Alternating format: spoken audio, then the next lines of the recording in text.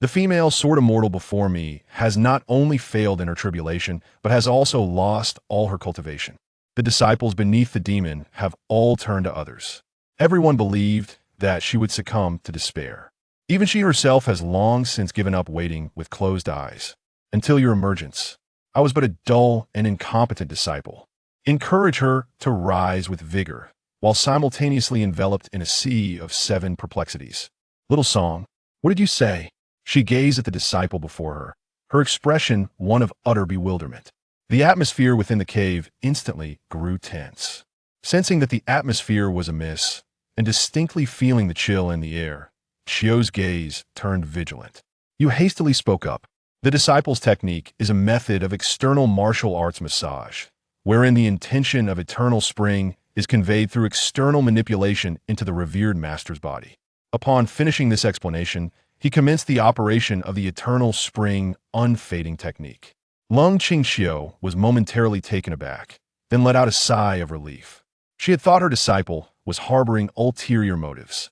With a swift glance of her beautiful eyes, she admonished softly, "Next time, be clearer in your intentions. Do not allow your master to misunderstand." You smiled helplessly. How could a master who has nurtured their disciple for many years ever engage in unscrupulous conduct? This is the best approach. How should I proceed as a teacher? The master may entrust the disciple with the task, requiring no direct involvement from himself. The desolate autumn grows increasingly unsettling with each passing moment. How could such words incite thoughts of violence within her?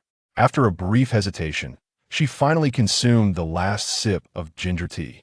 She cast a glance at the essence of spring, which indeed radiated vitality, infused with a subtle hint of revival. However, prior to her cessation, she had never encountered such a method of cultivation. Xiaogu, how did you come to master this? The disciple's chance acquisition, alas, proves of no benefit to the enhancement of his cultivation. It serves merely to mend his injuries. The desolate autumn cannot withstand the weight of sentiment, yet merely being still is already sufficiently resilient. However, its significance remains elusive even to me. Seeing your urgency, the master urged, "Quickly, take cover." The disciple responded, "I shall be there momentarily." In the desolate autumn, a sudden shiver coursed through the air. The more I listened, the more I sensed something amiss, an unsettling, peculiar feeling enveloping me. Yet, my disciple, despite his youth, seemed driven by an earnest desire to save his master. Thus, I let it be. Could one not simply refrain from shedding their garments? It is acceptable. There is no significant impact. In the desolate autumn, Lung Qingxiu was momentarily taken aback, furrowing her brows as she gazed. Then why must you still have me drag your garments? Upon hearing this, you wore a look of confusion. Shouldn't a massage be more relaxing and gentle? In the desolate autumn, even the corners of the mouth cannot help but twitch. This disciple ought to learn the art of conversation. At that moment, she had little to say, leaning upon the grand couch. She had yet to encounter such a situation. Perhaps it is worth a try. After all, what if an opportunity arises? You smiled softly.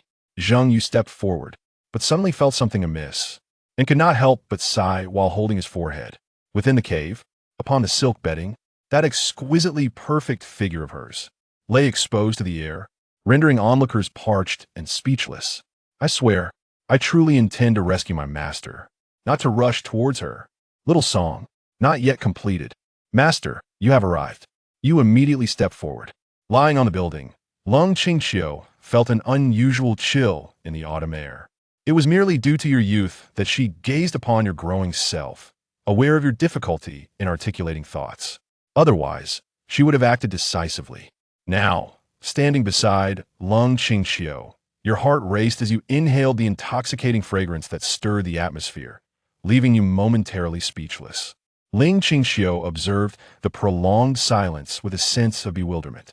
Turning her gaze, she reflected on the trust she had placed in you by granting you entry, recognizing the gratitude owed for her nurturing. She believed you would not act inappropriately. Yet at this moment, she perceived an unsettling glint in your eyes, an indication she could not ignore. Indeed, the dynamic between a mentor and a pupil often carried an air of peculiarity. Ling Qingxiu took a deep breath, sighed softly, and suggested, "Perhaps it will be better to return tomorrow. I find myself somewhat weary. You are aware that if action is not taken soon, opportunities may vanish. The message is clear. It is, in fact, a reflection of apathy. Regardless, guided by the image of the human meridian map within your mind, your thumbs suddenly press down with force upon the quiet expanse of the autumn back. In the desolate autumn, she momentarily lost control, letting out a soft sigh. Her face flushed with a deep crimson as she turned to glare at you, her eyes ablaze with indignation. Do we not agree that you would return tomorrow, and that you would be gentler? You uttered little, merely allowing the essence of Changchun to resonate. In this moment, the significance of Changchun emerges instantaneously. With both hands, I press upon the subkey acupuncture points located on either side of the spine, initiating a gentle yet expansive application, transitioning from a singular point to a broader area. Originally, the biting chill of autumn was unbearable, yet inexplicably, a tingling sensation spread throughout her entire being. This feeling rendered her almost powerless, leaving her with a singular desire to relish in a state of delicate slenderness. I have yet to perceive any alterations within my body, yet the disciple seems to genuinely practice their craft. At the very least, their massage technique is quite proficient, offering a rare sense of relaxation. She refrains from uttering a word, merely tilting her head to observe you. Little song, should you feel fatigued, you may take a respite. The massage technique is indeed commendable. You uttered not a word. Focusing on the cultivation technique, the meridians in the back have been unblocked. In an instant, the primordial energy, which once permeated the desolate form of Chiu, suddenly stirred, as if it had found its guiding light, etched deeply into the body. This time, it is not a cry of anguish, but rather a refreshing whisper. In the chill of autumn, my mind is a blank canvas. My back feels an unparalleled ease, and the expression on my face transforms into one of serene contentment. What left her utterly astonished was that a part of her meridians within her body had been fused with the essence of eternal spring, resulting in an unexpected convergence. While her spiritual abode remained unformed, her meridians astonishingly gathered to a remarkable 7. Although it is but a brief passage, it has stirred an array of emotions within the forlorn and desolate autumn, who, despite having explored countless avenues without any cultivation, is now trembling with excitement. Little girl, you truly possess the ability. You have not uttered a single word, merely engrossed in your focus. Your cultivation is rudimentary, as all 9 forces summon the essence of eternal spring. The intent of everlasting spring has reached its zenith. Undoubtedly, it is impossible to be distracted, even at this moment, in the stillness following a desolate autumn. A faint, intermittent hum escapes, yet you remain utterly oblivious to it. In this moment of desolate autumn, she is nearly overwhelmed with emotion, on the verge of tears. She has indeed accomplished it. She has the opportunity to rebuild her life, and she is determined to make those who once looked down on her open their eyes wide and take a good look. She is not worthless. Neither can anyone deem her disciples as such. At that moment, your body collapsed, lying rigidly upon the cold, desolate autumn. The latter was suddenly taken aback, their expression shifting dramatically in an instant. Hadn't it been stated that only the cultivation would be restored? Yet here they were, in the dead of night, within the confines of the cave, a solitary male and a lone female.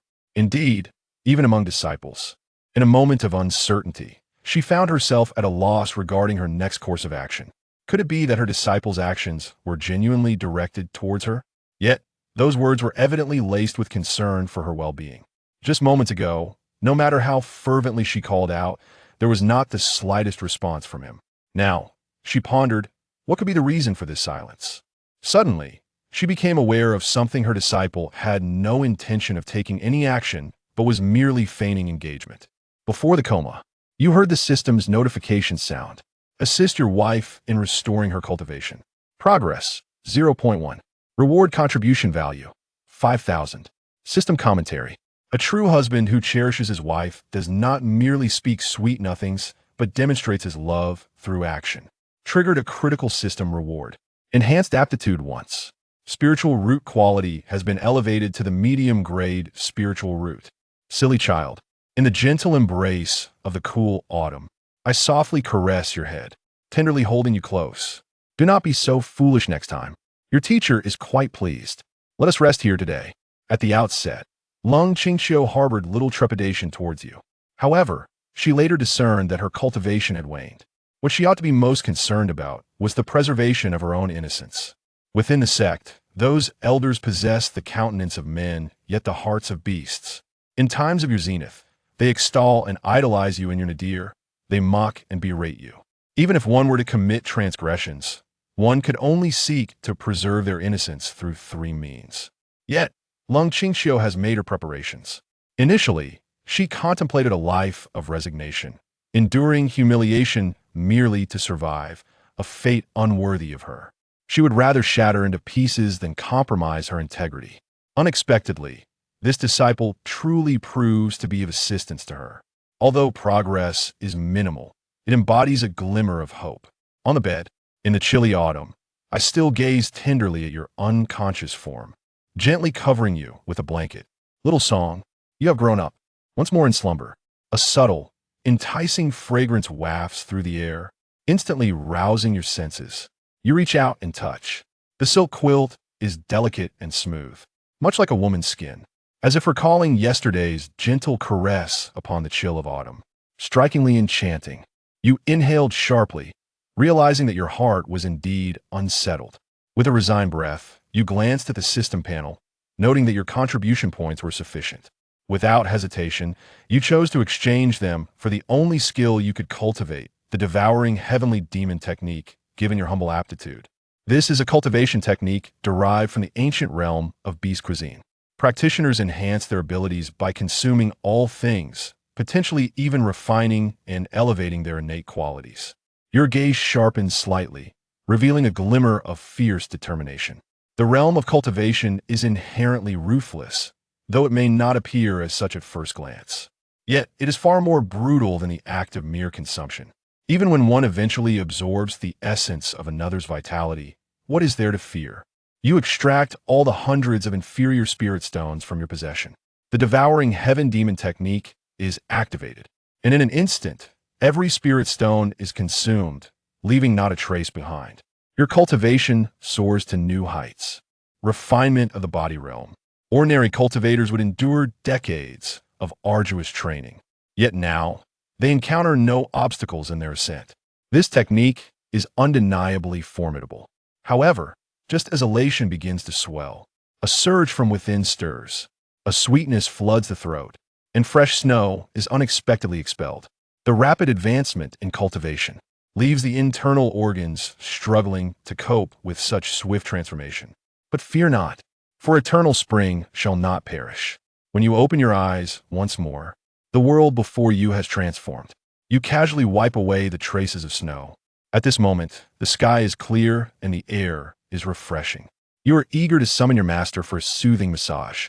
At this moment, the entrance to the cave gradually swings open.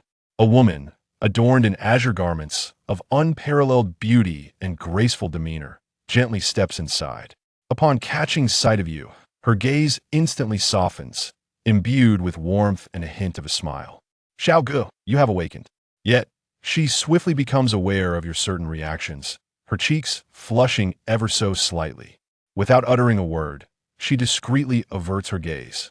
You hastily grasp the blanket to cover yourself, offering an awkward smile. It seems I was rather fatigued yesterday and inadvertently fell asleep. The desolate autumn shook its head. With a pill in hand, it stepped forward to present it to you.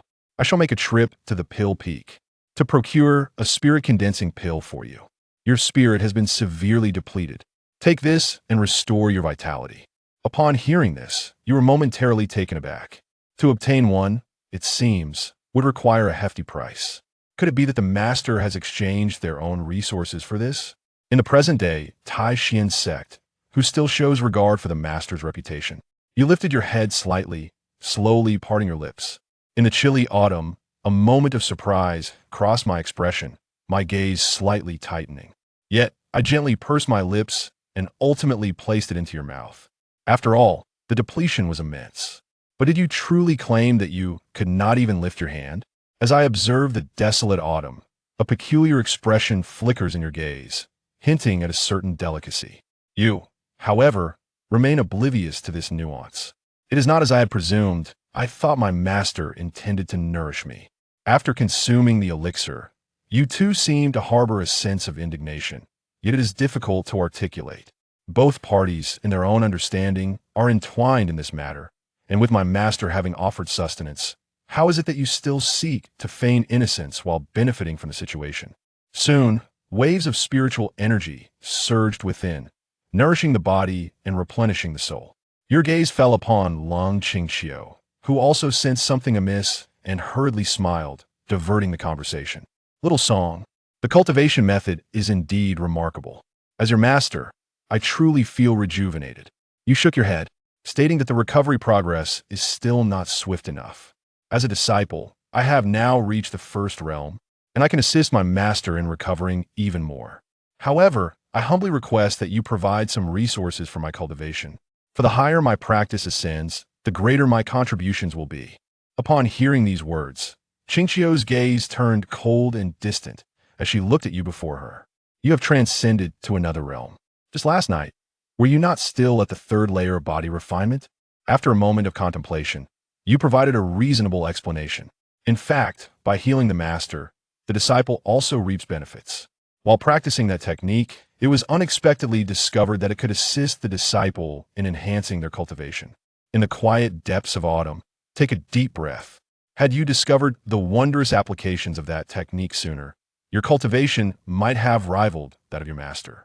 Indeed, it allows one to traverse in a single day what others might take years to accomplish.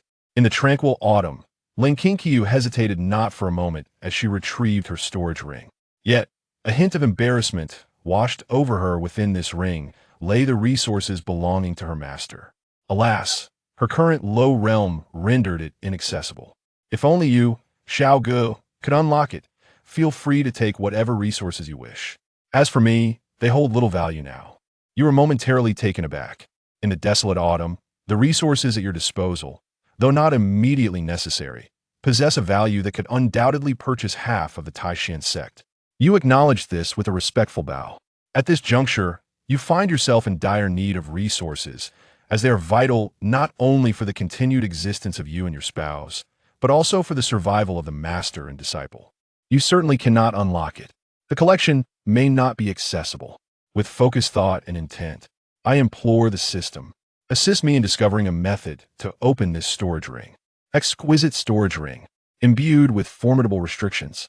Only those of the 6 realms or higher may unlock its secrets. Alternatively, one may expend 6,000 contribution points for immediate access. The Heavenly Demon skill requires 7 LZ 10,000. The Devouring Heavenly Demon skill demands 7 LZ 10,000. You shamelessly ask for 6,000 LZ for a mere storage ring.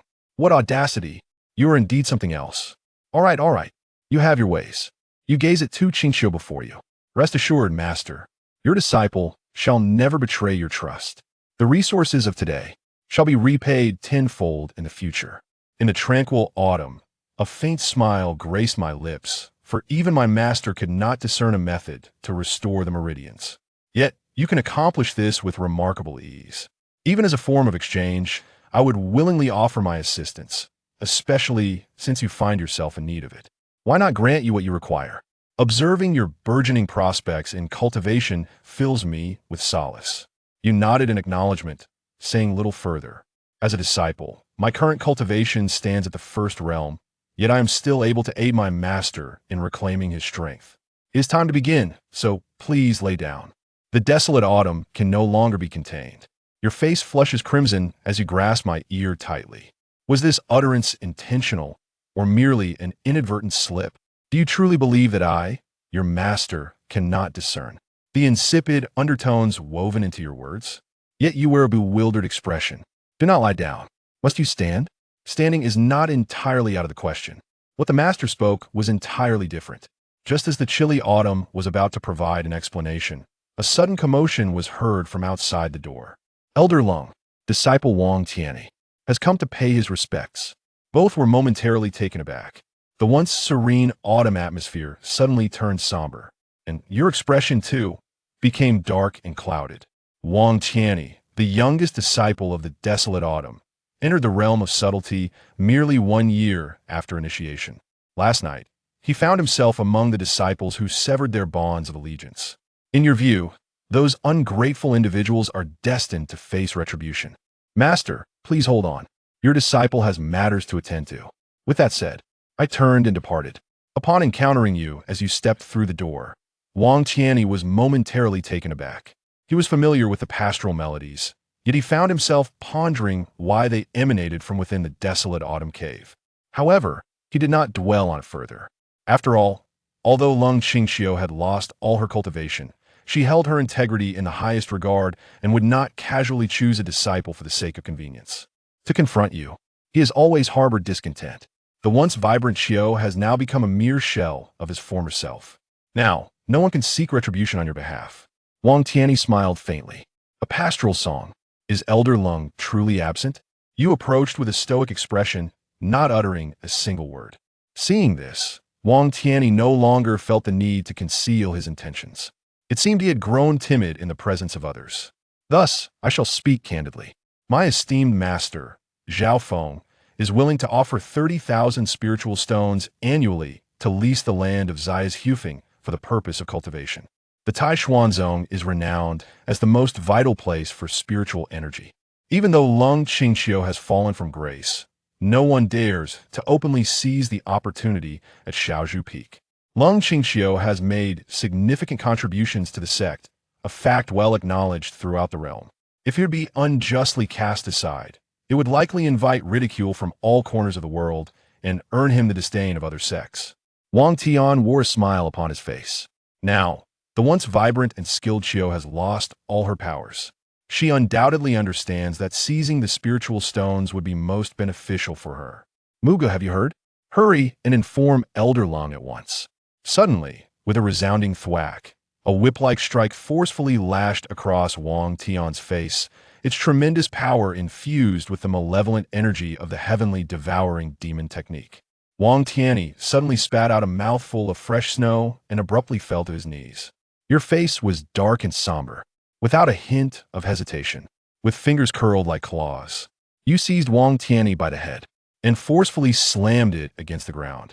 In an instant, his skull shattered, blood spilling like snow. In the same realm, Wang Tianyi has merely completed the 9-layered body, yet you have already mastered the prowess akin to the 9-layered body. Coupled with the fundamental movement technique, how could this individual possibly be his match? Panic enveloped the scene, a tumult of emotions intertwining. A feeble individual lay, immobilized, rendered utterly powerless. Wang Tianyi's voice pierced the air with a cry of terror and despair. Muga, what are you doing? He exclaimed. Do you believe I could summon my master to vanquish you? Do you doubt that I could call upon my revered mentor to deal with you? Upon hearing this, you let out a cold laugh, your foot resting upon the head of Wang Tianyi. Junior brother Wang, have you forgotten that even though you have taken a new master, you must still address me as senior brother? Is it that you do not regard your senior brother with due respect? What should you call me? Severe pain surged forth. Wang Tianyi and Yuan Hao spoke out, yet they steadfastly refused to plead for mercy. My master possesses the pinnacle of 6th realm cultivation. Now that Lung Qingxiu has lost her true 9th level, she cannot protect you. Should you dare to harm me, you shall all face dire consequences. Upon hearing these words, you merely smiled, casting a scornful glance at Wang Tianyi. Then allow me to inquire.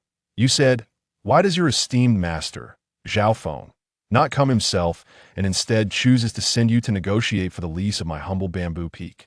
Everyone is preoccupied with the allure of Zai's Hufeng, captivated by its ethereal energy.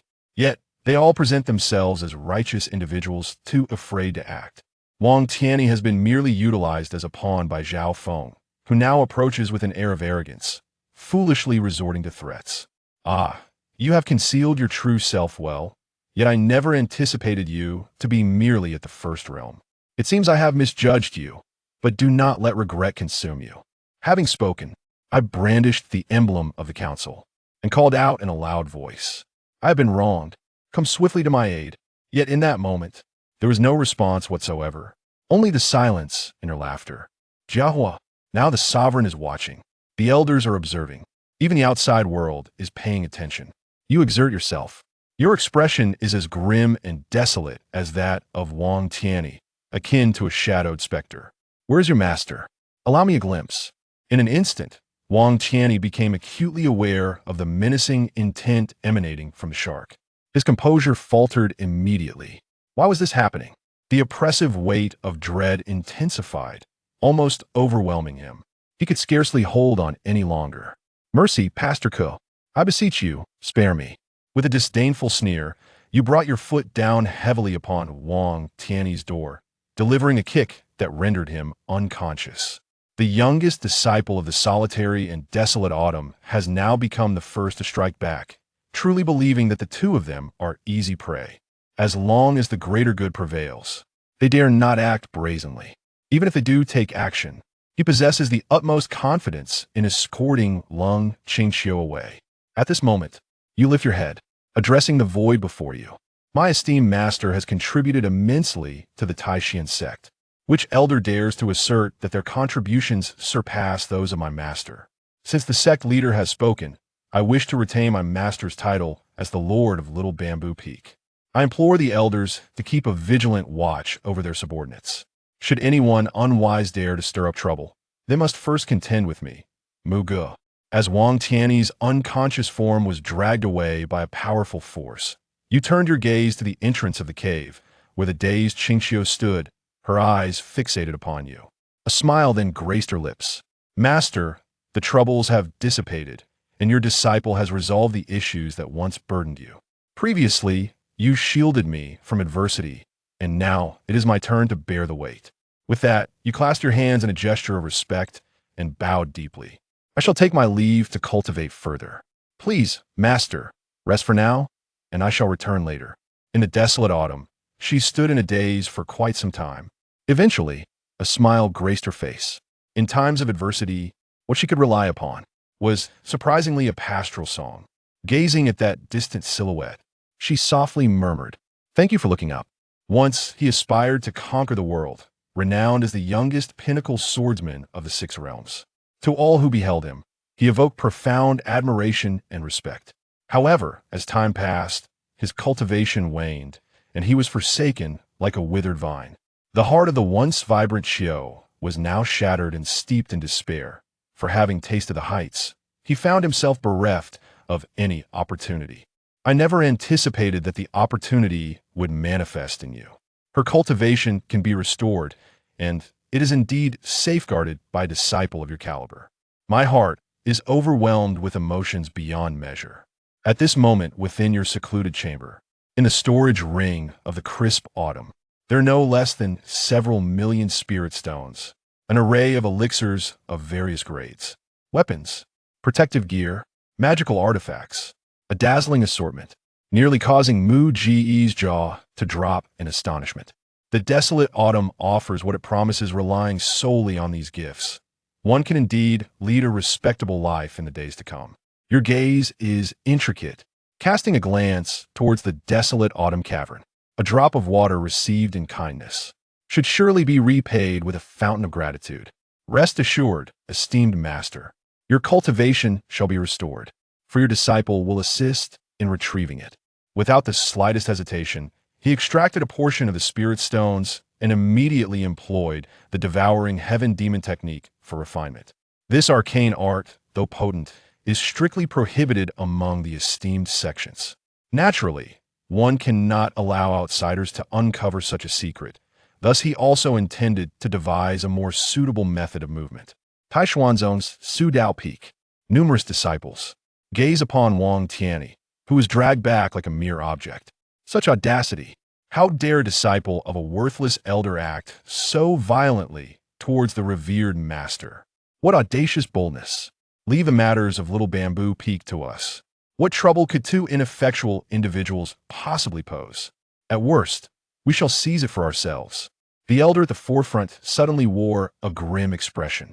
Nonsense!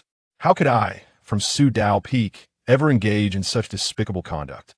Although the pastoral song may possess a humble realm, once the words have been spoken, Zaya's Hufing cannot bestow upon anyone.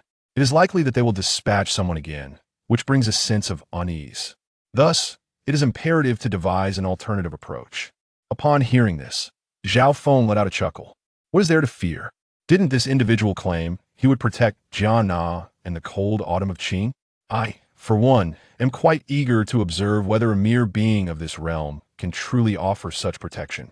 Tai Wangzong, Xiao Zhufeng. Uncertain of the passage of time, your eyes suddenly open, gazing fiercely in the second realm with exquisite precision. At that moment, a gentle voice resonated from outside the door, reminiscent of a serene autumn.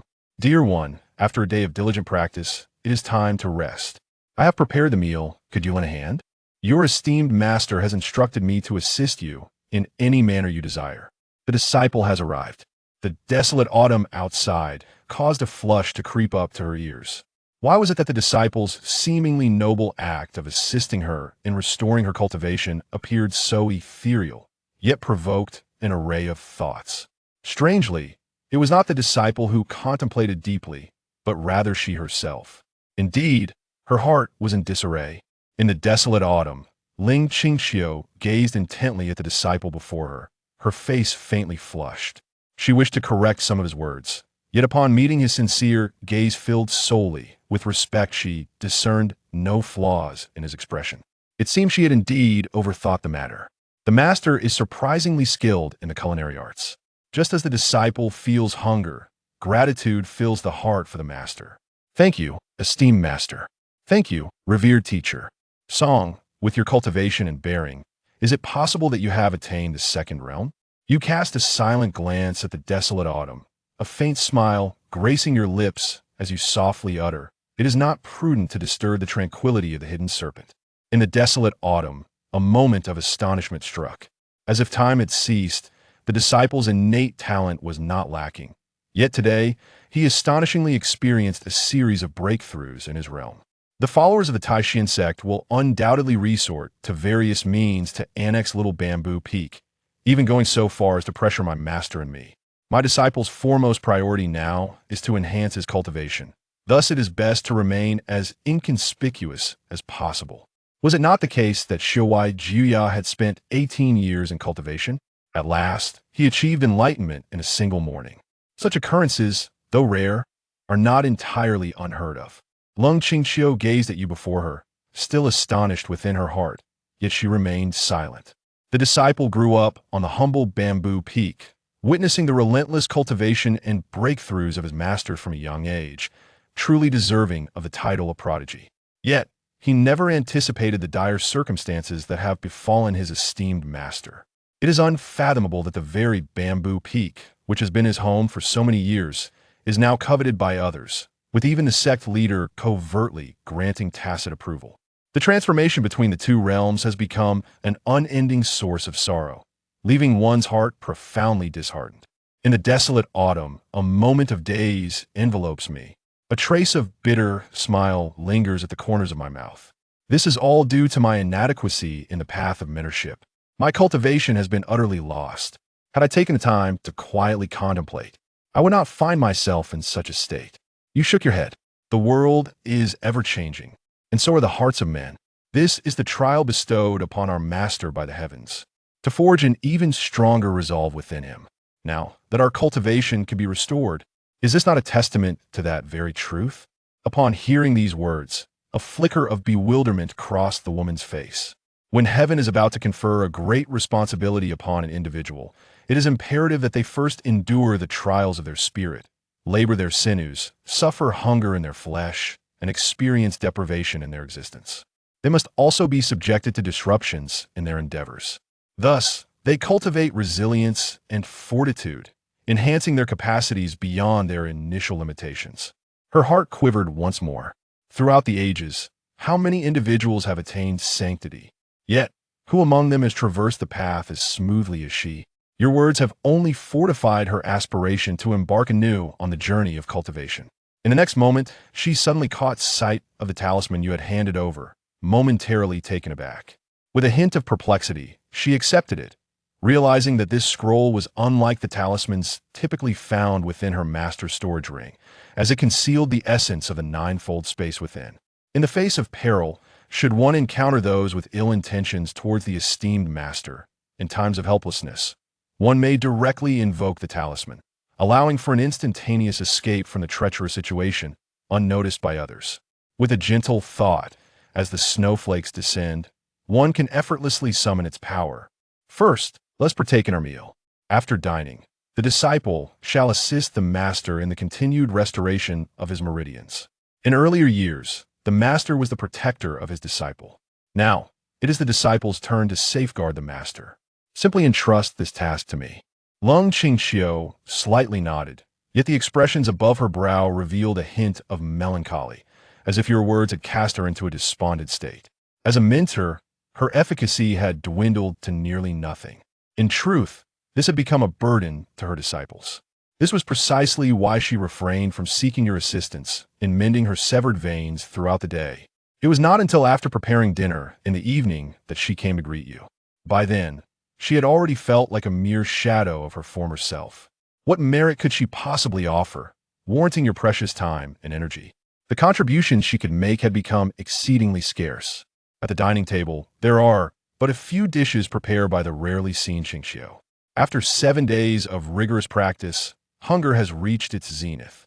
The master calculates, and if there are no objections, the disciple shall commence the meal. Receiving a response from the desolate autumn, without uttering a word, you lift the bowl and begin a feast. The aroma is simply exquisite. Your master's culinary skills remain unparalleled. A sense of fullness washes over you, yet it is evidently insufficient. You devour the rice with remarkable speed. The serene autumn beside him gazed gently at this scene. His disciple had indeed grown. As a teacher for nearly 60 years, and a practitioner for a century, he had never experienced the sensation of being protected by another, though his heart was filled with a profound sense of security. What lingered more prominently was an unsettling anxiety. At this moment, Tu Qingxiu did not bow his head to partake in his meal, but instead wore an expression of hesitation, his gaze lost in thought. Until you have eaten your fill, having indulged, Master, please take your time to enjoy your meal. Disciple wishes to inquire about certain matters. No problem. Just ask, and it shall be done. I shall not delay. You nodded slightly. Your master had previously imparted the ethereal sword technique to his disciples for quite some time. Yet, the disciple, being dull-witted, has never been able to comprehend it. Is it due to the nature of his spiritual roots, or some other reason? Talent determines cultivation. This is inevitable. There are fundamentally no other reasons. No matter how hard one strives or how diligently one practices, if one's innate abilities are lacking, progress in cultivation will remain elusive. Upon hearing this, you ponder for a moment. If my spiritual root were of a superior quality, would I also be able to practice swordsmanship? In the quiet autumn, she nodded gently, her eyes narrowing slightly as she smiled and gazed at you, seemingly inviting you to continue practicing the sword. You smiled gently, soaring through the skies with your sword, wandering freely across the world, captivating the hearts and minds of all people. And your disciples, too, remained steadfast. In a moment of reflection, Lung Qingxiu unexpectedly thought of the number 7. Although her cultivation had diminished, her vision and insights remained intact. Since her disciple wished to practice the sword, she could certainly impart her knowledge. At this moment, Lung Qingxiu seemed to have laid down a heavy burden from her heart, and a smile broke upon her lips. In your early years, your progress in swordsmanship was exceedingly slow. As your master, I had no choice but to allow you to practice other body tempering techniques, otherwise you would not have been able to advance in your physical conditioning. If, indeed, there is an opportunity now, I shall teach you tomorrow. The pursuit of cultivation relies heavily on diligence and perseverance. Even if the results may not be as splendid, there is no need for dismay. You shall first demonstrate the ethereal sword technique, so that I may observe your current progress in the art of the sword. After uttering these words, Qingxiu's heart noticeably lightened. She set aside her worries and began to meticulously design a tailored path for your swordsmanship training. Despite lacking innate talent, there exists the possibility of compensation. Although it may not yield significant results, the ability to offer guidance to a disciple can indeed be deemed valuable. At this moment, a sound resonates in your mind. You have successfully consoled your despondent wife, earning a contribution value of 1,000. You pause in surprise, wondering when you offered such comfort. Did I not merely inquire about my own cultivation? Suddenly, She looked up at the desolate autumn, observing that the hesitation and turmoil had vanished from the face of the solitary figure. Instead, a hint of joy emerged, accompanied by a faint smile. Even though she had lost all her cultivation, her innate grace remained irreplaceable.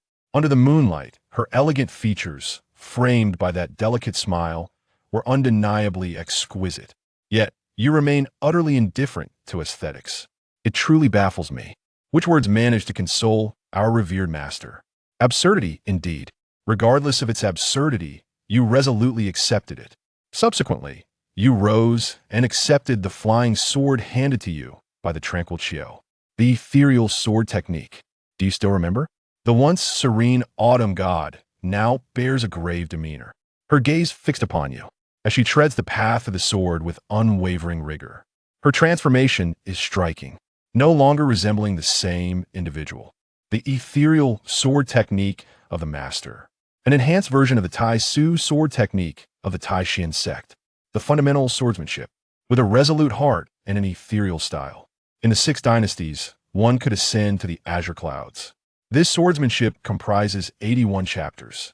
Songchild, you shall wield it with thrusts, flicks, walls, and breaks. This fundamental display of sword techniques is presented by the master. Upon hearing this, you immediately began to draw your sword, guided by the techniques etched in your mind. With the mastery of your second realm, your strikes sliced through the air with a fierce vigor. You felt confident that this could indeed serve as a skill worthy of the Sharkmen. In the desolate autumn, the scene before Chu Ning is indeed perplexing, fraught with flaws. Even the stance appears questionable, as if wielding the sword like a mere toy. As anticipated, it was prudent to encourage you to explore other body refinement techniques. Should you continue down this path, it is likely that even the process of body refinement may prove to be exceedingly arduous. She gazes at you with an icy demeanor, her eyes serious and piercing, fixated upon yours. Yet, if one truly wishes to learn the art of the sword, you immediately bowed in reverence, offering the disciple's plaque to your master as a token of the ethereal sword technique's inheritance. Likewise, the disciple yearns to achieve harmony in the realm of swordsmanship. Available integrity. The disciple's heartfelt devotion to the revered master is witnessed by heaven and earth. In the desolate autumn, a sigh escaped my lips. Resigned, I spoke of the teachings imparted by my master, which pertain to the way of the sword, not merely to my master himself. Upon hearing this, you offered an awkward smile and hastily responded, "The heart devoted to the cultivation of the sword path is indeed more sincere." In the quiet autumn, at 7 o'clock, with a serious gaze, he inquired, "If that is the case, then why is it so? When wielding the sword of cessation, I shall quell all injustices in the realm." With a gaze sharpened by the chill of autumn, "The swordsmanship you previously demonstrated, I shall refine on your behalf. Practice diligently, no less than 1,000 times each day." You hastily sheathed your sword and bowed in gratitude to your esteemed master. You, and I need not express our gratitude, for ultimately, I, as your mentor, have my own aspirations regarding you. Upon hearing these words, a subtle shift occurred in your gaze. You glanced at the desolate autumn before you, then turned your attention to the cave dwelling. In an instant, thoughts of last night flooded your mind, leaving you with an unquenchable thirst. You took a deep breath, striving to quell the restlessness within your heart. The desolate autumn has gradually risen. Come along with my master. There is no need for you to tidy up these matters. Soon, the two arrived within the cave dwelling. A peculiar sensation washed over Chingqiu, causing a faint blush to grace her cheeks. Nevertheless, she exhaled deeply, finding solace in the moment. After all, her disciple had come to assist her in restoring her cultivation. How could she possibly think of her disciple in such a despicable manner? You take a deep breath, inhaling the faint, alluring fragrance that wafts from the cave, an intoxicating scent that captivates the senses. I have come to restore my master's cultivation. How can I allow myself to be distracted by such trivial thoughts? A man and a woman stand here, both rendered speechless, clearly unable to find tranquility in their hearts and minds. Yet the somewhat older and solitary Chiu took the initiative to shatter this silence. "O Song, did you not resume your cultivation as a master yesterday? Surely you must be quite weary. Today, there is no need for such exertion." Simply strive to do your utmost. Upon regaining your composure, you smiled and spoke. At that time, my understanding was somewhat superficial. Yet now, I have gained a sense of measure. There is no need for master to worry. Simply rest, master as you wish. Song. I have something to say to you, my dear student. A woman's gaze is peculiarly fixed upon you. Her cheeks are flushed with a rosy hue. You appear to be somewhat perplexed. Is there something amiss, esteemed master? In the chill of autumn, fists are clenched tightly, as lips tremble, hesitantly parting to speak. Though my master understands your intentions were not malicious, it is prudent to converse with women in a more courteous manner. Upon hearing these words, you appeared utterly bewildered. Do not proceed in such a manner. The desolate autumn conversation halted abruptly. The disciple found himself devoid of thought. He had originally come to assist his revered master, Qingyi, in restoring her cultivation. If he were to speak now, wouldn't it lead her to believe that he harbored ulterior motives? Without uttering a word, they understood the meaning between themselves. Under the clear skies and gentle breezes, this could be deemed a beautiful tale. Yet, the proximity of the two was striking. Suddenly, as the desolate autumn lay down, it caught a whiff of an unusual scent. Do you perceive any aroma? Upon hearing this, you were momentarily taken aback, swiftly regaining your composure. Alas, the disciple's practice today has expelled impurities from within, yet it appears there lingers an odor. You promptly turn around, exclaiming, "Master, wait. Allow me a moment to bathe before I return." The words became increasingly peculiar as they were spoken. The chilly autumn air made Lung Qingqiu's ears flush with a hint of crimson. Nevertheless, at that moment, she called out to you. Xingdongxi is inherently tainted. Ordinary water sources are ineffectual for cleansing. Fortunately, within this dwelling, there exists a sacred spring. Here, you may purify yourself.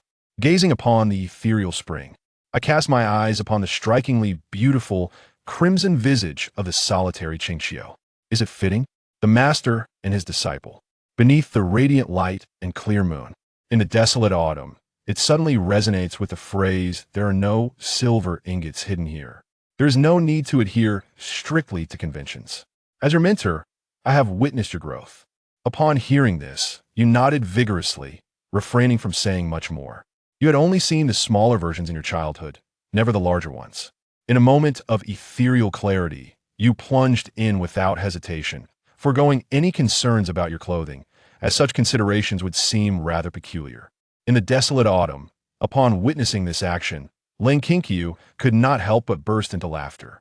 Not wishing to delay the outer garment's immaculate cleanliness, she resolved that since her master was reluctant to come and see, she would simply venture to your room to retrieve another set of clothing.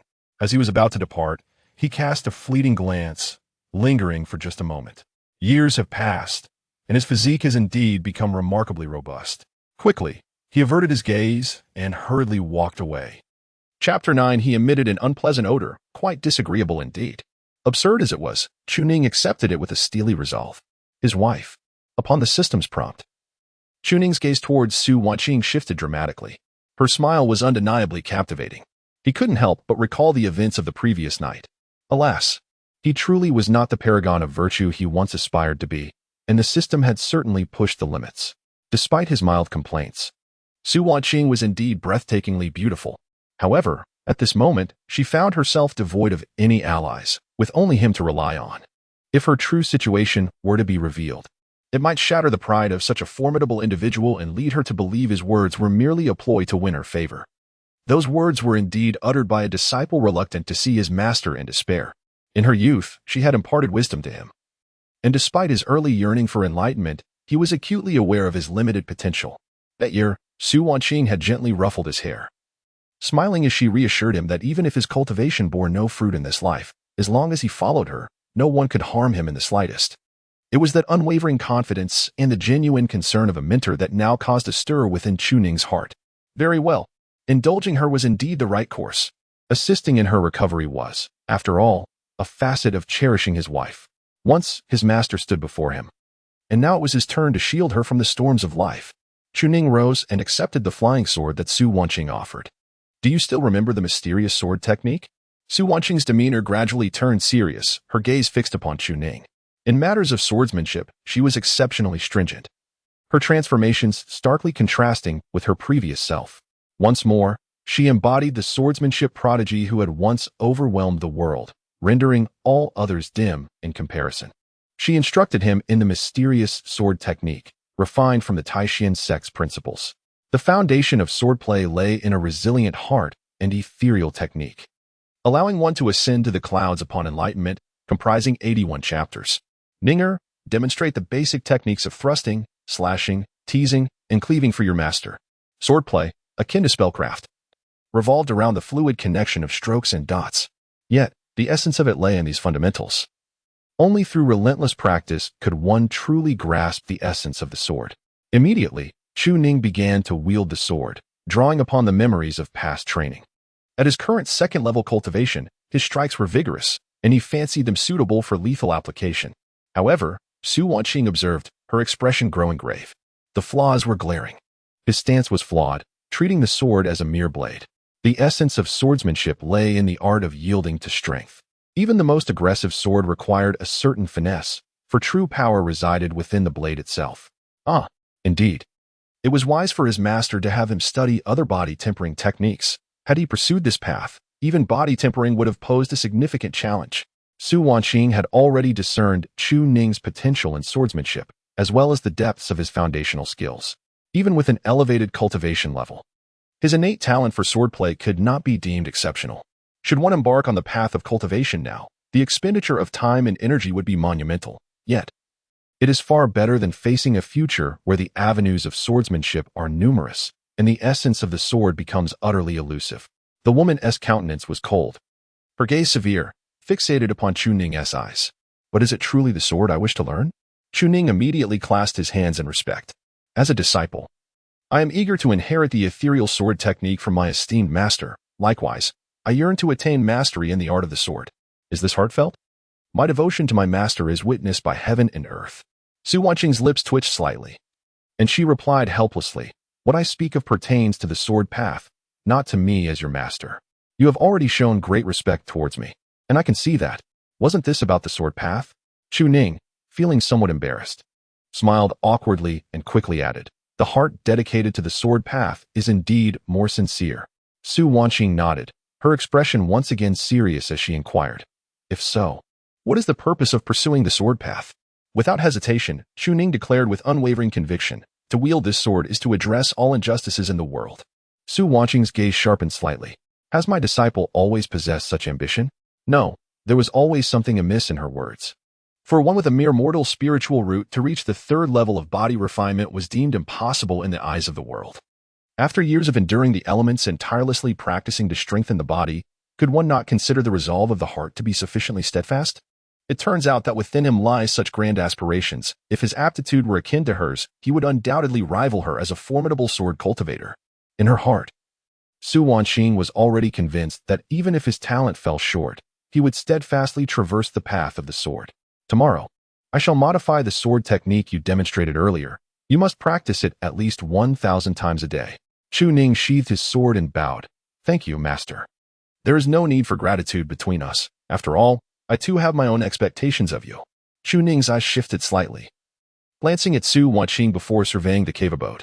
In that instant, he recalled the events of the previous night, leaving him parched and restless. Though Su Wanqing was considerably older, her appearance had truly struck a chord with Chu Ning's aesthetic sensibilities. Mature, intelligent, beautiful, and possessing an exquisite figure. He took a deep breath, striving to suppress the tumult within. At that moment, Su Wanqing began to rise slowly. Come with me. There is no need for you to tidy up here. Chu Ning hesitated for a moment, but ultimately followed her. Yes, his resolute heart is for the restoration of his master's cultivation. Once his master regains her strength, he can finally relax. A peak sword cultivator of the sixth realm. Even the sect leader would not dare to confront her, not even as a sage.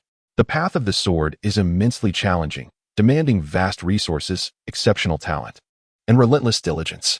First, I must assist my master in restoring her cultivation. Soon, the two arrived within the cave abode. At this moment, Su Wanqing felt a peculiar sensation. Her complexion slightly flushed, yet she exhaled deeply. How could she harbor such base thoughts about a disciple who came to aid her restoration? Chu Ning too took a deep breath, as the faint fragrance that wafted from the cave was utterly enchanting. I have come to restore Master S cultivation. How could I entertain such base thoughts? A man and a woman stood in silence, both evidently unsettled. It was Su Wanqing, slightly older, who took the initiative to break the stillness. Ninger, you must be exhausted from assisting your master in her cultivation yesterday. There is no need to exert yourself so today.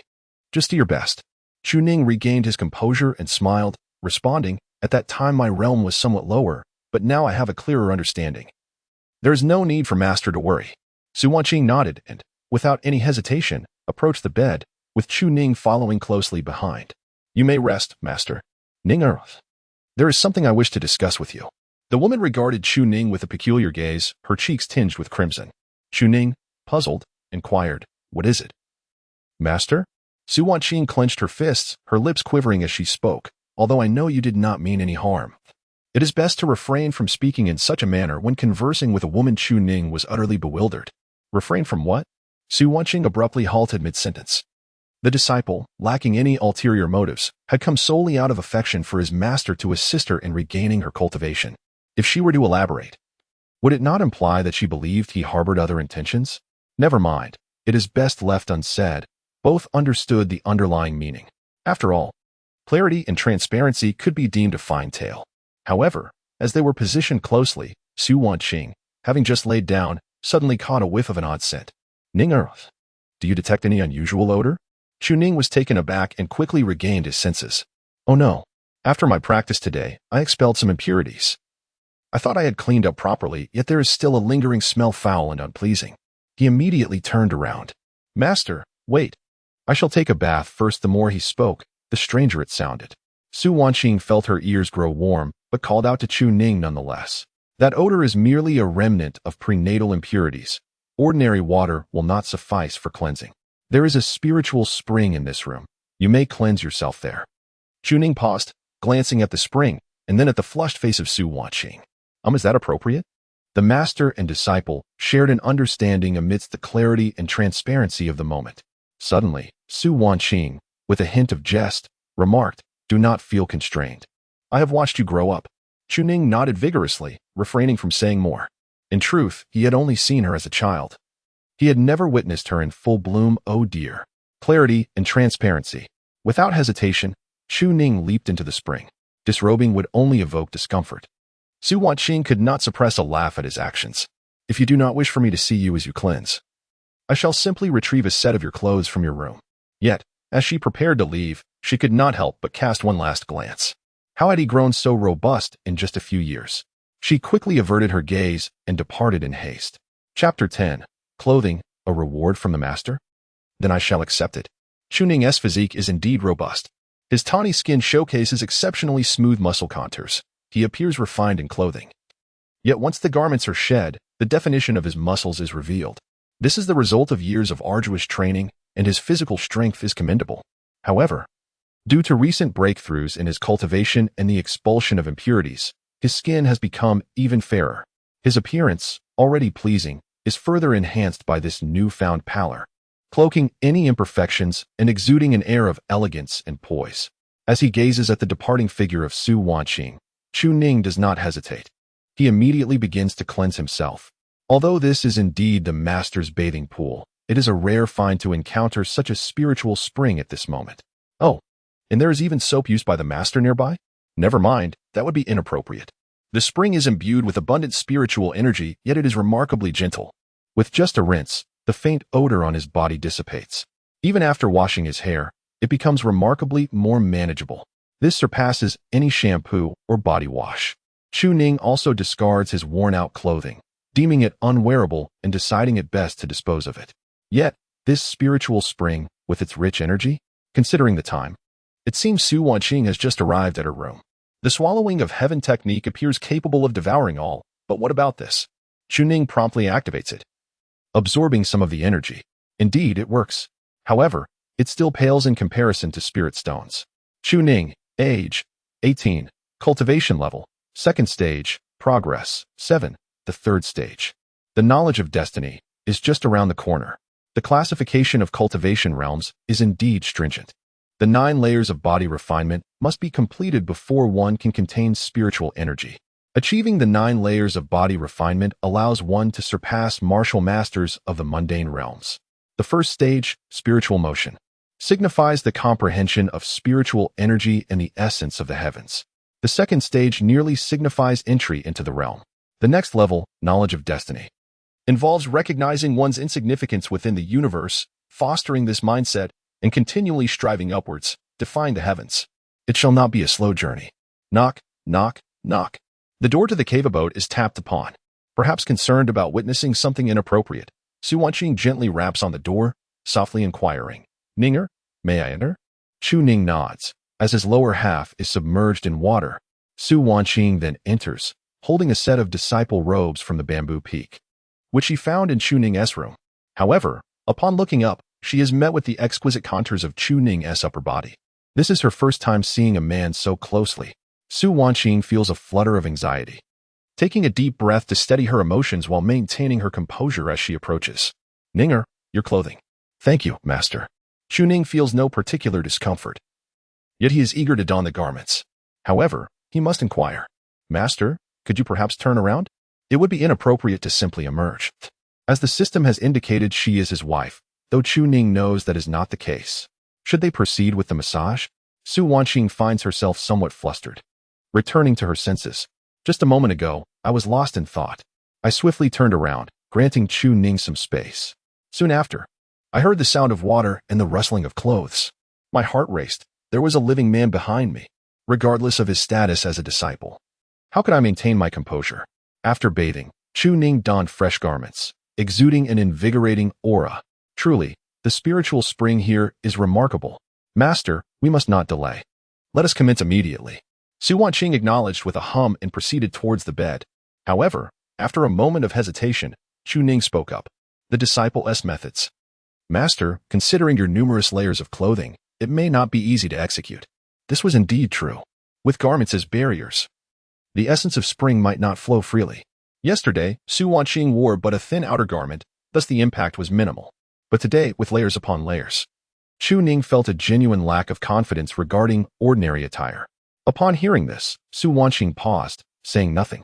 Chu Ning quickly sensed her silence and added, "Master, please retain as much clothing as possible and cover yourself with the quilt. I assure you I will not look excessively. Master, your dignity must be preserved." He would certainly be mindful of that. Such moments are not for taking advantage. One must always consider the dignity of the master.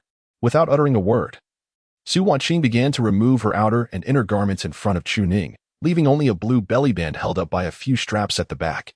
Her expression remained calm. She merely covered her chest and glanced at Chu Ning.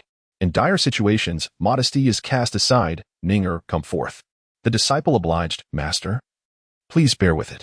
Initially striving to maintain her composure, Su Wanqing could no longer contain herself upon hearing this.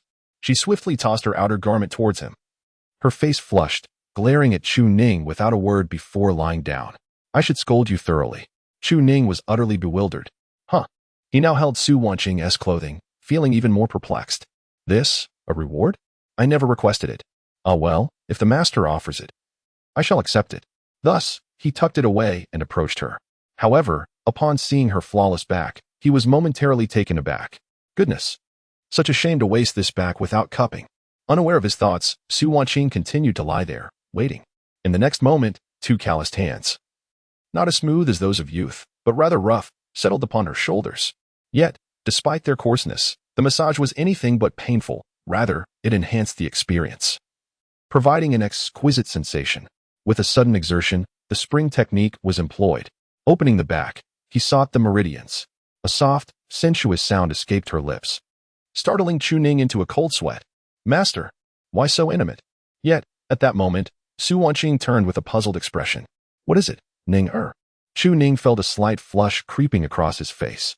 "What happened, master?" "It's nothing, disciple, please continue."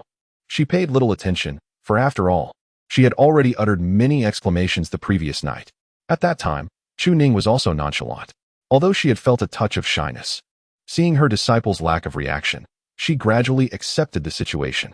But why was it different today? Suddenly, Chu Ning recalled. "Oh, you did exclaim quite a bit yesterday. Didn't you? Was it that pleasurable? Never mind, continue." Without a moment's hesitation, she resumed channeling the eternal spring technique, and the essence of eternal spring surged forth instantly. Now, Chu Ning had reached the second realm, and her mastery of the eternal spring technique had also progressed to the second layer of initiation. Naturally, she was capable of achieving even greater feats. In an instant, spiritual energy flowed into her body, and the infinite essence of eternal spring awakened, pouring into Su Wanqing's being.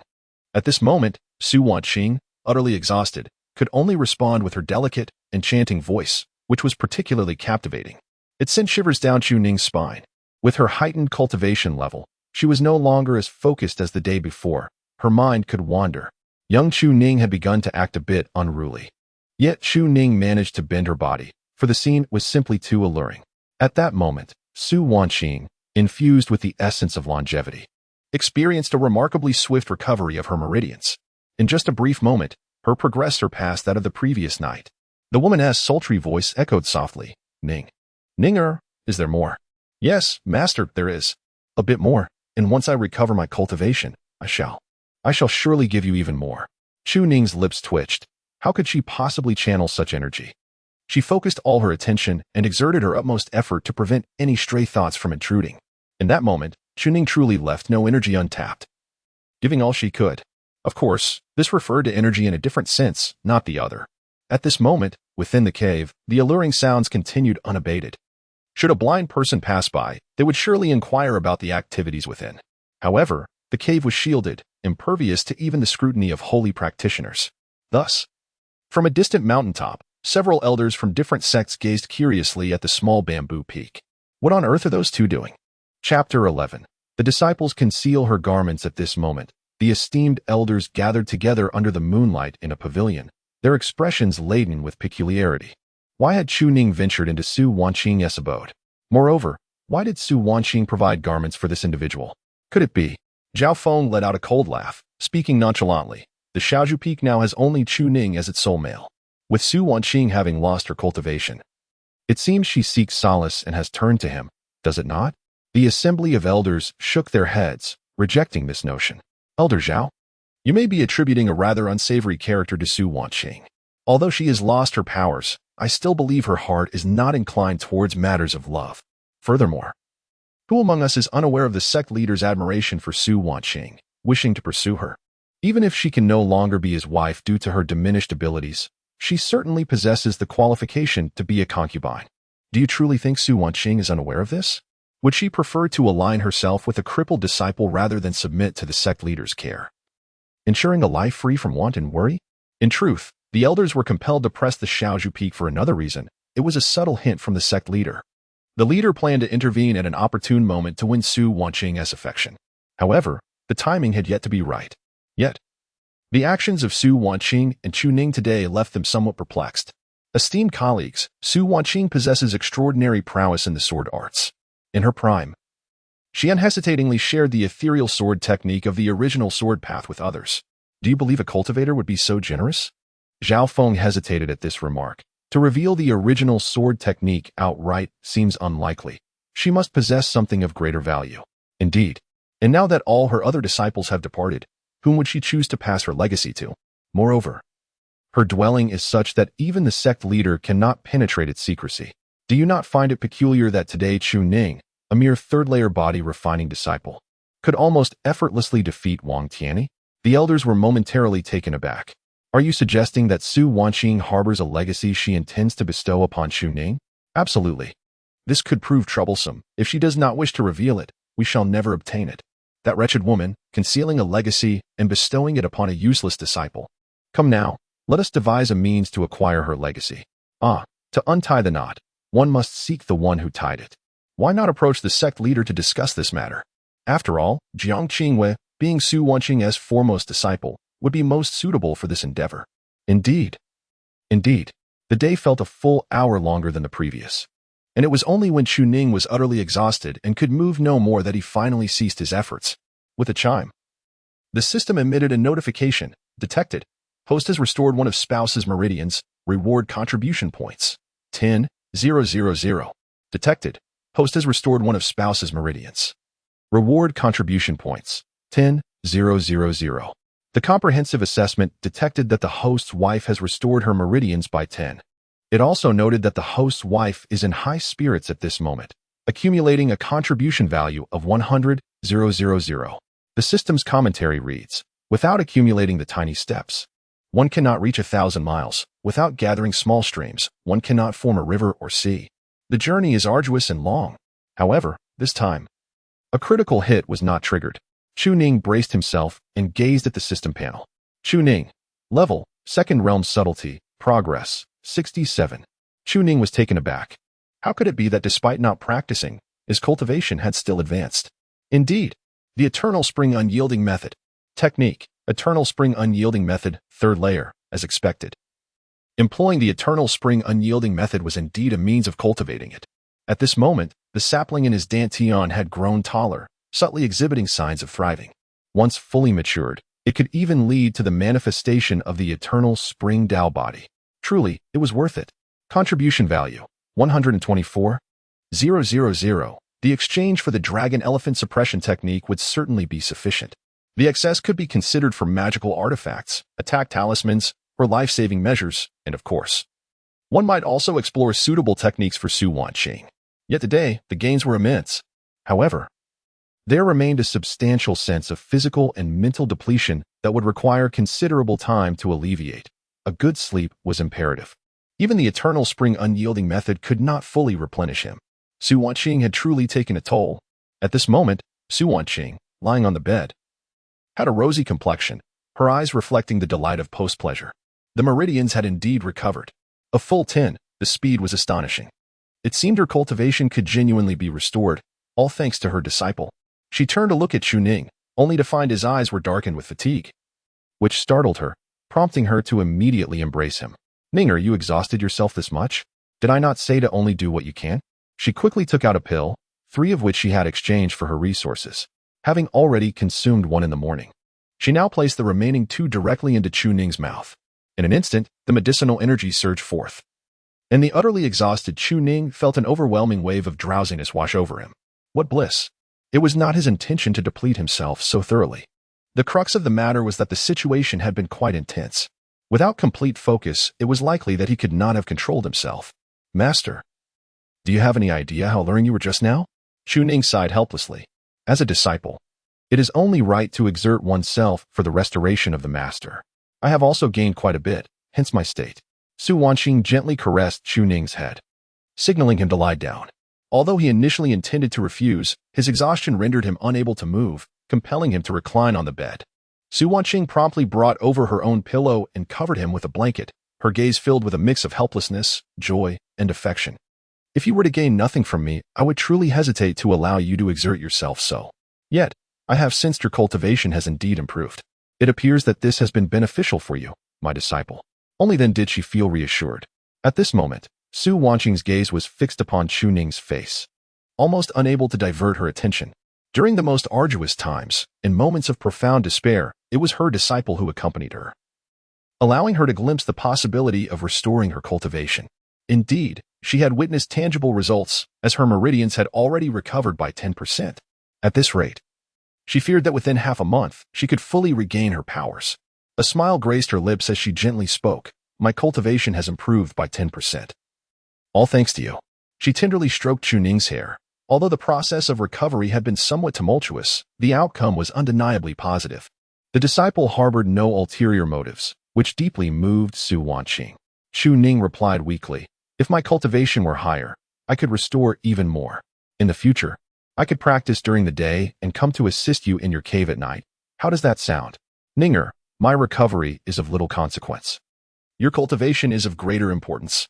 That storage ring, if you truly can unlock it, the treasures within are yours to use freely, not solely for me. A smile appeared at the corner of Chu Ning's lips. What does of little consequence mean? If my master's cultivation rises, then I can follow closely behind her. Upon uttering this, she succumbed to a deep slumber, her final gaze resting upon the magnificent expanse concealed beneath her attire. Indeed, her master possessed remarkable qualities. It was a pity that her master believed her disciple to be innocent, while in truth, she could not possibly be so. Alas, there remained a rebellious heart within her. Su Wanqing, however, paid no heed to these musings. She merely adjusted the quilt covering Chu Ning. If you are tired, sleep. There's no harm in resting on my bed. I have no objections. The ground will suffice.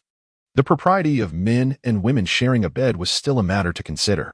Su Wanqing intended to sleep on the floor as she had the previous night, then rise to find her garments. Yet at this moment, she discovered only a single undergarment, while her outer robe was nowhere to be found. Su Wanqing felt a twinge of confusion. Where had her clothing gone? Could it have been pinned beneath Chu Ning? After tossing and turning, she found no trace of her attire, and doubt began to creep in. She hadn't left the room. Nor was she pinned down by Chu Ning. How could her clothes have vanished? How peculiar. However, her body was steadily recovering, which was a blessing. As for her clothing, she could simply don another. Just as Su Wanqing prepared to rise, she suddenly caught sight of a corner of fabric peeking out.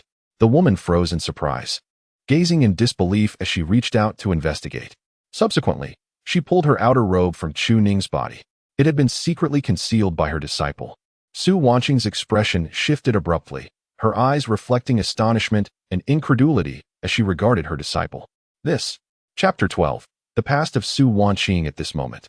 Within the cave dwelling of Su Wanqing, the sound of a needle dropping could be distinctly heard. The gentle trickling of the spirit spring from the nearby bathing pool resonated with remarkable clarity. Beyond these external sounds, there was also the rhythmic snoring of Chu Ning before her. He was utterly exhausted, lost in a deep slumber. Su Wanqing stared blankly at the outer garment, tightly clutched in her palm. How could this be? Could it be some sort of misunderstanding? Perhaps this outer garment had inadvertently rolled into the disciple's attire, and she had merely stumbled upon it in the storage layer of Chu Ning's robe.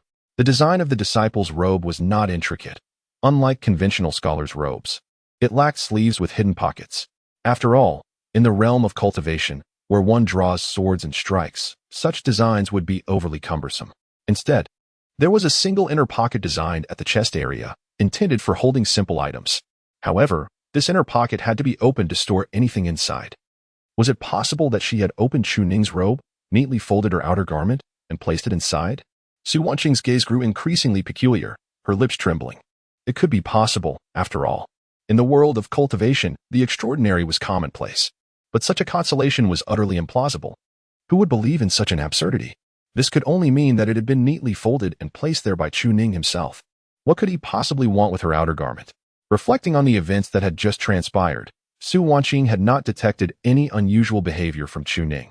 All she had perceived was his attention to the distinctions between genders. He had endeavored to ensure that she need not overly concern herself with such differences, focusing solely on healing her injuries and assisting her in mending her meridians. Su Wanqing had indeed noticed this, which was why she had dared to turn her back to him, removing her outer robe and inner garments. But now, could it be that the disciple? Su Wanqing pressed her hand against her chest, her face flushing red, her gaze fixating on the disciple with utmost peculiarity. Surely not. He seemed quite respectful of his teacher, and if such a matter were to spread, his reputation would be irreparably tarnished. It was likely nothing more than her overthinking. After all, a mere outer garment should not hold much significance. Yet, how was she to handle this outer robe? Should she retrieve it? What would happen if the disciple discovered it tomorrow? Would she have to explain? And how would she respond to such an explanation? Ultimately, she had never encountered such a situation before. There had been suitors in her past, but if this suitor were to be her disciple? After a moment's hesitation, Su Wanqing hastily rose, and with a nearly gritted teeth resolve, she stuffed the outer garment into Chu Ning's embrace as if taking it back. She would act as if she had seen nothing and would respond to the matter in silence. It would be best to rest early. Surely, tomorrow would bring no further complications. She spread a mat and lay beside the bed. After extinguishing the candle, she listened to the sound of Chu Ning's snoring, yet found herself unable to fall asleep for a long while. Her mind was in disarray, filled with reflections on her disciple's ability to aid her in regaining her former prowess. She marveled at how much he had grown, and yet she also pondered whether he had discovered her garments hidden away, uncertain of his intentions. Youthful exuberance often leads to reckless actions. What if he truly meant to act upon such impulses? The turmoil within her lingered, and it was some time before she finally succumbed to a deep slumber. The night swiftly passed. By dawn, Su Wanqing awoke and turned to find Chu Ning still resting. Whether it was relief or something else entirely, she exhaled deeply, donned a crimson outer garment, and stepped outside. In her current state, fasting was no longer an option. She needed sustenance. Her disciple had exerted himself the previous night and would require additional effort to recover.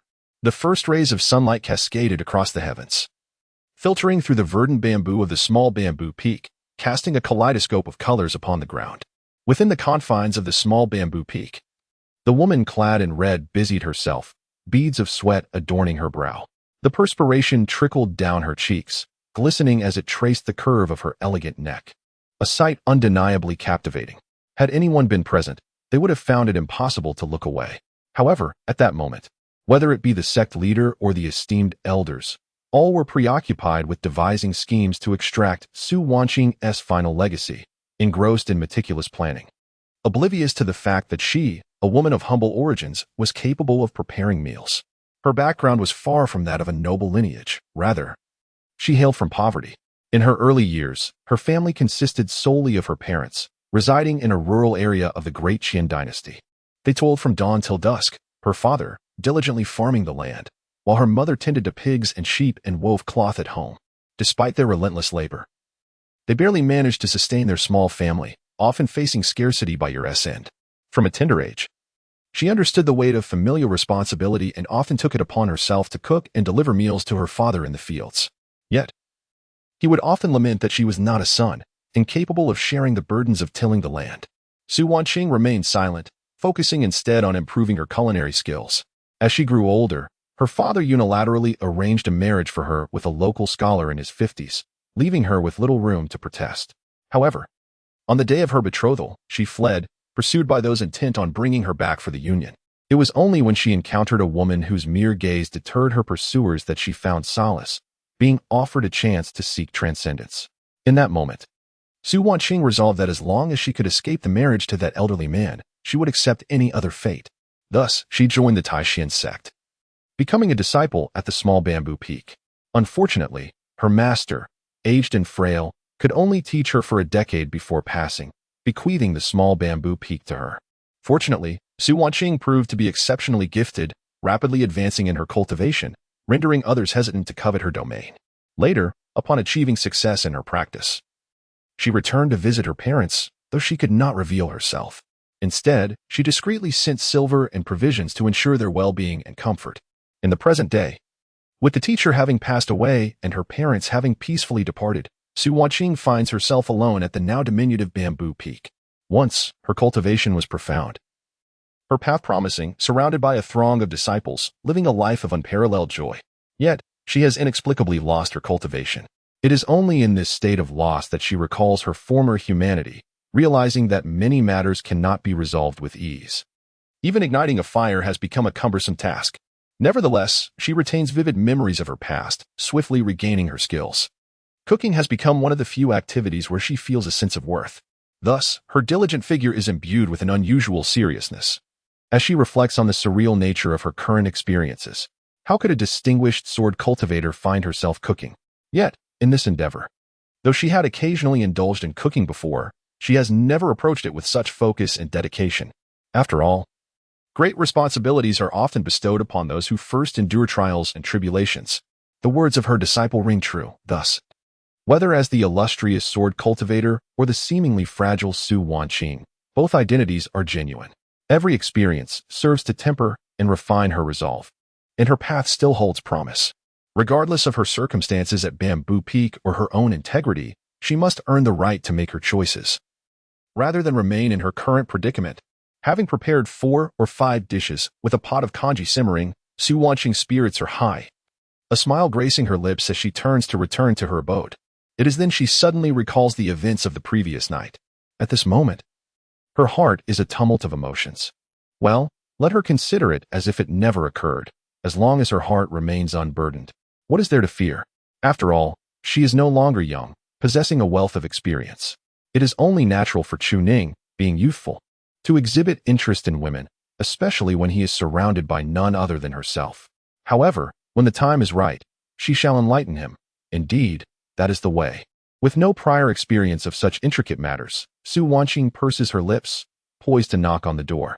Yet at that moment, a greeting unexpectedly resonates from behind her. Master, this disciple, Jiang Qingwei, pays her respects to you. Instantly, Su Wanqing's expression shifts. Her complex feelings towards Chu Ning transform into an icy demeanor, and she turns to face the intruder with an impassive countenance. She feels no emotion, only indifference. Have you not already pledged yourself to the sect leader as a disciple? Why do you come now? Chapter 13. Might the techniques suit Su Wanqing? Within the cave dwelling, sunlight cascaded through the window, gently illuminating Chu Ning's face. The piercing brightness swiftly stirred him from his slumber, and he awakened gradually. A dull ache throbbed in his head, a clear remnant of excessive exertion, yet it was of little concern. Moments after regaining consciousness, he discovered his internal spiritual energy brimming, and his spirit was formidable. Turning his gaze, he noticed a grass mat and a pillow on the floor. It appeared that his master had spent the night there. Chu Ning could not help but smile wryly. He had initially intended not to sleep here again, feeling it inappropriate, yet here he was for the second time. The events of last night had been exceptionally alluring, demanding his utmost focus. Unexpectedly, he had drained himself completely, nothing left to spare. Reflecting on the previous night, a faint blush crept upon Chu Ning's face. He possessed a sense of morality, yet certain desires were undeniably absent. They disregarded the significance of his master's identity and the nurturing bond shared. For as long as there was vitality, one was compelled to gaze. Alas, Chu Ning bore no remorse for the happenings of yesterday. After all, he had committed no wrongdoing, and his master had been willing. Now, it was a matter of his master restoring her cultivation, while he too aimed to elevate his own. Until his master regained her power, it was imperative for Chu Ning to stand guard in front of Su Wanqing, just as she had once protected him. Chu Ning, qualities, medium-grade spiritual root, cultivation, second realm subtlety, progress, 67. Technique, eternal spring unyielding method, third layer. Devouring sky demon technique, transcendent sword art, uninitiated. After a moment's contemplation, Chu Ning extended his consciousness and discovered Su Wanqing was preparing a meal. Within the cave, the spiritual energy was far more abundant than that in his own dwelling. Why not seize the opportunity to fully cultivate here? He promptly took out a spirit stone and initiated the devouring sky demon technique. Dark energy encircled him, not only enveloping his spiritual energy, but also transforming it into potent vigor. At this moment, the cultivation derived from the devouring sky demon technique threatened to tear apart his very insides. Yet, he remained undeterred, eternal spring unyielding. These two techniques complemented each other magnificently. Cultivation, second realm subtlety, progress, 100 complete. In less than a quarter of an hour, not only had he attained full cultivation, but the eternal spring unyielding also mended the internal injuries he had sustained. A breakthrough to the third realm was imminent. In the third realm, one comprehends their insignificance, cultivating a reverence for the cosmos, thus allowing them to ascend to immortality. This was something Chu Ning inherently possessed. He was destined for longevity. Upon reaching the third realm, one's lifespan would extend significantly, easily surpassing a century. Now, immortality was tantalizingly within reach. However, regarding the breakthrough to the third realm, Chu Ning did not intend to rush, but rather sought to inquire Su Wanqing about pertinent details and essential considerations. His master had guided many in the past, having experienced breakthroughs herself, making her insights invaluable to him. Contribution points, 124,000. A staggering 124,000 contribution points. Without the slightest hesitation, he immediately exchanged them for the dragon elephant suppression technique. His cultivation demanded a means of manifestation, and the dragon elephant suppression technique was precisely the right fit. After all, the creator of this technique had bestowed it with high praise. Truly formidable. I am eager to witness the true extent of this extraordinary prowess. Having expended 100,000 contribution points, I have exchanged for the technique dragon elephant suppressing prison strength, dragon elephant suppressing prison strength, to embody the Buddhas as a dragon elephant. One must first endure the plight of common beings.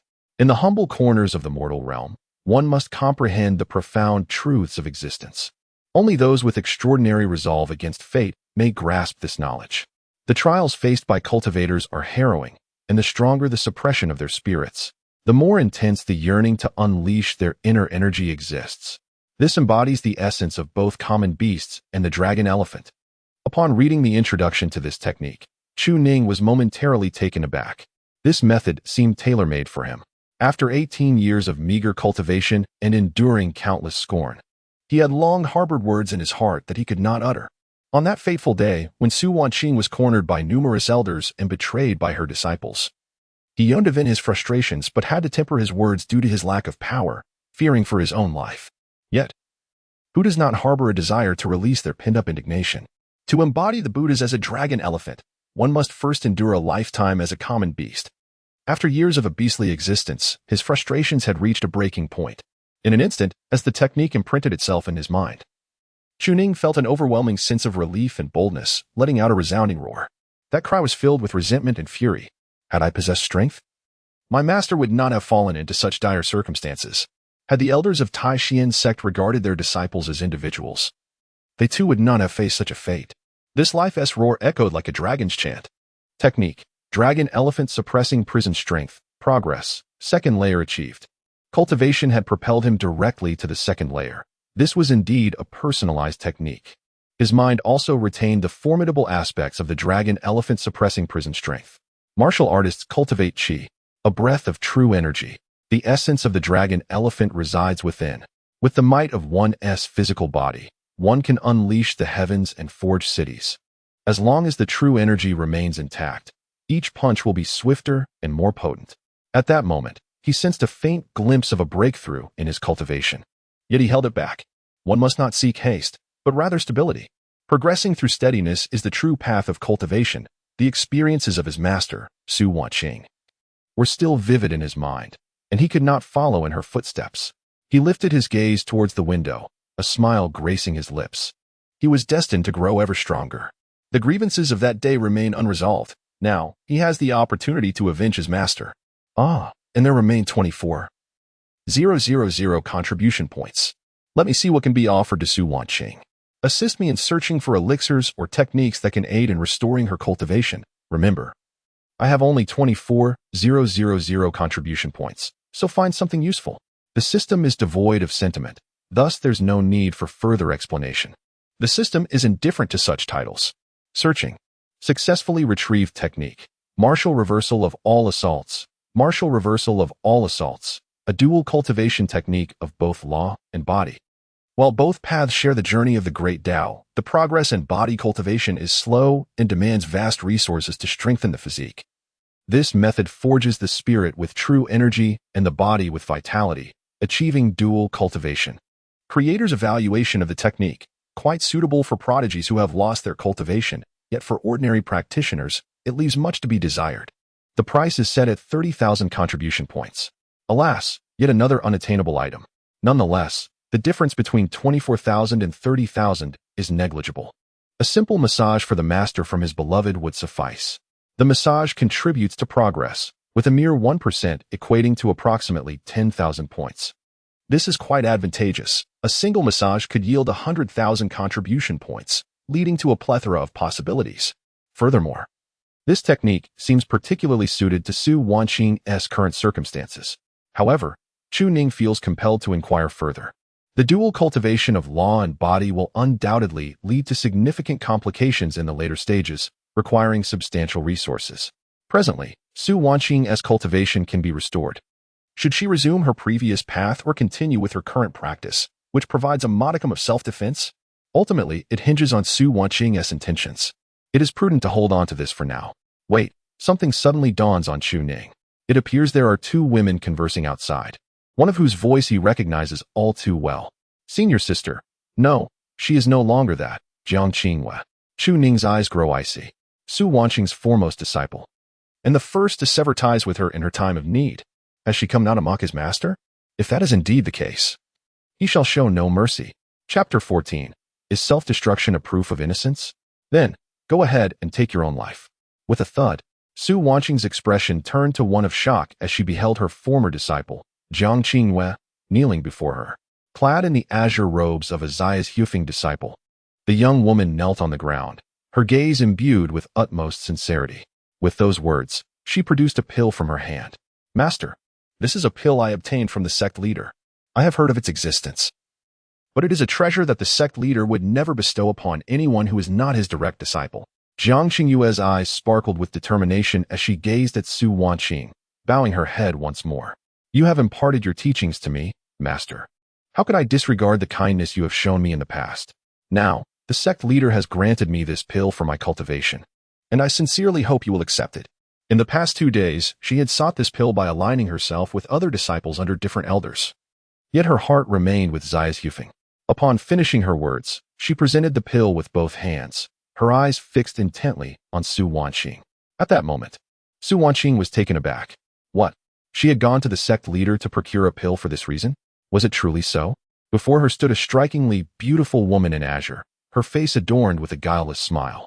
Master, you have concealed the truth from me for far too long. The mysterious sword technique, I once believed to be your most formidable skill, yet I never imagined you still had secrets to unveil. Had it not been for that junior disciple, Wang Tianyi, discovering the sudden rise in the cultivation of the useless Chu Ning, and the elders noticing that Chu Ning had been visiting your quarters each night, I would have remained oblivious. She had been following Su Wanqing for 30 years. Having reached the pinnacle of the third realm, she was among the first to learn Su Wanqing's original swordsmanship, and many disciples had benefited from her teachings.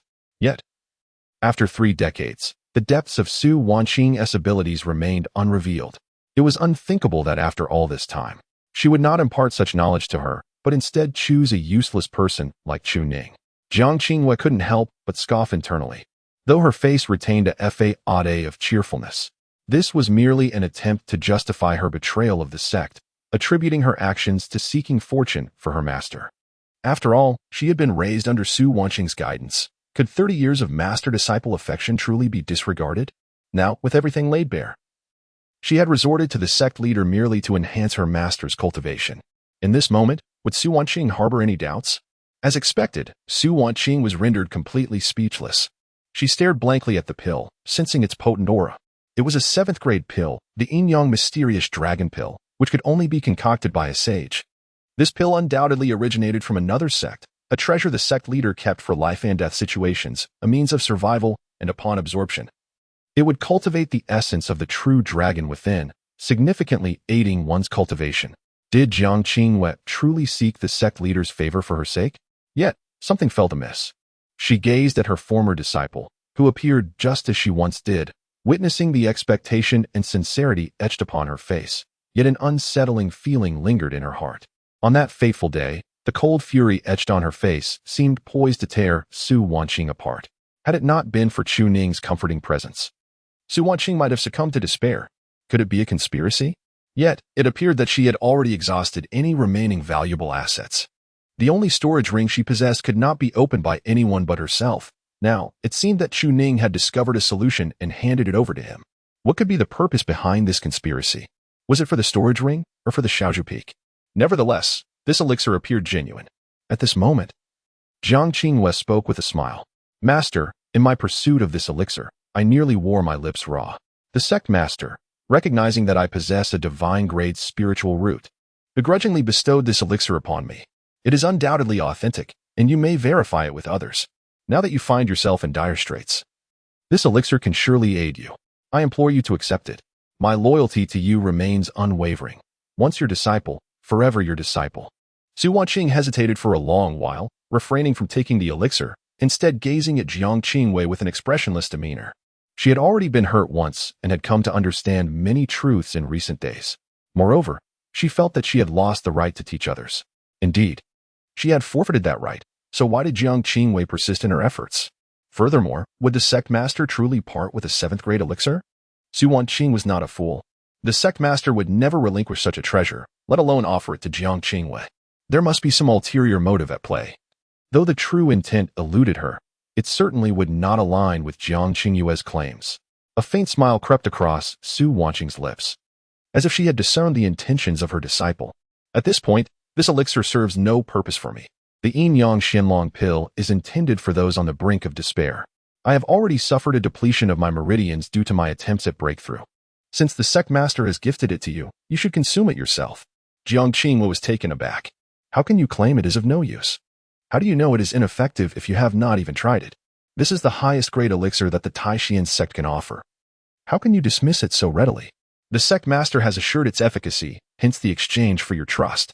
As for her consuming it, Jiang Qingwei dared not even entertain the thought. Should she do so, the sect master could easily refine her into an elixir and extract its potency anew. Yet, Jiang Qingwei would not reveal a hint of vulnerability, maintaining a smile. I am merely concerned for your well-being, master. If it is indeed effective, why not give it a try? Moreover, this was a treacherous endeavor to acquire. Should you refuse, then I shall relinquish it." Su Wanqing chuckled softly. Her hands gathered in her sleeves as she scrutinized the kneeling Jiang Qingyue, her indifference towards the elixir evident. "Qingyue, if you were to give this to me, how would you respond if the sect master inquired about you?" Without hesitation, Jiang Qingyue replied, "I have already prepared a facade of having consumed the elixir. Furthermore, even if the sect master were to discover the truth, she would be loath to harm her disciple." Su Wanqing narrowed her eyes slightly. Such a forthright response suggested that someone had crafted a narrative in advance. Yet, what could you possibly gain from me?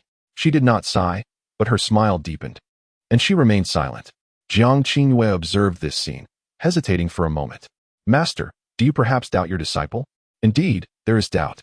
The woman was taken aback and immediately spoke. "The affection I hold for you, Master, is akin to the celestial rivers revering the sun and moon and the heavens themselves. Now that you possess no means of restoration, it is out of desperation that I resorted to this course of action.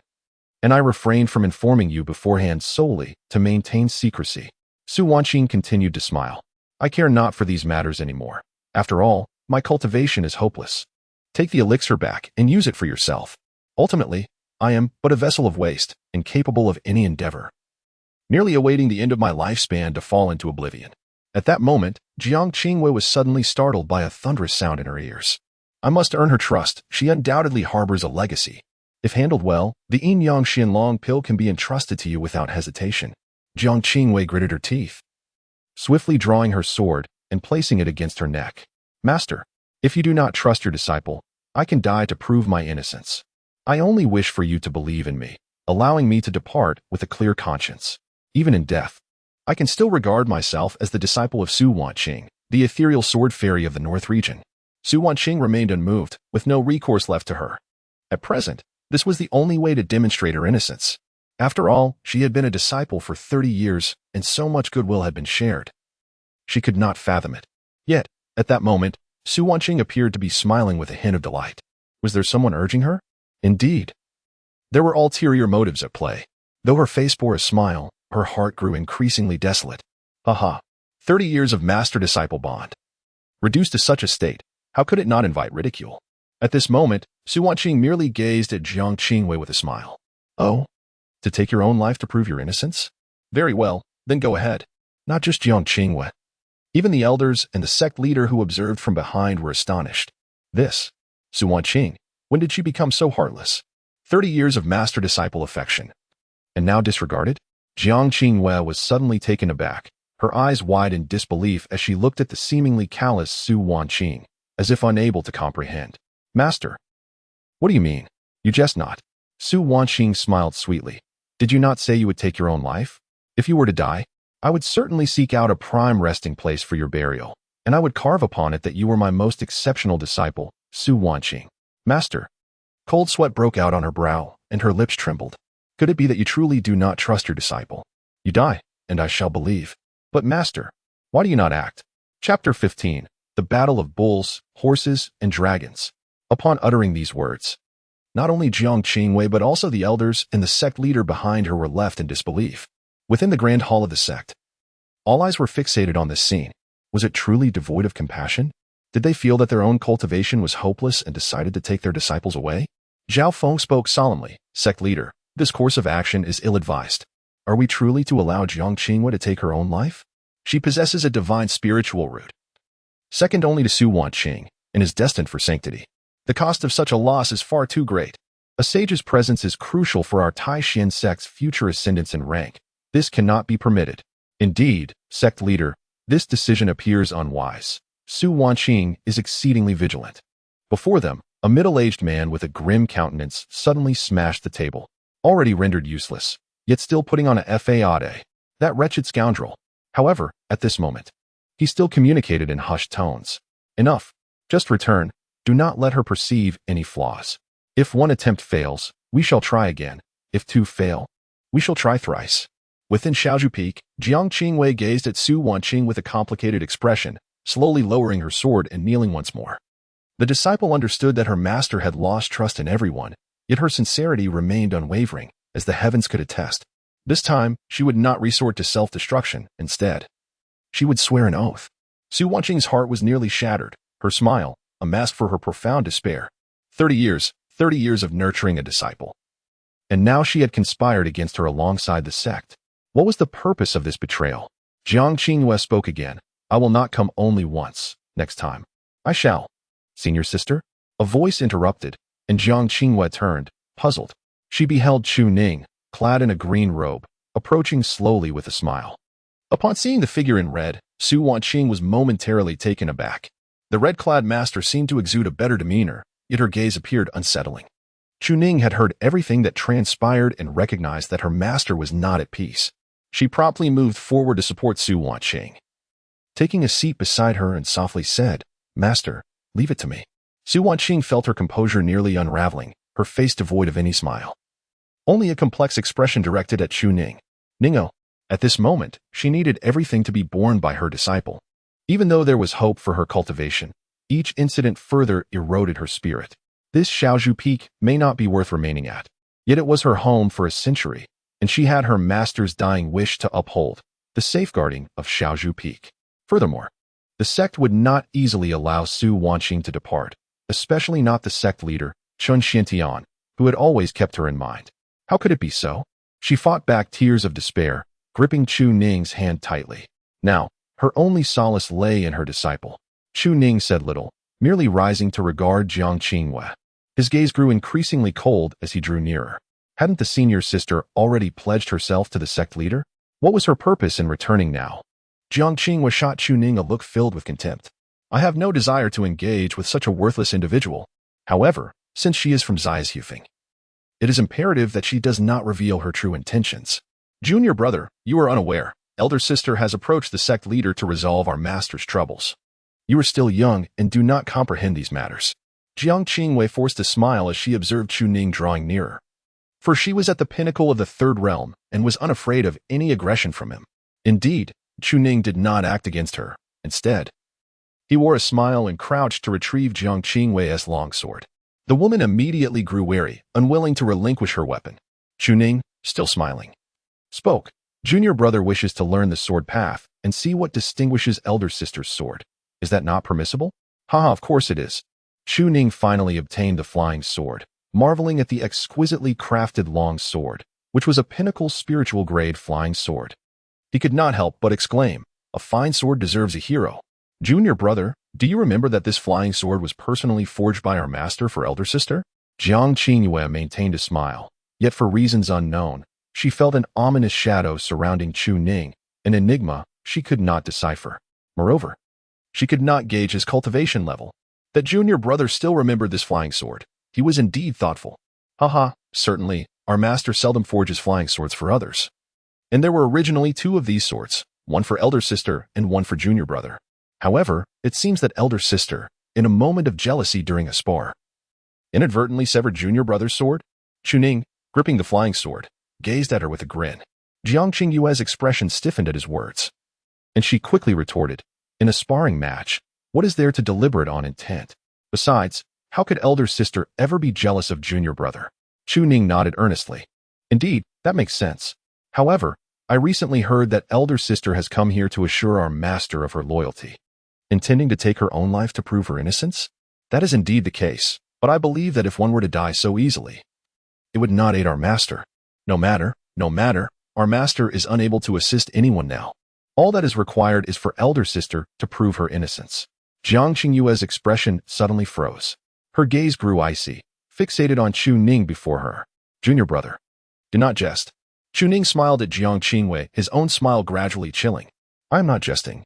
Is this not what elder sister herself intended to say? With that, he unleashed the dragon elephant suppression technique, fiercely wielding the sword to strike. Should elder sister be unwilling, junior brother could assist in her self-termination. With overwhelming force, it was no challenge to slay Jiang Qingyue with the pinnacle spiritual grade flying sword. Yet, Jiang Qingyue was no fool. She had long been prepared and swiftly retreated. Chu Ning, you are exceedingly bold. Regardless of anything, I am still your elder sister. Do you wish to harm a fellow disciple? Chu Ning rose with a smile, suddenly exerting his strength, instantly shattering the pinnacle spiritual grade flying sword. At that moment, blood streamed from his palm. Not far away, Su Wanqing widened her eyes in shock. Ninga, there is no need for our master to worry. It is of no consequence. This sword is unworthy of being wielded by certain individuals. Chu Ning slowly rose, his expression devoid of emotion as he gazed at Jiang Qingwei. Even with the enhancement of the dragon-elephant suppression technique, he bore injuries. Yet, it mattered not. The eternal spring shall not perish. Sister, the junior disciple assists you in self-judgment, striving to clear your name. Is this not a fortuitous circumstance? Why then do you resist? At this moment, Jiang Qingyue was consumed by fury, her gaze fixed intently upon Chu Ning. Chu Ning, are you truly prepared to disregard the bond of master and disciple? What purpose do I serve in coming here today? My master is aware, yet harbors distrust towards me. What can be done in such a case? If you intend to act, you might as well inform the master in advance. Moreover, the vulnerabilities present today are glaring. Do you truly believe I am oblivious to them? Without a modicum of hesitation, the might of the dragon-elephant suppression surged forth. An overwhelming force erupted around her. Observing this, Jiang Qingwei refrained from further words and immediately conjured another flying sword. However, the damage to her peak spiritual grade sword caused her heart to bleed. Since you insist on this path, let us demonstrate the disparity in our strengths. She was at the pinnacle of the third realm. How could Chu Ning, despite her inheritance, possibly rival her at this moment? In an instant, the two figures clashed violently. Su Wanqing's heart was thrown into disarray, ready to rise, yet darkness enveloped her, causing her to faint, her spirit seemingly extinguished. Chu Ning need not intervene on her behalf. If she is overpowered, she shall undoubtedly be slain. No one could shield Chu Ning. Even if she could hold her own, the sect leader would undoubtedly intervene. There was no need for such actions. Just before her vision faded entirely, tears cascaded from her eyes. They represented despair and indignation towards the other disciples, as well as gratitude for Chu Ning's intervention. How could a disciple go to such lengths for her? In their skirmish, it took but a moment for Chu Ning to be hurled away. The pinnacle of the third realm, on the brink of breaking into the fourth, could not be compared to Chu Ning, who was merely a novice. Especially not after 30 years of swordsmanship taught by Su Wanqing. However, the essence of the dragon elephant allowed Chu Ning to withstand the blow. Her chest now a canvas of blood, Jiang Qingyue soared into the air, her demeanor cold as ice. She had long harbored disdain for this ineffectual being. Why should a mere disciple, deemed worthless, enjoy the same privileges as her? Why should the master's sword bear her name? Simply because she was found.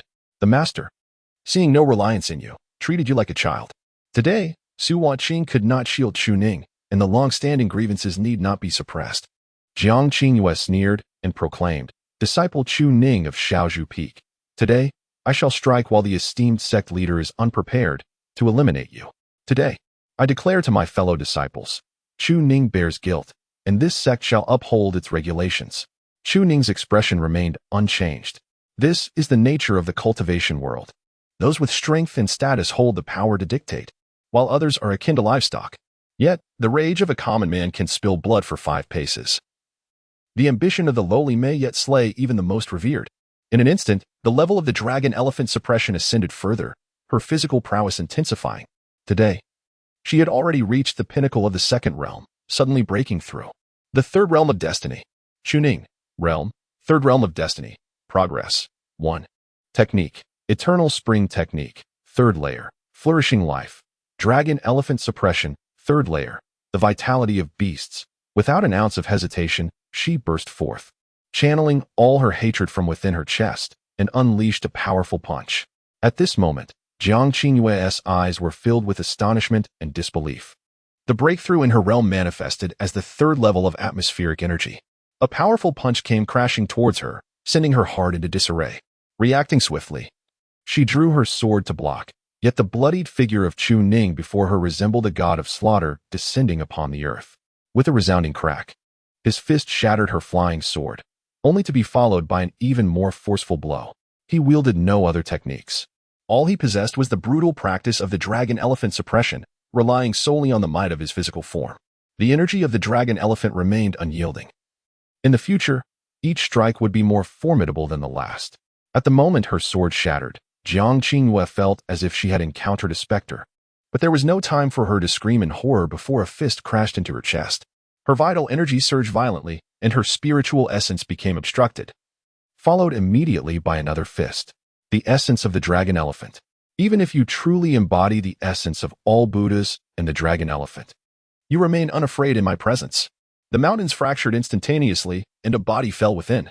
Jiang Qingyue's spiritual energy was dispersed, and before she succumbed to unconsciousness, all that remained was shock and despair.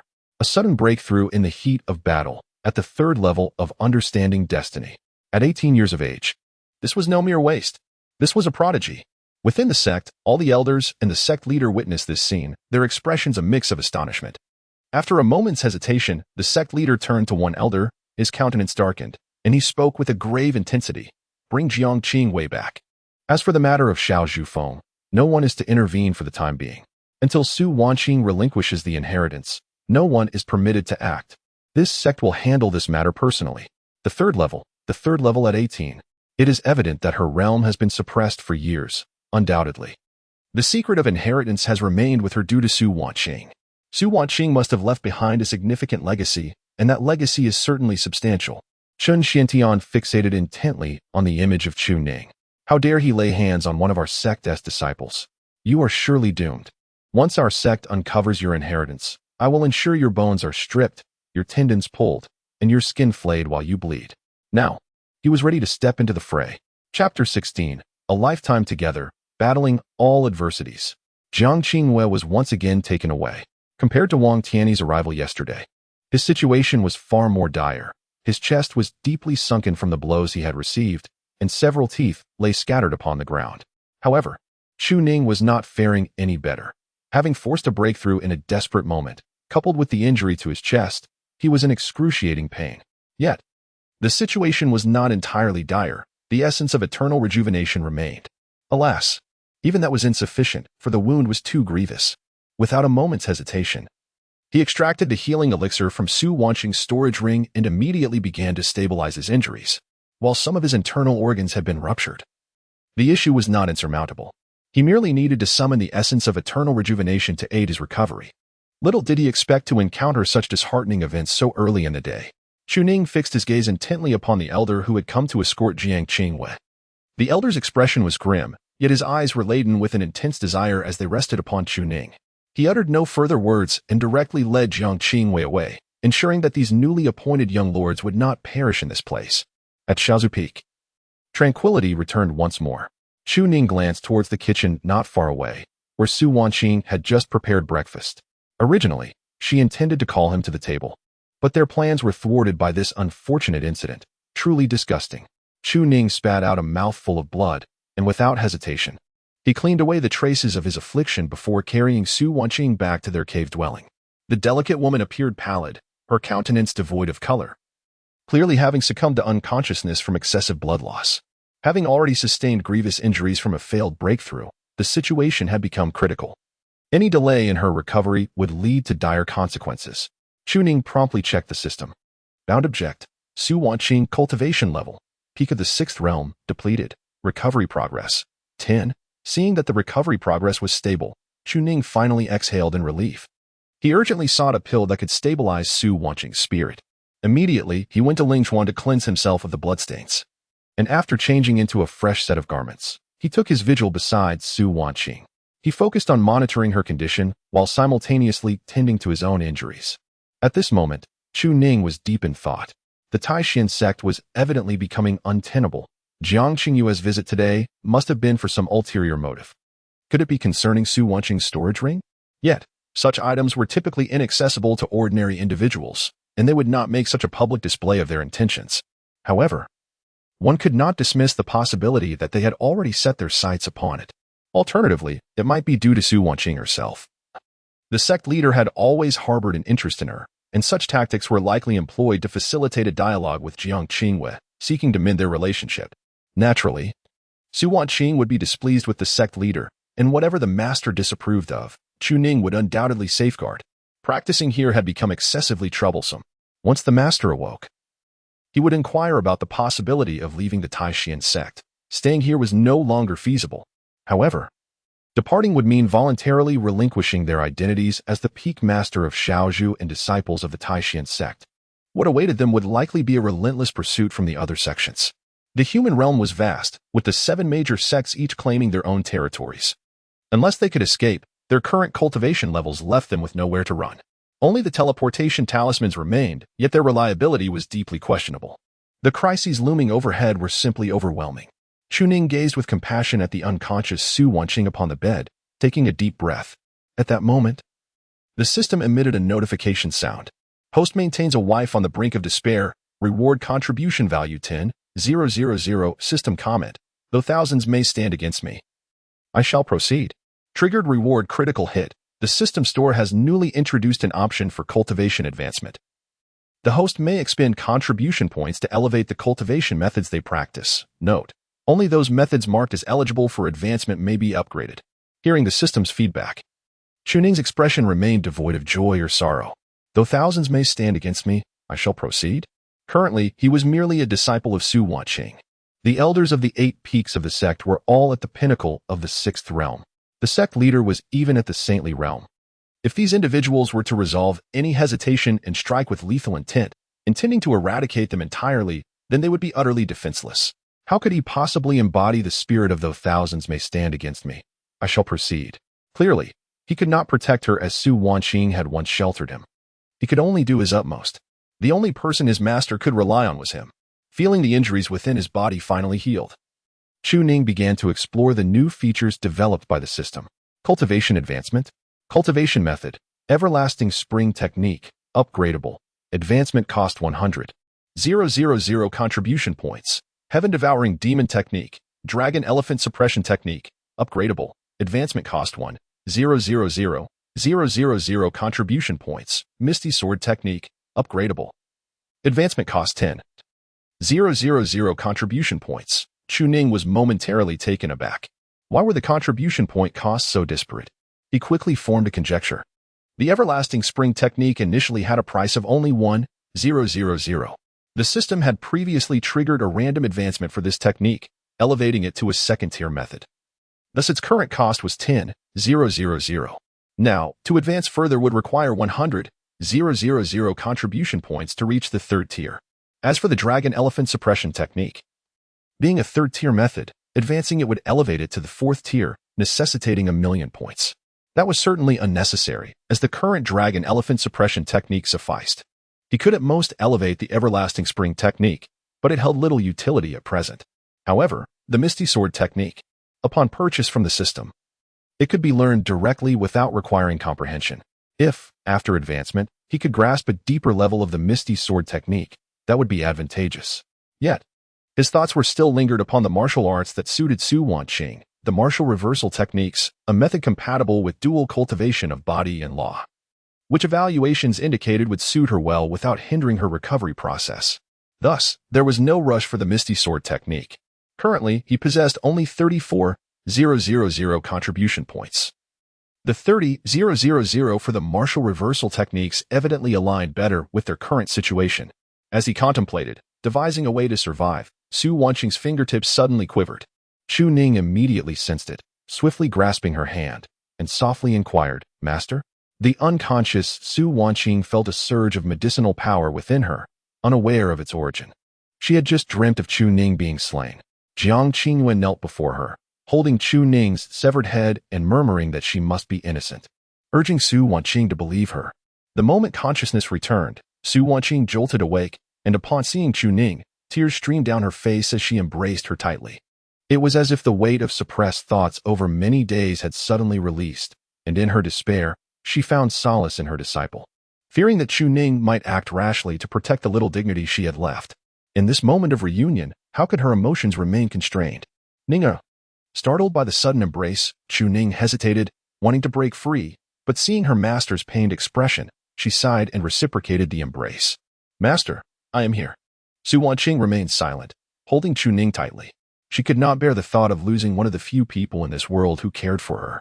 With her parents gone and her teacher deceased, if her disciple were to perish as well, what meaning would remain in her restored cultivation?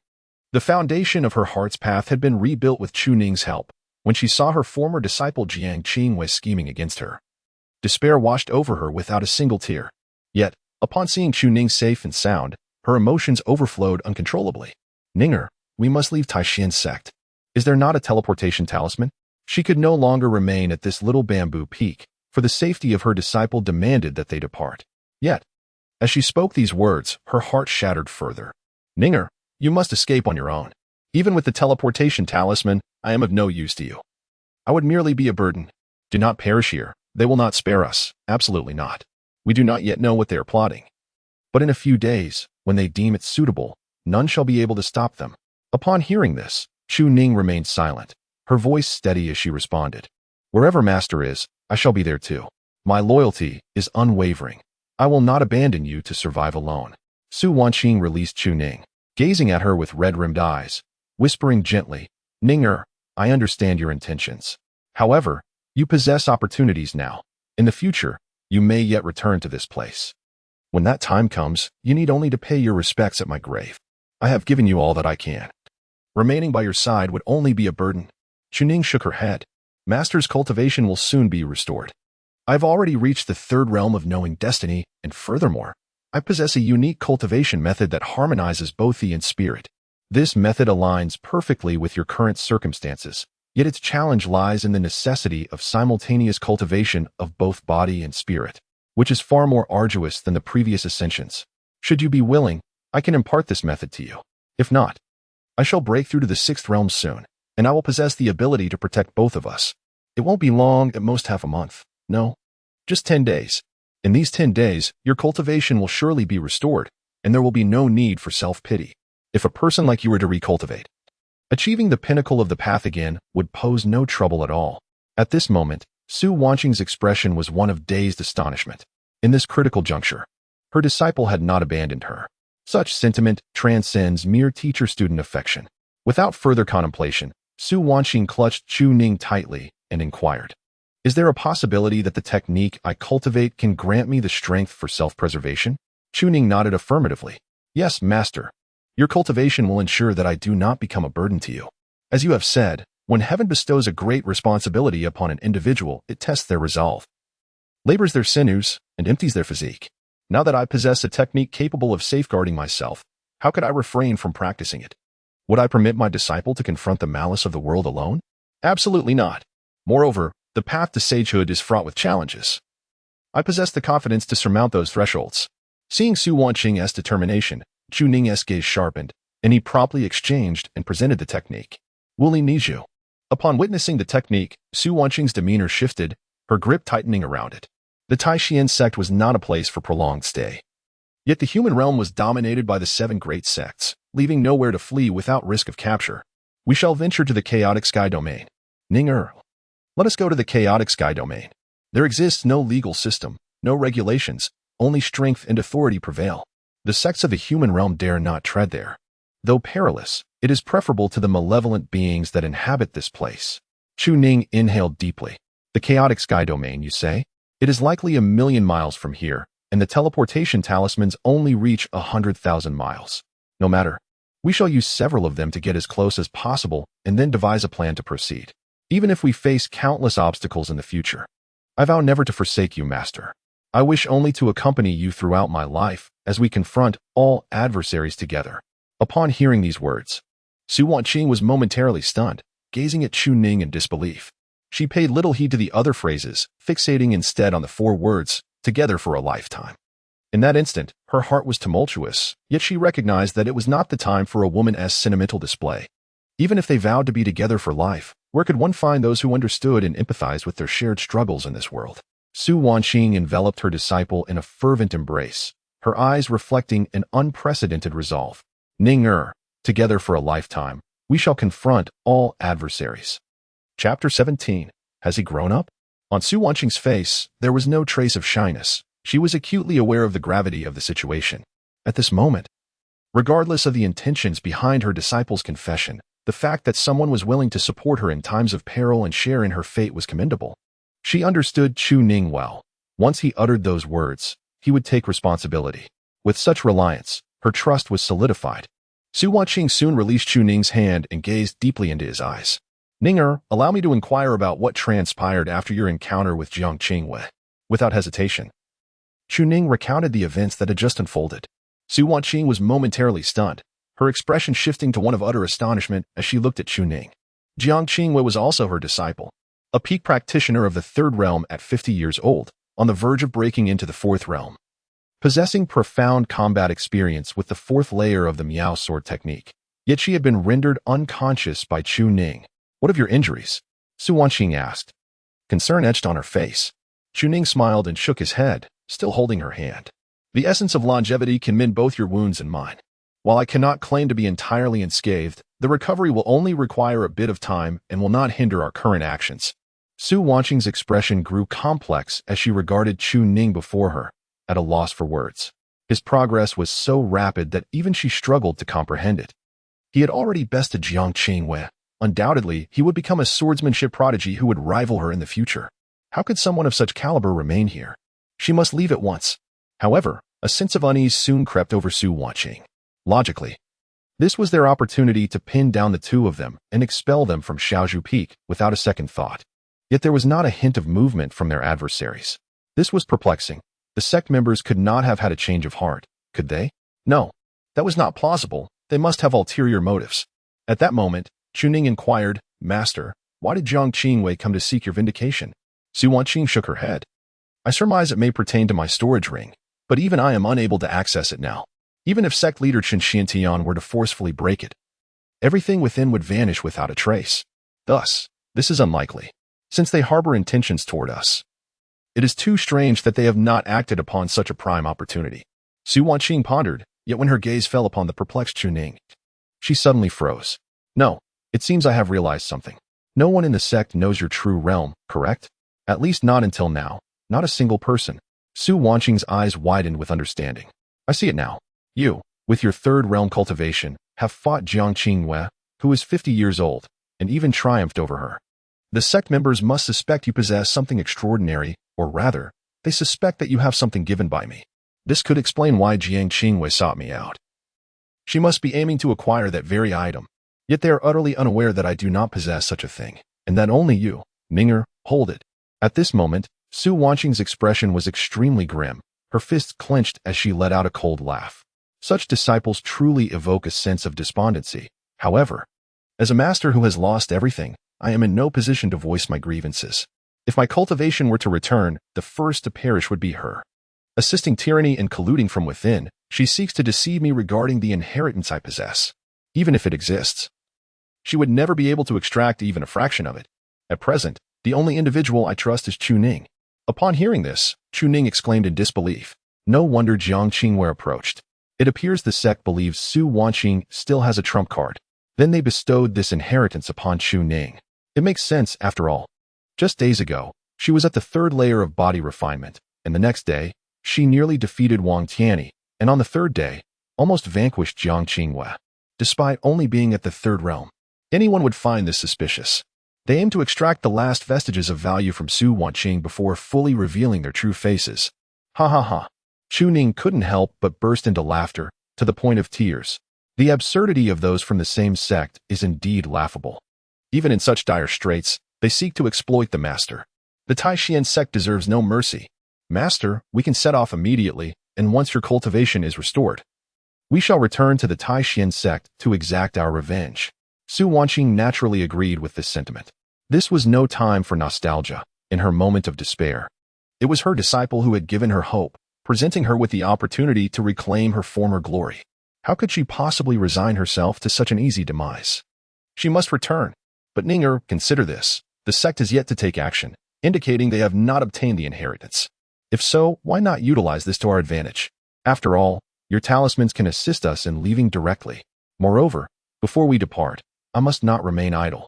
I must at least cultivate the martial arts of the Wu Nigfa to ensure I possess the means for self-defense, lest I become a burden to you. Upon hearing the word burden, Chu Ning immediately opened her mouth to protest, but her lips were silenced by Su Wanqing's finger.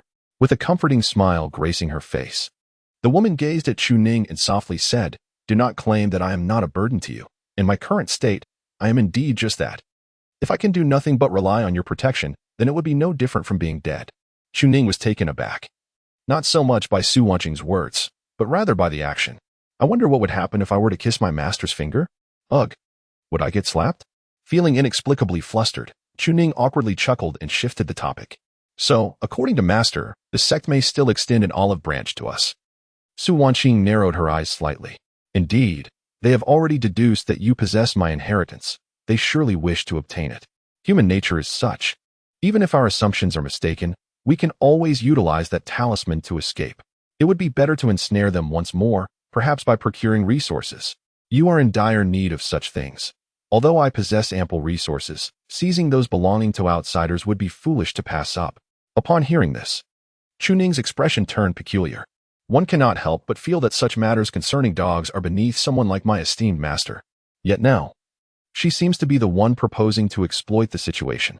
Su Wanqing, noticing Chu Ning's peculiar gaze, spoke with a hint of exasperation. Do not look at me in such a manner. After all, I am your senior, having consumed more salt than you have rice. If I intended to engage in such schemes, they would need to be cautious. Chu Ning pondered this and realized she had a point. However, would they end up deceiving the Taishan sect? The very thought sent a thrill through him. The two immediately began to strategize. From the minutiae to the overarching framework of their discourse, ensuring every detail was meticulously planned. It was certain that the sect would send someone, perhaps tomorrow, perhaps even now. Thus, they must prepare for any eventuality. After listening to everything Su Wanqing had to say, Chu Ning was left in astonishment. It turned out that when it came to such cunning, his master was far more adept than he had anticipated. With this revelation, he decided to follow her lead. Su Wanqing smiled faintly, a shadow of darkness flickering in her eyes. If they had not considered this thoroughly, she feared she might not even have the chance to recoup her losses. But now, they had overthought the situation. Master, please eat something. Your constitution may not withstand this strain. At that moment, they had both reached a resolution. The Taishan sect could not be allowed to remain. Before departing, they would exploit some resources. Moreover, Su Wanqing must attain a certain level of cultivation. That should not pose a challenge. Please rest, master. I shall fetch you some food. Su Wanqing shook her head, attempting to rise. It's fine. I'm not so fragile. However, before she could move, Chu Ning firmly pressed her back down, leaving her astonished and bewildered. Chu Ning, with a stoic expression, calmly remarked, given your current state, if you were to sustain further injuries, my ability to mend your meridians would be hindered. It is best for you to lie down. Besides, what is the matter with serving a meal? With that, he turned and walked away. Su Wanqing was momentarily taken aback by her disciple's assertive demeanor. Instead of feeling angered, she was enveloped by a wave of warmth. She said nothing further, only smiling fondly at his retreating figure. Ninger, you've grown. Just as Chu Ning stepped outside, he was met with the imposing figure of a man standing at the entrance of the cave, clad in a white robe. The middle-aged man appeared to be in his 40s or 50s, yet his overwhelming presence left Chu Ning breathless. It was Changchun Hand, the sect master, a transcendent being of the seventh realm, a saint. Chu Ning froze, a chill racing down his spine. The sect master had arrived so swiftly. Moreover, he had come in person. Su Wanqing at her peak was not even a saint, yet before him stood a man who had cultivated for 2 millennia. If he were not here for the inheritance mentioned by Su Wanqing, but rather to seek vengeance for Jiang Qingwei. However, the next moment, Changchun Hand smiled gently, his expression warm and benevolent, akin to a caring elder. Chu Ning, here. Startled, Chu Ning observed as Changchun Hand tossed him a medicinal pill. It was a 7th-rank pill, the Yin Yang Xian Dragon pill. I heard this might be of assistance to your teacher's cultivation. I only learned today that Qingwei harbored such intentions. The man sighed helplessly.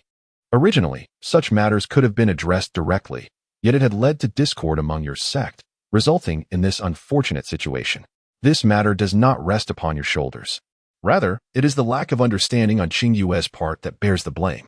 Do not dwell upon it. Please accept this elixir. I shall take my leave now. Changchun Hand uttered not another word, merely sighing as he departed. Meanwhile, Chu Ning stared in astonishment at the elixir in his hand, lost in thought for a considerable time. At last, he managed a wry smile and spoke.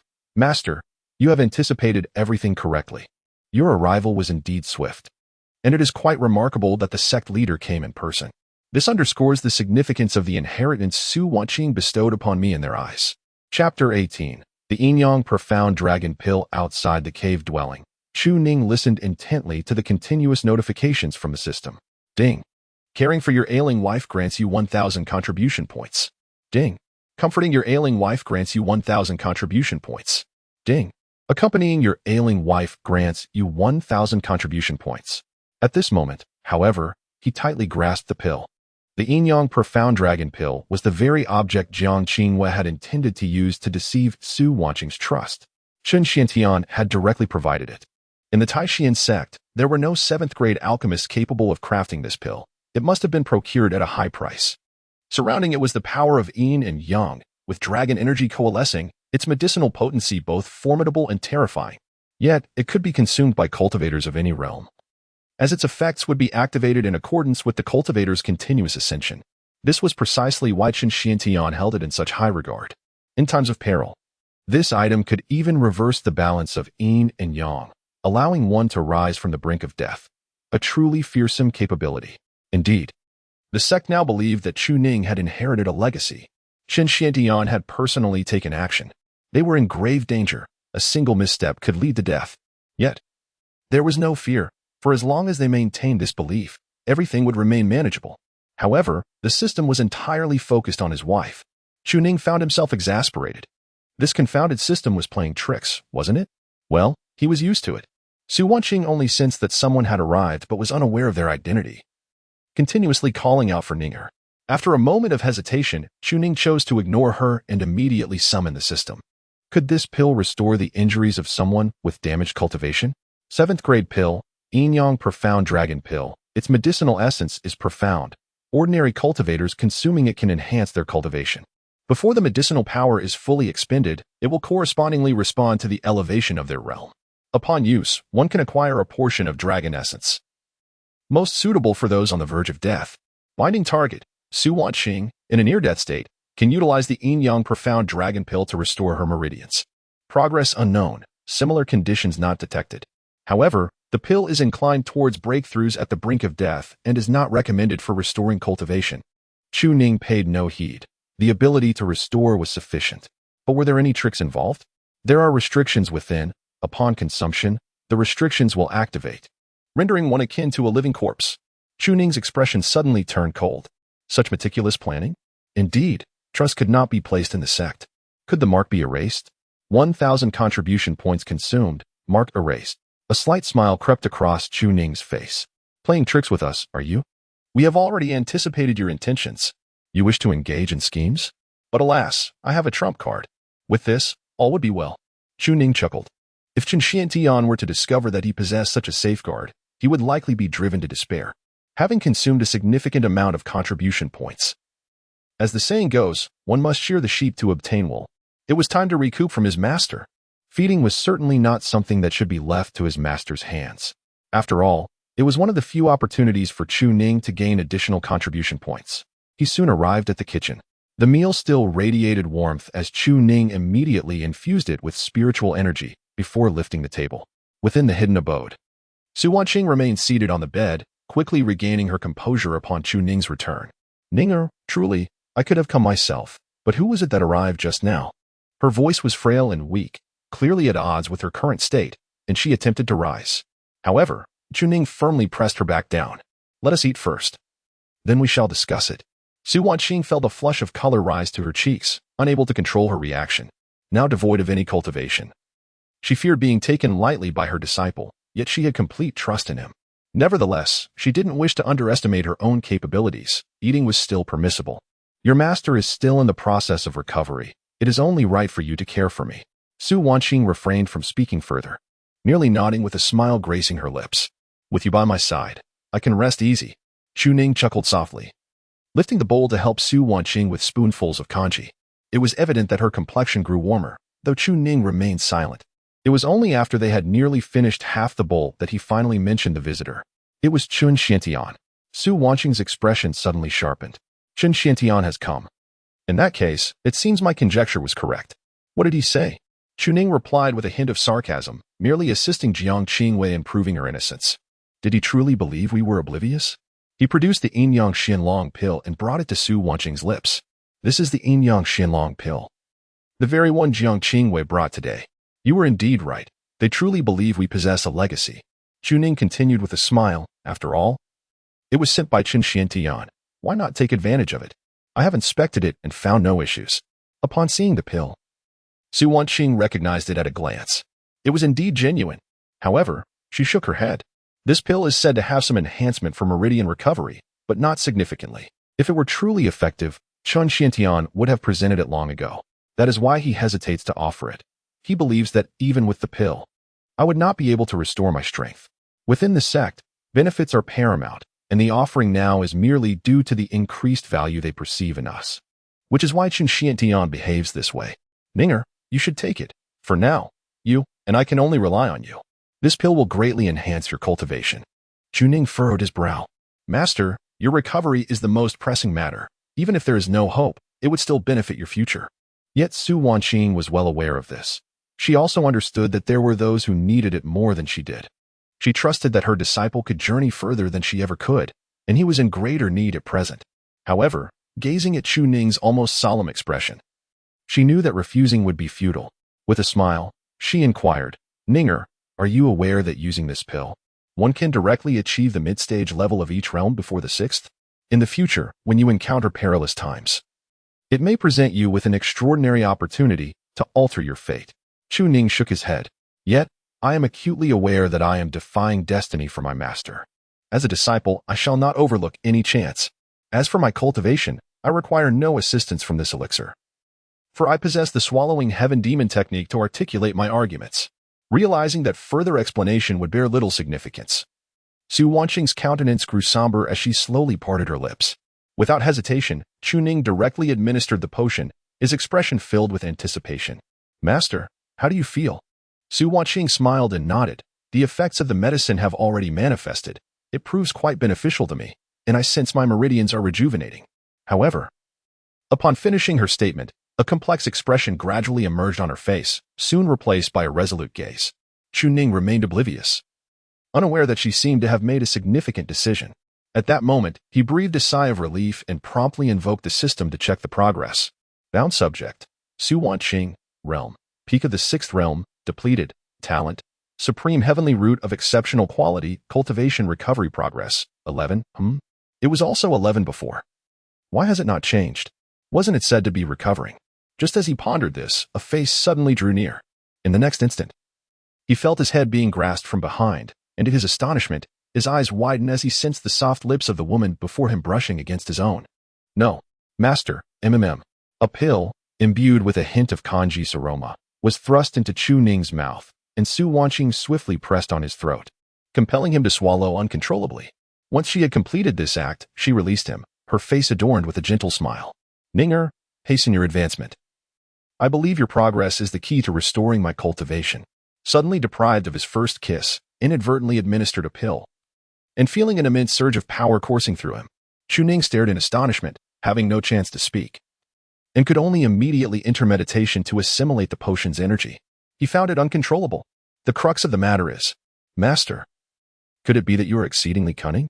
Chu Ning chuckled helplessly, yet before retreating to digest the potion's power, he stole a glance at Su Wanqing, whose complexion had flushed, her eyes radiating warmth and hope. Ninger, this elixir would be more suitable for you than for me.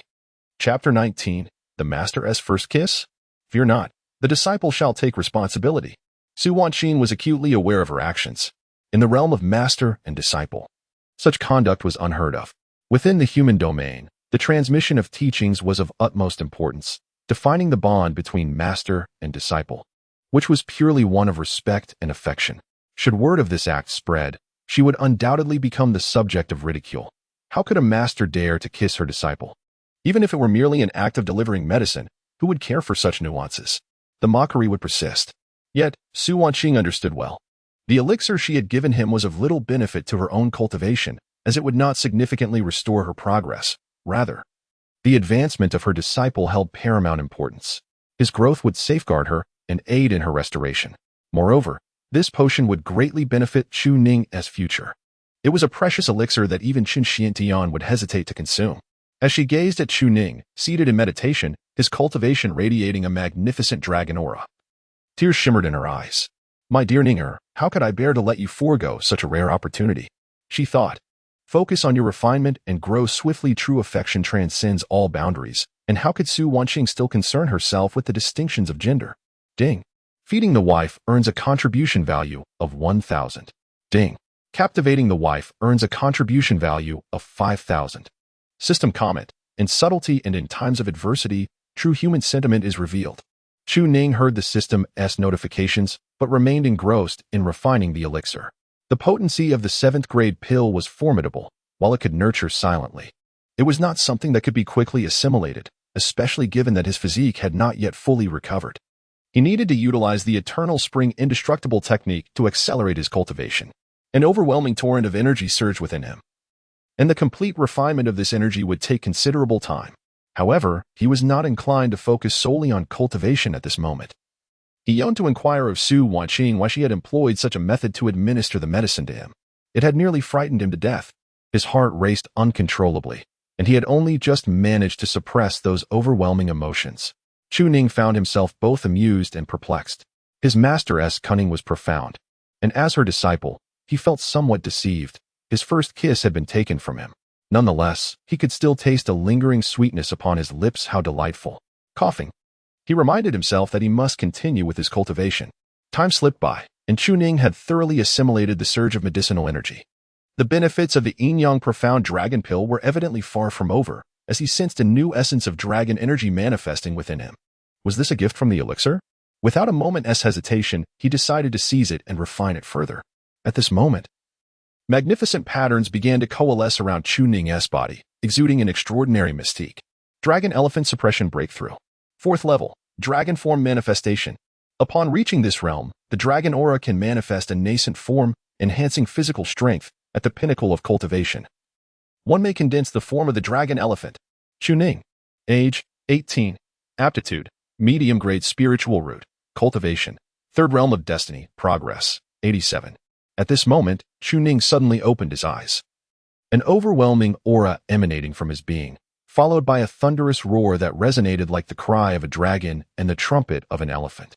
The Yin-Yang Xianlong Dan had imbued him with a trace of draconic energy, propelling his dragon elephant suppression technique to the 4th layer. His cultivation level had ascended to the latter stage of the 3rd realm, where one understands destiny. Filled with joy, Chu Ning immediately sought out Su Wanqing to share his good fortune, but found her absent from the cave dwelling. A sudden tension gripped his heart as he recalled Qin Shuantian's interest in Su Wanqing, coupled with his intention to utilize the slave brand for resources. Urgently, he stepped outside to search for her. Master, master. As he pushed open the door, he was greeted by the embrace of night. Panic surged within him as he prepared to rush out, but then he heard a gentle laughter nearby. In the kitchen, Su Wanqing was smiling tenderly, having just finished preparing a meal. A few beads of sweat glistened on her forehead, indicating that this labor weighed upon her. Did the aroma guide you here? What a timely awakening. Come, let us dine. Upon seeing Su Wanqing, Chu Ning rushed forward and enveloped her in a tight embrace. Master, I feared something had happened to you. His sudden gesture startled Su Wanqing, causing her to instinctively attempt to break free, but upon realizing he was her disciple, she stilled her thoughts of escape. At this moment, her cheeks flushed with a rosy hue as she comforted him. The sect will not act against us without our inheritance. There is no need for fear, Ninger. Now, do loosen your grip. I can hardly breathe. Hearing this, Chu Ning promptly released her. While Su Wanqing gasped for air, her expression tinged with a hint of reproach. At your age, rushing about in such a manner, what is there to worry about? Please, refrain from such impulsiveness next time. A smile broke across Chu Ning's face, though he couldn't suppress his nervous scratching of the head. I was merely concerned for you, master. By the way, I have reached the latter stage of the 3rd realm. Su Wanqing was not surprised. This was anticipated. The effects of the Yin-Yang Xianlong Dan will be even more beneficial for you. Ninger, do savor the experience. Yet, upon mentioning the Yin-Yang Xianlong Dan, the smile on Chu Ning's face turned awkward. His gaze fixed intently on Su Wanqing, who, sensing something amiss, felt her face heat up. As she turned to divert her attention, he grasped her hand. This action startled the already flustered Su Wanqing, and she quickly tried to retract her hand. Ninger, what are you doing? Today's matters are urgent. If you don't comply, you won't receive the benefits. The elixir does not work as effectively for me. Chu Ning, however, was unperturbed and spoke candidly. That was my first kiss, master. What should we do about it? At this, the woman widened her eyes in disbelief. Is that something you can say so openly? To acknowledge that you are my disciple. We still maintain a distinction between master and student. However, Chu Ning had no intention of foolishly pondering other matters. A kiss is simply a kiss. The system has declared you to be my wife. Shouldn't that entail some responsibility? Sensing the intensity of Chu Ning's gaze, Su Wanqing understood that evasion was futile. With a bashful expression, she lowered her head and responded through gritted teeth. Is it only you who? Is it not the same for me, your master?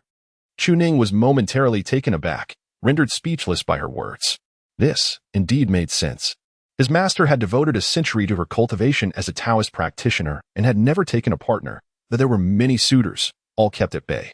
Moreover, her previous high cultivation level deterred anyone from harboring inappropriate thoughts, allowing only furtive glances. Had he stolen his master's first kiss? No. It was his master who had bestowed it upon him. So, does the disciple bear responsibility? Suddenly, Su Wanqing lifted her head and, gripping Chu Ning's ear, admonished him, I have said that in urgent matters, one must act with pragmatism. What can you do if you do not partake? All day long, you behave like a stubborn mule, ignoring every word. This was precisely the case. Had she not acted thus, Chu Ning would certainly not have partaken. Nor would he have made such progress in his cultivation. I do not require you to take responsibility. If you have any intentions, simply assist me in restoring my cultivation. She could only express it this way, for it was too indecent for a mentor to discuss such matters with a disciple. It was utterly immoral. Chu Ning, being tugged by the ear, whimpered repeatedly.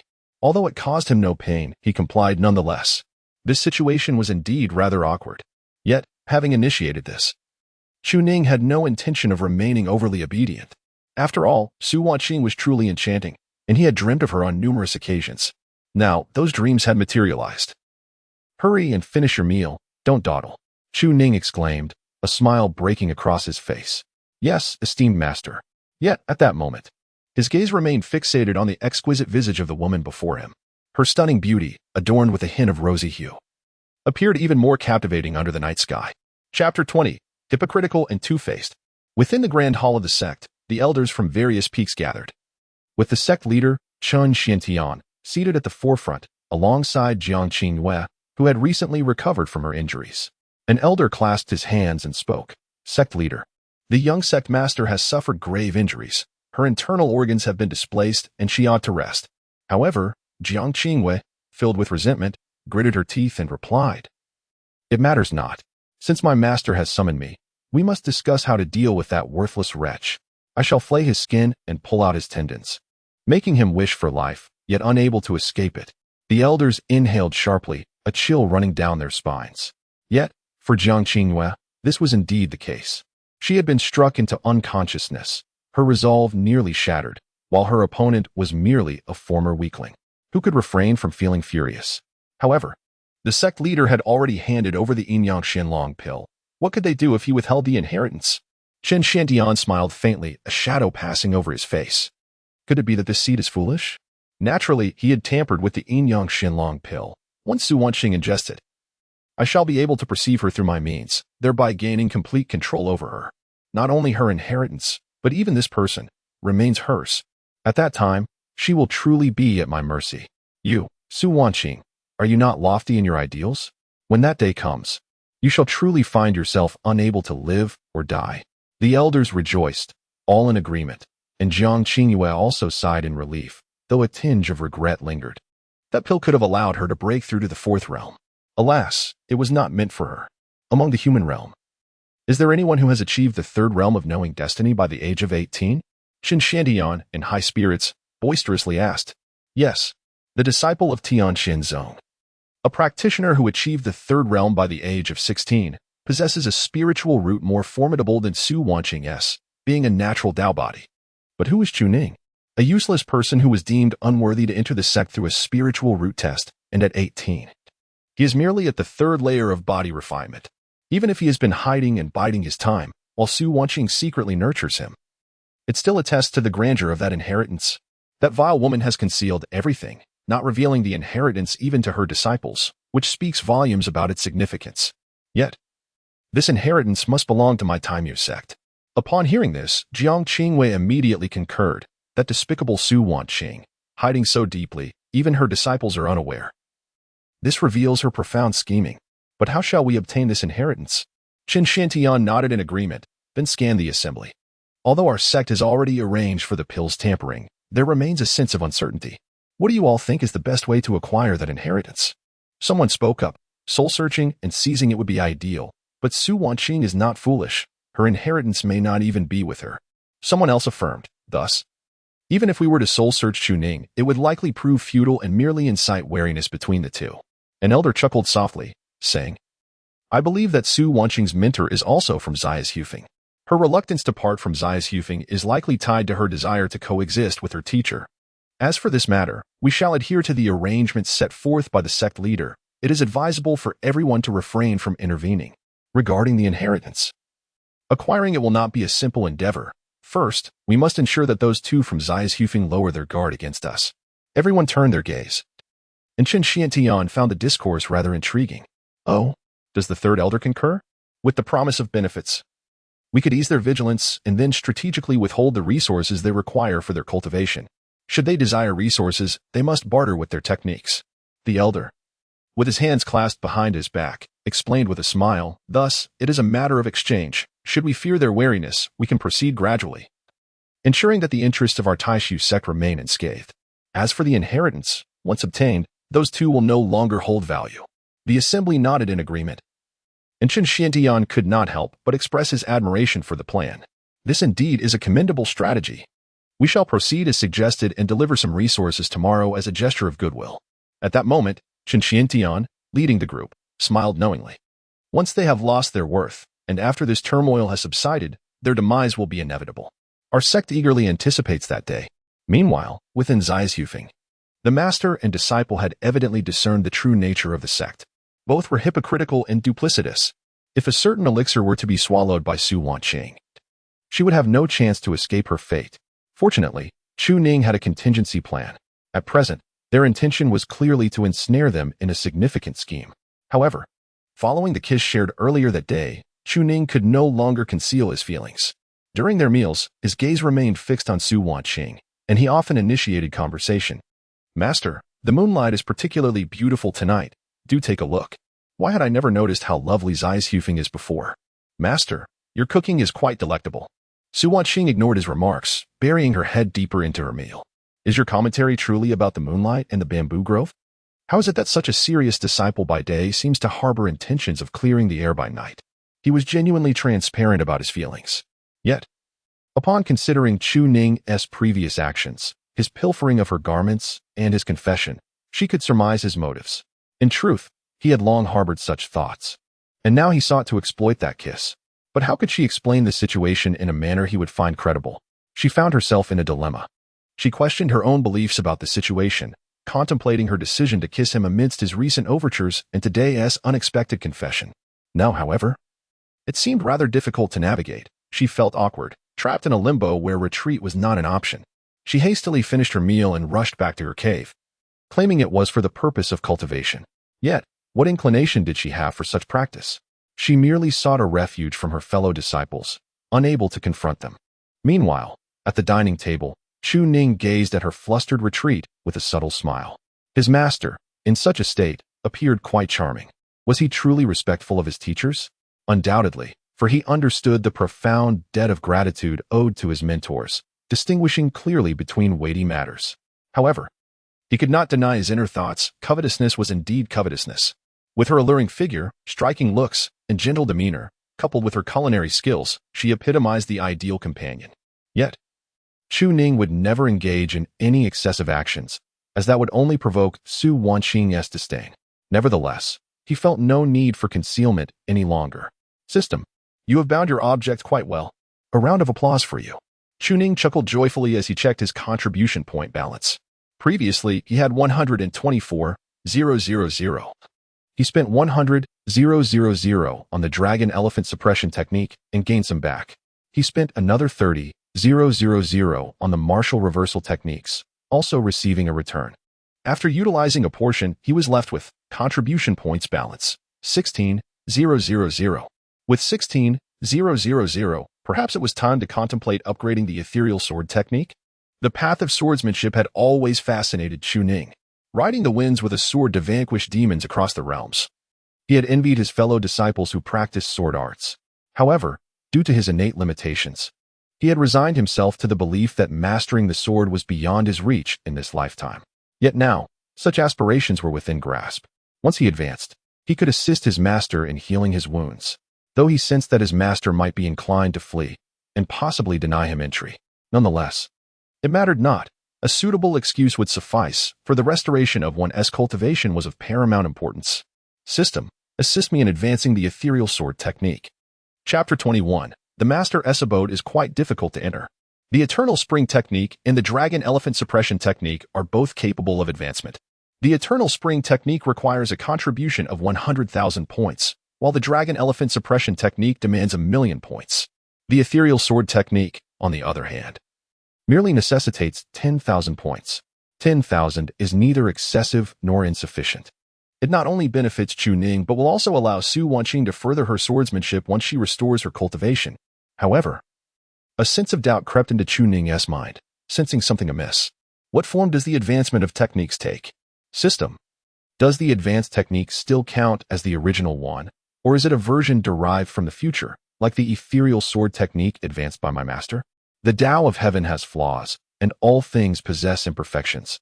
The purpose of technique advancement lies in compensating for the shortcomings of the original technique with the advantages of others, akin to the study of technique deduction. Understanding dawned upon Chu Ning. The Eternal Spring Technique was a creation of one individual's deduction. Thus, the system essentially sells the techniques. If they are unavailable, it serves to fill in the gaps. That is indeed remarkable. Ethereal Sword Technique, created by Su Wanqing. A prodigious sword cultivator from the Taishan sect of the northern region, its swordplay is agile and ethereal, unparalleled in its grace. Creator's evaluation. My lifelong comprehension of swordsmanship is encapsulated herein. In an unparalleled form, it suppresses peers who dare not raise their heads. Ah, how insightful indeed. Clearly, these words reflect my master's peak wisdom. As the advancement of the technique unfolded, Chu Ning awaited with curiosity.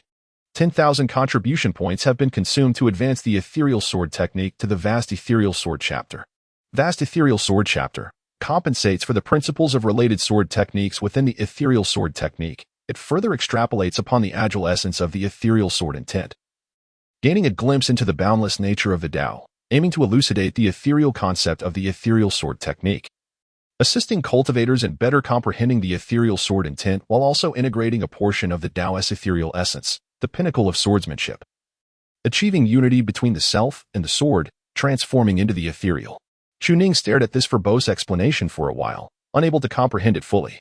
Clearly, he found it challenging to grasp complex concepts, as his intellect was not so expansive.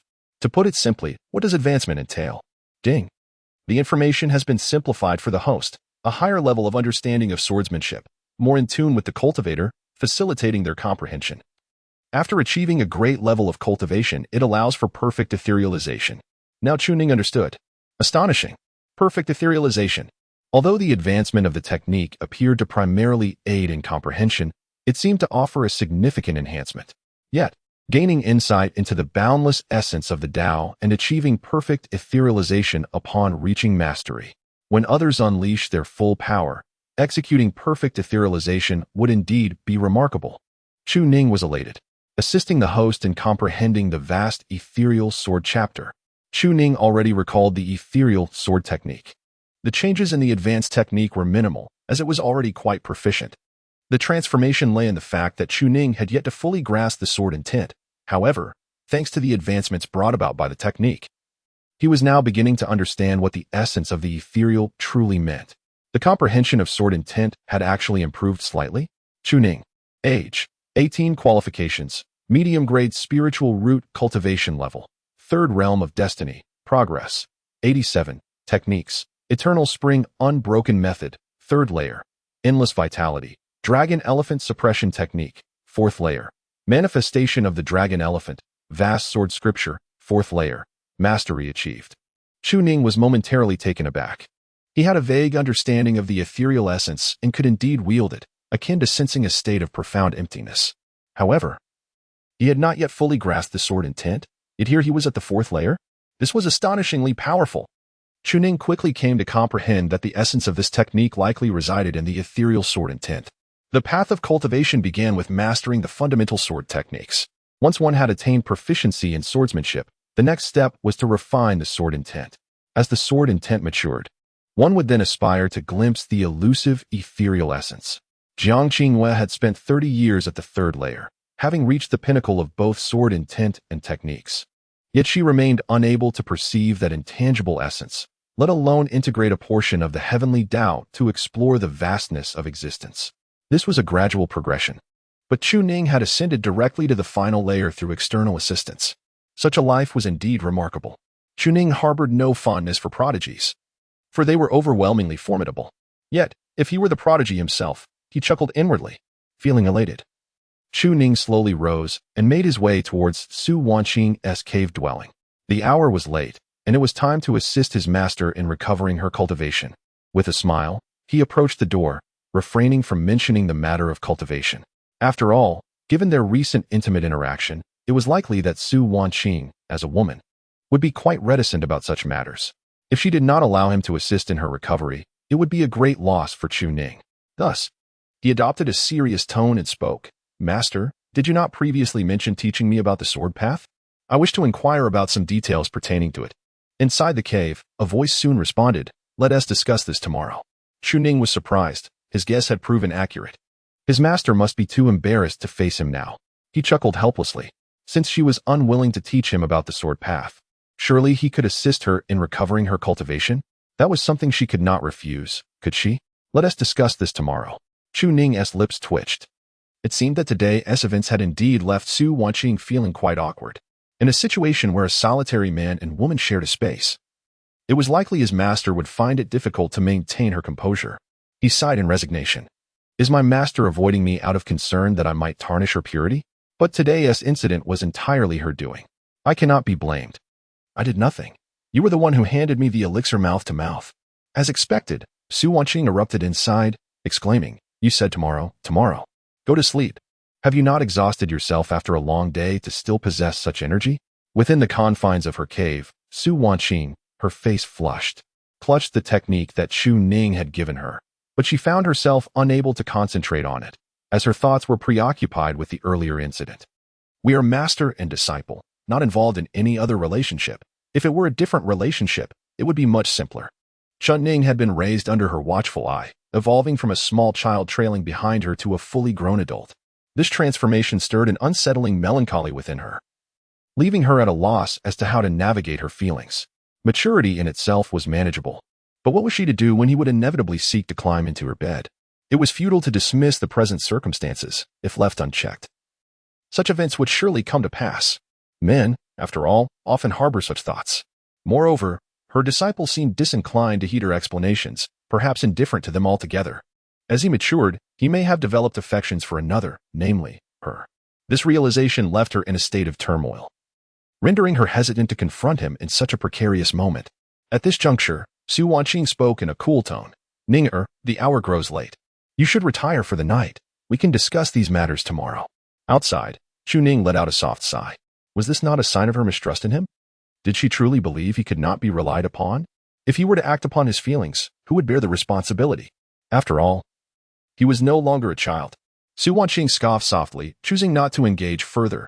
She needed to fully comprehend this technique before addressing any other concerns. Just then, Chu Ning, with a hint of resignation, confessed that he had harbored feelings for his master for some time, drawn not only by her formidable skills, but also by her unparalleled beauty. Yet, having such feelings did not necessitate action. Merely liking someone did not compel one to act upon those sentiments. Had he ever behaved inappropriately towards her? The events of today, while intertwined with her, should not impede his pursuit of the Tao. Patiently, Chu Ning awaited at the entrance of the cave dwelling. However, after a prolonged silence, he received no response. It seemed there was no alternative. Alas, this was a disaster. Not only was he unable to see his master, but he had also lost a source of contribution. How perplexing the thoughts of a woman could be. Just as he prepared to depart, the door of the cave creaked open. Su Wanqing appeared, draped only in an outer garment, revealing her smooth neck beneath which she wore no inner clothing, suggesting that she was clad merely in a simple undergarment. At that moment, the woman cast a calm glance at Chu Ning before stepping inside to speak. Chapter 22. An open discussion within the cave abode of Zai's Yufeng. Su Wanqing and Chu Ning were seated, one upon a chair, the other upon a bed. The man bore a countenance marked by distress, while the woman exhibited an air of cool detachment. Their gazes did not meet. It was Su Wanqing who averted her eyes from Chu Ning. Allowing him entry was an acknowledgement of the validity in his words. Yet, had not the master declared it all a misunderstanding? If one does not eat, can one truly be nourished without proper sustenance? Does that substance hold any value for the master? Observe. You have now reached the latter stages of the third realm. Your cultivation remarkably stable. Is that not a positive development? Yet, this matter is being used to tease her? Engaging in such tactics? Su Wanqing was already adept in her thoughts long before Chu Ning's birth. Is it not said that we are to discuss the sword path? Why remain in silence? Chu Ning, upon hearing her words, regained his composure and offered an awkward smile. Unable to resist, he gazed at her. She was indeed striking and rather captivating. Master, I wish to inquire about the mysterious sword technique. Su Wanqing acknowledged him with a slight sound. Proceed. Is the essence of the mysterious sword technique encapsulated in its ethereal nature? Indeed, but there is no need for you to dwell on it.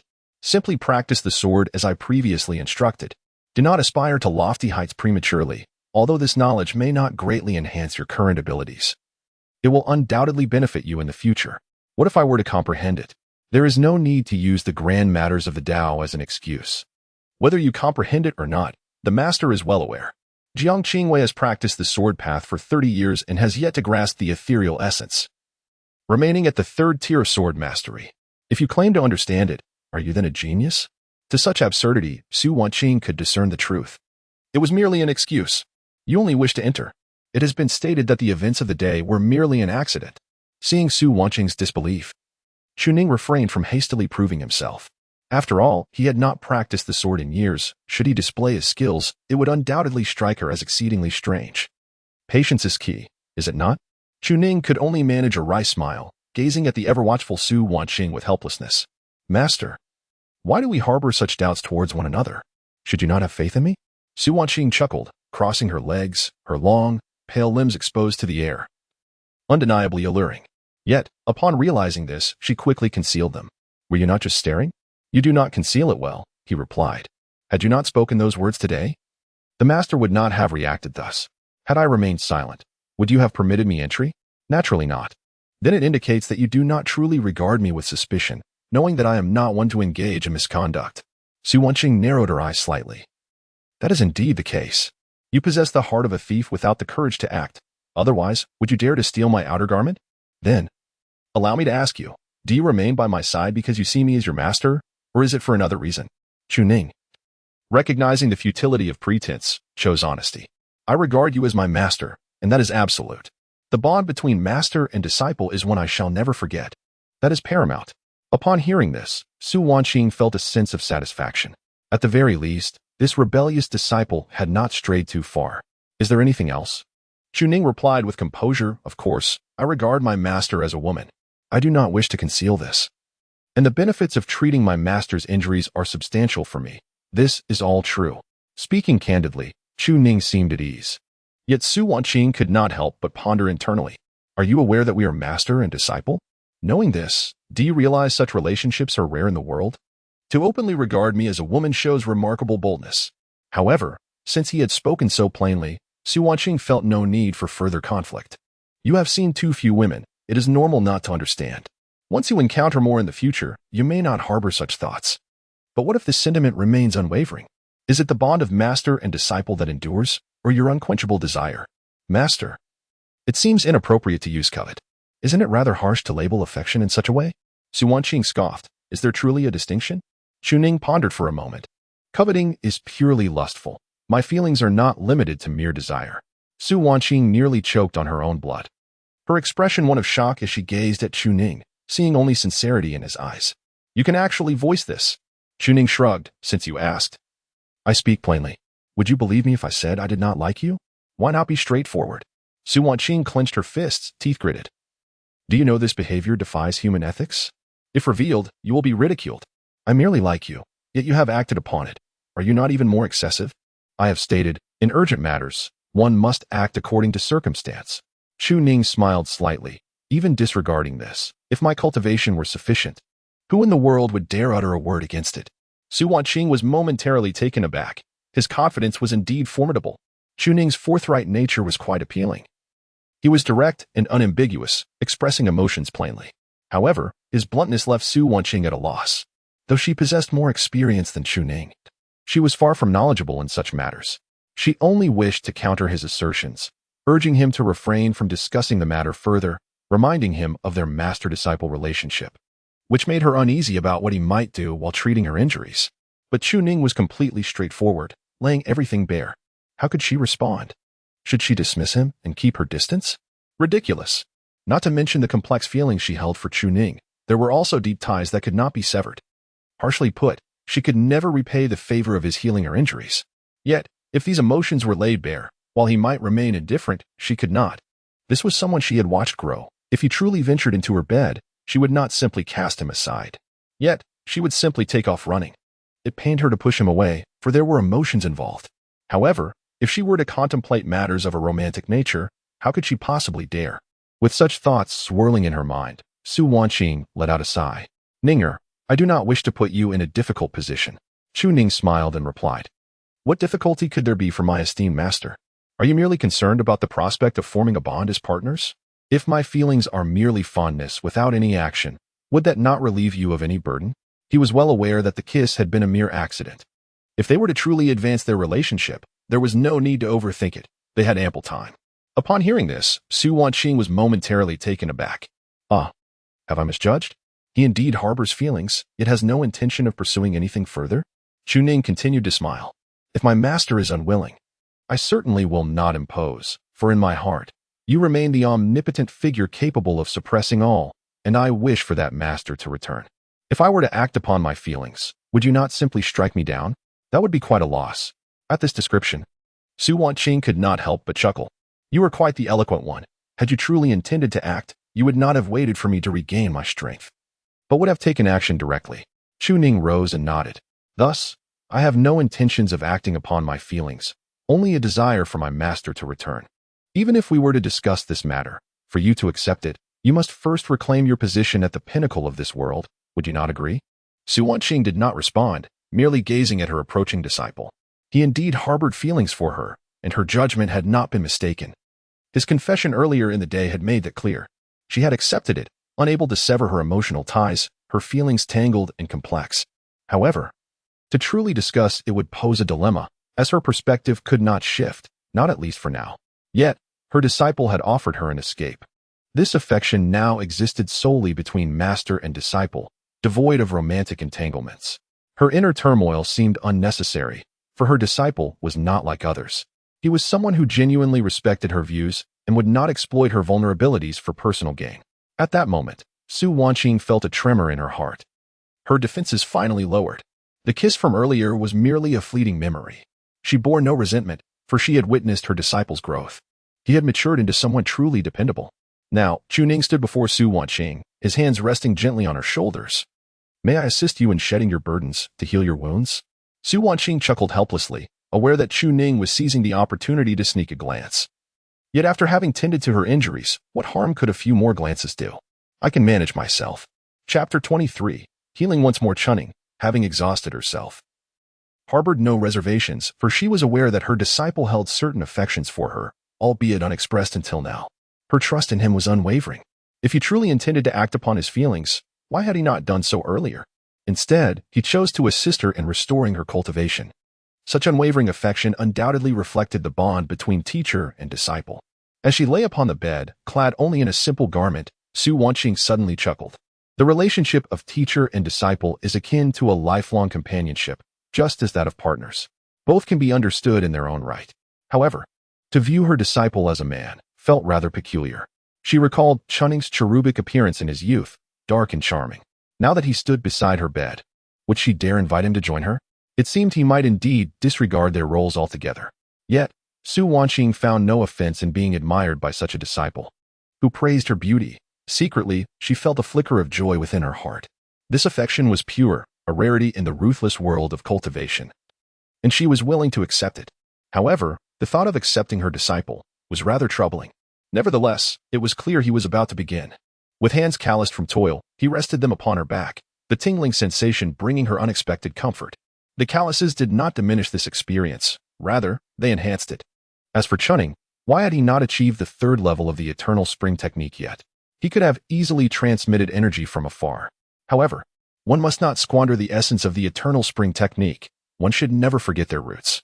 Su Wanqing had long understood Chu Ning's healing methods, infused with the essence of eternal spring. Yet this time, something felt amiss. Chu Ning immediately began to channel his entire cultivation. With the third level of Eternal Spring mastered and at the peak of the third realm, the essence he could generate was incomparable to before. In an instant, a torrent of Eternal Spring essence surged, flooding through Su Wanqing's meridians. What had once been a trickling stream now resembled a mighty river. A sudden gasp escaped Su Wanqing. She had not anticipated such a volume.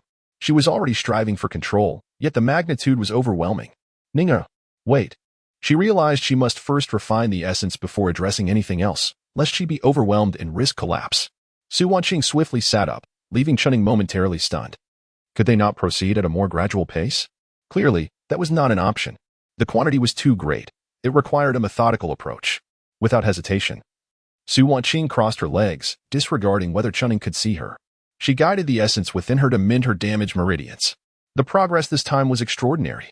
Detected that the host has restored 5 of her cultivation as a wife. Reward: 50,000 contribution points. Chu Ning stared in astonishment. My goodness, he had truly not noticed this before. The master is indeed quite remarkable, and this is while being protected. What if that layer of obstruction were to disappear? At this moment, Su Wanqing opened her eyes in astonishment, a smile gracing her lips. Ninger, the progress this time is swift, perhaps it is for my sake. Yet, before she could finish her sentence, she noticed Chu Ning equally stunned. Su Wanqing momentarily froze, her lips twitching. Are you truly not contemplating anything else? Do you simply seize every opportunity to gaze? Chu Ning, still dazed, had eyes filled with an insatiable desire for indulgence. Chu Ning, Su Wanqing scolded sharply. And Chu Ning snapped back to reality. Meeting Su Wanqing's flushed and irate expression, Chu Ning offered an awkward smile. Hiki. Su Wanqing, uninterested in further engagement, discreetly draped her outer garment over herself. Continuing to cultivate in silence, is that not permissible? Dare you suggest otherwise, and you shall face dire consequences. Chu Ning refrained from voicing any objections. It was all too evident. Even the master had noticed without saying a word. If there was sustenance, that was sufficient. Yet the desire to be fully satiated lingered. Is there no issue? It seems the master is recovering well. Su Wanqing finally acknowledged with a slight nod. The progress was astonishing, surpassing her expectations. Chu Ning immediately brightened. Then let us continue. Once more, the grand essence of spring surged forth. This time, Su Wanqing deliberately bit her palm to stifle any unusual sounds. She resumed her seated meditation. The restoration continued. System notifications chimed. Detected that the host's wife has restored 5 of her cultivation. Reward contribution value 50,000. Detected that the host's wife has restored 5 of her cultivation. Reward contribution value 50,000. Detected that the host's wife has restored 4 of her cultivation. Reward contribution value 40,000. Detected that the host's wife has restored 3 of her cultivation. Reward contribution value 30,000. Detected that the host's wife has restored 2 of her cultivation. Reward contribution value 20,000. Su Wanqing transitioned from initial displeasure to a growing sense of satisfaction. A disciple truly proves to be invaluable. Having nurtured her own, it brings a sense of trust. In a brief span, most of the meridians within her had been repaired, and she could once again feel the flow of spiritual energy. The next step was to mend the damaged spiritual abode. In fact, she no longer felt the need to conceal herself, allowing the bull to exert itself. After all, it had seen worse, hadn't it? However, she sensed that the essence of spring was diminishing. Furthermore, her disciple's gaze was growing increasingly listless. The first time she had witnessed Chu Ning's reaction, he was nearly drooling. Yet gradually, he became indifferent. As time passed, he was on the verge of exhaustion, and the essence of spring continued to wane. Su Wanqing felt a sense of unfulfilled desire, but with a thud, Chu Ning collapsed to the ground. Detected that the host's wife has cumulatively restored 20 of her cultivation. Cumulative reward contribution value 200,000. Cultivation restoration progress 31. 1/3 of her cultivation had been restored.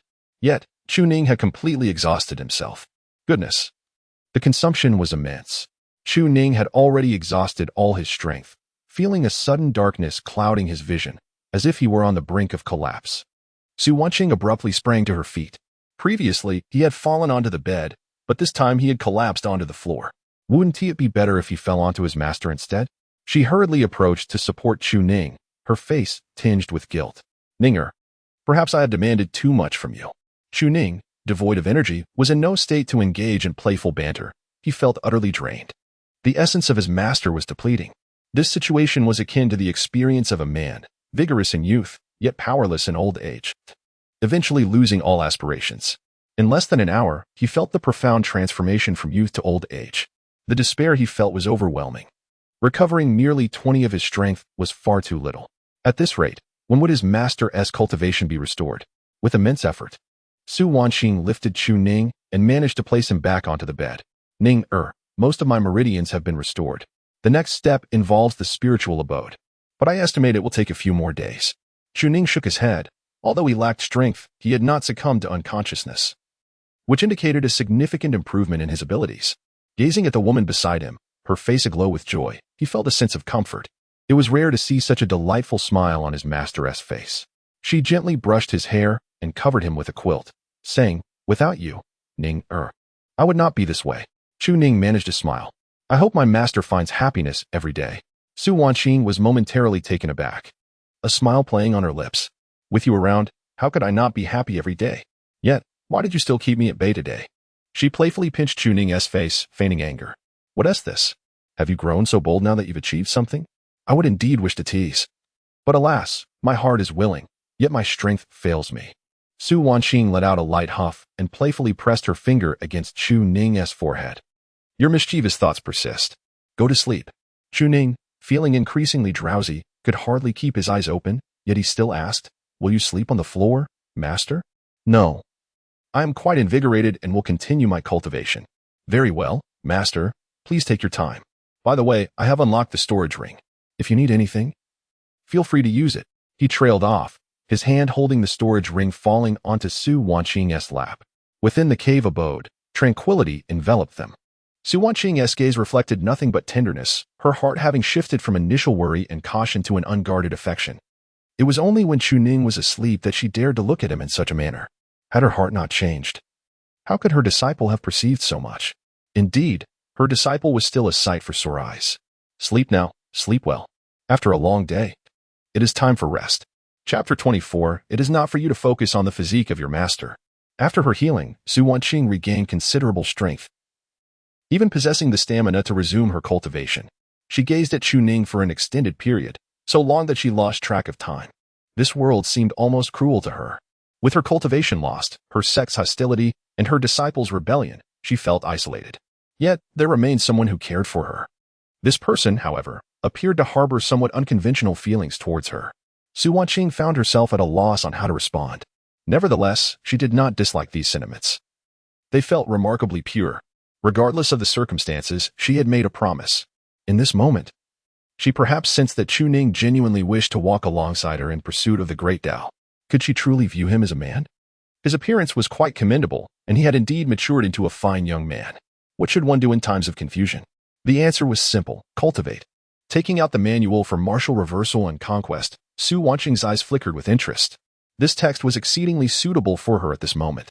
She did not wish to be treated as a mere ornament, nor did she desire to be coddled. She had always been strong-willed. Now, with her Tao heart being reforged, she would act accordingly. Her disciple protecting her? That should not be the case. He was still young and should not bear the world's malice. She ought to share the burden with him. Despite her lost cultivation, Su Wanqing remained a rare prodigy in the human realm, possessing a supreme spiritual root and a solid foundation in the same realm. She undeniably had the potential to contend for the title of the world's foremost being in the future. Her understanding had not diminished, and her innate talent still persisted. With just a glance at the manual, she swiftly grasped its essence. Dual cultivation of law and body. The law cultivator trains the spiritual abode and soul to attain celestial capabilities, while the body cultivator focuses on refining sinews, skin, and blood. This manual distinctly separated the contents of law and body cultivation and subsequently outlined the paths for dual cultivation. The details were nearly flawless. She needed only to focus on the methods of body cultivation. Before long, she comprehended. Martial reversal and conquest was exceptionally suited for someone like her, who had lost her cultivation. Drawing upon her previous understanding, she could rapidly consolidate her blood energy to refine her physical form. Without hesitation, she recognized that time was of the essence, almost akin to life itself. How the storage ring was opened remained unclear to her. Even the methods of her disciple now eluded her grasp. As it was shared between the two, she felt no reluctance. After some searching, she found several types of first-grade medicinal herbs. Upon reaching the bath, she prepared the medicinal solution and sat cross-legged within after a prolonged period of mixing. In an instant, The potency of the medicine nearly scorched her skin. Without a moment's hesitation, Su Wanqing immediately mobilized her internal blood energy, beginning to sculpt the most suitable breakthrough for physical cultivation according to the methods outlined in Martial Reversal and Conquest. Restructuring required the repositioning of meridians and internal organs for a swifter circulation of blood energy. While she found it manageable, the accompanying pain was nearly excruciating. Can any physical pain truly compare to the excruciating agony of heartache? How could one possibly endure such suffering? It is unclear how long it lasted. But that heart-wrenching torment has finally subsided, during which she remained almost entirely silent. A dark essence seeped from her body, a manifestation of stagnated blood. She rose slowly, acutely aware that her corporeal form had undergone a remarkable transformation. It was now capable of harboring both vital energy for physical cultivation and spiritual essence for ethereal practices. This was the essence of dual cultivation. Indeed, this technique was extraordinary, offering a path for cultivation that, in its intricate pathways, seemed even more formidable than the revered secret arts of the Taishan sect. The origin of this method no longer concerned her. Her focus lay solely on its potential to assist her disciples. Continuing her seclusion for cultivation, her physical realm ascended at an almost uncanny pace, reaching the first level of the copper skin realm. Yet, the vital energy within her remained abundant, even allowing for further enhancement. Having already traversed the 9 layers of body refinement and possessing an inherently robust physique as a 6th-level cultivator, stepping into the first realm posed no considerable challenge. In an instant, her vital force surged forth, propelling her into the 2nd level of the iron bone realm. Though her energy reserves were dwindling, they were just sufficient to reach the mid-tier of the 2nd realm. Her power had begun to manifest. While modest, it was enough to accomplish certain tasks. Time slipped away unnoticed, and when Su Wanqing finally opened her eyes, her body bore the marks of stagnation. Yet, she felt invigorated. No longer the feeble being she once was. This was more than adequate. Today, Su Wanqing had re-established her cultivation, achieving the 2nd level of physical refinement in a single day. Even though the path ahead would be fraught with challenges, she felt no fear. She, Su Wanqing, was an undeniable prodigy of the northern region. Now, even as she retraced her steps along the path of cultivation, entering the Tao through physical means, she would do so with unparalleled swiftness, outpacing all others. As these thoughts coursed through her mind, she felt a gentle release of tension, a smile gracing her lips. However, it would be wise to keep this demeanor hidden from her disciples. With that in mind, she rose and donned her spiritual attire. Her bloodied appearance was not fit for public view. Upon stepping into the spiritual pool, the stagnated essence dissipated. Once again, her delicate form emerged, unblemished and ethereal. The physical cultivation had not rendered her muscular. Instead, it had simply enhanced her overall vitality. All that was necessary remained, and she still possessed that captivating allure. Akin to a solitary plum blossom amidst a snow-capped peak, now laid bare to the elements, causing her to momentarily lose her focus. She had previously overlooked this. Perhaps this quality held a significant appeal for men. Was that why her disciples gazed so intently? Unable to suppress a chuckle, Su Wanqing mused that such youthful innocence would soon fade with experience. Chu Ning, still in slumber, lay undisturbed. Su Wanqing swiftly found a set of garments, a golden belly band and white robe. Once reclothed, she felt utterly revitalized. The return of her self-defense capabilities brought immense satisfaction. Cooking. Her disciples had not eaten the night before, and surely they would awaken famished. With these thoughts in mind, Su Wanqing hummed a cheerful tune as she prepared the meal, her spirits evidently high. Upon the bed, a certain part of Chu Ning gradually stirred to life. It was time to rise. Surely, one must be the first to awaken. Currently, as he practiced the dragon-elephant suppression technique, his spirit surged with vigor, such as the vitality of youth. Suddenly, his eyes flew open. The 4th layer of everlasting spring.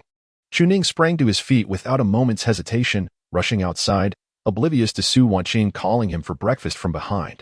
Su Wanqing intended to casually mention her own transformations, no longer merely a decorative vase.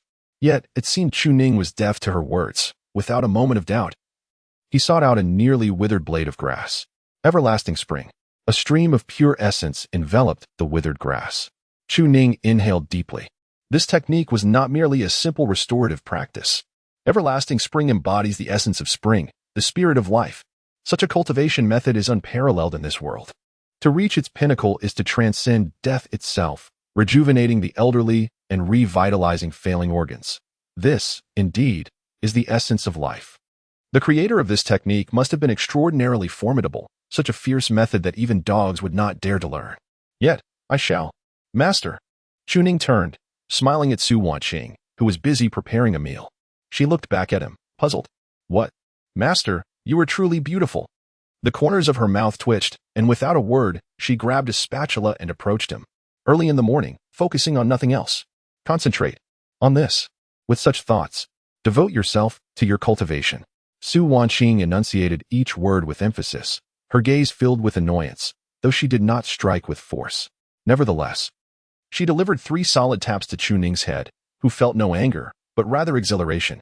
He quietly remarked, Master, my techniques have grown stronger. Tonight, I shall start with at least 2 hours. At these words, Su Wanqing paused, astonished by his rapid progress. Just last night, he had managed only an hour. How confident he is. She chose not to pursue that subject further, allowing a smile to grace her lips instead. How many days did it take you to reach the 3rd realm? I hardly took half an hour. Now, with the protection afforded by the martial reversal techniques, I must share these with my disciple. Ninger, have you noticed anything different about me? Chu Ning regarded Su Wanqing before him, hesitating momentarily. Have you changed your clothes? Su Wanqing smiled mysteriously, shaking her head. Can you not discern my cultivation level? Look again. Chu Ning felt puzzled. What was the purpose of this inquiry? Why not simply state it? Oh, I see. Women love for men to discover changes themselves rather than being told. It provides a sense of accomplishment, does it not? Is it your hairstyle? Su Wanqing let out a soft laugh, unable to contain her amusement. Are you only observing my exterior? Of course, it is not limited to that. It encompasses much more. Chu Ning felt a slight headache coming on. It is not merely clothing or hairstyle, nor even the exterior. It pertains to the inner self. At this moment, Chu Ning froze, unable to suppress a gulp, his gaze gradually descending. Master, it cannot be this, can it? Su Wanqing furrowed her brows. What do you mean by this or that? You cannot even discern my cultivation level. I have made no effort to conceal it. Following the direction of her gaze, Su Wanqing, who had initially worn a smile, suddenly froze, her expression turning rigid. Unruly disciple. The preceding text has been slightly altered, introducing some variations, yet the plot remains largely unchanged. Chapter 25, The Audacity of the Traitor in the Kitchen. Su Wanqing firmly grasped Chu Ning's ear. Her face flushed a deep crimson. Let me demonstrate your cultivation. Can't you discern my current level of mastery? What are you looking at? Chu Ning felt an overwhelming sense of embarrassment. No, you didn't clarify. I thought you were about to showcase something. He hastily added, Congratulations, Master. I never anticipated that after your recent recultivation, you would already possess such an aura. Surely, you must have made significant progress in your physical cultivation. By the way, Master, is this the 2nd realm now? Su Wanqing let out a cold laugh. So now you can see it? Chu Ning scratched his head, chuckling. I only slept for 1 night, and yet your advancement is astonishingly rapid. I truly did not expect this. Are you now in the 3rd realm? Did you anticipate that? I was also concerned about your cultivation progress. But what are you thinking about? Do I need to spell it out for you? With that, Su Wanqing gave a soft, delicate hum. Chu Ning thought it best to change the subject. The previous conversation had been exceedingly awkward. Master, would you like me to help with the cooking? Once the meal is ready, just prepare to eat and wash your hands. Understood, Master. The uncomfortable exchange finally passed, and the two sat across from each other at the dining table. A lavish spread of dishes adorned the table, with an abundance of meats and vegetables, a luxury not lacking in the small bamboo peak. Chu Ning savored the food with delight, having gone without a meal the night before and now feeling quite famished. Su Wanqing, however, was keenly observing Chu Ning's cultivation. His progress seemed to rival her own. When did he become such a prodigy? This is quite promising. He would not burden her too much anymore. Moving forward, his cultivation would require further refinement with medicinal herbs. By the way, has no one from the Tai Xian sect arrived yet? They should have been here by now. Ninger, I am now in the 2nd realm, and I have concealed my aura as much as possible. Your cultivation breakthrough should also be kept under wraps. The less they know of your capabilities, the greater your chances of success. Chu Ning suddenly recalled this matter. With his rapid cultivation over the past few days, he had overlooked this detail. He would need to acquire a method to conceal his cultivation from the system shortly. He nodded in agreement. Master, may I ask what distinguishes the physical cultivation realm from the spiritual cultivation realm? Due to his lack of experience, Chu Ning was somewhat unclear on this matter. Su Wanqing took a moment to reflect on her own experiences before offering her insights. Before the 3rd realm, physical cultivation can easily overpower practitioners of the same level. However, upon reaching the fourth realm, it becomes a struggle. Practitioners in the third realm can ride the wind and wield swords, demonstrating agility far superior to that of physical cultivators reliant solely on their bodily strength. Chu Ning understood, so the dual cultivation of both techniques is essentially a fusion of their advantages, albeit with a comparatively slower cultivation speed. Su Wanqing nodded. Indeed, before reaching the sixth realm, your innate talent should suffice, but after that, it may become quite challenging. Fear not, master. I shall assist you in advancing together.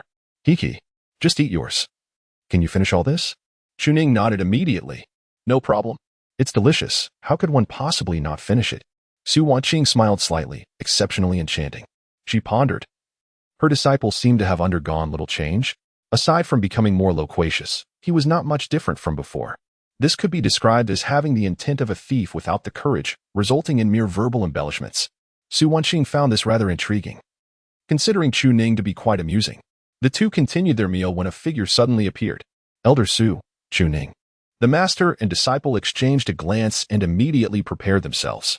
The newcomer was clad in a yellow robe, the master of the Dan Peak of Taishan sect. Li Xing, a Peak 6th realm cultivator. The elder wore a smile as he approached the two, noticing they were dining and could not help but engage in conversation. The aroma of this meal is quite delightful. I wonder if the old man might also partake? Su Wanqing narrowed her eyes and smiled. Upon hearing her laughter, the elder mistakenly believed she had consented and could not resist the urge to sit down. However, immediately following was Su Wanqing's remark. What are you? Get lost. You are an eyesore. Do you even deserve to eat? The elder's expression suddenly stiffened. He never expected Su Wanqing to utter such words with a smile. His gaze instantly filled with murderous intent, but recalling Su Wanqing's identity and the legacy behind her, he restrained himself. You wretched woman, now merely a waste, dare to act so brazenly. Once you consume that Yang Xin Long Dan, I shall personally witness the sect leader deal with you, you wretched spawn. He detested individuals like Su Wanqing the most. Her century of cultivation surpassed nearly a millennium of their own, and she was excessively arrogant. Now that she had fallen from grace, he was more delighted than anyone. High places are lonely. Can you endure it? Nevertheless, at that moment, his face still bore a smile as he produced a portion of elixirs. Elder Su, a few days ago, you purchased elixirs from my Dan Peak. I must have collected a bit too much, having miscalculated the cost of the herbs. So these are additional compensations for you, Elder Su.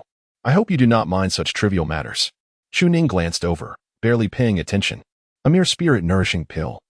They wouldn't even bother to exploit that. Su Wanqing shared the same sentiment, continuing to eat with a smile, yet her mocking tone never ceased. What are you?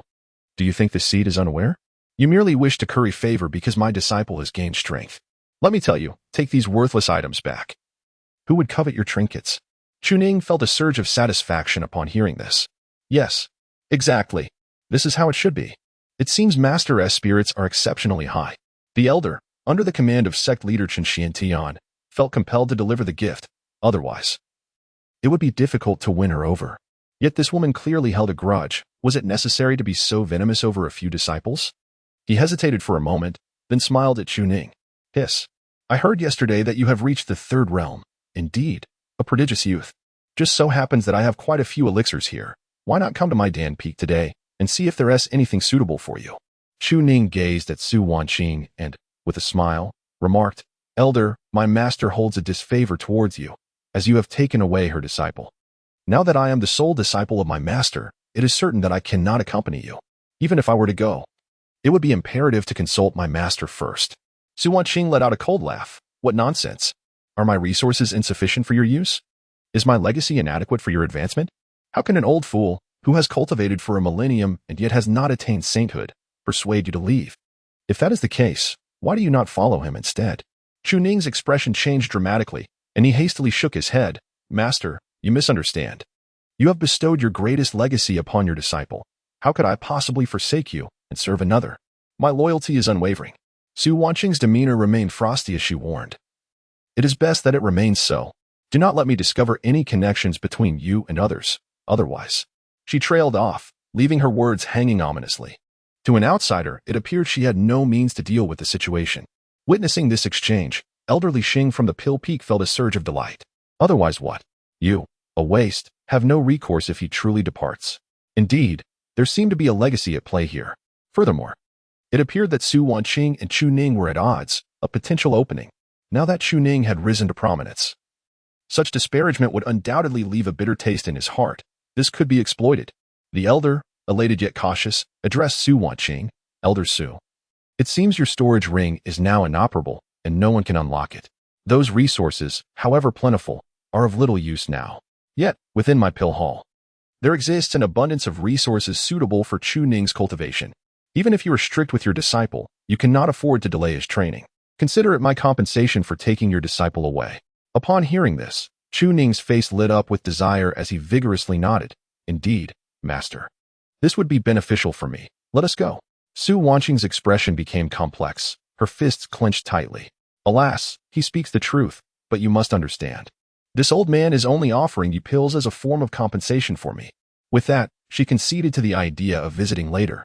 Li Xing, filled with joy yet harboring a smirk, thought to himself, what is Su Wanqing? Merely a pawn in this game.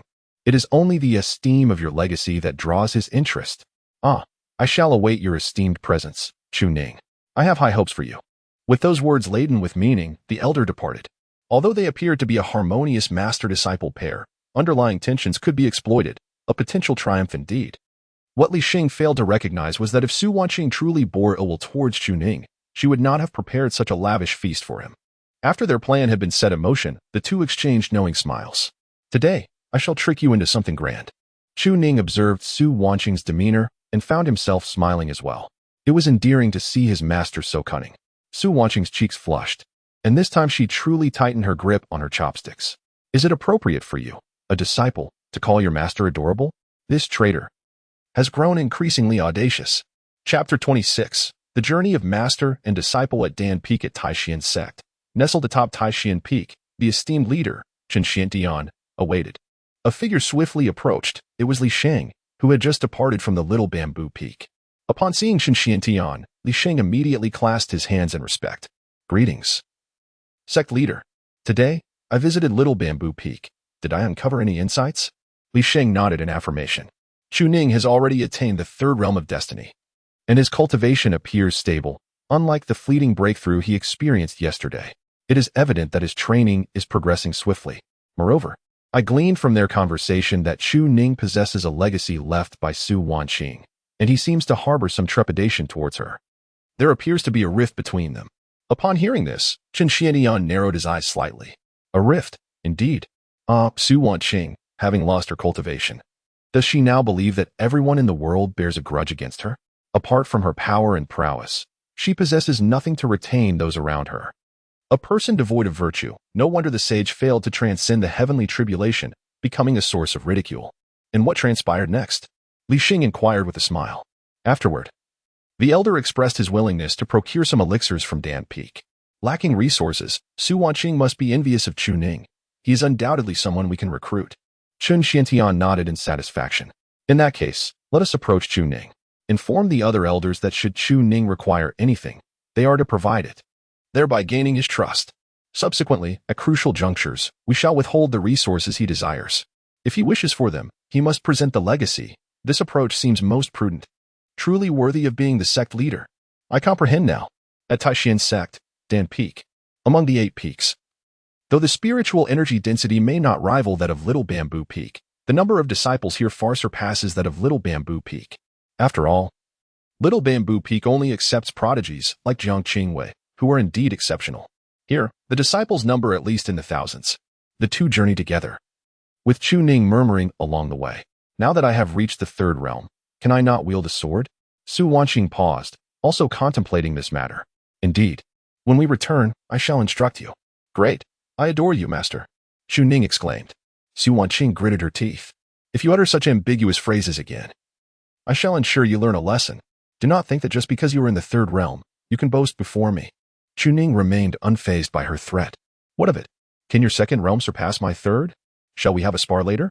Su Wanqing raised an eyebrow, playfully chiding. It seems your courage has indeed grown. Very well, we shall see when we return. At last, they arrived at Dan Peak, a site of grand scale, starkly contrasting the serene ambience of Little Bamboo Peak, adorned with extravagant constructions. The disciples of Dan Peak donned golden robes, and the appearance of the two instantly captured the attention of many. Who is that woman? She is extraordinarily beautiful. Could she be here to study under us at Dan Peak? Are you blind? That woman is Su Wanqing, the master of Little Bamboo Peak, the foremost prodigy and sword cultivator of the northern domain. Do you not recognize her? Are you referring to the sword saint in green, Su Wanqing? I have only been initiated into the sect for a year. Yet I distinctly recall that this person's cultivation has been rendered futile. Indeed, it is true, they have become a mere shadow of their former self. However, do not provoke her, for this woman is not an entity to be trifled with. Among them, a figure suddenly appeared, their face adorned with a mocking expression. Oh, I wondered who it might be. Junior brother Chu Ning? A woman in a yellow robe gracefully approached, blocking the path of the two. Yi Miaoing. Having once been a disciple of Su Wanqing, she is now the prized disciple of Wang Xing, the master of Dan Peak. She had heard of the events from yesterday. Could the esteemed senior sister truly be defeated by Chu Ning? What a farce. Upon seeing the newcomer, Su Wanqing maintained her composure, having seen through the situation long ago. Chu Ning merely smiled slightly. Ha, senior sister Yi? Yi Miaoing scoffed. You, a mere waste, dare to call me senior sister? If it were not for Su Wanqing's pity in taking you in, you would never have set foot in Taishuanzong in your lifetime. So, have you come to my Dan Peak to flaunt your power? Chu Ning continued to smile, though senior sister Yi has sought higher pursuits. Must we not at least show respect to our elders? Have you forgotten to address them properly?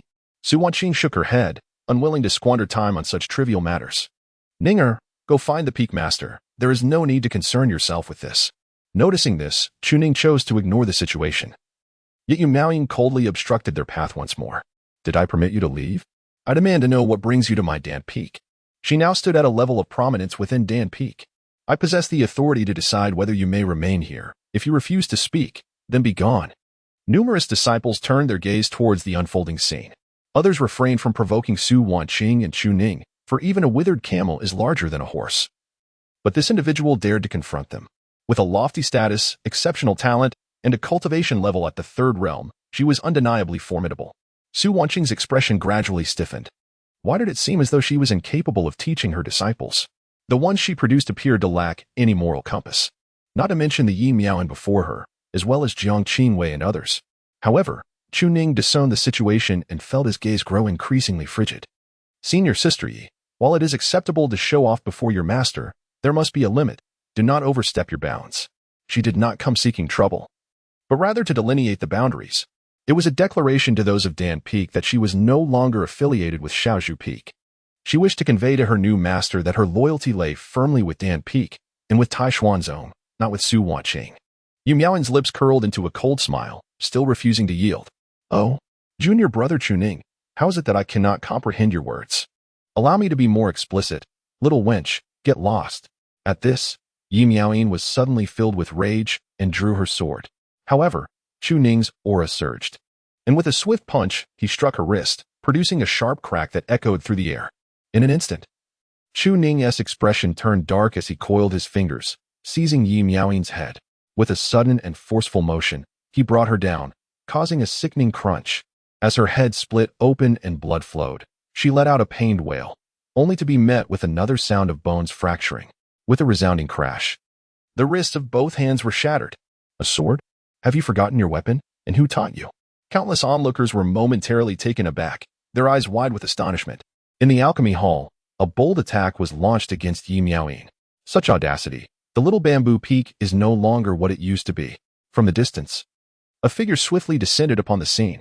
It was the senior brother of Danfeng. How dare you, beast, insult my junior sister? Upon seeing the newcomer, Chu Ning noted that he was merely at the early stage of the fourth realm, yet he wore the unmistakable aura of Su Wanqing's legacy. The dragon elephant suppression technique. A magnificent dragon pattern instantly enveloped him, and as the man before him hurled a magical artifact, he effortlessly shattered it with a single punch. Then, seizing the assailant by the throat, he slammed him to the ground with tremendous force. In mere moments, the two were subdued. As they lay on the ground, wailing in agony, Su Wanqing caught the fierce gaze Chu Ning directed at her, and it dawned on her that they had to maintain their pretense. A triumphant smile spread across her face. Ha, my disciple is indeed formidable. Ninger, henceforth, your master's reputation shall be revived through your prowess. Do not disappoint me. As she uttered these words, she felt an urge to slap herself. It seemed her wits had abandoned her as expected. Eyes were upon them. A figure approached with authority.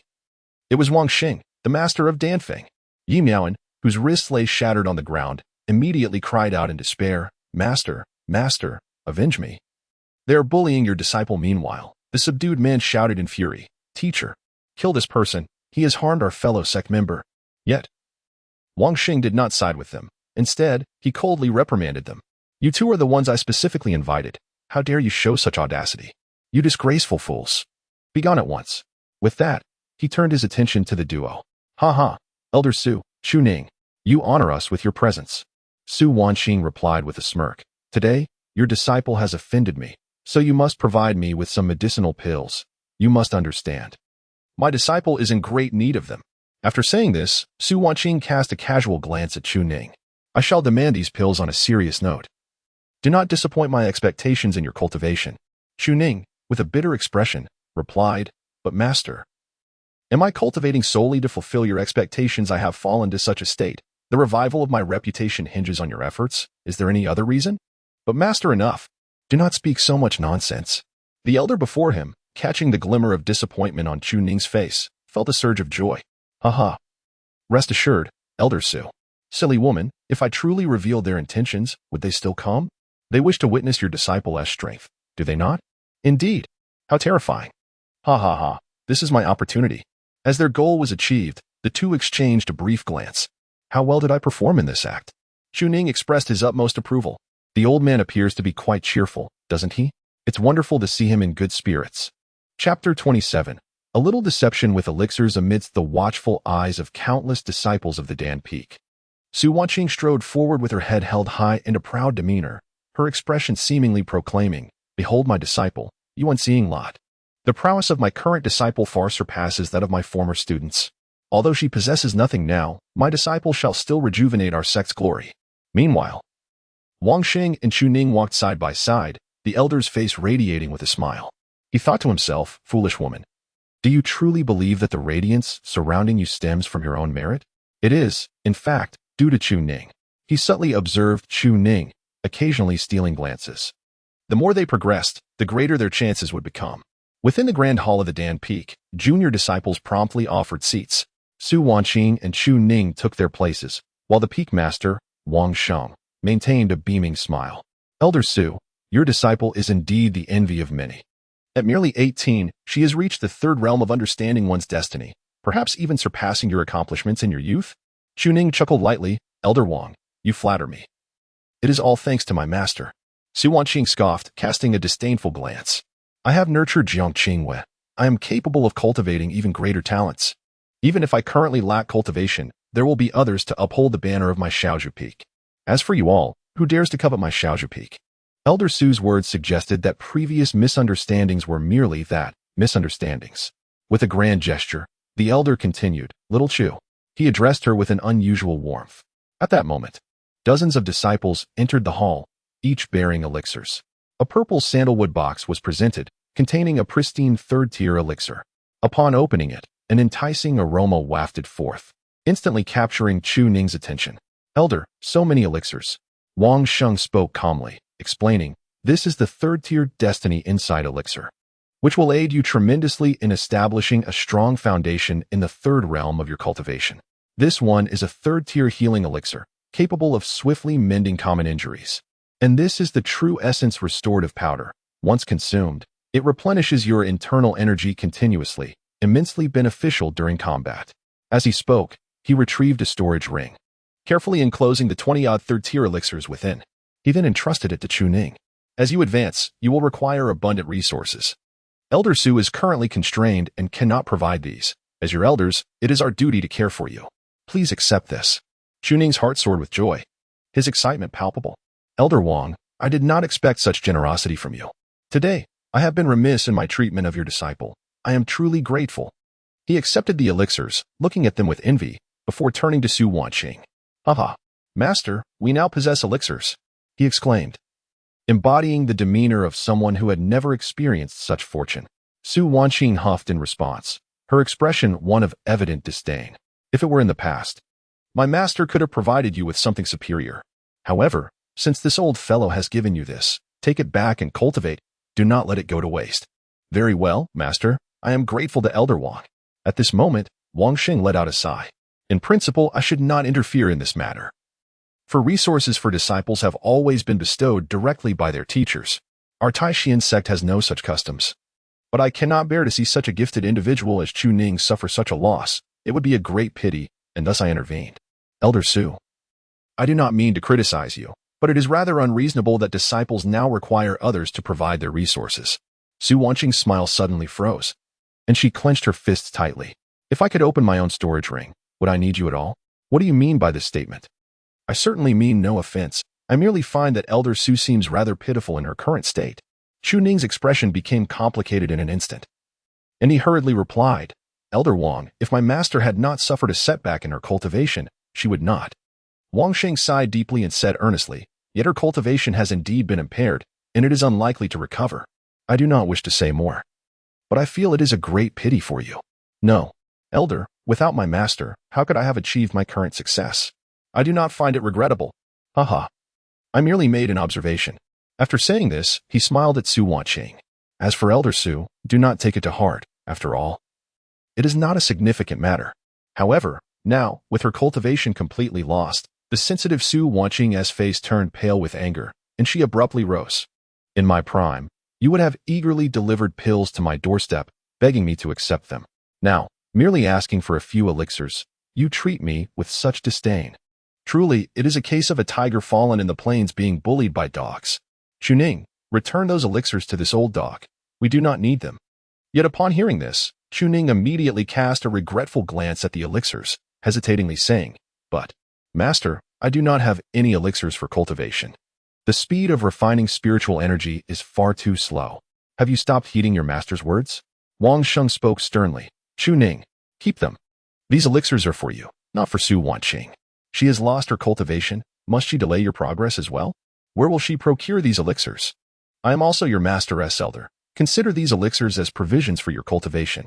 If they are insufficient, come to me for more. Do not concern yourself with her opinions, for what can aid you is ultimately beneficial to you. Su Wanqing's eyes burned with fury as she glared at Chu Ning. Did you not hear your master's words? Return. Chu Ning felt particularly conflicted, glancing at Su Wanqing and then at Wanqing. He ultimately decided to relinquish the elixirs. Yes. I am sorry, Elder Wang. I will listen to my master. His voice was weak and feeble, and seeing him in such a state seemed to relieve Su Wanqing of some of her pent-up anger. Good. Chu Ning, well done. Rest assured. I will certainly help you find these elixirs. As he spoke, he impatiently rose and immediately called out to Chu Ning, ready to depart.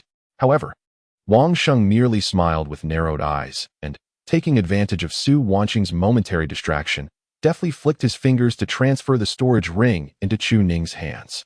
Following this, a voice transmission echoed in his mind. Little Chu, take it, but do not let your master discover it. She is overly concerned with her pride and will make you suffer for it. I have high hopes for you. Should you require anything, come find me discreetly, but ensure she remains unaware. Upon receiving the storage ring, Chu Ning's eyes sparkled with joy, and he nodded eagerly. Wanqing watched the two depart, a smile tugging at the corners of his mouth. The first step had been accomplished. He chuckled softly. Some third-tier elixirs were hardly significant. Perhaps at this moment, you consider them trivial, but in the future, what he could offer was abundant. Meanwhile, outside, Su Wanqing and Chu Ning walked side by side. Although they appeared silent, they were engaged in a hushed, cautious exchange. It seemed this old fellow believed he could win me over. He might even provide elixirs in the future. Upon hearing Chu Ning's words, Su Wanqing maintained her angry demeanor, yet her voice soon followed. They are all watching us. Later, we shall put on a performance. Perhaps feigning that I discovered your reliance on these elixirs for cultivation, leading to my furious outburst, prompting those observers to intervene. Chu Ning was on the verge of laughter, struggling to suppress it while contemplating all the sorrowful thoughts he could muster, yet he nearly burst forth with mirth. Master, you truly excel at acting. You have portrayed the already crumbling phoenix woman with such flair. What is a phoenix woman? Just a creature. Su Wanqing? With a swift kick, Chu Ning managed to evade her. I was merely jesting. Master, you are playing a role, but these people are genuine. With a light snort, Su Wanqing's lips finally curled into a smile. These elixirs are far from sufficient. We require much more, both elixirs and magical artifacts. Perhaps we should visit the artifact forging peak next, to select a couple of suitable magical items for you. In truth, even if I do not go, They would deliver them regardless. Just as Chu Ning was about to consent, a middle-aged man approached with a look of excitement. "Ah, Elder Su, Chu Ning. I have been searching for you." The newcomer was Su Hu, the peak master of the artifact forging peak, boasting a peak cultivation level of the 6th realm. His face radiated a sincere smile. "Little Chu, now that you are at the 3rd realm, you need a fitting magical artifact. Why not come and explore my artifact forging peak?" The two exchanged glances, surprised that the opportunity had presented itself so readily. Yet, according to the narrative, the currently irate Su Wanqing would surely explode with fury. "You, and Wanqing too, are merely here to witness my humiliation. Chu Ning, we do not covet their charity. Let us go." With that, they turned to leave, casting out a bait. Su stood momentarily stunned, while not far off. Wanqing soon arrived and recounted the earlier events. Only then did Su Hu come to a sudden realization. So this is how it is, haha. Su Wanqing still clings to her pride. While Chu Ning is but a feeble character, having gained heritage, he still lacks any grandeur. It is quite fitting, indeed. I shall select a fine gift and seize the opportunity to present it to Chu Ning. In doing so, will it not lead to great achievements? Wanqing also laughed heartily. Haha, this merit shall undoubtedly be ours to claim. Chapter 28. The loss of kinship. The master and disciple returned to Shaozhu Peak in high spirits. Chu Ning meticulously counted the elixirs, over 20 third-grade pills, including those for nourishing the spirit, enhancing cultivation, and restoring injuries. Though seemingly of little value, having them was certainly better than having none. Su Wanqing's storage ring was filled with such treasures, an undeniable mark of wealth. Yet, outsiders might assume that a wealthy woman could not access her funds. However, Chu Ning had already deciphered the password. With just a slight exertion, the master had them spinning in circles, earning the disciple's admiration. Chu Ning immediately began to flatter, focusing on providing emotional value. Such compliments were usually disregarded by Su Wanqing, who found them rather dull. Yet, hearing Chu Ning express them now brought a smile to her lips. What was this? The two of them were poised to conspire against others on a grand scale. And this was merely the beginning. Within the Taishian sect, there existed a spiritual sword, one that had yet to recognize its master. The master was confident in her ability to procure that artifact. Chu Ning nodded vigorously and leaned in closer. Seeing this, Su Wanqing's face flushed, and she quickly stepped back. What are you doing? Noticing her heightened vigilance, Chu Ning grinned and said, What are you afraid of, master? I wouldn't dare do anything untoward. The woman clenched her fists, gritting her teeth. What do you mean, afraid? Your intentions are all too clear, and how dare you behave so brazenly in broad daylight? Earlier, the master had mentioned teaching her disciple sword control and engaging in friendly sparring. The disciple was eager to gauge the current level of his master's prowess. I am at the late stage of the 3rd realm. Even if Su Wanqing advanced rapidly, she was still merely at the 2nd realm of physical cultivation. How could she possibly match him? Chu Ning was determined to test this. His familial standing was at stake. Su Wanqing smirked, casting a sidelong glance at Chu Ning. Next time, just speak plainly. Don't suddenly lean in and then say something. Was the master afraid her disciple might do something? Su Wanqing narrowed her eyes slightly, the corners of her mouth lifting. Oh, what do you wish to do? You wish to kiss? He was quite candid. Upon hearing this, Su Wanqing was taken aback, momentarily stunned. After a moment of realization, she burst into laughter. It seems I have trained a rather unruly disciple. Other disciples had left upon losing their cultivation. Yet Ning'er remained, pondering other matters. While Su Wanqing felt a mix of indignation and sorrow, her expression remained unchanged. She merely smiled at Chu Ning. If you have the courage, then come forth. Chu Ning was momentarily stunned, exclaiming, Oh, really? Or should we return to the cave? Su Wanqing's smile widened. It matters not. After all, the shade of the trees here conceals us from prying eyes. Come, Ning'er. Her tone felt somewhat peculiar, sending chills down Chu Ning's spine. Yet, unable to decipher Su Wanqing's intentions, he thought that since his master had agreed, perhaps it meant. Chu Ning stowed away the storage ring, his expression filled with anticipation as he stepped forward. Since the master had spoken, suddenly a whoosh pierced the air, and with tremendous force, a kick was aimed directly at Chu Ning's face. However, Chu Ning was already prepared. He had anticipated that such a pleasant turn of events was too good to be true. With both arms raised in defense, he was nevertheless sent flying by a powerful kick.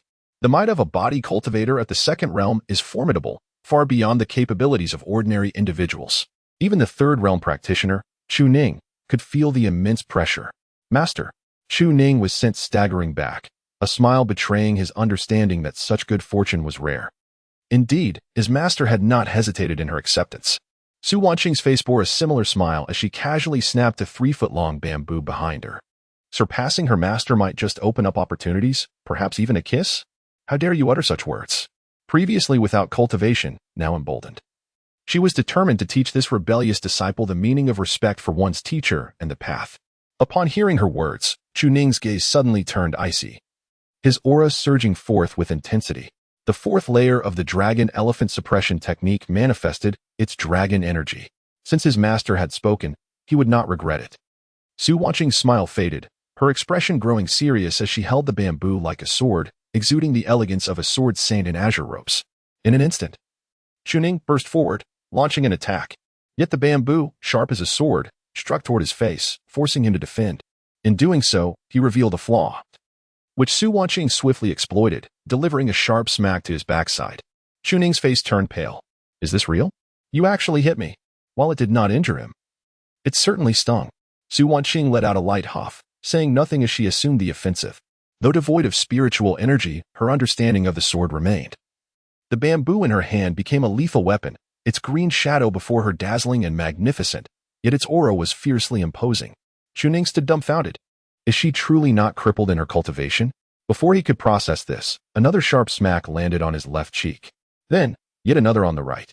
The pain forced Chu Ning to retreat, fiercely rubbing his sore spots. Su Wanqing, this is too much. What kind of punishment is this? Su Wanqing glared back, exclaiming, Oh, you're calling me by my name now. It seems I haven't struck hard enough. And then she continued her relentless assault, leaving Chu Ning fleeing in desperation. With skills like yours, how dare you flaunt yourself before your master? What actual combat experience do you possess? A few victories against sheltered disciples have inflated your ego? In calling me by my name, how bold? Slap, slap, slap. Chu Ning was at his wit's end. Master, I truly intend to fight back. Though he proclaimed this, he found no opportunity to close the distance. His body was riddled with openings, and the moment he exposed himself, he would be struck at his weaknesses. To avoid severe pain, he must defend, but with each defense, his backside was met with another painful reminder. Had it been a sword instead of bamboo, he would have been incapacitated. He even attempted to conjure a spell, but before he could unleash it, he was interrupted. How is this even possible? Has my master's cultivation truly been rendered useless? How can she still employ such tactics? No wonder she was bold enough to agree to such a proposition. While Su Wanqing may have lowered her guard around Chu Ning, she had not consented to become his partner. However, now that she had acquiesced, how could Chu Ning retreat? Wasn't it merely a matter of swordsmanship? At this moment, the corners of Su Wanqing's mouth curled into a mocking smile, her disdain evident as she looked down upon Chu Ning. Young one, you still have years of practice ahead of you. Since I have some spare time, I may as well impart a few practical techniques. Are you not going to learn diligently? Chu Ning remained silent, his thoughts consumed by the vast essence of the sword art. In an instant, he discerned the flaw in Su Wanqing's ethereal sword technique. Standing atop the shoulders of giants, he perceived that Su Wanqing's swordsmanship was akin to displaying one's skills before an expert. There lay an opening. Without hesitation, Chu Ning launched a decisive strike. Su Wanqing, unperturbed, wielded her bamboo whip downward, yet Chu Ning effortlessly evaded it. With that evasion came the opportunity. He unleashed the full force of the dragon elephant suppression technique. Su Wanqing's expression shifted dramatically. Has he truly recognized her flaw? How could that be? A punch descended upon Su Wanqing's face, its momentum as formidable as a mountain's descent. It halted just before her visage, the overwhelming gust of energy ruffling her hair, leaving her wide-eyed in astonishment as she gazed at Chu Ning. How did you see that? Should this punch land, even with her formidable physical strength, it would undoubtedly render her unconscious. To fell someone of that caliber with a single blow is indeed a testament to might. Chu Ning remained silent, retracting his fist, and casually inquired, Master, do your earlier words still hold true? The corners of her mouth trembled before she suddenly burst into laughter. Ha ha ha. In all my years of swordsmanship, I possess but 4 flaws, and unexpectedly, you have managed to uncover one today. Chu Ning chuckled. It was merely a coincidence. A fortunate happenstance. After all, we have both elevated your ethereal sword technique. One cannot blame the disciple for this insight, can they? Otherwise, I would have endured countless lashes. At that moment, Su Wanqing appeared lost in thought, unable to suppress a downward gaze. It seems I am truly lacking now. Chu Ning was taken aback. What? Master, why are you feeling downcast? He hastily offered words of comfort. It is merely that I have gained some understanding of your swordsmanship. You are by no means inadequate. Enough. Su Wanqing sighed deeply. Ninger, you need not say more. I must return to my studies of the sword. You too should strive diligently. You have become quite impressive indeed. Her tone was somber, clearly marked by her melancholic state, as though genuinely disheartened. In that moment, Chu Ning was momentarily stunned, his heart tightening. He clearly did not wish to see his master in such a state, he had thought. Observing Su Wanqing sigh as she departed, he bit his lip, realizing too late. Yet, suddenly, he sensed something. What had been said before the duel? Perhaps if he could win, there might be a chance? No, wait, had he not yet. However, given that master was in such a mood, perhaps it would be best to refrain. But the next instant, halfway through her departure, Su Wanqing, abandoning all pretense, dashed into her cave and slammed the door shut. Chu Ning stood there, bewildered. What? He rushed forward and began to pound on the door. Had he been deceived? Was Su Wanqing truly jesting with him? Inside the cave, Su Wanqing merely chuckled with delight. Ninger, you should practice for a few more years. I shall engage in my own training first, and later, I will teach you the art of sword mastery. Outside the door, Chu Ning wore an expression of sorrow and indignation. He had just had the opportunity to seize the moment, yet she had managed to slip away. How could it be so? Just wait until nightfall. Surely she could not escape then. Su Wanqing, 30 years of fortune and 30 years of misfortune. Do not underestimate the youth and their struggles. Meanwhile, Su Wanqing stood outside, her complexion flushed, and upon hearing his words, she merely scoffed lightly. A rebellious disciple. Does he truly dare to challenge her? Had she known better, she would not have acquiesced. Unexpectedly, her weakness had been revealed. How audacious! Her disciple truly is a prodigy. It seems that the night would not be devoid of confrontation. Leaning against the door, she pressed her forehead in exasperation. Alas, all these rebellious disciples. This one is the most defiant of them all. Chapter 29. When one has thoughts, they are no longer a disciple. Chu Ning felt a twinge of anger. Having been deceived, yet he remained unperturbed. After all, Su Wanqing could escape, but the temple would always remain. You promised me victory would grant me an opportunity. Now, do tell me, did I win or not? Nevertheless, his backside ached terribly. It was quite absurd. No matter, the eternal spring prevails. The superficial wounds were inconsequential, and Chu Ning swiftly returned to his secluded abode. This dwelling possessed the efficacy to obscure prying eyes, alleviating any concerns of exposure. System, check the balance of contribution points. Contribution points balance, 213,000, 213,000. Merely restoring his cultivation could yield 1,000,000 contribution points from his master, not to mention the other benefits.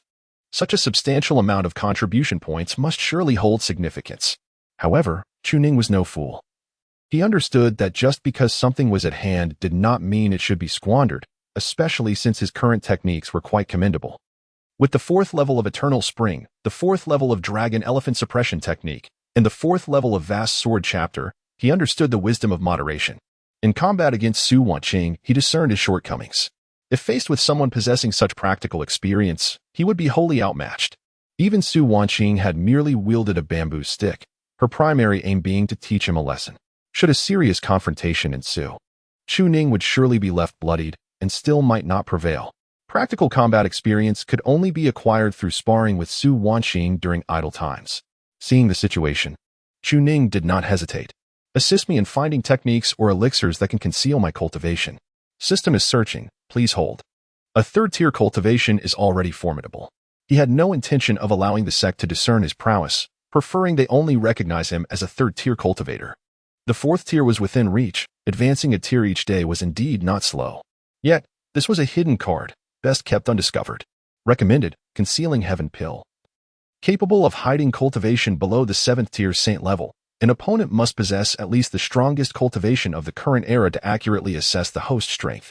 Price, 100 contribution points. This was rather inexpensive. 100 points was quite reasonable. Likely, it was of little utility, hence the low price. Chu Ning promptly purchased 2 pills. At this moment, he must focus on his practice, aiming to reach the pinnacle of the 3rd tier before anything else. Swallowing the elixirs. His cultivation concealed, Chu Ning immediately began to ravenously consume resources. Subsequently, he continued to complement the Eternal Spring, mending the damage inflicted by the Swallowing Heaven Devil technique. Every advantage carries a drawback, yet if I can resolve the disadvantages, I shall truly be a prodigy.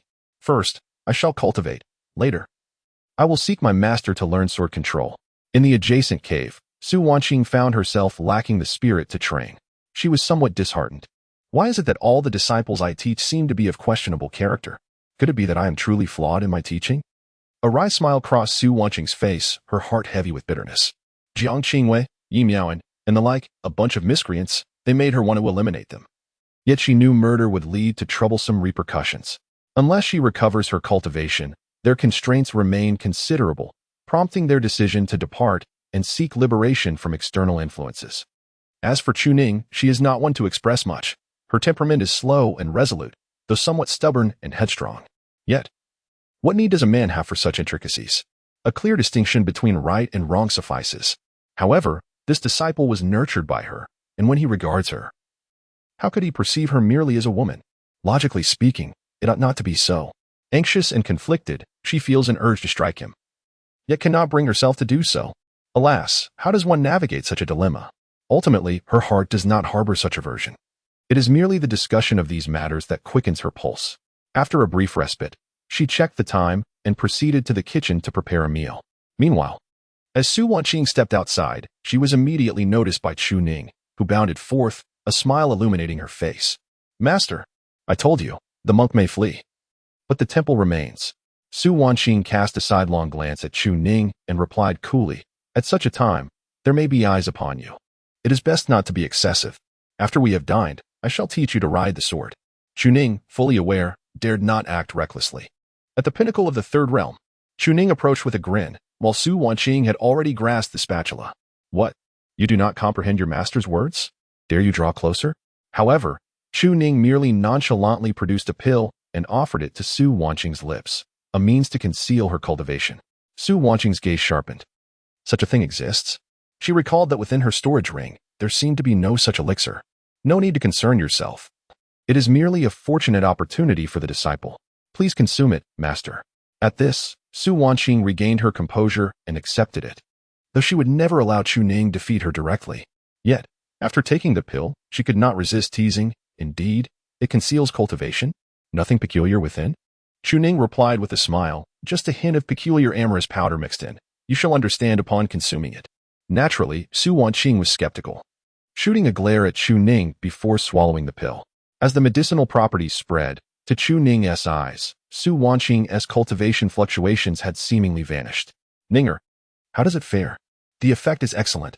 Even the sect master cannot discern your current realm. The woman nodded, feeling gratified, if that is the case. Then all is well. It serves as a trump card. Will you teach me to ride the sword later? With your current cultivation, riding the sword should pose no issue. However, I will continue to spar with you. Your level is still insufficient to fully master your own cultivation realm. Do you understand? Chu Ning eagerly leaned closer, grinning. What I wish to discuss is precisely this matter. By the way, master, may I assist you with the cooking? Can you? I can chop vegetables. He certainly would not miss the chance to be alone with Su Wanqing. Su Wanqing did not refuse, albeit she sensed he might have ulterior motives. Yet, she simply pointed to the nearby ingredients. Do you know how to handle them? Chu Ning nodded vigorously. I do. In the distance, there were still onlookers. Many places remained unseen, yet the actions of the two individuals were crystal clear. Why do I feel as though these two resemble a married couple? Is it not normal for a master and disciple to share a good relationship? Furthermore, although Su Wanqing has lost her cultivation, she is not someone just anyone would dare to approach. Their closeness is merely a reflection of familiarity. Besides, that young man has been raised by Su Wanqing since childhood. How could there possibly be any other type of relationship? TSK. I'll continue to watch and inform the elders when the opportune moment arises. As the sun reached its zenith, the bright rays blazed down. In the kitchen, Chu Ning obediently squatted to the side, refraining from disturbing Su Wanqing as she prepared the meal. He lacked the skill to cook but was proficient in the art of consumption. Su Wanqing remained focused on her task, diligently engaged in her culinary endeavors. Chu Ning gazed intently, showing no desire to conceal his interest. Since his master was already aware of his feelings, why should he pretend? Wouldn't he that be disingenuous? I shall observe openly. At present, his spiritual perception and intuition were remarkably heightened. Even from several meters away, he could see the beads of sweat glistening on Su Wanqing's neck. The beads themselves were inconsequential. What truly captivated him was the way they trickled down her neck towards the alluring valley of her collarbone. Initially entranced by Su Wanqing's exquisite beauty, Chu Ning was immediately drawn in. He fixated on the bead of sweat, counting down the distance, 4 centimeters, 3 centimeters, and it was about to fall. However, just then, a hand wiped away the sweat, leaving Chu Ning feeling a deep sense of regret. As if he had worked his entire life only to fall short at the final moment. Alas, a look of distress crossed Su Wanqing's face. She felt a bit warm. She had not previously realized how much her lack of cultivation impeded her. Now, without her powers, she could not escape the heat and cold. Even cooking could leave her drenched in sweat, sticky and uncomfortable. Suddenly, she sensed something amiss and turned sharply. To her astonishment, she found her disciple staring at her. Su Wanqing paused momentarily, her face flushing crimson, her fist clenched in frustration. Is this what beauty looks like? Chu Ning, taken aback, responded with a simple acknowledgement. Indeed, she was beautiful. In an instant, she hurled a spatula at him. The meal was ready. Serve it. Chu Ning, not daring to delay, immediately sprang to assist but could not help but swallow hard. Strangely parched, he quickly took a gulp from the water jug. A celestial being should not bear sweat. Perfection is expected. Yet now, the perspiration on Su Wanqing and the sight of her rolling up her sleeves to cook presented her in a surprisingly alluring light. Every aspect of Su Wanqing seemed to exude a unique charm. Is this the allure of a mature master? Seemingly ordinary, yet too profound to ponder deeply. The more he thought about it, the more restless he became. Meanwhile, Su Wanqing, growing increasingly agitated, could not restrain herself from kicking Chu Ning twice. What sort of disciple had she taken under her wing? He needed to suppress those inappropriate thoughts. Later, she would teach him sword mastery, and should he misbehave, she would not hesitate to strike him down. Does she truly care? If you were my disciple, I would indeed be reluctant. But are you truly one now? At times of indifference, it may be so. At times of contemplation, it may not be. Such is the nature of things. Su Wanqing, do you discern it rather distinctly? Chapter 30. Half an hour of sword mastery, astonishing Su Wanqing. In an instant, she found herself at a loss for words. Caught between laughter and tears, Su Wanqing was uncertain whether to weep or to smile. How could one encapsulate her current sentiment? Perhaps there was a certain charm in this disciple? His words rang with sincerity, devoid of any concealment of his true thoughts. What should have been an awkward situation transformed into one that felt surprisingly comfortable. Had this matter remained unspoken, she might have consciously avoided meeting Chu Ning. But now that it was laid bare, it provided Su Wanqing with a graceful retreat. After all, she was considerably older than Chu Ning. If she wished to toy with him, she could easily manipulate him as one might a pet. At the dining table, Chu Ning was notably subdued. Preoccupied with his meal and speaking little, for a mouthful could hardly accomplish much. Indeed, his earnest demeanor was quite pleasing to her. Su Wanqing found herself admiring him most when he was asleep or silent. Perhaps it was best to keep him quiet? Su Wanqing mused, her spirits lifted. After a moment, she finished her meal and turned to Xiaozhu Peak to procure a reasonably well-crafted flying sword. Chu Ning, holding a large basin of rice, looked on in confusion. Master, what is this for? For sword mastery, she replied. But do we not have better options? Su Wanqing whispered, this is for appearances. It's best not to retrieve the finest from the storage ring. Chu Ning understood and nodded vigorously. Master, you could share the essentials of sword mastery while I eat and practice. That was indeed her intention. Now at the third realm of knowing destiny, Chu Ning possessed the ability to control spiritual objects with ease. Sword mastery was merely another facet of this, albeit one that required the sword to bear the weight of its master, demanding greater energy and spiritual power. Logically, the spiritual energy consumed in flying a sword over 100 miles was beyond what a typical third realm practitioner could sustain. However, the sword itself possessed a spirit, embodying the essence of swordsmanship and sword intent. Su Wanqing sat beside him, brandishing the longsword. When you were young, I taught you the ethereal sword technique. How much do you still remember? Chu Ning replied promptly, I remember everything you taught me, master. Su Wanqing sighed, this is not the time for jest.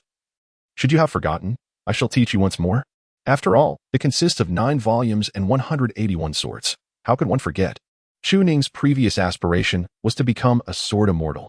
Having witnessed Su Wanqing, the sword saint, roam the world in her azure robes, how could he not feel envious?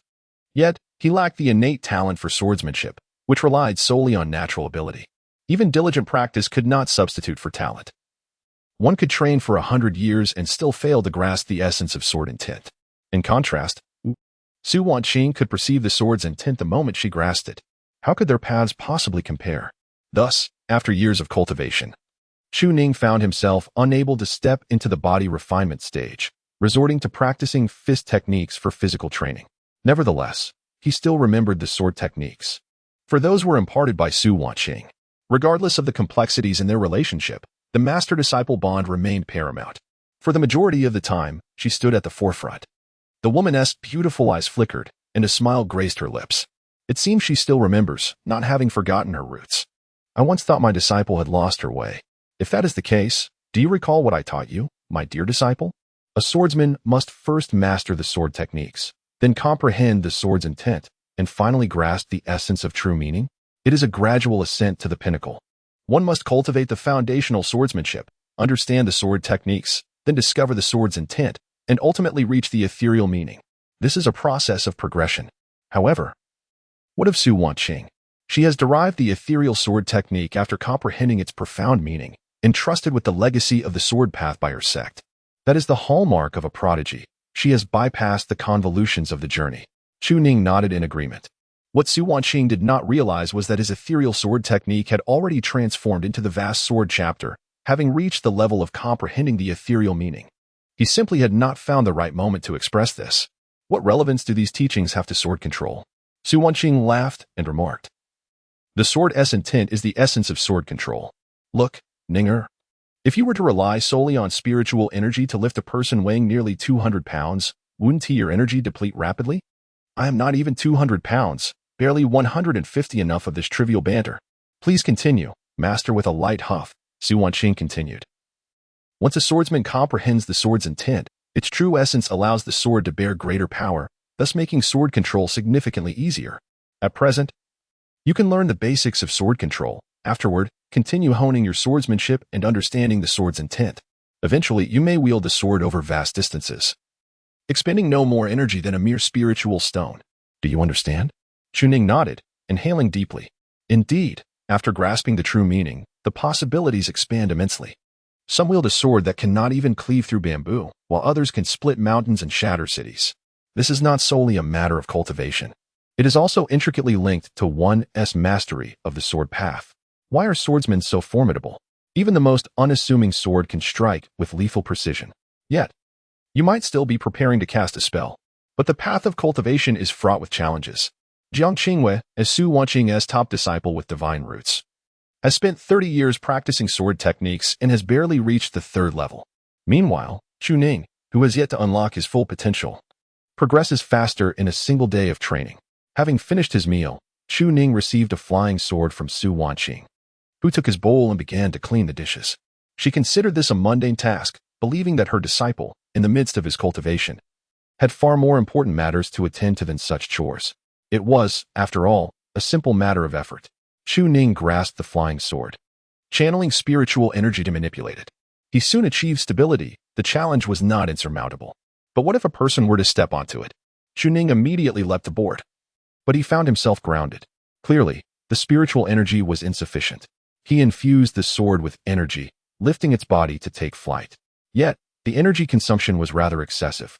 Channeling all his spiritual energy, he concentrated it upon the sword, barely managing to lift it. A sensation of weightlessness enveloped him as he successfully ascended half a meter above the ground. I did it. I have succeeded. However, with a resounding thud, an unbalanced figure toppled over. Not far away, Su Wanqing was thoroughly amused and couldn't help but tease, "Do not be hasty. First master your balance and take your time to experiment. Otherwise, if you were to fall from the skies, who would save you? But can't I just ride the wind?" The logic was sound. Having just experienced the thrill of being airborne, though it felt perilous, Chu Ning was instantly exhilarated. The novelty of cultivation brought him immense joy. After numerous attempts and falls, he finally managed to stabilize his ascent, discovering the crucial element of maintaining his balance. However, moving forward doubled his energy expenditure. Chu Ning found himself drained of spiritual energy and reluctantly took out a pill to replenish his true essence. Nearby, Su Wanqing sat with her legs crossed, observing with great interest. The principle was thus: to reduce consumption, one must comprehend the sword intent. Ninger. The road ahead is long and arduous, Practice diligently with your sword. Chu Ning nodded with a smile. It was indeed a comforting feeling to have a teacher by his side, though he mentioned that he had already grasped some sword intent, albeit limited. Yet, he had mastered the ethereal essence. According to Su Wanqing, with such mastery, the effort required would diminish, and wielding the sword would not be so taxing. With this in mind, Chu Ning directed his gaze, commanding the flying sword to hover before him, as spiritual energy surged around him. The vast sword chapter was invoked, and waves of profound celestial intent surged forth. At that moment, he seized the flying sword, executing a fluid sequence of sword techniques. The 181 forms flowed effortlessly from him, but Su Wanqing's expression suddenly changed as she rose. That was the ethereal essence. She understood the principle she had deduced, yet why did it feel even more refined? As the sword technique concluded, Chu Ning could distinctly sense the unity of man and sword. The sword hovered gracefully, his steps light and agile. This time, the flying sword lifted him with an ease that was nearly effortless, embodying the unity of man and sword, responding to his thoughts with fluidity. In the astonished gaze of Su Wanqing, who had barely spent half an hour learning to wield the sword, Chu Ning suddenly soared toward the heavens. Ninga, be careful. Yet, Chu Ning felt no need for caution. At this moment, confidence was key. The wind howled past his ears as he ascended beyond towering mountains. The little bamboo peak lay beneath him, followed by the majestic Taishan sect. As he climbed above the clouds, the sect beneath him appeared minuscule. And in the distant north stood a colossal snow-capped mountain, rising majestically into the clouds. In every other direction, the other sects of the human realm were visible, including the 6 great sects of Qing and Dao, with Taishan sect standing among them, revered throughout the realm. Chu Ning pierced through the cloud layers, beholding the vast expanse of sky and earth beneath him. Riding the sword on the wind, vanquishing demons in this vast world brought unparalleled delight. But suddenly, Chu Ning thought of Su Wanqing and swiftly descended. At that moment, Su Wanqing could no longer see Chu Ning's figure. A look of astonishment and shock adorned her face. Unexpectedly, the disciple mastered the art of sword control in less than half an hour, and it seemed he did so with an ethereal grace. Yet, his progress was astonishingly swift. One day, he would surpass her, moving even faster. In that moment, Su Wanqing found herself unable to discern between joy and sorrow, her gaze gradually dimming. It appeared that she too must continue her cultivation, however, at present. For a swordsman, being unable to even execute the simplest form of sword control was indeed disheartening. Nevertheless, it would not be long before she too could. A figure suddenly appeared, moving with unparalleled speed. Yet, it soon came to a steady halt before Su Wanqing. The young man clad in azure, though not strikingly handsome, emanated an increasingly evident celestial aura. With a sword suspended before him, how could he fail to mesmerize Su Wanqing? Yet, in the next moment, she saw Chu Ning extend his hand. Since master cannot wield the sword, the disciple shall be the master as sword. Su Wanqing was momentarily startled, her heart trembling at the thought. He was indeed her sword. Chu Ning smiled as he spoke. Disciple wishes to show master something, of course. If master is afraid. Su Wanqing shot him a sharp glare, seized his hand, and stepped behind him. Afraid?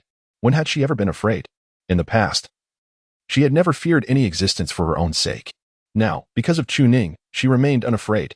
Seeing his plan succeed, Chu Ning suddenly increased his speed. Su Wanqing's face turned pale in an instant. She could not wield the sword now. As a body cultivator, she could not even control the winds. Frightened, she clung tightly to Chu Ning's back, softly chiding, Ninger, slow down. But there was no slowing down. Su Wanqing found herself at a loss for words. Was it necessary to flaunt his strength before his master? Yet the disciple was indeed quite formidable now. Her eyes softened, and a hint of a smile graced her lips. Chapter 31. The cunning Chu Ning, ever vigilant. Meanwhile, within the grand hall of the sect, several sect stewards, tasked with monitoring the 2 individuals, hurried to report. Master, today, we witnessed Chu Ning, under the tutelage of Su Wanqing, mastering the art of sword control in merely half an hour. In just 30 minutes, he completely grasped the technique of sword manipulation. It is true. We saw it with our own eyes. The master may observe the mountains and rivers and ascertain this matter for himself. This individual is truly a prodigious talent, defying the heavens. His rate of progress in cultivation is nothing short of terrifying, and we implore the master to make a decisive judgment on this matter. Upon hearing these words, a heavy silence enveloped the hall. Sect leader Qin Xiantian furrowed his brow as he deliberated, while the young sect leader Jiang Qingyue wore an expression of astonishment. Half an hour to master sword control. I achieved that level only at the age of 30 after years of cultivation. Wasn't Chu Ning a wastrel in his youth? Is it his innate talent? No, absolutely not. The sect has already conducted a spirit root assessment, and his root is merely of the lowest grade. Jiang Qingwei clenched her fists, harboring deeper resentment towards Chu Ning. Yet she recognized that this was not the opportune moment to act. The responsibility for this situation lay squarely with the sect leader. Chen Xuantian's gaze suddenly filled with murderous intent as he beheld the image of Su Wanqing nestled against Chu Ning, his eyes brimming with jealousy and animosity.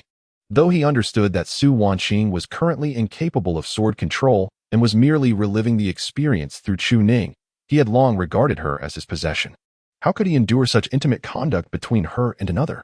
When Su Wanqing lost her cultivation, Chen Xiantian had visited her, assuring her of a life free from want, provided she pledged her allegiance to him. However, her response was that after years of service to the sect, was it too much to ask for a place to belong without resorting to such sacrifices? This left Chen Xiantian, the leader of one of the 7 great sects of the human realm, speechless. In both sentiment and reason, he dared not act excessively. Lest he attract the ire of other sects, the facade of righteousness must be maintained. Yet, even though he acknowledged the master-disciple relationship between Su Wanqing and Chu Ning, jealousy still festered within him. This was not a matter of love. It was merely the displeasure of having one's possessions usurped. It would not be long now. He had already devised all his plans. His paths were manifold, one being the arrangement concerning the yin-yang Xinlong pill, which Su Wanqing had yet to consume. The other involved Chu Ning. This individual was someone to be courted, once the inheritance was secured. Wanqing, what transpired today at the pill peak?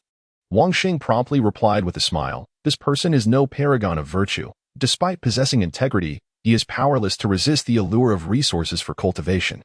He then recounted everything that had transpired between Chu Ning and Su Wanqing at the pill peak that day.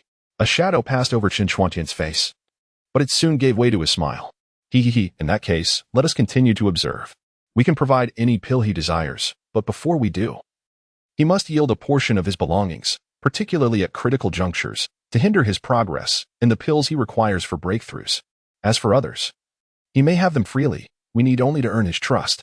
Wanqing, should this matter come to fruition, our sect shall escort you to the heavenly Xian sect to comprehend the will of the sage. Upon uttering this, the crowd was engulfed in envy, and Su Hu, the master of the forging peak, hastily remarked, it is not merely elixirs that they require. They also seek magical artifacts. Our forging peak possesses an abundance of them, and we could forge alliances. The old man from the Void Dao Peak can also contribute resources. In response, Chen Xiantian refrained from making specific arrangements. The individual who achieves the greatest merit shall earn the opportunity to grasp the will of the sage. It is up to all of you. The eyes of those present glimmered with fervor. The will of the sage represents a chance for transcendence. Thus, they must strive to garner additional merits. However, sect leader, I have a query. Should they seize the items and discern our intentions, what if they flee? That would be the worst outcome, but they cannot escape. The sect's grand formation envelopes a vast expanse, leaving them with no means of departure. I see. Then we can indeed rest easy. After all, what is sent forth can still be reclaimed. In the heavens above, a woman tightly embraced the man before her, initially adorned with a countenance of comfort and tenderness. Yet, in this moment, her demeanor shifted. She began to feel an overwhelming sense of embarrassment. It was not the mere act of hugging a disciple that incited this shame. That was certainly not the cause. It was Chu Ning's incessant display of skill, abruptly soaring high before plunging down.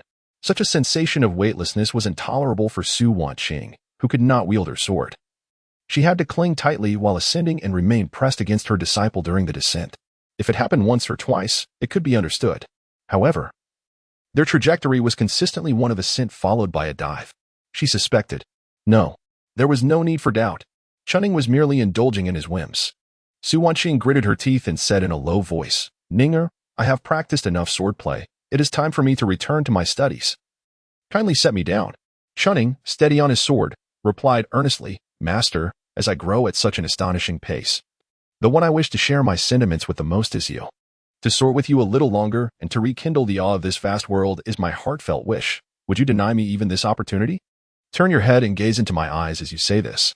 Your words are filled with righteousness, yet your actions are utterly absurd. Look into my eyes and repeat that. Let me see what your true intentions are. Chu Ning, feeling guilty, dared not turn around, only able to explain, Master, It is difficult to turn while wielding the sword. You are simply unwilling. There is nothing I am afraid of, master. Su Wanqing, half amused and half irritated, pinched the soft flesh at Chu Ning's waist with sudden force. Indeed, you are unafraid. You dare to engage in such audacious acts. Upon hearing this, Chu Ning realized he could no longer maintain the facade. Softness was indeed softness. Chu Ning suppressed a grin and cleared his throat. Is it inappropriate for me to seek a bit of interest for what master owes me? Su Wanqing, no fool, immediately grasped the implication behind Chu Ning's words. And with a cold smile, she retorted, you claim that I owe you? Is the resource for your cultivation provided by your master?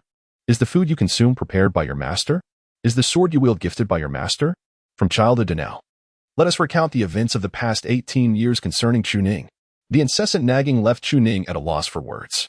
How can one even begin to debate such a matter? It is utterly perplexing. Observing that Chu Ning still harbored a sense of conscience and had fallen silent, Su Wanqing promptly declared, "Return to Zhuifeng immediately." With a sigh of lament, Chu Ning pondered the rarity of such a splendid opportunity. Ah, master, please don't pinch me. I might bruise. Was he someone harboring intentions of a long-lasting bond? What are a few injuries in comparison? Perhaps it was the lack of sufficient discipline that granted someone such audacity. Su Wanqing let out a soft snort. Yet, in the next moment, she felt herself plummeting. Her body was pressed tightly against Chu Ning's. Instantly, Chu Ning's spirits lifted. Even through the fabric, he could distinctly feel her softness and warmth. Oh, the joyous embodiment of the cultivation path. Without the ability to wield a sword, how could one experience such sensations? In this moment, Su Wanqing was truly infuriated. She thought of leaping down, having been so brazenly taken advantage of by Chu Ning. She should have anticipated that swordplay could lead to such impropriety. But soon, both landed smoothly. Without uttering a word, Su Wanqing leaped from the sword and turned to search for a bamboo stick. Chu Ning, feeling guilty, rushed forward and grasped Su Wanqing's hand.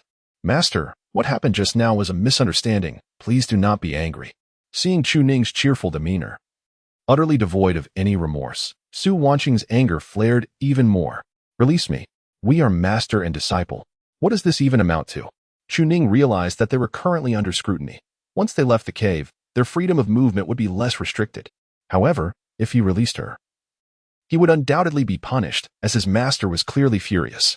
After much contemplation, Chu Ning finally found a way to break the deadlock, lowering his voice.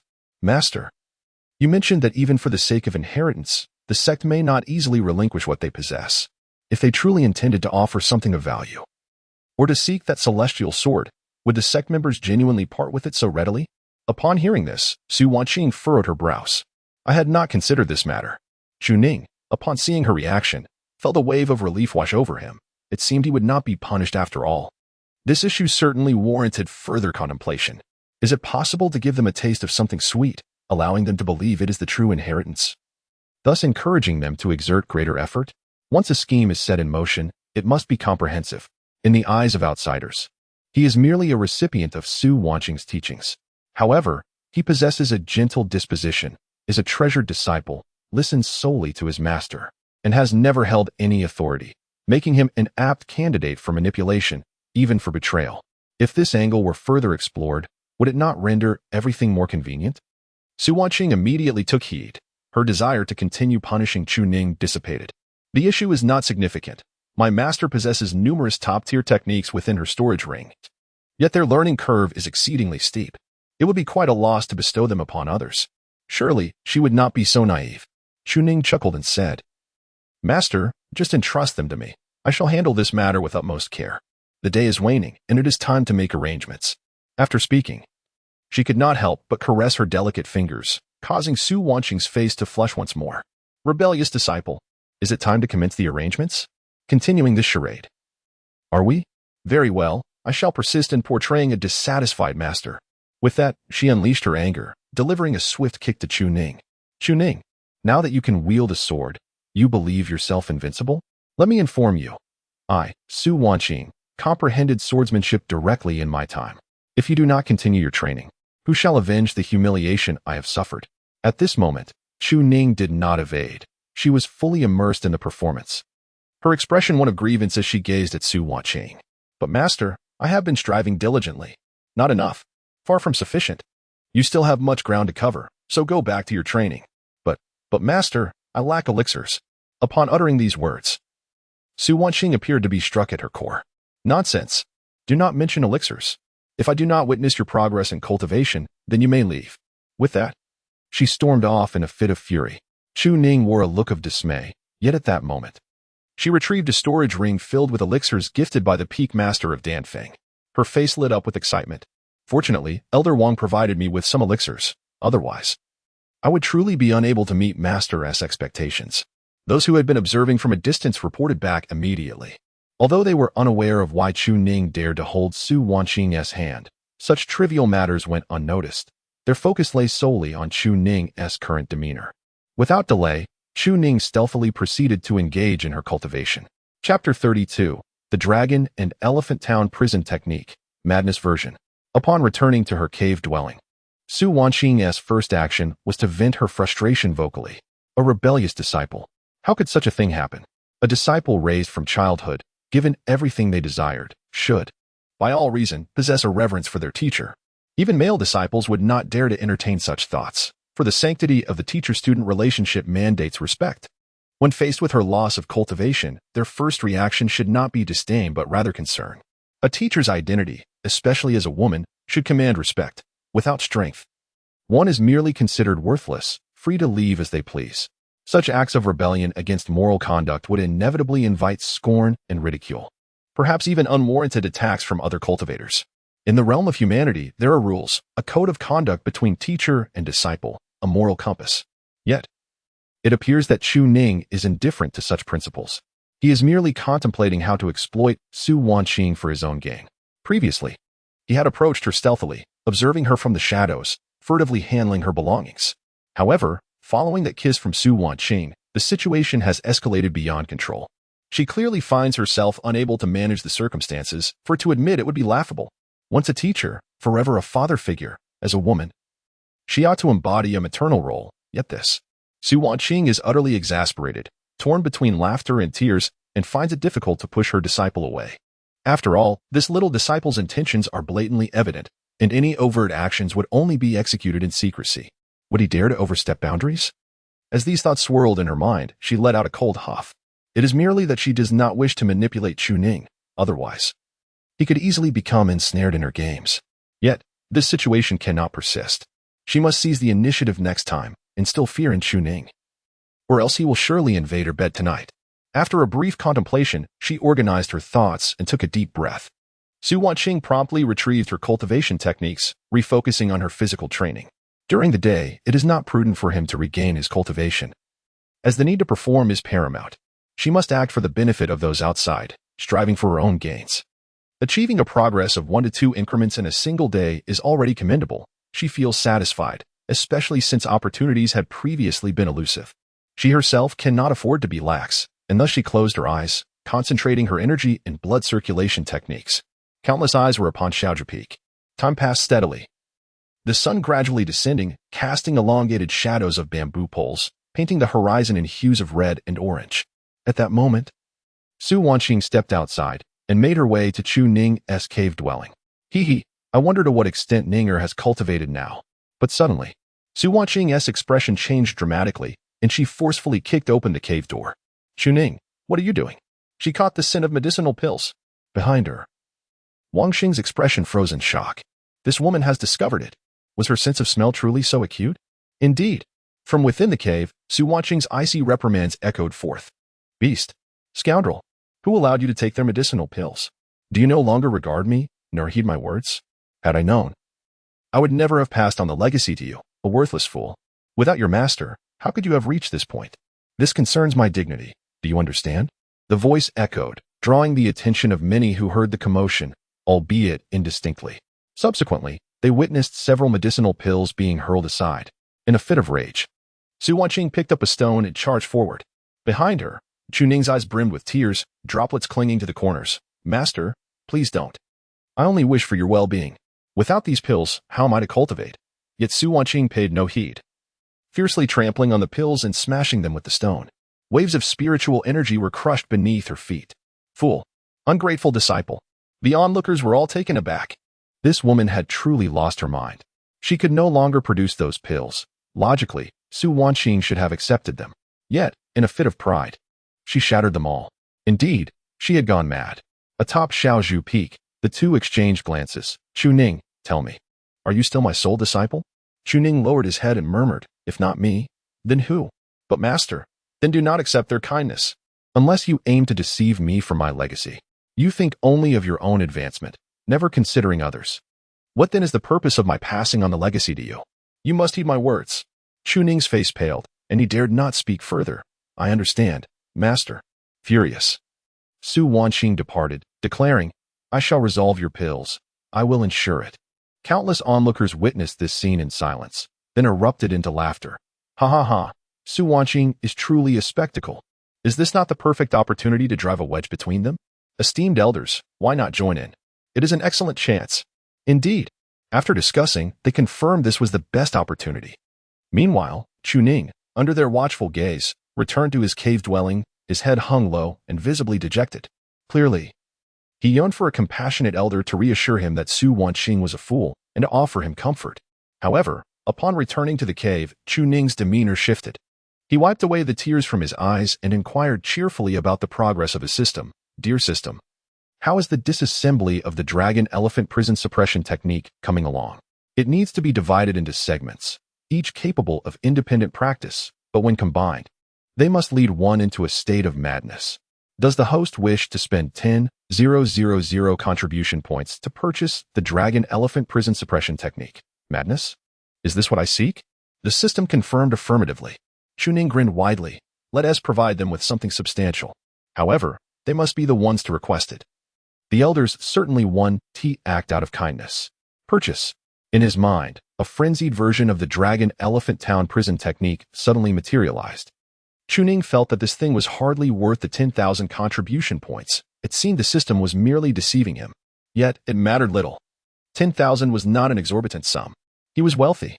He was now a significant player. In the future, his fortunes would only increase. The technique had been divided into 8 segments, each capable of independent cultivation. Chu Ning even attempted to practice it.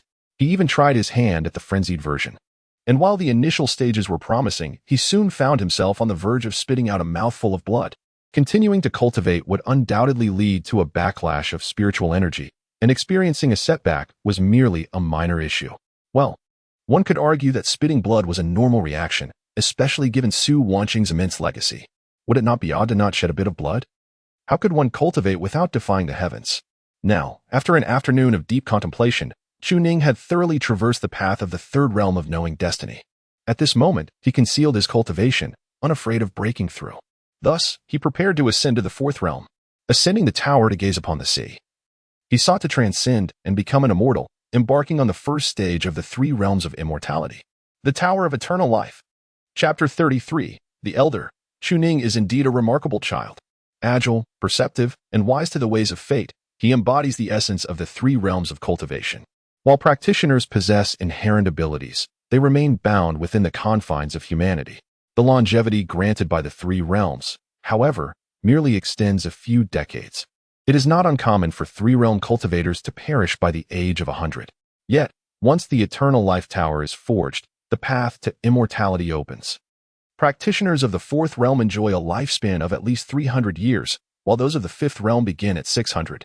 Upon reaching the 6th realm, living to 2,000 years becomes a feasible prospect. Many elders of the sect are at the pinnacle of the 6th realm, with the eldest exceeding 1,900 years of age. Cultivation is fundamentally a pursuit of longevity, a transformation from mortal to immortal. At this moment, Chu Ning has finally arrived at this critical juncture. Within his inner dantian, a considerable sapling has taken root, a gift of the eternal spring immortality technique, which does not hinder his progress. As Chu Ning harnesses spiritual energy to elevate his realm, the entire spiritual abode trembles. A sudden, intense pain surges through him. The Eternal Life Tower is indeed being constructed within the confines of his spiritual domain. This is akin to solidifying a new entity, manifesting solely through spiritual energy, which serves as the foundation. Gritting his teeth, Chu Ning endures the escalating pain, reluctantly channeling the essence of eternal spring to mitigate the suffering. Beads of cold sweat form upon his brow, yet the influence of eternal spring gradually alleviates his discomfort. The cornerstone of a tower is being forged within his spiritual abode. An inexhaustible flow of spiritual energy surges forth, compelling Chu Ning to employ the sky-devouring demon technique to absorb this energy. The consumption is immense, far exceeding the resources required to ascend from the first to the third realm. Fortunately, Su Wanqing possesses ample resources. Alleviating his immediate concerns about lacking spiritual stones, future matters can be addressed later. Continuing to absorb energy through the sky-devouring demon technique while the essence of eternal spring mends his damaged organs, he undergoes a transformative process of destruction and rebirth. After an extended period, the tower is finally completed. Merging with his heart and spirit, the spiritual and dragon energies seem to have found their rightful place. As the sapling continues to flourish atop the tower's foundation, suddenly he opens his eyes, fully aware of his renewed breakthrough. Chu Ning qualification, superior spiritual root. Is this elevation and qualification a result of the sky-devouring demon technique? No wonder his eyes glowed with clarity. This technique is truly extraordinary. Cultivation. Fourth realm ascended, progress. 1. Technique. Eternal spring immortality technique, progress. Fourth layer. Dragon elephant suppression technique, progress. Fourth layer. Vast sword chapter, progress. Fourth layer. Sky-devouring demon technique. Chu Ning gradually rises, sensing the profound changes within his cultivation. His senses sharpen, his physical strength amplifies, and he can command greater spiritual energy. The first layer of the Eternal Life Tower imbues him with a vibrant vitality. Even without the essence of eternal spring, as long as he remains alive, his recovery rate far surpasses that of practitioners in the third realm. Even if he were to cease cultivation at this moment, he would still possess a lifespan of 300 years. To him, this is a tremendous fortune. Every step he takes is a gift from fate. In times past, immortality seemed a distant dream, yet now I find myself a mere 300-year-old wretch. As I lift my gaze, the night has deepened into an abyss. Chu Ning is acutely aware that it is time for EMO and the others to offer their solace. He chuckles softly, knowing they must be under watchful eyes. The methods of cultivators are both formidable and perceptive. Conversations with Su Wanqing are conducted in hushed tones, though soon they may resort to sound transmission. Alas, the master cannot utilize such means. Stepping through the door, the once spirited 18-year-old cultivator, Chu Ning, suddenly wears a mask of despondency. Sorrow, resentment, indignation, and confusion wash over him as he casts a lingering glance at Su Wanqing's cave dwelling. In his gaze, one can discern his bitterness, rage, and profound sorrow. He whispers, "Master, I only wish for a better life for us with that." He produces a flask of wine. A lonely soul seeks the solace of sorrowful spirits to soothe the heart. With no one to comfort him, he finds himself drinking alone beneath the moonlight. He arrives at a secluded cliff, where silence reigns, and the moonlight bathes the surroundings in a serene glow, occasionally interrupted by the call of nightingales and the incessant chirping of crickets. As he swallows a mouthful of fiery liquor, the burning sensation brings tears to his eyes. Yet, the anguish derived from the heart's loyalty to his master pales in comparison to the physical pain brought on by the drink. "Master, I merely wish to improve our circumstances. If you cannot provide me with resources, why should I refuse what the elders offer?" In the realm of cultivation, where power dictates fate, without strength, one is destined to be trampled upon. Once I possess power, will you not be safer? With that thought, he takes another hearty swig, lamenting, "Why haven't they come yet?" Realizing his act of pretense may not suffice, he raises his voice in a passionate cry. "I am not merely a puppet of my master. I wish to carve my own path. I do not desire to remain in this state. Why can't you understand me, master? In this world, no one comprehends my struggles." With a fervent shout, he expresses his deep-seated frustration, feeling as though his 18 accomplishments are regarded as naught by Su Wanqing, leaving him utterly dissatisfied. He is engulfed in a tempest of fury and despair, yearning for compassionate elders to offer him comfort. Yet, after an interminable wait, he finds his flask empty. His head spins from the drink, and still, no one appears. Curse it! Have I made a fool of myself?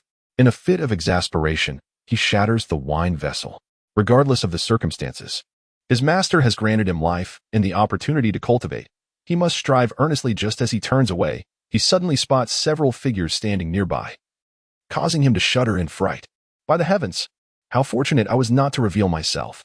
The hidden 6 realms cultivators elude his 4 realms senses, starkly illustrating the vast chasm in their prowess.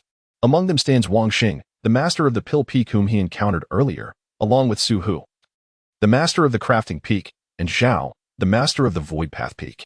At their forefront is Wanqing, the elder who had garnered Chu Ning's favor today.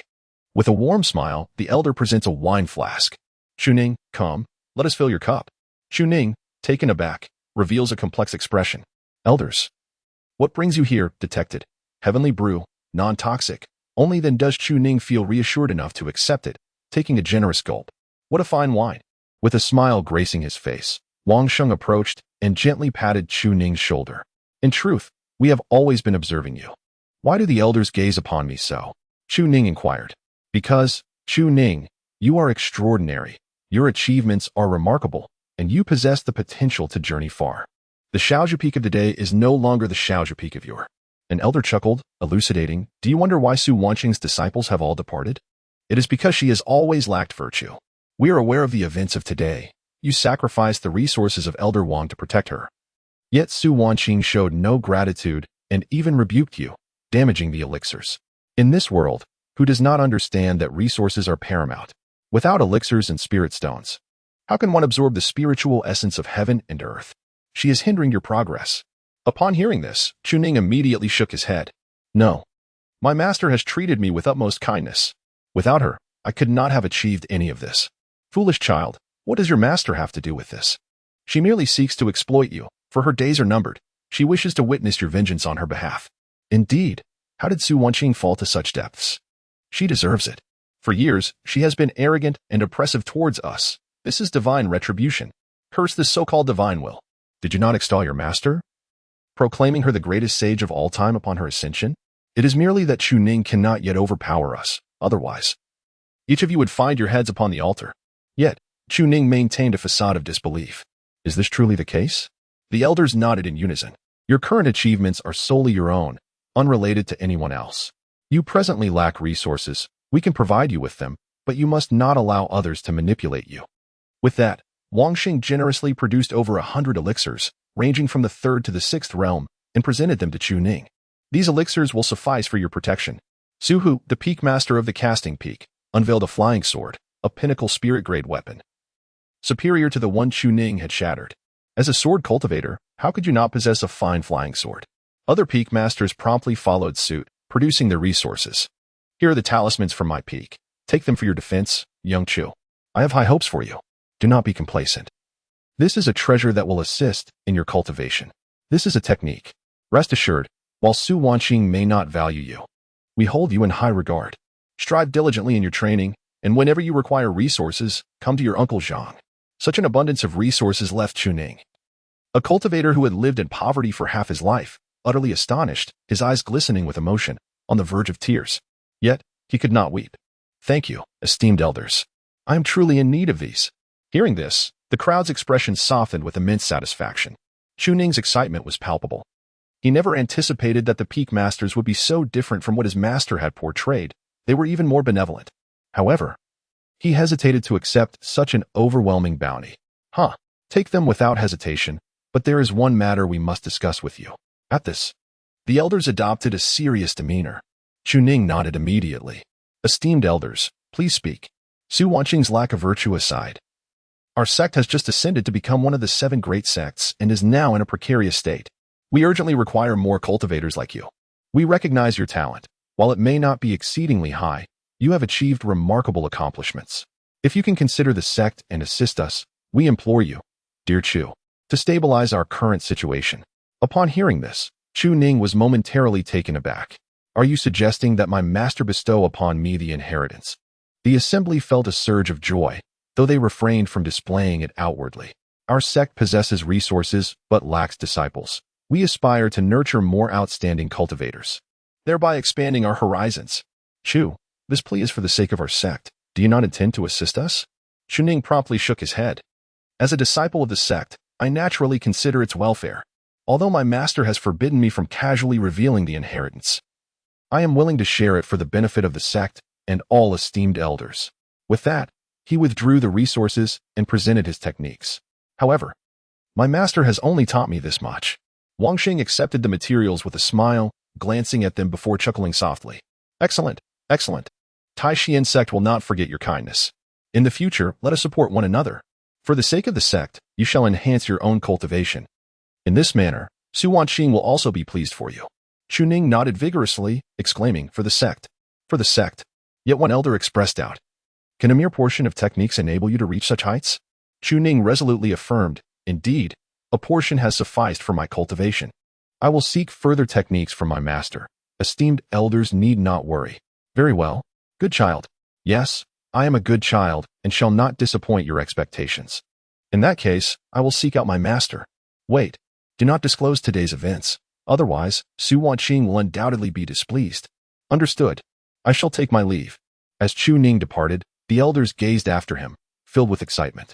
The naive Chu Ning, through a simple gesture, had acquired a portion of techniques. As for the authenticity of these techniques, only through practice will the truth reveal itself. Chapter 34. Contemplations on his relationship. After much reflection, he found a sense of tranquility. A multitude of elders swiftly gathered before the cave dwelling of the sect leader to report on the events of the day. Upon receiving the news, Changchun smiled faintly. Affirming that the words of the sect were indeed accurate, Chu Ning merely feigned loyalty to Su Wanqing while harboring discontent within. One elder spoke with a chuckle. In my view, the issue lies not with that disciple but rather with Su Wanqing herself. Her approach to teaching is deeply flawed. She neglects the inner thoughts of her disciples, providing only resources and imparting techniques for cultivation. Her methods border on harshness, rendering her disciples unable to endure the experience. Once hailed as prodigies from various regions, they now suffer in the dismal conditions of Little Bamboo Peak. How could they possibly trust her? Enough said. Sect leader. This is Chu Ning's technique. Upon hearing this, Changchun narrowed his eyes. As he perused the technique, he immediately recognized its exceptional quality. This single volume was already comparable to an average second-tier technique. Indeed, remarkable. Yet, would this material pose any issues? Which elder would volunteer to cultivate it first? No one hesitated. All present eagerly engaged in the practice. The matter at hand was their potential journey to Tianjin sect under the guidance of the sect leader. And none wished to be outperformed. Changchun was further delighted by their enthusiasm. Having such a group of elders was truly comforting. Then let us all cultivate and experiment together, he proposed. Soon, the assembly settled into meditation, following Changchun's instructions. Dragon elephant suppression technique? A splendid technique. One that is evidently not simple. However, they remained unaware that while this technique could rival a second-tier cultivation method when practiced alone, when combined, surely, it could not be revealed at this moment. Suddenly, one elder exclaimed with joy, "Sect leader, behold, I feel my physical strength has surged. I have made progress with this technique. Even this small volume is extraordinary. I too have experienced advancement. Indeed, this is a remarkable find. How could Su Wanqing conceal such a technique? Yet, why does it seem to lack certain elements, and why is its operation so peculiar? Need I say more? It is incomplete. Chu Ning has yet to master it fully." Quite right, quite right. Seeing this, Changchun felt reassured and accepted the findings without hesitation. Esteemed elders, this matter concerns the future glory and disgrace of our Taimyo sect for the next millennium. I implore you all to focus intently. The one who contributes the most shall accompany me to Tianjin sect. Thus, the allure of Chu Ning continued. Meanwhile, within Little Bamboo Peak, Chu Ning hurriedly arrived at Su Wanqing's cave dwelling. Shortly thereafter, Su Wanqing opened the door and gestured for him to enter. With a beaming smile, Chu Ning produced all the resources, exclaiming with glee, "Master, look. So many resources. What a windfall. Magical artifacts, elixirs, talismans, and defensive items, though they pale in comparison to what you possess. One should never refuse a gift." Su Wanqing glanced at the resources without much concern. They were of little use to her. Take it, and if it becomes unnecessary in the future, you can sell it for spirit stones, suggested Chu Ning, nodding vigorously. However, Su Wanqing appeared perplexed, struggling to comprehend one particular matter. "Ninger, how did you devise the technique to handle them?" "I have an edge," Chu Ning replied with a grin. "I merely made some arbitrary modifications. The techniques can be cultivated separately, but the progress will be minimal. However, once practiced in totality, the meridians will inevitably flow backward. At that point, falling into madness would be a trivial matter, with a high likelihood of a decline in realm." Su Wanqing was taken aback and inhaled deeply. Arbitrary modifications that could lead to individual cultivation, and yet could result in madness when practiced as a whole. Had he truly achieved this on his own? If so, to what extent must his understanding of the techniques be elevated? She stared at Chu Ning for a while, her face gradually brightening with a smile as she reached out to tousle his hair. However, upon noticing the glimmer of amusement in his eyes, she hesitated and withdrew her hand. Things felt exceedingly peculiar. Even a simple gesture of affection left her flustered. She pondered this. knowing that her disciple was undoubtedly concerned for her well-being. First, let us put these items away. When the time comes, we will use them. If you gain their trust through that technique, we shall go to the forging peak tomorrow, and I will teach you how to make the sword spirit recognize its master. The celestial sword was unique to the Taishan sect, yet it had never acknowledged a master, rendering it unusable by anyone. Currently, it resided at the forging peak, serving as the sect's treasured artifact. Chu Ning nodded, swiftly organizing the resources, though he could not suppress his confusion. Master, I have heard of that celestial sword. It is said to possess spiritual intelligence, and ordinary methods may not suffice for its subjugation. If even someone as capable as you cannot tame it, how could I? Do you intend to intervene personally? Su Wanqing shook her head, and they both took their seats. She poured a cup of tea for Chu Ning, suggesting he cleanse himself of the lingering scent of alcohol. Chu Ning chuckled, one must sing to the wine. For how else could I express the inner turmoil and indignation I feel? At the mention of this, Su Wanqing felt a headache coming on. I believe my acting has become overly exaggerated. The shift in my image must be quite pronounced to them. They may discern some inconsistency. Ninger, I did not intend to portray myself in that manner. It was merely to emphasize my character. Please do not take it to heart. Chu Ning understood this all too well. In urgent circumstances, one must adapt, right? A few harsh words would suffice. He would find a way to recover by nightfall. After all, his master's demeanor aligned perfectly with her character. They likely wished to see her in such a state of despair. Su Wanqing's gaze shifted slightly, her eyes resting on Chu Ning's face, a smile involuntarily gracing her lips. Without you, I would likely have descended into such madness. How could you repay me, master? Su Wanqing's face flushed slightly, and she hastily warned Chu Ning against such audacity, pondering this matter since today. Yet, considering he had never been close to many women, she mused he was likely inexperienced in this regard. Once a woman's confidence falters, a man, regardless of his experience, can easily advance. However, once she seizes the initiative, she finds herself in a position of both freedom and constraint. With this thought, Su Wanqing crossed her legs and slightly narrowed her eyes, a seductive smile gracing her exquisite features. This left Chu Ning momentarily stunned. What does this expression signify? Ninger, how would you like your master to respond? The soft, alluring voice jolted young Chu Ning back to reality. Without hesitation, he grinned. The kiss I promised during the day, it's time to fulfill that, master. Su Wanqing's teeth clenched, but she restrained herself from cursing. She maintained her smile, asking, what now? After the kiss? What else do you desire? Chu Ning hesitated, pondering. What do you mean? After the kiss? He scrutinized Su Wanqing, feeling somewhat perplexed. Wasn't I the one who initiated all this before? After the kiss, should I help master restore her cultivation? And once that's done, what then? This question left Chu Ning momentarily speechless. Generally, after restoration, one would be fatigued, and sleep would be the natural course. But why was master inquiring about so much today? Surely, wouldn't he expect him to suggest something else? Would she even agree to cuddle and sleep together?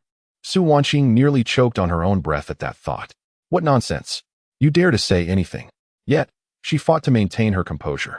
This was not how she envisioned things unfolding. Logically, she should hold the upper hand. Such remarks should leave a disciple blushing, yet he remained so composed. However, Chu Ning was not one to ponder deeply. What was master trying to accomplish? Was it truly feasible? He answered her questions candidly, having already kissed. What was there to hold back? With a smile still plastered on her face, Su Wanqing suppressed her inner turmoil and continued, if all these actions have been taken, is there nothing else you'd like to do? For instance, what, master? This time, Chu Ning was genuinely baffled. Su Wanqing, frustrated, thought to herself, what do you mean by for instance? Taking a deep breath, she resolved not to be outmaneuvered by Chu Ning. At that moment, her skirt subtly lifted, revealing her pale, long legs to his gaze, instantly capturing his attention. Is it something like this? Chu Ning's eyes were fixed, realizing that his master was offering him an opportunity. He decided to seize it without hesitation. In the next moment, Su Wanqing was taken aback. Her legs felt smooth against his touch. And this was Chu Ning's first experience of a woman's leg. Thank you, master, he said, as he continued to caress her thigh. The woman stared at him in disbelief, unable to fathom how he maintained such calmness. Why was this not aligning with her expectations? Su Wanqing, gritting her teeth, suddenly rose in anger, exclaiming, rebellious disciple. With that, she delivered a swift kick towards him. After reaching the late stage of the second realm today, it was only right to ensure this rebellious disciple learned a lesson.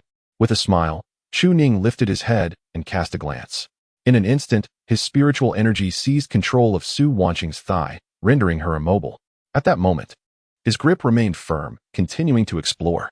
The solidified spiritual energy could manifest into myriad forms, a means of transcending realms, truly the methods of an immortal. Chu Ning spoke with a smile. I cannot squander the opportunity bestowed upon me by my master, and I sense something peculiar about you today, master. Are you attempting to tease me, hoping to take the upper hand, only to find that I am impervious to such tricks? Only an innocent lad would blush. Though I may be inexperienced, I am far from naive. Whatever move Su Wanqing employs, I shall counter without a moment's hesitation. Caught in the act. Su Wanqing felt her face flush to her ears, realizing she had instigated this situation herself. If she remained silent, Chu Ning would refrain from acting, but once she spoke, he would have the justification to proceed as he wished. Release me, master. She struggled fiercely, yet found herself unable to break free from the binding spiritual energy. The reason why cultivators at the fourth realm could easily overpower those who trained their bodies in the fourth realm lay solely in their command of spiritual energy. Su Wanqing soon sensed something amiss. This technique. Staring incredulously at her disciple, who was drawing ever closer, her mind went blank. Ning, you've reached the fourth realm. From the third layer of body refinement to the fourth realm, your progress in strength, sword intent, and ascension is astonishingly swift. Yet, she sensed something was off. What was the purpose of this proximity? Chu Ning, however, offered no response, merely inching closer.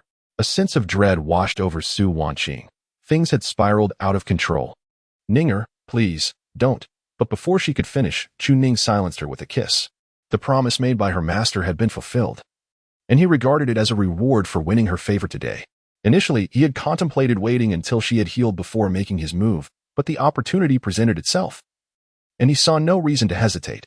At that moment, Su Wanqing felt as if her mind were crashing. The remnants of his breath lingering on her lips, the mark left by Chu Ning's kiss. She wanted to be angry but found her indignation unfounded. Why should she be upset when he had kissed her? Had she not spoken with blind confidence earlier? Would this situation have arisen had she held her tongue? Chu Ning had already proven himself formidable, surpassing Su Wanqing's understanding, and now he had ascended to the fourth realm. As a disciple of the heavenly profound sect, could any of her students match his speed? Regarding the events that had just transpired, Su Wanqing felt an urge to slap herself. If she hadn't acted recklessly, Chu Ning would not have succeeded. But why had she not outright rejected him? Was it not because she felt that fervent sincerity? Turning back? Regardless of status. At this point, it was far too late to reconsider. Su Wanqing was released, a result of the capabilities imparted by Chu Ning's fourth realm cultivation. Yet, Su Wanqing did not exhibit anger, nor did she display any excessively intense reaction.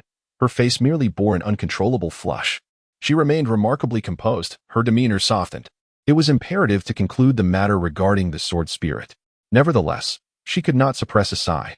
Chu Ning, with a beaming smile, reveled in his fortune while feigning innocence. Could it be that Master would not chastise her disciple this time, suggesting that perhaps next time she could get away with it as well? Su Wanqing chose to ignore him entirely. If Master remained silent, she would take it as tacit approval. Might she steal another kiss? Earlier, she had refrained from fully savoring the moment for fear of inciting Master's ire. Su Wanqing firmly grasped Chu Ning's face as he leaned in again, and she could hardly contain her laughter. You still worry about me being upset? I presumed you had long since ceased to recognize me as your master. Chu Ning immediately shook his head. The disciple reiterates, when my mind is elsewhere, Master remains Master. When my thoughts are engaged, Master transforms into Wanqing. Su Wanqing was both amused and exasperated, stifling laughter for a considerable time. Wanqing, this young man truly dares to utter such words. How has it come to this? By all accounts, he should not have turned into a rebellious disciple. The woman sighed, her tone tinged with coolness. As for the matter of the sword spirit, are you still willing to listen? Yes. Chapter 35, The Incurable Chu Ning. When it comes to serious matters, Chu Ning maintains an admirable gravity. It is prudent to deliberate on the plans that will shape their future together. The celestial sword, to be left for the time and sect? No, that simply cannot be. Observing her disciple suddenly adopt a serious demeanor, she found herself at a loss for words. Admittedly, she looked quite commendable when serious. However, much of the time, she was rather frivolous. It seems that, unbeknownst to them, their relationship had evolved into this state. If one were to speak of grievances, there appeared to be surprisingly few. Letting things unfold naturally, she now views many matters, cultivation, human hearts, emotions with a sense of equanimity. Her sincerity is so untainted that it does not provoke her embarrassment. Yet, when faced with a disciple who regards her not as a mentor but as a woman, she feels an inexplicable disquiet. Logically, her temperament should be more detached. Should it not? Perhaps it is due to her diminished cultivation that she has begun to rely on her disciple, albeit subtly? No. Since the day Chu Ning stood before her, protecting her, it seems something has shifted. She refrains from pondering it further, for such thoughts bear little fruit. Su Wanqing has already made her stance clear. Whatever will be, and she can no longer concern herself with her rebellious disciple. However, as this is a serious matter, she knows that Chu Ning will not take it lightly. That celestial sword was acquired through the joint efforts of numerous formidable beings from the three Xian sects during her youth. Upon hearing this, Chu Ning's lips twitched, suddenly realizing that Su Wanqing's reference to her youth was entirely accurate. After all, she had been raised by Su Wanqing. This admission does seem a tad contrary to propriety. Nevertheless, no matter. Age brings with it compassion. During the turmoil in the human domain, besieged by the demon domain, the monster domain, and the chaotic sky domain, a grand secret realm emerged. Chu Ning seemed to recall some details. Perhaps it was 10 years ago, at that time. Su Wanqing often ventured out for over 10 days at a stretch, returning each time with injuries that required healing before she could embark again. Reflecting on those days, Su Wanqing continued to speak. Everyone sought to secure the rights to explore that secret realm first, leading to a fierce contention among the various factions.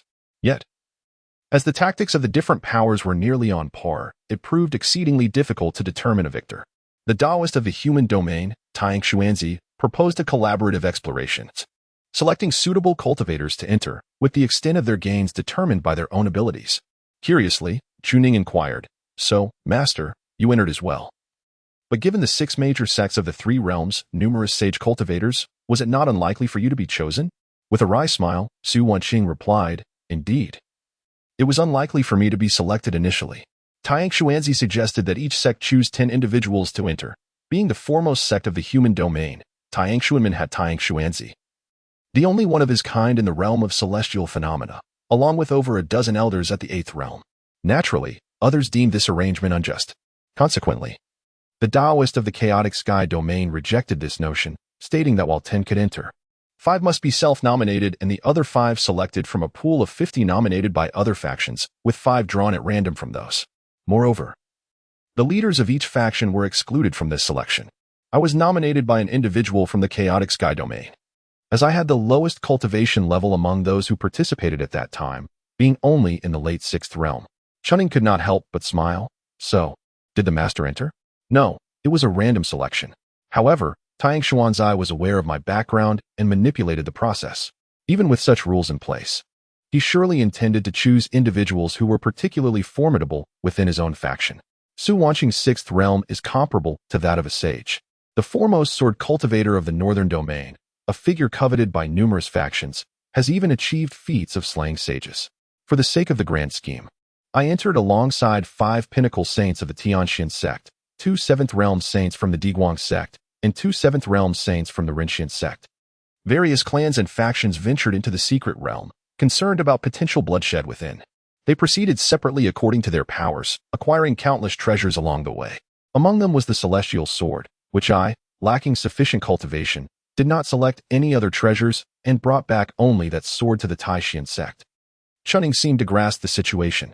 An extraordinary origin? Su Wanqing narrowed her eyes and smiled. I said that was the greatest inheritance of the secret realm. Do you believe it? Chu Ning certainly did not. A single celestial sword cannot possibly be the greatest inheritance, right? Qin Xiantian seems to possess celestial weapons as well. What if I were to say that it is merely the tip of a sword, yet it embodies the pinnacle of celestial weaponry and possesses sentience? What then? Chu Ning could hardly maintain his composure. No wonder the master was so preoccupied with that object. A mere sword tip, representing the apex of celestial weaponry. Su Wanqing's own sword was merely of the pinnacle spiritual grade. Previously, she had crafted one for him and Jiang Qingyue each. His was shattered by Jiang Qingyue, and hers by Chu Ning. Nonetheless, a pinnacle spiritual weapon is already exceedingly powerful, enhancing a sword cultivator's lethality by at least 50%. Such artifacts are unlikely to be easily relinquished by the 3 sects of heaven, earth, and man, are they? But if the master has claimed that celestial sword, they would be unable to wield it, wouldn't they? Chu Ning inhaled deeply. It has already recognized a master? Was it not said to be an unclaimed object? Su Wanqing smiled, her eyes sparkling. The pinnacle of celestial swords does not exist within the human domain, yet I have brought it back. However, while the major factions in the human domain appear united, internal strife is rife. If I were to wield the celestial sword, they would undoubtedly seek opportunities to attack the Taishan sect. Therefore, I declared this sword to be unclaimed. Anyone recognized by it may hold it, placing it within the sword-forging peak to prevent the three sects from harboring any trepidation towards me. They can tolerate a prodigious sword cultivator not belonging to their sect, and even accept the sword cultivator achieving sagehood, for we are all of the human race. Yet, they could not abide a prodigious sword cultivator capable of attaining sagehood while wielding such a distinguished celestial sword. A sage wielding a celestial sword can slay the unbounded. Chu Ning nodded vigorously.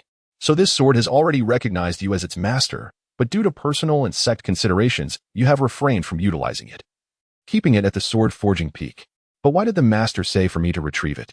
Su Wanqing rolled her eyes. With my current cultivation, would it acknowledge me? Do you truly believe it would choose to follow me? Chu Ning fell silent.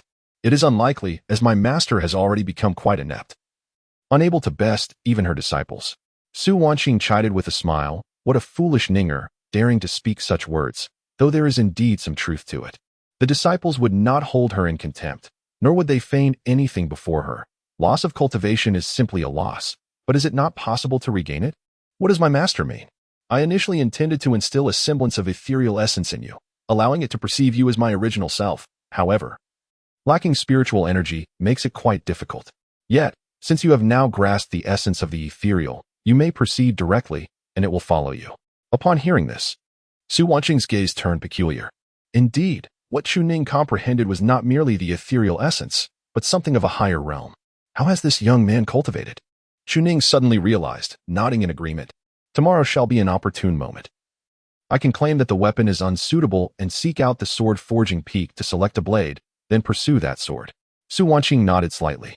Most members of the sect are quite arrogant, believing that if I cannot take that sword, then neither can anyone else. Yet these fools remain oblivious to what that sword truly represents. It signifies that as long as Su Wanqing does not wield it, the three great sects of heaven and earth will not hold any fear of the Taishan sect. Even so, they remain smug and self-satisfied. It is incurable. The Taishan sect of yours was not worthy of being called a sect. It was merely the Taishan gate. The Taishan sect entered the ranks of the seven great sects of the human domain because Chun Xiantian attained sanctity. And the saint whom Su Wanqing defeated was the sworn enemy of Chen Xuantian's path. She should never have come to the Taishan sect. She could have sought refuge with the Tianxian sect instead, but it was her master who saved her back then, thus binding her to serve the Taishan sect for life. But now, that is no longer the case. Now, she must flee for herself and for her disciples. The disciple understood. Proud individuals are easily dealt with, and it is best left to the disciple. After saying this, Chu Ning blinked. Master, it is getting late. Should we not retire for the night? Su Wanqing shot him a sharp look, her expression icy. Do you dare to claim you do not understand the implications of such words? Do you truly believe I cannot discern it? Then shall we not retire to the bed? Su Wanqing smirked, rising to approach the bed. In the presence of others, uttering such words would lead to a fate where one could be dissected alive, enduring 1,300 cuts before death could be granted. Chu Ning immediately followed with a grin. Master cannot bear to see her disciples suffer such torment? Indeed, she replied, and with that, a garment scented faintly was tossed onto Chu Ning's head. The implication of this action was unmistakable. The yin-yang Chu Ning had pilfered her outer garment. Yet, Chu Ning remained completely oblivious. Instead, he discarded the clothing and performed an epic display of bravado before Su Wanqing. Upon witnessing this, Su Wanqing felt a wave of despair wash over her, unable to suppress a shudder. You are beyond cure. Chapter 36. Neither agreeing nor refusing, Chu Ning remained silent, pondering the situation. He was acutely aware that he was not a paragon of virtue, after all.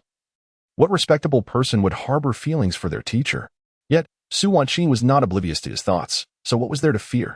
Once he had hung up his garments, he immediately assisted Su Wanqing in removing her inner white attire and hung it as well. The warmth he had felt earlier enveloped him anew, and as he leaned onto the bed, he felt utterly overwhelmed. Such extravagance! Su Wanqing did not regard Chu Ning, her face devoid of any blush. Had he reached a new level, could he perhaps reveal more? He must not disappoint his teacher, right? Was the intention of his master related to the essence of eternal spring or something else entirely? Chu Ning approached with a smile, seemingly able to effortlessly invoke the essence of eternal spring. In an instant, he cultivated a magnificent aura that surged within him. Su Wanqing furrowed her brows, enduring the sensation. And after a lengthy moment, she finally managed to restrain herself. Now that her spiritual abode had been restored, there was no need to rise as frequently as she had the previous night. As for Chu Ning's words that carried an unmistakable implication, Su Wanqing let out a scoff. What, do you dare to bring forth something else? Is my sword dull now? Of course, Chu Ning did not dare, and their banter remained merely that banter. However, he was taken aback that Su Wanqing was willing to engage with him. Master, I have come to understand something, he ventured. Oh, she replied, glancing at him. The martial reversal method is indeed a dual cultivation technique. Surely you must refine your methods now that your master's spiritual abode is restored. Indeed, she affirmed. It is only natural. The swordsmanship of body cultivation pales in comparison to that of law cultivation. Is there a problem with that? But consider this. Master, from the time I treated your injuries to now, only 4 or 5 days have passed. In that brief span, you must refine your physique again. Doesn't that seem a bit unfair? The reasoning was sound. Su Wanqing would undoubtedly engage in dual cultivation now, and her future progress along the path would inevitably be slow. Yet, once she ascended, she would dominate her peers without question. Su Wanqing chuckled at his words, but Ning, what you fail to realize is that had it not been for your martial reversal method, my resolve would not be as steadfast. If fate determines all, then this is my destiny. I am meant to tread this path. Moreover, who could have predicted that our Ninger would advance so swiftly? You've already reached the 4th realm. Who could have guessed? She had initially desired a means of self-defense, wishing to avoid fear during times of escape. Now, it seemed there would be no issue. The transformation was indeed remarkable. Chu Ning blinked, still focused on healing. Am I truly part of your family, master? I feel that had I been given the surname Su, it would have been even more fitting. Thus, I would be like your half-daughter. If that were the case, would you still dare to entertain any improper thoughts? Su Wanqing's tone was tinged with sarcasm, clearly displeased. Chu Ning, however, was unperturbed. He had no desire to change his name, as Chu Ning suited him just fine. As for Su Ning, well, to hell with that name. What if I were to call you mother in the future, master?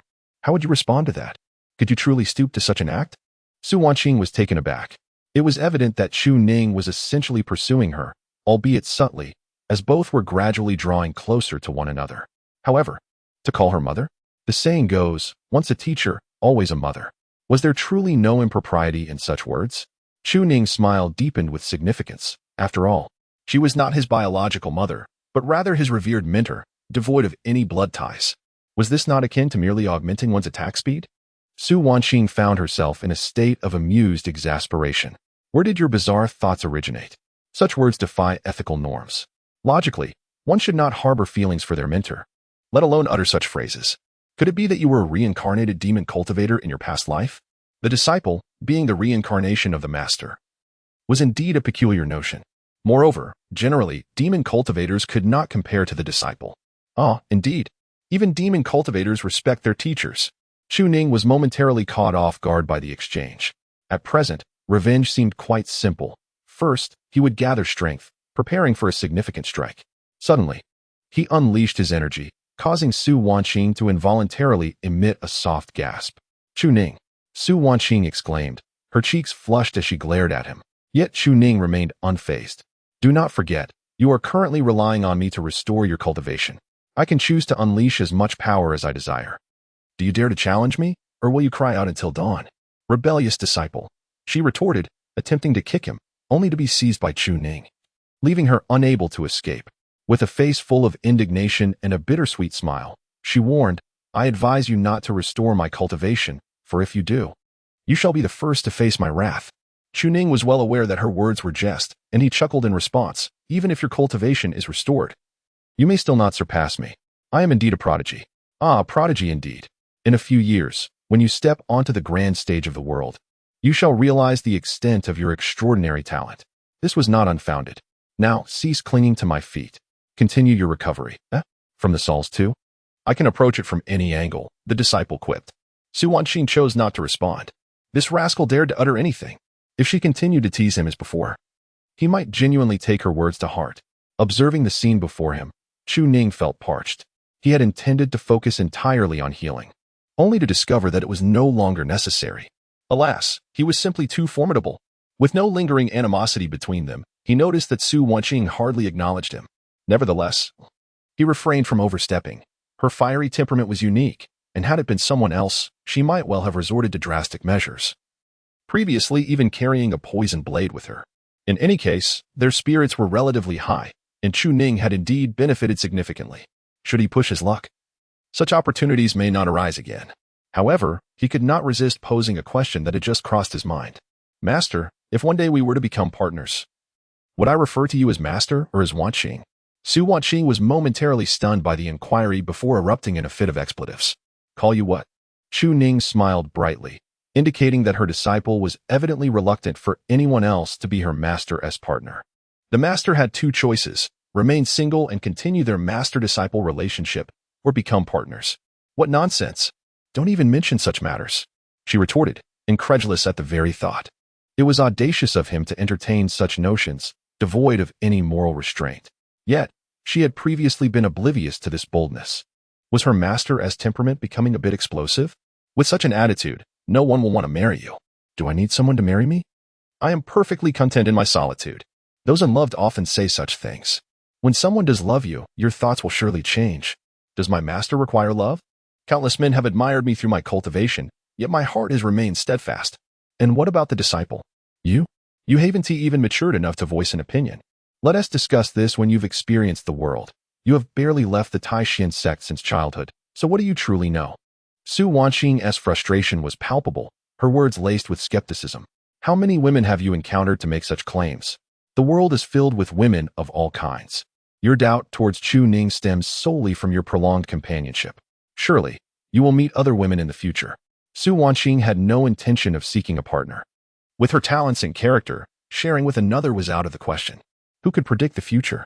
Chu Ning approached with a smile, no longer playfully teasing, but focused on recuperating. Even after seeing the world, wouldn't she still think her master the best? Upon hearing this, Su Wanqing scoffed. To say such things now is nothing short of brazen. If you can remember my name in the future, that would be a tremendous blessing. Humph. With a light huff, Su Wanqing could no longer contain herself and rose to tug on Chu Ning's ear. You mischievous brat. Do you think you can toy with your master as if I am mere clay to be molded? Chu Ning's words were not taken to heart by her disciple. Yet a little retaliation was in order. Su Wanqing squinted, evidently confused. Retaliation? Because of what you just said? It wasn't directed at you, but rather a fact. You truly have never ventured beyond Taishan sect, and the world is vast. Are you aware that a certain rogue from Tianxian sect created a list of the world's most beautiful women, and your master barely made it into the top 10? Once you've seen these people, will you still dare to make such claims? Furthermore, she understood well what her disciple's feelings were. Over the years, she had cared for him, and he regarded her as a mentor and a source of support, but that was not love. It was merely a deep-seated attachment. Thus, I assert that you are still too young to comprehend these matters. Refrain from such discussions with your master in the future. Gazing at the stunningly beautiful woman before him, Chu Ning's smile widened. So, if you've seen the world and still believe I am the best, will you then agree? Su Wanqing found her words caught in her throat, her forehead resting in her palm as she chuckled wryly, at a loss for what to say next. This thought process was truly unique. Yet, she quickly devised a way to break the stalemate. Indeed, that is the sentiment. Thus my master shall not acquiesce until you have gazed upon all the women in the world. Chu Ning's lips quivered. I shall never be able to see them all in my lifetime. Upon hearing this, Su Wanqing could no longer contain herself, covering her face with laughter. Therefore, dear child, focus on your cultivation. Perhaps one day you may behold all living beings with a mere utterance. In any case, my master has neither refused you nor is there any need for sorrow. Do not linger in silence. If you have any remaining treasures, present them forth, lest my master be left in bewilderment. Very well, my esteemed master, I shall reserve all for you. Upon uttering these words, a notification suddenly chimed from the system. Ding. Detection of host pleasing their spouse. Reward contribution value. 10,000. System commentary. Appearing passive, yet skillfully wielding the initiative, leaving no escape route. Triggering system critical hit. Spiritual roots can be enhanced using contribution value. Chu Ning could not help but scrutinize Su Wanqing. Oh. So my master is this delighted? It is indeed the first time to directly gain 10,000 contribution points. However, The notion that spiritual roots can be enhanced with contribution value. Astonishing. Chapter 37. Is not having the surname Su really such a bad thing? The two individuals that followed shared little conversation. One lay serenely upon the bed, occasionally emitting soft murmurs, while the other remained utterly engrossed, not daring to relax even for a moment. Their dialogue unfolded through actions, each infusion of vitality representing the thoughts of Chu Ning. In the early stages, a sudden surge could easily yield remarkable results. Detected that the host restored 10 of the wife's cultivation. Reward contribution value 100,000. Detected that the host restored 8 of the wife's cultivation. Reward contribution value 80,000. Su Wanqing's response was equally uncontrollable as she sensed Chu Ning's restlessness. The master's waste, a blade of lethality. Yet, as time progressed, exhaustion began to set in. Detected that the host restored 6 of the wife's cultivation. Reward contribution value 60,000. Detected that the host restored 2 of the wife's cultivation. Reward contribution value 20,000. Detected that the host restored 2 of the wife's cultivation. Reward contribution value 20,000. Not only had physical strength waned, but mental clarity also faded. The waist was hardly in optimal condition, and the physique was rather unremarkable. Nevertheless, this endeavor lasted for an impressive 2 hours. From an initial 15 minutes to a full 2 hours, reflecting Chu Ning's gradual enhancement in strength. Not a drop remained, master. Chu Ning felt a slight dizziness. Yet he was far from collapsing entirely. He even found the energy to tease Su Wanqing once more. At this moment, upon reviewing the accumulated rewards, Chu Ning was nearly overwhelmed. Detected that the host restored a cumulative 30 of the wife's cultivation. Cumulative reward contribution value 300,000. Cultivation recovery progress 61. The road ahead is long and arduous. Initially thought to take a considerable time, yet now only 39 remained. Once daylight returned, he would completely restore Su Wanqing's damaged meridians. The two would then possess even greater confidence in confronting the malice of others. They could even utilize resources from their sect. Currently, Chu Ning held a contribution value of 500,000. There were numerous avenues to explore, yet he had no intention of foolishly expending it all on immediate enhancements. The improvement gained from restoring cultivation was the most significant, albeit with inherent limits. His life ahead was still extensive, and these contribution points were akin to savings in a bank. Spending them all at once would be unwise. As long as his cultivation was sufficient and his methods potent, there would be no issues. Perhaps he should save a few drops for future use? Su Wanqing, however, paid little heed to Chu Ning's playful jests. Compared to their prior exchanges, this seemed trivial, almost juvenile. Her complexion was flushed, yet her demeanor was languid. The pallor that once marked her was long gone, now replaced by a captivating vitality. Slowly rising and stretching, Su Wanqing bore an expression of contentment. Her disciple provided comfort, allowing her to relax without concern for any ulterior motives. The phrase having the heart of a thief but lacking the courage aptly described her situation. She reveled in the moment without worry, and that was sufficient. At this very moment, completely unguarded against Chu Ning, she even found herself contemplating his reactions. Aren't you the one who enjoys watching? Do you still have the mind to observe now? Su Wanqing's beautiful eyes narrowed slightly as she gazed at him.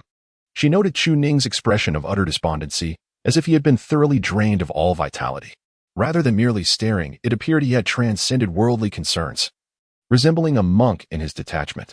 Seeing this, Su Wanqing did not linger in surprise. Instead, she cheerfully rose to fetch some elixirs.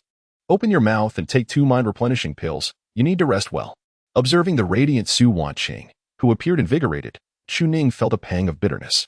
All of that is thanks to my efforts, he lamented, making no move to resist her feeding him. With a smile, Su Wanqing placed the pills into Chu Ning's mouth without a hint of hesitation. Compared to before, he seemed markedly improved. Previously, he would collapse into slumber, but now he appeared to possess some energy. Upon hearing this, Chu Ning's face paled, fearing that Su Wanqing would demand more from him. I can't, really, it's all gone. Tomorrow, master, definitely tomorrow. He didn't dare speak of continuing, noticing how frightened he appeared. You should have said so earlier. With that, Chu Ning promptly burrowed under the covers in front of Su Wanqing, tucking himself in snugly. Su Wanqing's expression quickly turned peculiar, her lips twitching as she felt an urge to strike him. He had previously fainted, and sleeping here could still be justified. But now, he was truly feigning incapacitation while burrowing beneath the covers. Su Wanqing's teeth ground together in frustration. What is this, Lord Chu? Has this bed become yours? Should I sleep on the floor instead? Chu Ning feigned ignorance, his expression earnest. I could never allow my master to sleep on the ground. You can certainly sleep on the bed tonight. Su Wanqing raised her hand, delivering a swift slap, prompting Chu Ning to shield his head. Attacking an invalid? This is outrageous. After all the effort I put into restoring your vitality, now that you're of no further use, you wish to cast me aside? Woe is me. Su Wanqing was both furious and amused. Sleep? What nonsense. If I were to sleep, it would surely lead to sharing a blanket and engaging in dual cultivation the next day. Chu Ning froze at her words. Realizing that Su Wanqing's provocations were far more audacious than he had anticipated, he braced himself and responded, regardless, I have a clear conscience. If you wish to sleep, so be it. From this day forth, this bed is mine. Moreover, if it were to come to that, he wouldn't mind suffering a slight disadvantage. With that declaration, he flopped down, declaring his intent to rest right there. The bed was fragrant and soft, just the way he liked it. No one could dictate otherwise. Su Wanqing found herself at a loss. Are you truly suggesting you would suffer? When a person has completely disregarded their dignity, discussing morals is futile. It's one thing for a disciple of the same gender to share a bed, but with the opposite sex. Alas, who is truly being taken advantage of here? I have lost my own bed. With a resigned glance at Chu Ning, her tone remained frosty. Yet her concern for him lingered. Given your current immense consumption, might it adversely affect your foundation? Chu Ning shook his head with a bitter expression. This phenomenon is akin to increased usage leading to greater production, thus enhancing the martial arts themselves. Ultimately, it is beneficial for both parties. Upon hearing this, Su Wanqing let out a slight sigh of relief. In this case, there was no need to worry about her disciple's restoration of her cultivation causing damage to his foundation. Ningha would undoubtedly grow to become a more formidable existence than she. It would be troublesome if she allowed her current state of helplessness to ruin her own foundation. However, it seemed that Chu Ning had become considerably more obedient, no longer casting furtive glances, appearing rather despondent. Observing his demeanor, Su Wanqing couldn't help but chuckle lightly. With you in this state, I can finally rest easy as your teacher, no longer fretting over the possibility of someone approaching to take advantage of you. Especially that rebellious disciple. Chu Ning lifted his gaze towards the ceiling of the cave dwelling, feeling weak yet resolute in his convictions. I am indeed the rebellious disciple. Next time, I shall muster some energy to seize opportunities. After all, my esteemed master would hesitate to reprimand me, so why not take advantage? You openly admit to it? Is there any shame in admiring my master? Just respect for the teacher is sufficient. Do not harbor such extravagant expectations, it is unattainable. You don't even pretend anymore. Chu Ning grinned. Perhaps it is because I have come to understand my true feelings, realizing that concealing them serves no purpose. Su Wanqing let out a soft huff. Stepping closer, might our esteemed Chu Ning lift his head? Confused, Chu Ning wondered why he should lift his head. Though lacking strength, he managed to comply. However, upon rising, he discovered that his pillow had been replaced with her knee. He could distinctly feel the warmth radiating from Su Wanqing's leg. Even in his weakened state, he could not maintain his composure. This treatment, lifting his head, he found it impossible to see Su Wanqing's face, obscured from view. What was that saying? When looking down, one cannot see the exquisite beauty of the world, was it not so? Yet, in the midst of this enticing situation, he remained pure of heart. Akin to a monk. Truly, he lacked the energy to ponder further. In the next moment, he felt a pair of hands resting gently on his head, applying pressure to a specific acupoint. Instantly, he sensed a significant alleviation of the headache brought on by exhaustion, and even the digestion of the elixir accelerated. It was as if his fatigue was being dispelled. So this was her intention. Chu Ning's face bore a bitter smile, despite the tantalizing circumstances. He felt utterly powerless. With heart and will unaligned, he sighed and could not help but inquire, Master, what prompted you to assist your disciple in this manner? Su Wanqing's expression remained neutral as she spoke softly. Each time you fall asleep, the meridians on your forehead become prominent. I examined some texts yesterday and discovered this is a consequence of excessive consumption. This pressure will alleviate it. It is merely a simple technique, far less effective than your own abilities, so do not blame me if the results are lacking. In that moment, Chu Ning felt his heart melt, a broad smile illuminating his face. Such actions, would the disciple still blame the esteemed master? However, will it be possible to continue in this manner? It remains to be seen how one will perform. The disciple shall certainly provide more for the master on the morrow. I shall ensure it is to the utmost satisfaction. Su Wanqing's beautiful eyes narrowed, and with a sudden exertion, She nearly caused Chu Ning to cry out in pain. This mischievous boy, seizing every opportunity to express himself, should just sleep. Look at how exhausted he appears, acting like a complete fool all day. Is he truly that naive? Even if he conserved a bit of energy. She wouldn't raise an objection. Yet, upon considering that the disciple's innocent desire to linger here could explain it, she understood that he was not such a simple character. She could easily perceive the subtle intentions he harbored.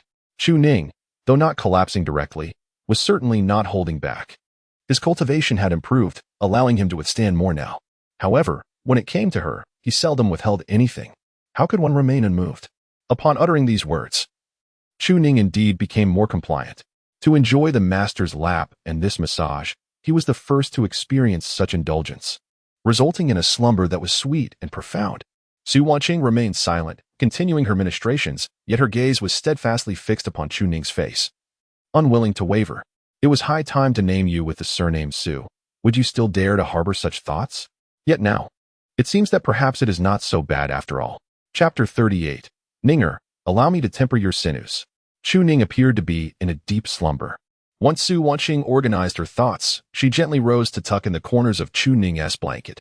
As for the clarity of her thoughts, she herself could not articulate it. She felt content in the moment, believing that following her heart was sufficient. Whatever the future held was surely fated. Perhaps he was her destiny after all. With this thought, Su Wanqing let out a soft chuckle. Now that Chu Ning was asleep, she needed to commence her cultivation. She intended to break through to the third realm of body refinement tonight. Quietly, she stood by the bed, ensuring not to disturb him, and gazed at him for a while. When did this boy come to think it was his right to sleep in her bed? A rebellious disciple, unworthy of her attention. Did he expect her to sleep too? If she truly fell asleep, she doubted he would remain obedient. That rascal, just wait until I restore my strength. I shall teach you a lesson. With such thoughts, her mood brightened. Body refinement required medicinal herbs, and breakthroughs were no exception. She had not donned her garments, as Chu Ning was asleep, getting them what would only complicate matters. At present, she retrieved a portion of the herbs and began to concoct the elixir needed for her breakthrough to the third realm. The herbs from this realm were exceedingly potent. Any ordinary person consuming them would surely meet their demise. It was not something just anyone could endure, and when refined into an elixir, the potency would only amplify. It was akin to the ferocity of magma, yet she was not concerned, for her physique was remarkably robust. With her undergarments set aside, her form was breathtakingly exquisite, resembling a creation of the divine. Yet, with Chu Ning sleeping soundly, she was deprived of any audience. Without hesitation, she gradually submerged her body into the elixir. In an instant, she was seized by excruciating pain. The comfort that had accompanied her recovery vanished entirely. The path of body refinement was unforgiving. Comfort was reserved for the dead. Without enduring such piercing agony, how could one glimpse the path to the heavens? The elixir boiled violently, and even her current endurance was put to the test, prompting involuntary groans to escape her lips. In such moments, her gaze fell upon her disciple, almost grinding her teeth in frustration. If fate had led her down this arduous path, then it was undoubtedly her destiny. To succumb was to perish, but to endure was the beginning of the journey to the heavens. If her disciple could withstand such pressure, what had she to fear? As her sinews were tempered, astonishing transformations were occurring within her body. The third realm of body refinement, with its iron skin and sinewy bones, was not merely a matter of gathering spiritual energy as in the way of law. It required prolonged immersion in the elixir. As midnight passed, she felt her entire body grow numb, her mind blank. She reflected on the events of the past century, yet her gaze remained fixated on Chu Ning, a testament to her endurance. In the third realm of body refinement, the realm of sinews, Su Wanqing lay by the edge of the bath, a bittersweet smile gracing her lips. It felt as though she had weathered through it all. Liberation had come. Yet she knew that the trials ahead would be even more arduous. But what of the suffering that lay in wait? If it was a mere fraction of what she had already endured, she had a disciple to protect. The path of a cultivator is inevitably fraught with hardships. After much effort, she managed to rise and don her fitted garments, yet her calves trembled, nearly overwhelming her with tears. The pain was unbearable, far beyond what a mere human could endure. She felt utterly drained, making her way to the straw mat beside the bed. Exhaustion enveloped her. She could truly empathize with her disciple's fatigue. After each healing session, he likely felt similarly. Alas, her abilities were limited. Otherwise, there would be no need for Chu Ning's assistance. With a sigh, she soon succumbed to a deep slumber. The following dawn, Chu Ning groggily opened her eyes. Perhaps it was the restorative elixir combined with Su Wanqing's head therapy, for her headache was not as severe as before, albeit still present. However, the essence of spring had once again filled her being. Chu Ning felt rejuvenated, bursting with vitality. The weariness that had enveloped her was instantly dispelled, and she caught a whiff of a potent medicinal scent. Turning her head, she noticed the bath filled with herbal concoction. Beside her, Su Wanqing lay sound asleep, evidently having practiced her cultivation while Chu Ning was in slumber. So, she had secretly practiced while I slept, did she? Well, now I shall quietly observe. Chu Ning quickly focused her attention on Su Wanqing. A simple straw mat, a humble pillow, and a thin quilt comprised her makeshift resting place. Certainly not as comfortable as the bed. Yet, the bed was now hers. Sigh. Her master was rather sentimental. Everyone could simply share the bed. What was there to feel guilty about? With a mischievous smile, Chu Ning rolled over beside Su Wanqing, sharing half the pillow and then burrowing beneath the quilt. Master, share half the quilt with me. I can't cover myself properly, and the pillow too. Please scoot over a bit. Sleepy and thoroughly exhausted, Su Wanqing instinctively shifted some of the pillow space and loosened her grip on part of the quilt, which Chu Ning eagerly claimed.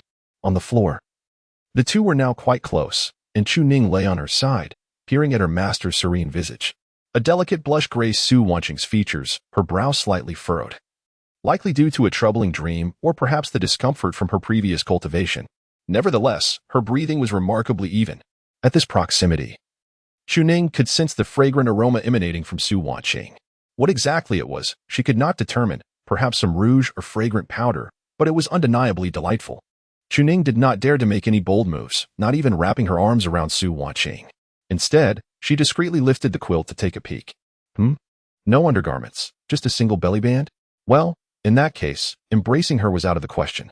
She could take a glance, and Su Wanqing might scold her lightly. But if she touched her, that would certainly provoke an outburst. So she merely observed. Oh my, a golden belly band? The dragon pattern was stretched into a plump silhouette. This must be a size D, right? Speaking of which, what size is D again? 2 little bunnies or something? As long as the energy is measured, it should suffice, though it feels like a death sentence. How beautiful, how tempting. Is kissing forbidden? A stolen kiss would surely go unnoticed, wouldn't it? After much contemplation, the timid Chu Ning ultimately relinquished his intentions. He ceased his furtive glances and nestled closer to Su Wanqing, feigning ignorance and appearing as if he had just awakened. Master, please don't tug at my blanket. The pillow is mine. Weren't you the one who invited me to sleep on your bed? The weary Su Wanqing, roused from her slumber, wore a disgruntled expression. Lamenting, Ninger, stop causing a ruckus. The bed is ample enough, and I'm utterly exhausted. Hearing this, Chu Ning found amusement in the situation, but master, you're practically pushing me off the edge. With a playful spirit, he thought it best to inch closer, advising, just a little bit closer, don't fuss, be good. Instantly, he complied, as it was her words that had prompted him to remain still until now. He wrapped his arms around her and lay beside her, pretending to sleep once more.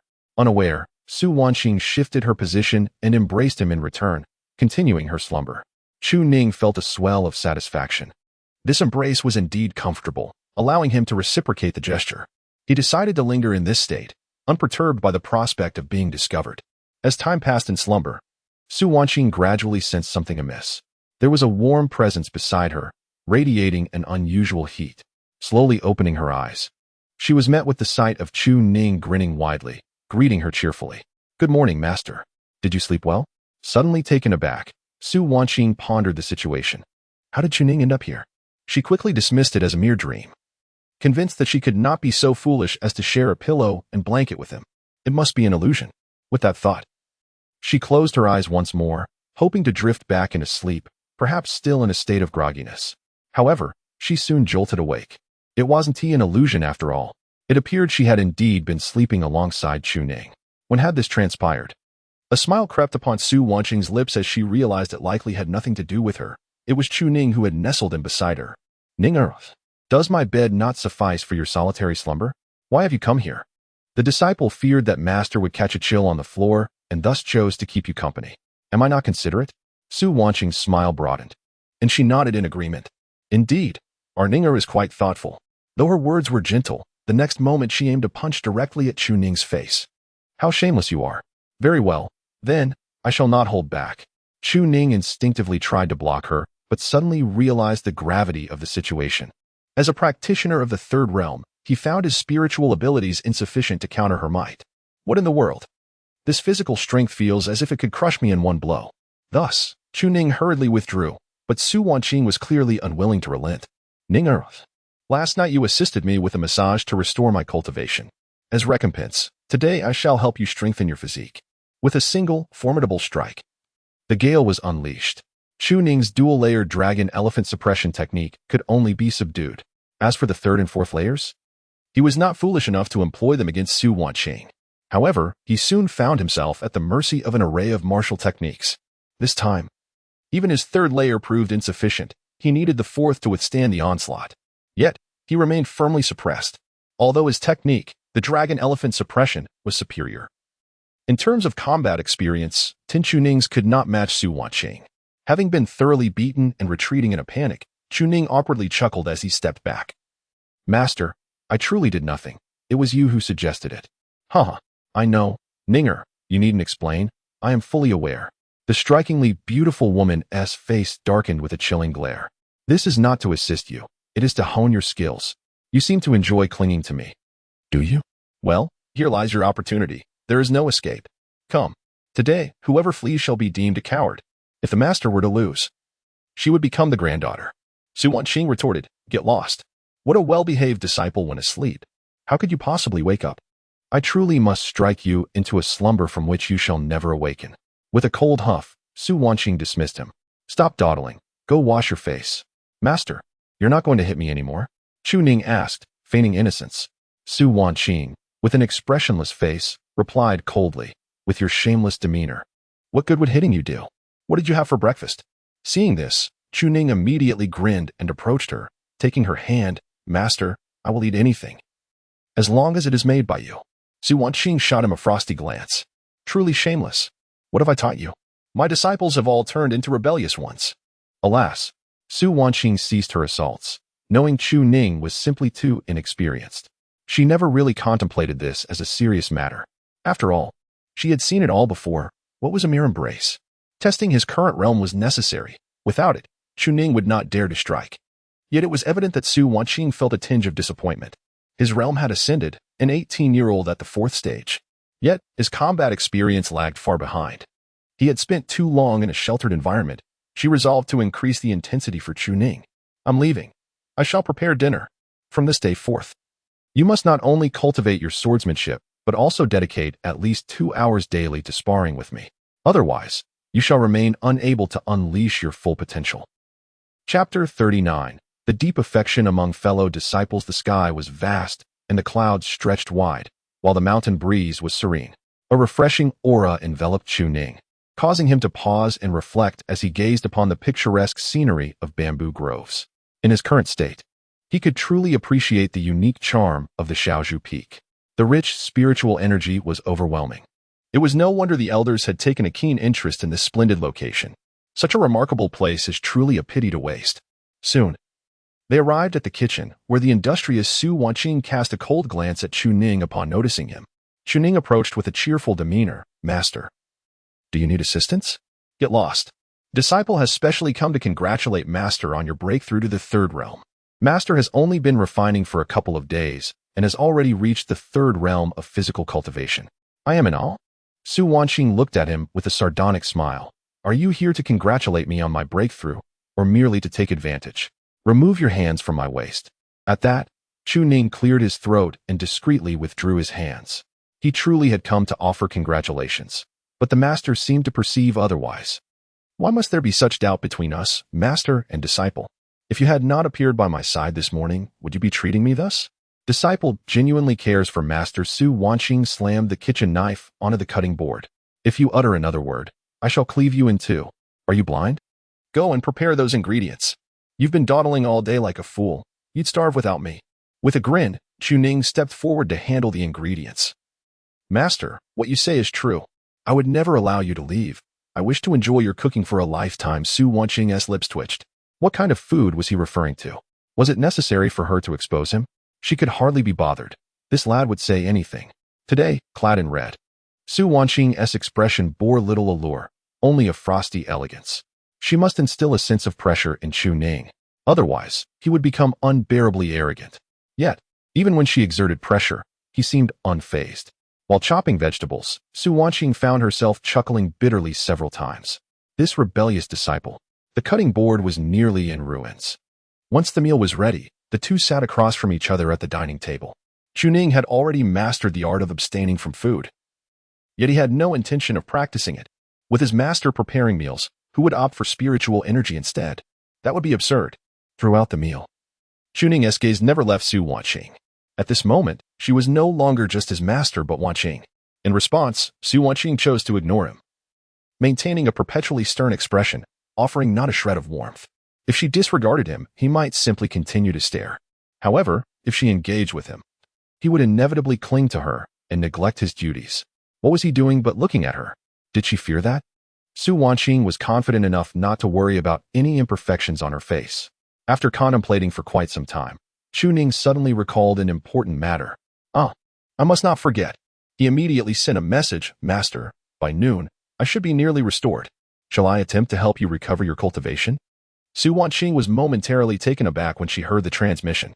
This technique, capable of conveying messages across distances, had already been mastered? She found it hard to believe the transformations that had occurred during this time, yet they were undeniably real. Chu Ning's talent was nearly terrifying. Just a few days had passed, and he had already acquired such skills. She was certain she could not achieve this level. Hence she lowered her voice and stole a glance. After all, they were not in the kitchen but outside, where the cave abode prevented any prying eyes. Is everything all right? Ninga? Everything is fine. After we finish our meal, I will take a trip to the sword forging peak to retrieve that celestial sword. By the time I return, it should be about right. By the way, will Master accompany me? Just use the excuse that I have not yet departed and that you are secretly seeking the sword for me. It will serve me better. Then I shall go directly after this, Master. Is what you said entirely without issues? No issues at all. The essence of the ethereal will recognize it. Even if it perceives that you are not me, simply state that you are a disciple of mine. Rest assured, Master, I will certainly bring it back. Even if I cannot retrieve it, I will make it work. There should be no significant problems. Chu Ning nodded. This plan was indeed the best course of action at present. After they finished their meal and drinks, Su Wanqing huffed lightly and stood up. Brats, disobedient disciples, wretched creatures. Clean this place thoroughly for me. If even a trace is left behind, you shall face my wrath. I am going back to rest now. Do not let me discover you secretly using their elixirs for cultivation. Should I find out, you will not have a good outcome. Wretched creatures. Hearing these words, Chu Ning could not help but chuckle. She was genuinely scolding him, using the guise of acting to express her true feelings. But it mattered not. He was unfazed by this. So you dare to scold me, huh? Very well, I shall await your reckoning. Fuming, Su Wanqing returned to the cave abode, where her frustration began to boil over. I truly want to chop him up. He cannot even behave properly and keeps staring at my bosom during meals. He ignored it last night, yet now, while acting as a disciple, he cannot help but gaze. Sigh. No, she had to start reprimanding him. Whether she was willing or not was another matter. After all, he could not be harmed, as he possessed the essence of eternal spring. However, getting this lad to act seriously was an entirely different challenge. Outside the cave abode, after tidying up, Chu Ning did not rush to depart. Instead, he examined the current state of the system. Chu Ning cultivation, 4th realm ascending progress, 7, technique, eternal spring indestructible art progress, 4th layer, dragon elephant suppression technique progress, 4th layer, ethereal sword technique progress, 4th layer, heaven swallowing devil arts, talent, upper tier spiritual root, eligible for advancement. Chu Ning's gaze sharpened momentarily before he regained his composure. In matters of cultivation, he could not afford to be the slightest bit negligent. The spiritual root was eligible for advancement. Cultivators placed immense importance on the quality of their spiritual roots, an upper-tier spiritual root, for a colossal power like the Taishan sect, merely served as the standard for entering as a disciple. Among Su Wanqing's disciples, with the exception of Chu Ning, all others possessed celestial-grade spiritual roots or even higher. The quality of one's spiritual root significantly influenced both the absorption of spiritual energy and comprehension. A spirit stone, with an absorption rate of less than 10 for ordinary spiritual roots, can achieve a remarkable 100 absorption rate for those with exceptional spiritual roots. No matter how high the rank of the spiritual root, such as Su Wanqing's unparalleled divine root, The rate of absorbing the essence of heaven and earth far surpasses the speed of cultivation through spirit stones. One can cultivate anywhere without ever fearing a scarcity of spiritual energy. With a contribution balance of 523,000, there is ample room for maneuvering. As for advancing his cultivation method, Chu Ning does not currently plan to do so.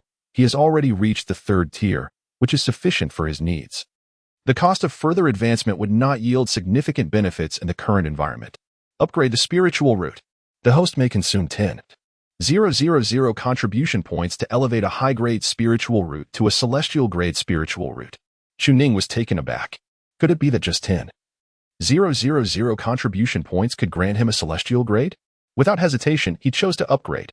The moment the contribution points were deducted, the world before him appeared transformed. When he possessed an ordinary spiritual root, the spiritual energy felt violent and fierce, akin to absorbing toxic gas.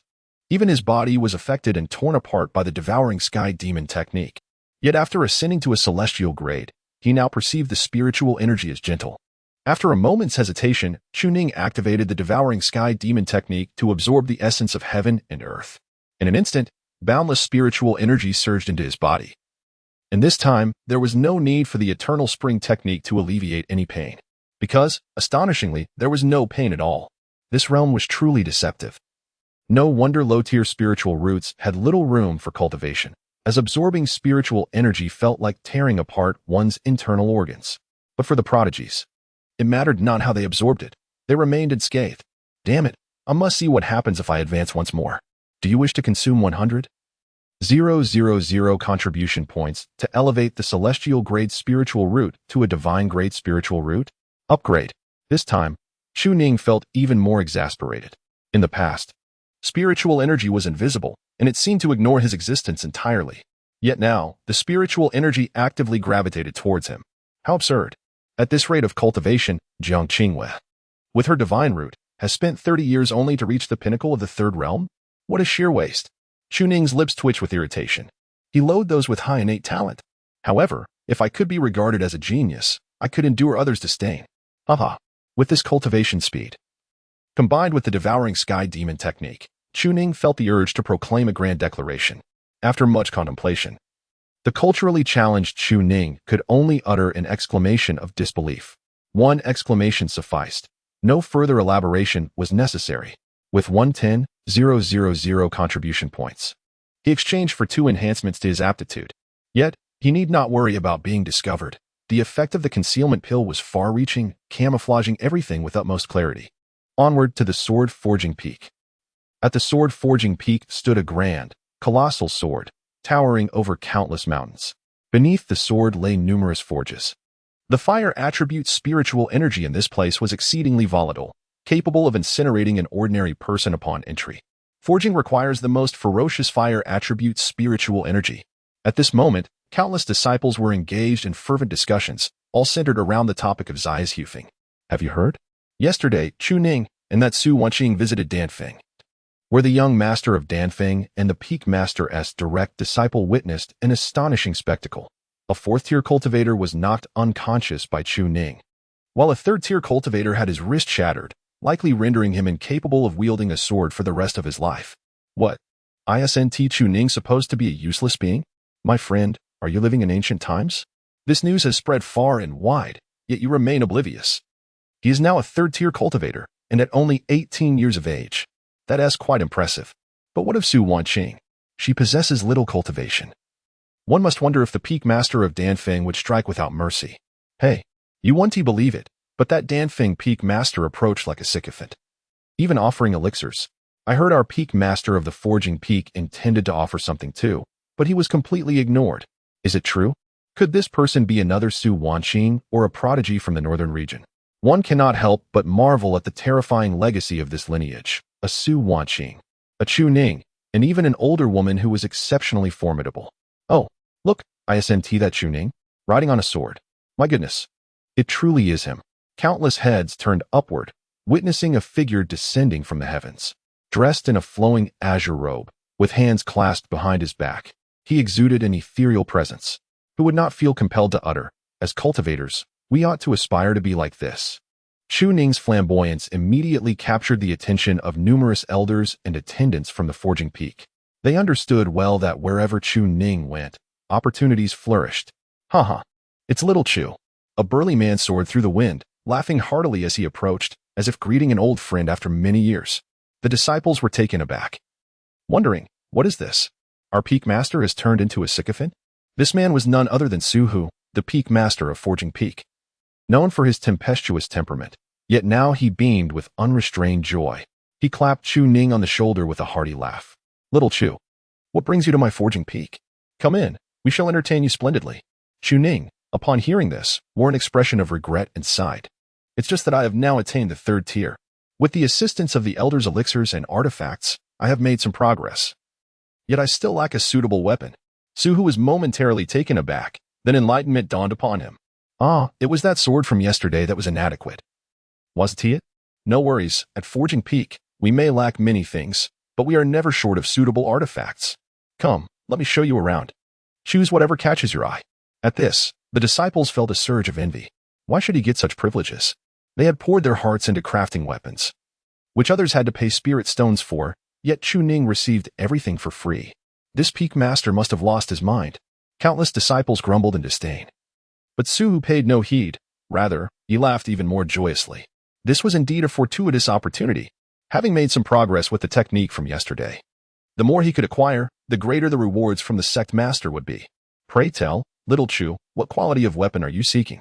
Inferior or medium grade would hardly suffice for you, and a superior grade might not be suitable either. Why not aim for a spiritual grade weapon? Only a 6th-tier cultivator can forge a spiritual grade flying sword. Is that an easy feat? Yet I shall still give it to you. The Supreme Xian sect possesses but a mere 10 exquisite flying swords, each a testament to its grandeur. The foremost among them is a symbol of familial bonds. All that is required is for Xiao Chu to regard it as kin. Upon hearing this, Chu Ning's spirits lifted, though he hastily replied, these are indeed splendid. Yet I still feel a hint of impropriety. Su Hu, laughing heartily, interjected, if something feels amiss, do articulate it. Whatever rank of sword you desire, it can be yours. In a hushed tone, Chu Ning murmured, I have heard that my master once returned with a celestial sword, and I wish to see if I might be deemed worthy to bond with it. Su Hu was momentarily taken aback. A celestial sword? What a fanciful notion. That very sword is the treasured heirloom of their sword forging peak, forbidden for anyone to take. No one has the qualification to awaken it, and now Chu Ning dares to. Su Hu's expression turned troubled. Xiao Chu, it's not that I am unwilling, but you must understand. Even your master could not awaken that sword, let alone.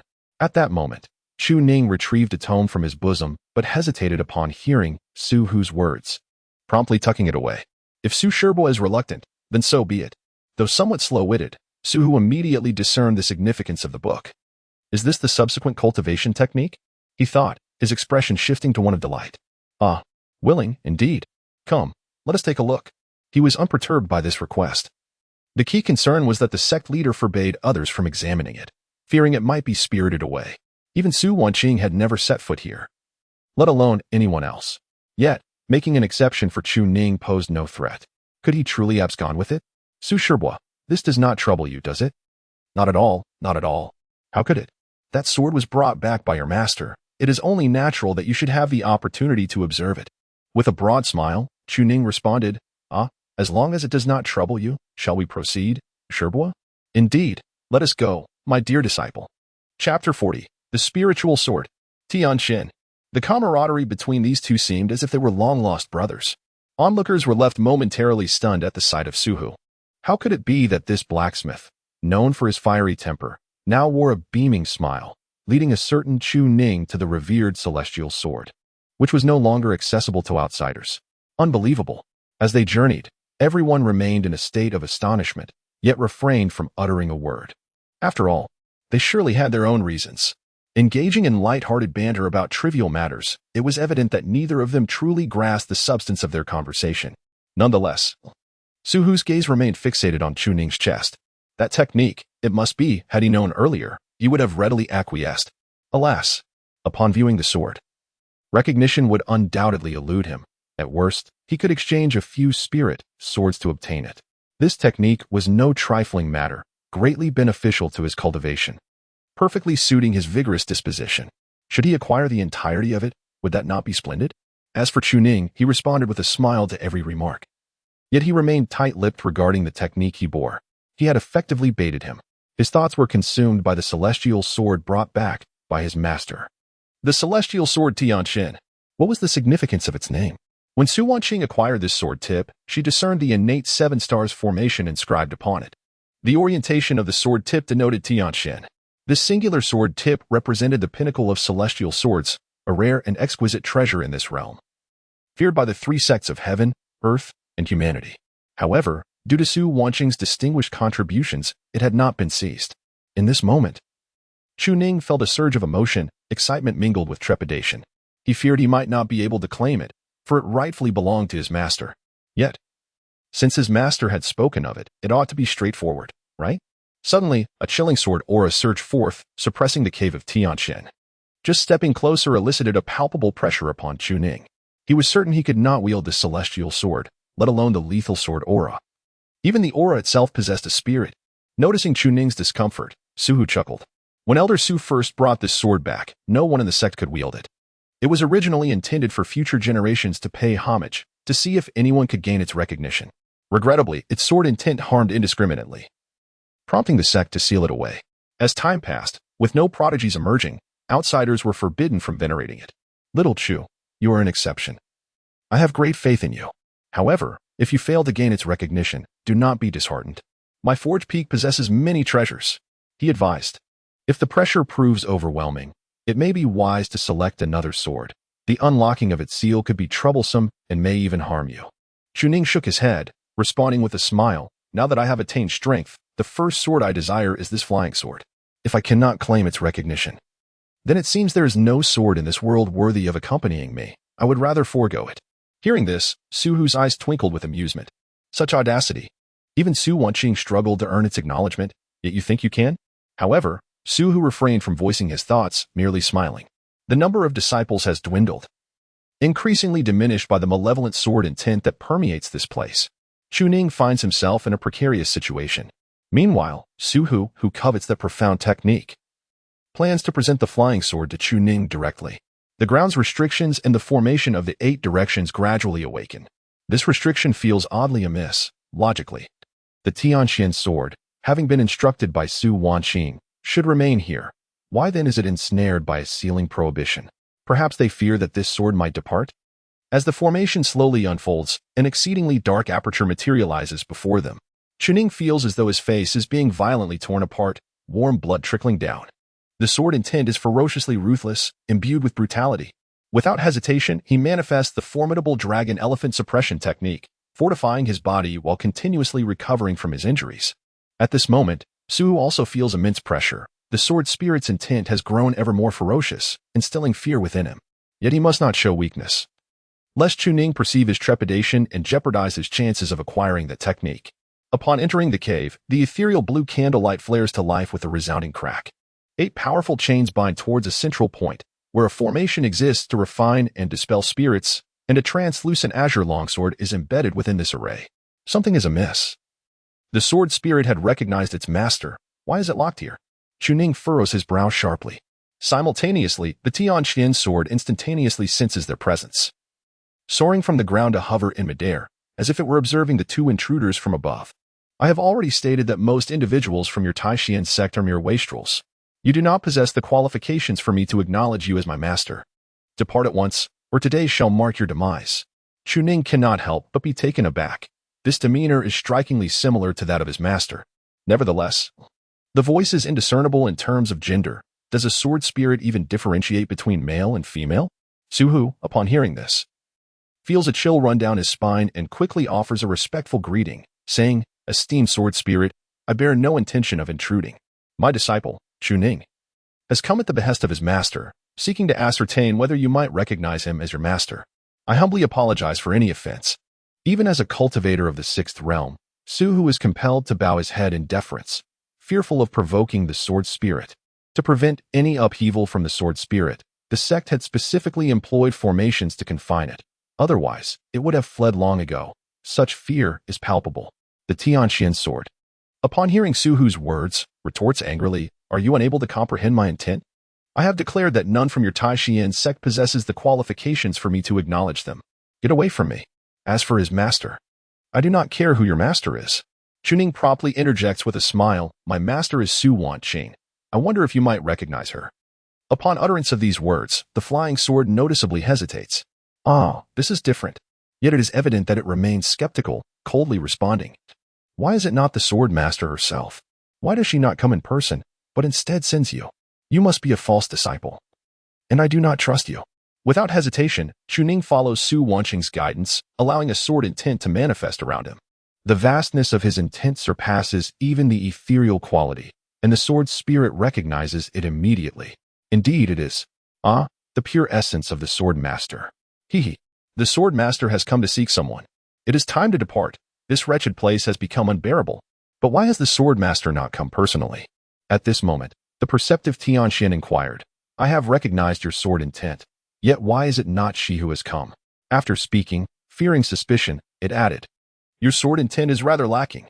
Among the Xian sect, only Su Wanqing possesses a sword intent worthy of my acknowledgement. Let her come to meet me.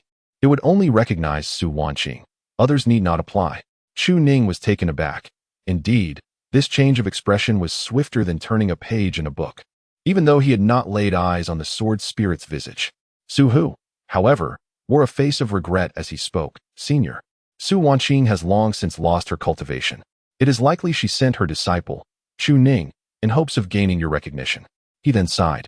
If that is the case, it seems no one else can earn your acknowledgement. Then, Chu, let us depart. We shall not disturb the senior's rest. Naturally, Chu Ning would not leave. The situation had shifted dramatically. He recalled his master mentioning, when the sword emerges from the northern domain, it shall sweep across the 8 desolates. I wonder if the senior has heard of this? Tianxian froze momentarily. Upon hearing of the loss of cultivation, it had been incredulous. Not believing that such a prodigy could encounter any misfortune. It had thought it was being deceived, but upon hearing the next words, realization dawned upon it. This was indeed the phrase agreed upon with Su Wanqing. In that instant, it truly grasped that something serious had befallen Su Wanqing. How could it be? How could the sword master have lost her cultivation? No, it must go investigate. With that, it transformed into a human form, appearing as a young girl. Bound by 8 iron chains that seemed oppressively heavy, however, they were effortlessly severed by her. The formation was rendered ineffective, practically non-existent as she stepped forth before Su Hu and Chu Ning. The two were left utterly dumbfounded. What just happened? Did she just walk out? What was the purpose of this formation? Youth, take me to see Su Wanqing at once. I must ascertain what has transpired. With that, she set off with a bewildered Chu Ning in tow. Meanwhile, Su Hu remained rooted in place, utterly perplexed. Wait. This formation was established by the sect master and several elders to prevent the sword spirit from causing chaos. Su Wanqing had even intervened. Over the years, many have come to comprehend it, all to prevent the sword spirit from going awry. But how could she simply walk out, as if it were nothing? Just how much has this formation been compromised? No, wait. The celestial sword has left with someone. This is dire. The celestial sword has departed. And it is with Chu Ning. He immediately interjected, Sword spirit, you cannot leave. This is... Tianxian cast an annoyed glance his way. I now value this disciple and have acknowledged them. What right does the Xian sect have to interfere? Su Hu found himself at a loss for words, his scalp tingling. Su Wanqing had not permitted the sword spirit to recognize her. Yet, Chu Ning had achieved it. He looked at Chu Ning with a bitter expression. Chu Shitzi. You cannot take the celestial sword away. As Chu Ning revealed half of the cultivation method from within his robe. Su Hu was taken aback and immediately changed his tone with a smile. Never mind, never mind. Just take it with you. Chu Ning returned the cultivation method with a smile and nodded. Then I shall express my gratitude. However, he was promptly whisked away. Su Hu was taken aback. Huh? You're not giving the cultivation method? Wait, you're truly not going to give it? Hurry and report to the sect master. In an instant. The sword forging peak was thrown into chaos. The celestial sword had been taken away. The cultivation method had yet to be acquired. Chapter 41. The Disruption of Plans by Tianxian. Upon departing from the sword forging peak, Chu Ning was swiftly whisked away, still in a daze. Wasn't the senior locked away? How could they leave so casually? I had assumed the senior was compelled to do so. The Tianxian sword spirit let out a cold laugh. Locked away? Would the sword master truly confine me? Since you are her successor, it is of no consequence to share this with you. I had already pledged my allegiance to her long ago. She tampered with the formation, and for these past years, I have merely been cultivating my sword intent. How could anything possibly restrain me? Chu Ning fell silent, realizing the truth. After all, it was his master's own flying sword. She would never consent to its confinement. However, Tianxian quickly pressed for answers. What on earth is happening with the sword master? She may be hesitant to come in person due to certain individuals' apprehensions. But why does that old fool claim the sword master has lost all her cultivation? To make a long story short, my master encountered an unforeseen incident. But it is not grave. She will recover in due time.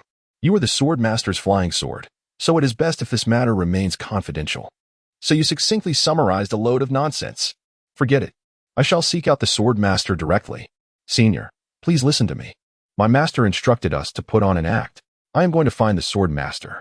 I shall not concern myself with anything else. In an instant, the two of them reached the Shaozhu Peak at an astonishing speed. This velocity nearly made Chu Ning, who had only recently learned to ride a sword, feel nauseous. So this is the level of celestial swords. Sword master! Sword master! I have heard there is trouble. Is it true? Within the cave abode, Su Wanqing, puzzled, opened the door, and upon seeing Chu Ning and Tianxian, she was momentarily stunned, her lips twitching. This was not how I had arranged things. This could expose our ruse. With a bitter expression, Chu Ning communicated telepathically. Tianxian is utterly uncooperative. Before I could even speak, she had dragged me here. And now I am at my wit's end. The crucial point is that when we exited the formation, I truly did not expect it. I thought we would need to employ some method. It turns out that Taishian's sect never truly confined Tianxian. Yet Tianxian was unfazed. Her youthful face filled with urgency. I have heard that the sword master has lost all her cultivation, but I can distinctly sense a fluctuation of power emanating from her. Enough. Come inside and speak. Sword master, you. Silence. Get inside and discuss it. Su Wanqing glared fiercely, causing the sword spirit to hesitate. Finally entering with a look of grievance. Wasn't I merely concerned for the sword master? Chu Ning, feeling helpless, followed suit. Realizing this was not how things were supposed to unfold. Who could have predicted how today would develop? It seems I am not the only one facing reprimand. Anyone could be scolded by Su Wanqing, including the sword spirit, while they would be watched outside. There was little issue within, but it was likely that Su Hu and others would arrive shortly. Inside the cave abode, Chu Ning sat quietly, while Su Wanqing, clad in a flowing red garment, wore an expression of helplessness, acutely aware of the astonishing foolishness of the sword spirit. Addressing me as sword master so openly could easily alert others, revealing that you are, in fact, my flying sword. I have long cautioned against such exposure. The three sects of heaven, earth, and man are aware of your sealing and have refrained from causing trouble, but the upper clear Tao sect is undoubtedly displeased, given my current loss of cultivation. The situation is perilously precarious. What is her current state? She pondered. She has lost her powers. Having been sealed years ago, no one has come forth. Now that she remains sealed, the sages of the three sects have chosen to ignore her. They believe it is best to wait until Su Wanqing's demise before intervening. For she has merits to her name. Within the sect, the sword spirit is perceived merely as rebellious, since they cannot experiment with it. They regard it as a treasured asset, avoiding any foolish displays that might attract unwanted attention. However, if news were to spread today, everyone would assume that Su Wanqing is indeed the sovereign of Tianxian. The three sects of heaven, earth, and man might not react excessively. But the upper clear Tao sect would certainly take action. With Su Wanqing's powers depleted, it won't be long before others covetously conspire to seize Tianxian. Will the Taishian sect survive? It seems unlikely. They would readily relinquish the sword spirit and even Su Wanqing herself. This artifact is of such high caliber. Its allure to cultivators is immense, posing a significant threat to both Su Wanqing and Chu Ning in their current state. Tianxian was in a state of frantic agitation. Fixated on Su Wanqing's loss of power, the two, feeling powerless, gradually began to elucidate the situation. From the moment Su Wanqing lost her sacred cultivation to her current gradual recovery, they found themselves in an uncertain state. Their intention for Chu Ning to retrieve the sword was part of their plan to escape, not wishing to leave Tianxian behind. Initially, they had intended to stage a performance to gain the sword spirit's recognition for Chu Ning, but before he could utter his thoughts, Tianxian had dashed forth. After all, a third-stage sword cultivator, especially one as exploited as he in these times, would find little assistance, even if he were to seize the sword. It would only be after Su Wanqing's demise. Tianxian remained silent, absorbing the information for a considerable time. She understood the implications. Thus, The sword master indeed had lost her powers, yet it was evident that many years ago, she had vowed to assist me in locating the remaining flying swords. Have you lost your wits? I have stated that recovery is possible. Cannot you sense the fluctuations of power within me? Upon finishing, Su Wanqing delivered a light slap to Tianquan's head, leaving the girl cradling her skull, a look of grievance upon her face. How can you be so fierce even without your powers? I could easily strike you now, but if recovery is indeed possible, then I can rest assured about the others. So, have I now disrupted the sword master's plans? Su Wanqing's expression remained impassive. What do you think? You incessantly call me sword master, yet the words of wisdom imparted to you seem to have vanished into oblivion. But you once promised that once I achieved sanctity, you would take me with you. Now that your powers are lost, what more can you say? If you find me distasteful, you may seek another. It is not as though I take pleasure in your company. When I first brought you away, I had to flaunt it, making sure the three sages of heaven, earth, and humanity were aware of your caliber. I have never encountered a sword spirit as foolish as you. If your strength were formidable, there would be no need to fear my potential rivals. So why do you seek me instead of someone else? The sword spirit, feeling quite aggrieved, stepped forward. The sword master's essence resonates most profoundly with my own. Who else could I turn to but you? What shall I do now? I seem to have botched everything. Please, sword master, instruct me, and I shall comply without question. Watching this exchange between man and sword, Chu Ning reflected on how exceptionally kind Su Wanqing was to him. Just this morning, he had nestled into her bed, and even during their brief sparring, he had refrained from exerting his full strength. Oh, how fortunate he felt to have such a master. He longed to snuggle up to her again that night. At this moment, Su Wanqing sighed and pointed at Chu Ning. My intention was for you to recognize him as your sword master, but regrettably, you disregarded his words and came here instead. This was my original plan. Now that someone has been sent, if you choose to create a disturbance again, you may leave and no longer follow me. Tianxian nodded vigorously, behaving quite obediently, a stark contrast to the fierce sword spirit from earlier. Yet, a hint of confusion crossed Tianxian's face as he could not help but inquire. Who is he? Wait, sword master. His realm surpasses even yours. I sensed this connection and wondered how he could be so exceptional. Who is this remarkable individual? My disciple, they answered, each providing their own explanations. And the atmosphere suddenly grew tense. The master and disciple exchanged glances. Su Wanqing glared fiercely, while Chu Ning wore a sincere expression. Tianxian looked utterly perplexed. What is their true relationship? Nevertheless, it was evident that this individual possessed a high level of comprehension and considerable talent. Should I publicly acknowledge him as my sword master? Su Wanqing's lips twitched, and she finally acquiesced with a reluctant affirmation. However, she continued to glare at the thick-skinned Chu Ning, unruly disciple. It would have been one matter if it were someone else, but your intentions are transparent, and I cannot resist. Yet, you dare to declare this in front of others. Do you truly believe it is something to be taken lightly? Are you unafraid of ridicule? After much contemplation, Su Wanqing refrained from confronting him directly and coldly stated, This is simply how it is. Although I have currently lost my cultivation, I shall soon regain it. If you wish to continue following me, you must temporarily acknowledge him as your sword master and keep this matter concealed. If you no longer wish to accompany me, you may venture forth into the vastness of the world. Whether you remain at the Taishian sect or seek a new sword master is entirely your choice. Without hesitation, Tianxian replied, the sword master once mentioned finding other sword embodiments was a casual affair. I trust the sword master. It is merely cultivation, and once I recover, I will surely follow. Moreover, his sword essence is indeed profound. If the day comes when you are no longer present, I shall remain loyal to him. Su Wanqing's lips twitched again, but there was certainly truth in his words. The disciple's sword intent is indeed superior to hers. What an extraordinary comprehension it possesses. Surpassing her talent.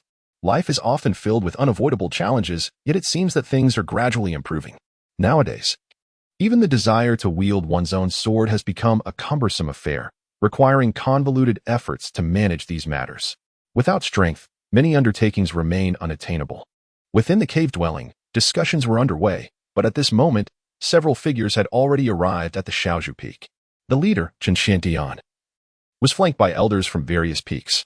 Elder Su, Shaochu, we hope to have a word upon your exit. The matter of the celestial sword pertains to the grand strategy of our sect, and we must investigate it thoroughly. The two, upon hearing this, exchanged glances. Tianxian directly transformed the sword, along with its sheath, into the hands of Chu Ning. So, it is you, Chu Ning. Since you two are acquainted, You may utilize my sword from now on. Hurry, we must continue our discussion without delaying the plans of the sword master. A twitch appeared at the corner of Chu Ning's mouth. What kind of talk is that? Who would be so eager to use you? Moreover, wasn't it you who came here in complicated matters? Alas, let the soldiers come to meet the soldiers, and let the water flow to cover the earth. Outside the cave, Changchun wore a grim expression. The celestial sword has acknowledged its master. The one who has been recognized as the master is none other than Chu Ning. The shock this individual brings to them is escalating. However, this celestial sword must not be relinquished. If he cannot possess it, then no one shall take it away. Chapter 42. The plan remains intact and more secure.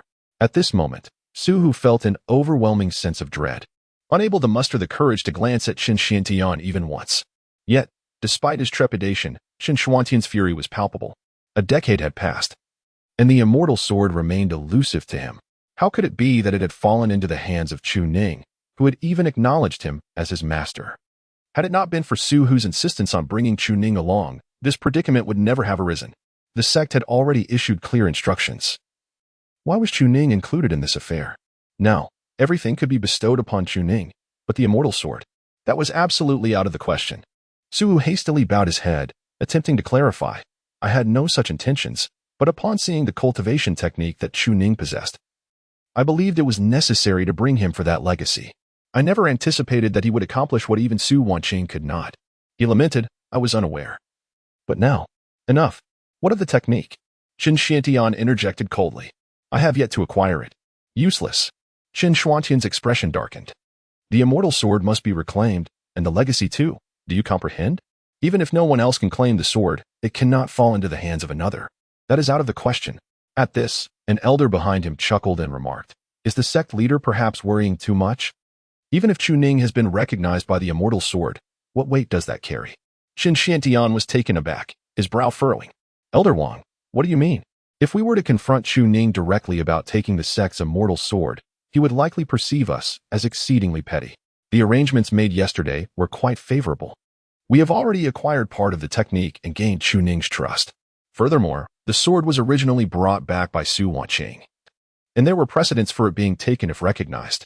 Now, we cannot claim the moral high ground, since he has obtained the sword. Perhaps it would be wise to allow him to keep it, reflecting our Taimu sect's benevolence towards them. Elder Danfeng chimed in with a smile. Even if he were to take the sword, he would find himself unable to wield it. A mere mortal bears the burden of possessing a treasure. He cannot sever ties with the Taimu sect. What could he possibly achieve? Su Hu was momentarily stunned, then elated, nodding vigorously. Yes, yes, sect leader. I initially thought the same. Wang Sheng grimaced, muttering to himself, you fool, you just handed over the immortal sword. The technique is still unattained, truly. Those who forge weapons lack foresight. These words snapped the enraged and envious Changchun back to reality. Was the immortal sword more vital than the legacy? Both were equally important, with no precedence over the other. Yet, while they could not utilize the sword, it would merely serve as an ornamental relic. The legacy, however, was tangible, and he was eager to delve into further cultivation techniques. Thus, reclaiming the sword did not seem as prudent an endeavor after all. Two figures emerged, a woman clad in red with an alluring countenance, and a man bearing a solemn expression. Upon their arrival, the elders, having conferred beforehand, exchanged knowing smiles. Changchun approached them with a smile, his eyes narrowing slightly. Su Wanqing, observing the scene, had already prepared a teleportation talisman. In the event of calamity, they needed to escape. Their lives could not be forfeit. Chu Ning, too, was exceedingly cautious. All members of the Taishian sect have gathered here. Is this an attempt at coercion? It is unclear what the current situation is, but it has certainly deviated from their originally established course. However, as Changchun approached, he not only refrained from taking action but also patted Chu Ning on the shoulder. Little Chu, have you truly acquired that celestial sword? Chu Ning was momentarily taken aback. What was this? Such cordiality right off the bat? One might mistakenly think I am the antagonist. In a flash, Chu Ning began to contemplate, a smile gracing his lips. Indeed, sect master, I never expected to obtain the celestial sword that even my master could not acquire. With that, he unsheathed the celestial sword Tianxin before Changchun. Its edge was razor-sharp, emanating a chilling aura. This celestial sword was a treasure coveted by all realms. Changchun, equally astonished, could not suppress the expression on his face. Staring intently, It was rightfully his. Yet now, the die was cast. He could only take a deep breath to quell the rising anger within, forcing a smile. Very well. Very well. I did not expect Elder Su to fail to recognize it. It is indeed you who has achieved this. Truly. You are the pride of our Taishan sect. In light of this, our sect shall honor the promise made years ago. Whoever claims the celestial sword as their own shall be its master. Chu Ning, do not let this celestial sword down. We have faith in you. Not only was Chu Ning stunned, but Su Wanqing was equally astonished. They had anticipated a display of techniques for the sect's members to witness. Was this a display of overconfidence, or was the allure of Chu Ning's abilities truly so grand? They had thought their plans had gone awry, yet it seemed they had become even more secure. However, this was not the time for them to be lost in thought. Su Wanqing immediately raised her arms, pulling her disciple back behind her, denying Qin Xiantian any chance to approach, her face radiating pride. My disciple is unparalleled in the world. Was it not said that I was a waste? That you sought to seize my disciple, depriving me of my rightful resources? And now, look at today. As my disciple boldly seizes the celestial sword and breaks through to the third realm. You blind fools, do you not see how formidable my disciple is? At this moment, Su Wanqing's spirit was truly uplifted. Why not scold them when given the chance? None could escape. She berated them one by one. The key was that once she finished scolding, these people dared not utter a word. Haha. Indeed, we have been blind. Elder Su is certainly no ordinary person. Elder Su's reprimands were well placed. Soon, however, the focus shifted back to Chu Ning. Wanqing, the leader of the Pill Peak, squinted his eyes with a smile and spoke slowly. Elder Su truly excels in teaching. A disciple without resources or pills has managed to cultivate to such a realm. Evoking admiration, other elders burst into laughter. Indeed, to require neither pills nor resources and still achieve such cultivation. Our Elder Su is the greatest wonder of both ancient and modern times. We are in awe. Upon hearing these words, Chu Ning's expression suddenly stiffened, and he hurriedly said, Esteemed elders, my master has treated me very well. I hope you will not. Su Wanqing, touched upon a sensitive matter, immediately stiffened. Yet her gaze swiftly turned to Qin Xiantian. Master, given that my disciple is so exceptionally gifted, should we not restore the resources of our Shaozhu Peak? Or continue with the previous distribution of resources? It was evident to all that Su Wanqing was growing anxious, clearly unwilling to allow her reputation to be tarnished. However, Qin Xiantian did not spare her a glance, instead smiling at Chu Ning. Logically, the allocation of resources within our sect is determined by the number of practitioners. Shaozhu Peak currently has only 2 members, Young Chu and Elder Su. Allocating resources to Elder Su would be of little use. Thus it would be prudent to restore the cultivation quota of 1 disciple for Shaozhu Peak. Do you, Su Wanqing, wish to play the virtuous one and seize our sect's resources? What a naive thought. Having finally earned Chu Ning's trust, would they offer Su Wanqing even a fraction of an opportunity? Chu Ning, upon hearing this, was filled with joy and nodded vigorously. Thank you, master. Thank you, master. Yet, Su Wanqing responded with a swift kick. You spineless wretch. A mere allocation of resources has swayed you. If it were me in the past, I could have offered so much more. You ungrateful disciple. Her scolding was genuine, a chance to vent her frustrations, and she would not let it slip away. Furthermore, it only served to deepen the impression of her ineffectiveness among the gathered elders. All the elders laughed, while Su Wanqing wore a face of indignation, gazing at the fallen. Aggrieved Chu Ning, filled with disappointment yet seemingly powerless to change the situation. Qin Xiantian sighed helplessly. Su Wanqing, what has happened to you? You are becoming increasingly unlike yourself, resembling a madwoman. Our sect operates according to its established rules. Surely, we cannot make an exception for you? Moreover, young Chu must also cultivate. With that, he personally helped Chu Ning to his feet, an act that left Chu Ning both astonished and grateful. Having secured the sword, the trust of the sect members was further solidified. Such a legacy must be monumental to elicit such reverence from a sage. Su Wanqing could hardly contain her inner thoughts, wondering what kind of inheritance her disciple had acquired. Supported by Qin Xiantian, Chu Ning looked up with gratitude. I thank you, master. Your grace is something I shall never forget. Qin Xiantian smiled gently and said, No need for concern. Do not forget to repay the sect in the future. Chu Ning instantly discerned the underlying meaning and nodded eagerly. Rest assured, master, I shall certainly repay the sect. Qin Xiantian narrowed his eyes. If that is the case, the resources will be delivered later. You will return the favor with your techniques, while I will provide resources to enhance your cultivation. The two exchanged a knowing smile. clearly colluding together. Yet, Su Wanqing was not oblivious. She quickly grasped the implications. Chu Ning, do you not realize that these individuals are enemies of my master? How dare you get so close to them? At this moment, with the backing of the sect leader, Chu Ning felt emboldened and fearless. He replied with a faint tone, Master, I pursue my cultivation solely for my own sake. Since you are unable to assist me, it would be best if you refrained from interjecting. The sect leader has already stated that my future holds great promise. Having acquired the celestial sword, I shall ascend higher and go further than you. Is it so wrong for me to consider my own interests? Su Wanqing's complexion turned pale, and she staggered back, incredulously pointing at Chu Ning. You, wretched creature. I bestowed upon you my legacy, yet it has come to this. Rest assured, master, I shall ensure your safety. This is not a matter for concern. Scoundrel! Scoundrel! With that, she indignantly turned and returned to her cave dwelling. Meanwhile, the elders could only delight in the spectacle. Su Wanqing, if you do not bring this upon yourself, how could we possibly seize the opportunity? Changchun Hand's smile deepened, yet his gaze remained fixed on the flying sword. The sword could not possibly belong to another. Your final value of utility is thus. Little Chu, do not let our sect down. Haha, fear not, master, I shall not. Chapter 43. To chop or not to chop. During the first delivery, trust was earned from the master. By the second delivery, the divine sword was flawlessly obtained, granting temporary rights to wield it without fear of the master's scrutiny. Now, he had completely won the trust of the others and had become a tool for their use. It was time to commence the necessary actions: resources, elixirs, spiritual herbs, talismans. When departing, he refrained from revealing his techniques as Su Wanqing was still present. They were all righteous individuals and would not resort to dishonor in front of one another. According to the original timeline, gaining trust and acquiring what he desired would have taken about half a month. But it seemed that now was the moment.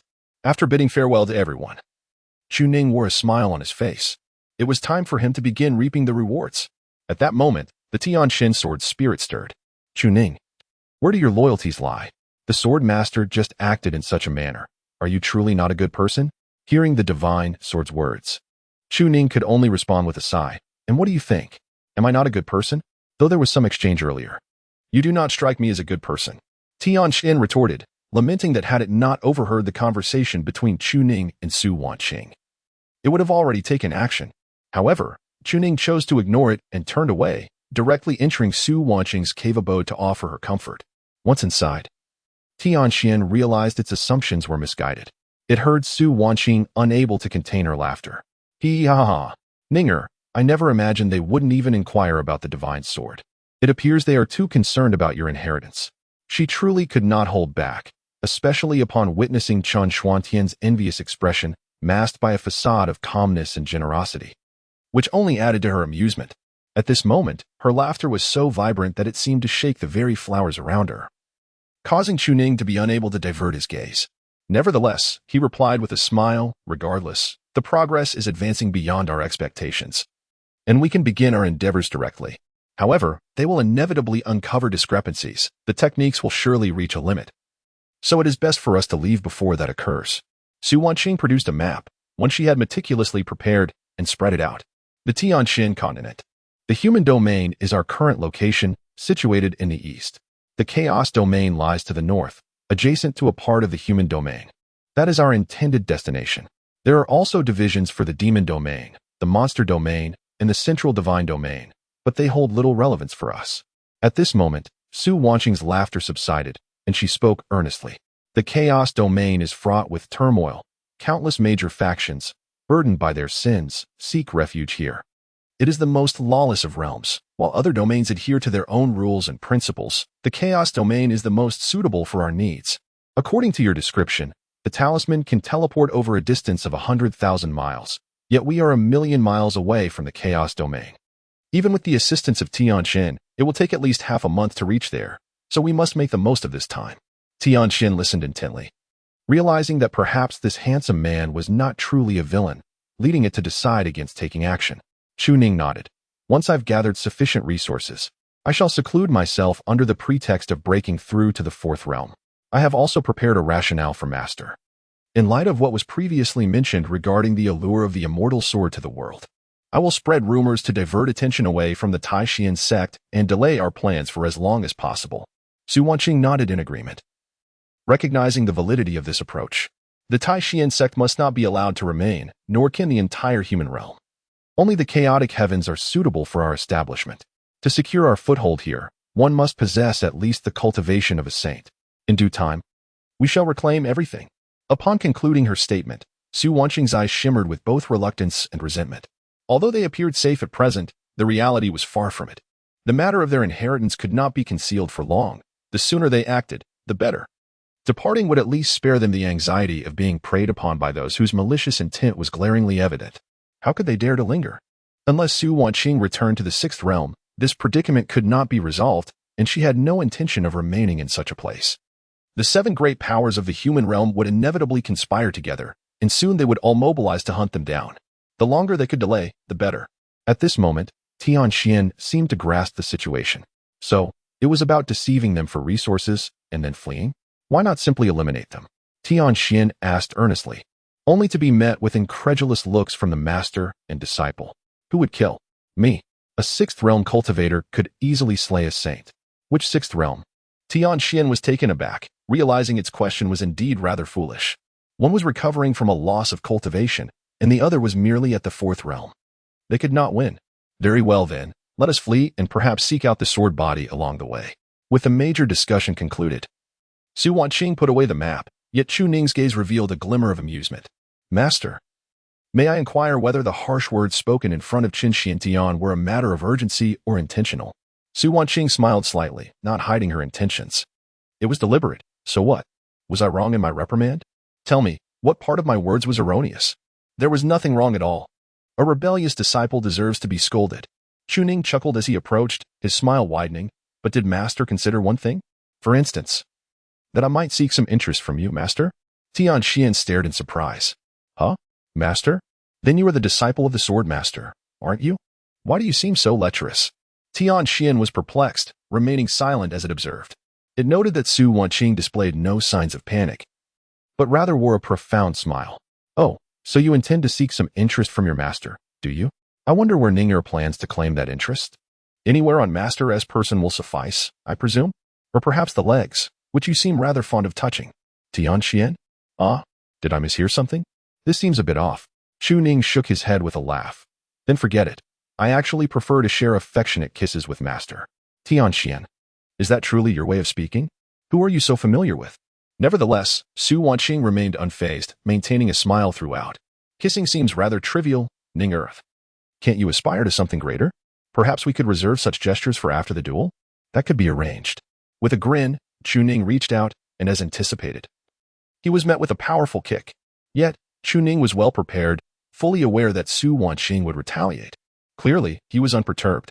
The two engaged in this exchange, unafraid of the consequences. Today, he was determined to reclaim his dues. Tian Xian stared in disbelief, initially bracing for a scene of utter depravity. To her astonishment, a brawl ensued. She was terrified, genuinely believing that a master and disciple would share a harmonious bond. However, in the next moment, she witnessed Chu Ning actually making contact. Then she heard him cheerfully exclaim, Master, I am not unfamiliar with your techniques. It's merely that I lack the time for body refinement. With a smile, Chu Ning withdrew his hand, reflecting on how such a leg could entertain him for decades. Yet, Su Wanqing transitioned from calm to flushed, finally reaching a state of indignation. She had believed she would dominate, forgetting that the martial arts she employed were bestowed upon her by Chu Ning. She had unwittingly revealed her vulnerabilities. At this moment, the ever-watchful Su Wanqing succumbed to despair, abandoning her pretense. Today, she would eradicate her wayward disciple, liberating the world from a menace. Tian Xian remained nonplussed, utterly bewildered. Could it be? She actually touched him. Were they not merely master and disciple? What, pray tell, is the nature of your relationship? Su Wanqing retorted coldly. Enough of your prattle. Go and slay him. Tian Xian nodded vigorously. Yes. Eliminate him. Such a wretched, rebellious individual must not be spared. In an instant, a profound sword intent filled the air with an overwhelming aura of murderous intent. Even before making a move, Chu Ning felt the weight of its pressure. Su Wanqing, witnessing this, grew anxious. You mustn't truly strike him. But will you, or won't you? Su Wanqing sighed in exasperation. To engage in combat was not an option, and scolding proved futile. One could drive a person to madness day after day. Alas, it seems there is no resolution. Chapter 44. If the sword master is threatened, just blink. At present, Su Wanqing finds herself in a quandary, neither here nor there. Ultimately, the intricate situation stems from a singular issue. Chu Ning's cultivation is woefully inadequate. The celestial sword Tianxian possesses the power to slay even at the 6th realm without the need for a sword master. A sword cultivator of the 6th realm wielding the celestial sword Tianxian can transcend the boundaries between celestial and divine, able to vanquish saints. Yet, Chu Ning is merely at the 4th realm. Consequently, Su Wanqing is hesitant to have Tianxian strike at Chu Ning, fearing potential harm. If only he were stronger, they could resolve this matter. Nevertheless, she must also vent her frustrations, forgetting that the martial technique of Wu Enijua Fa was bestowed upon her by this very lad. Leading to her leg being inappropriately touched, Su Wanqing initially believed that her newfound prowess rendered Chu Ning incapable of matching her. However, the situation has escalated to such an extent that Tianxian has begun to question their relationship. It is no wonder Tianxian harbors doubts. Anyone would be taken aback. Even the sword spirit is not foolish and understands the distinction between master and disciple.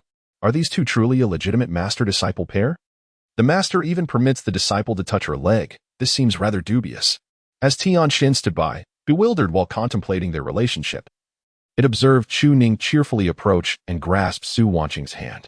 "Oh dear master, please do not be angry." Tianxian was momentarily taken aback. Indeed, human emotions are exceedingly intricate, and relationships can be utterly chaotic. As for Chu Ning, he was acutely aware that his master was upset. He knew he must placate her. Otherwise, next time, not only would leg touching be out of the question, but even entering would become a challenge. "Master, please do not be angry. Your disciple shall not behave in such a manner again." Su Wanqing maintained a stern demeanor, her eyes still ablaze with indignation. Observing Chu Ning's unrepentant grin only fueled her ire further, prompting her to coldly mock him. "Oh, Lord Chu, do refrain from calling me master. I could never produce a disciple like you." To her surprise, Chu Ning seized upon her words. "So, master has already contemplated this? A partner is not out of the question, but this seems rather sudden. However, since master has mentioned it, consider your nonsense. Do not bring up such matters again." Chu Ning hastily urged Su Wanqing to sit down, quickly pouring tea. As he placed the cup before her, she ignored it entirely until his mischievous grin transformed into sincerity, prompting her to begrudgingly accept it with gritted teeth. If there were no onlookers, perhaps the leg touching could have been overlooked, but Tianxian was watching intently. Was he truly unafraid of being ridiculed by others? "Do you see? That sword spirit is still staring, pondering our relationship." Yet, despite her fury, Su Wanqing found herself at a loss. Was she not, in fact, a primary architect of this predicament? Would she truly resort to harming Chu Ning? Nonsense. That would require a level of sacrifice she was not willing to make. After downing her tea, she forcefully set the cup upon the table, not bothering to glance at Chu Ning. "Aren't you still planning to exploit their resources? Why are you lingering? If not now, then when?" The conversation held no hidden implications. The meaning was clear. Chu Ning was being urged to leave immediately, as her presence was bothersome and clingy, particularly as she still held onto her hand. Chu Ning shook her head and replied, "There is no rush regarding the resources. As per the arrangement, I intend to restore my master's cultivation first, and once I have sufficiently regained my strength, I shall proceed." Upon hearing this, Su Wanqing became infuriated. "Currently, I am not in a hurry." The use of this master was telling of her agitation. Chu Ning, with a smile, began to analyze the pros and cons of the current situation. "Master, if we truly wish to continue deceiving, we must consider that our scheduled time is limited.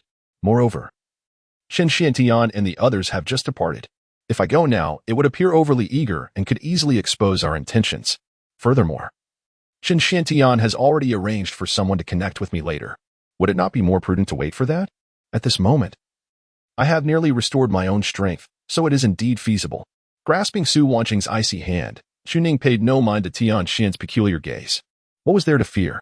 Avoiding others was one thing, but the sword spirit of her master? If the spirit were to perceive their relationship as that of master and disciple, its reaction would be even more pronounced. A decisive blow to Tianxian would eliminate the need for extensive explanations. And indeed, she had struck a significant blow. The sword spirit seemed to have short-circuited. Su Wanqing cast a sidelong glance at Chu Ning, neither confirming nor denying the assertion, yet she immediately attempted to retract her hand. However, Chu Ning showed no intention of releasing her grip. This action elicited a cold laugh from Su Wanqing.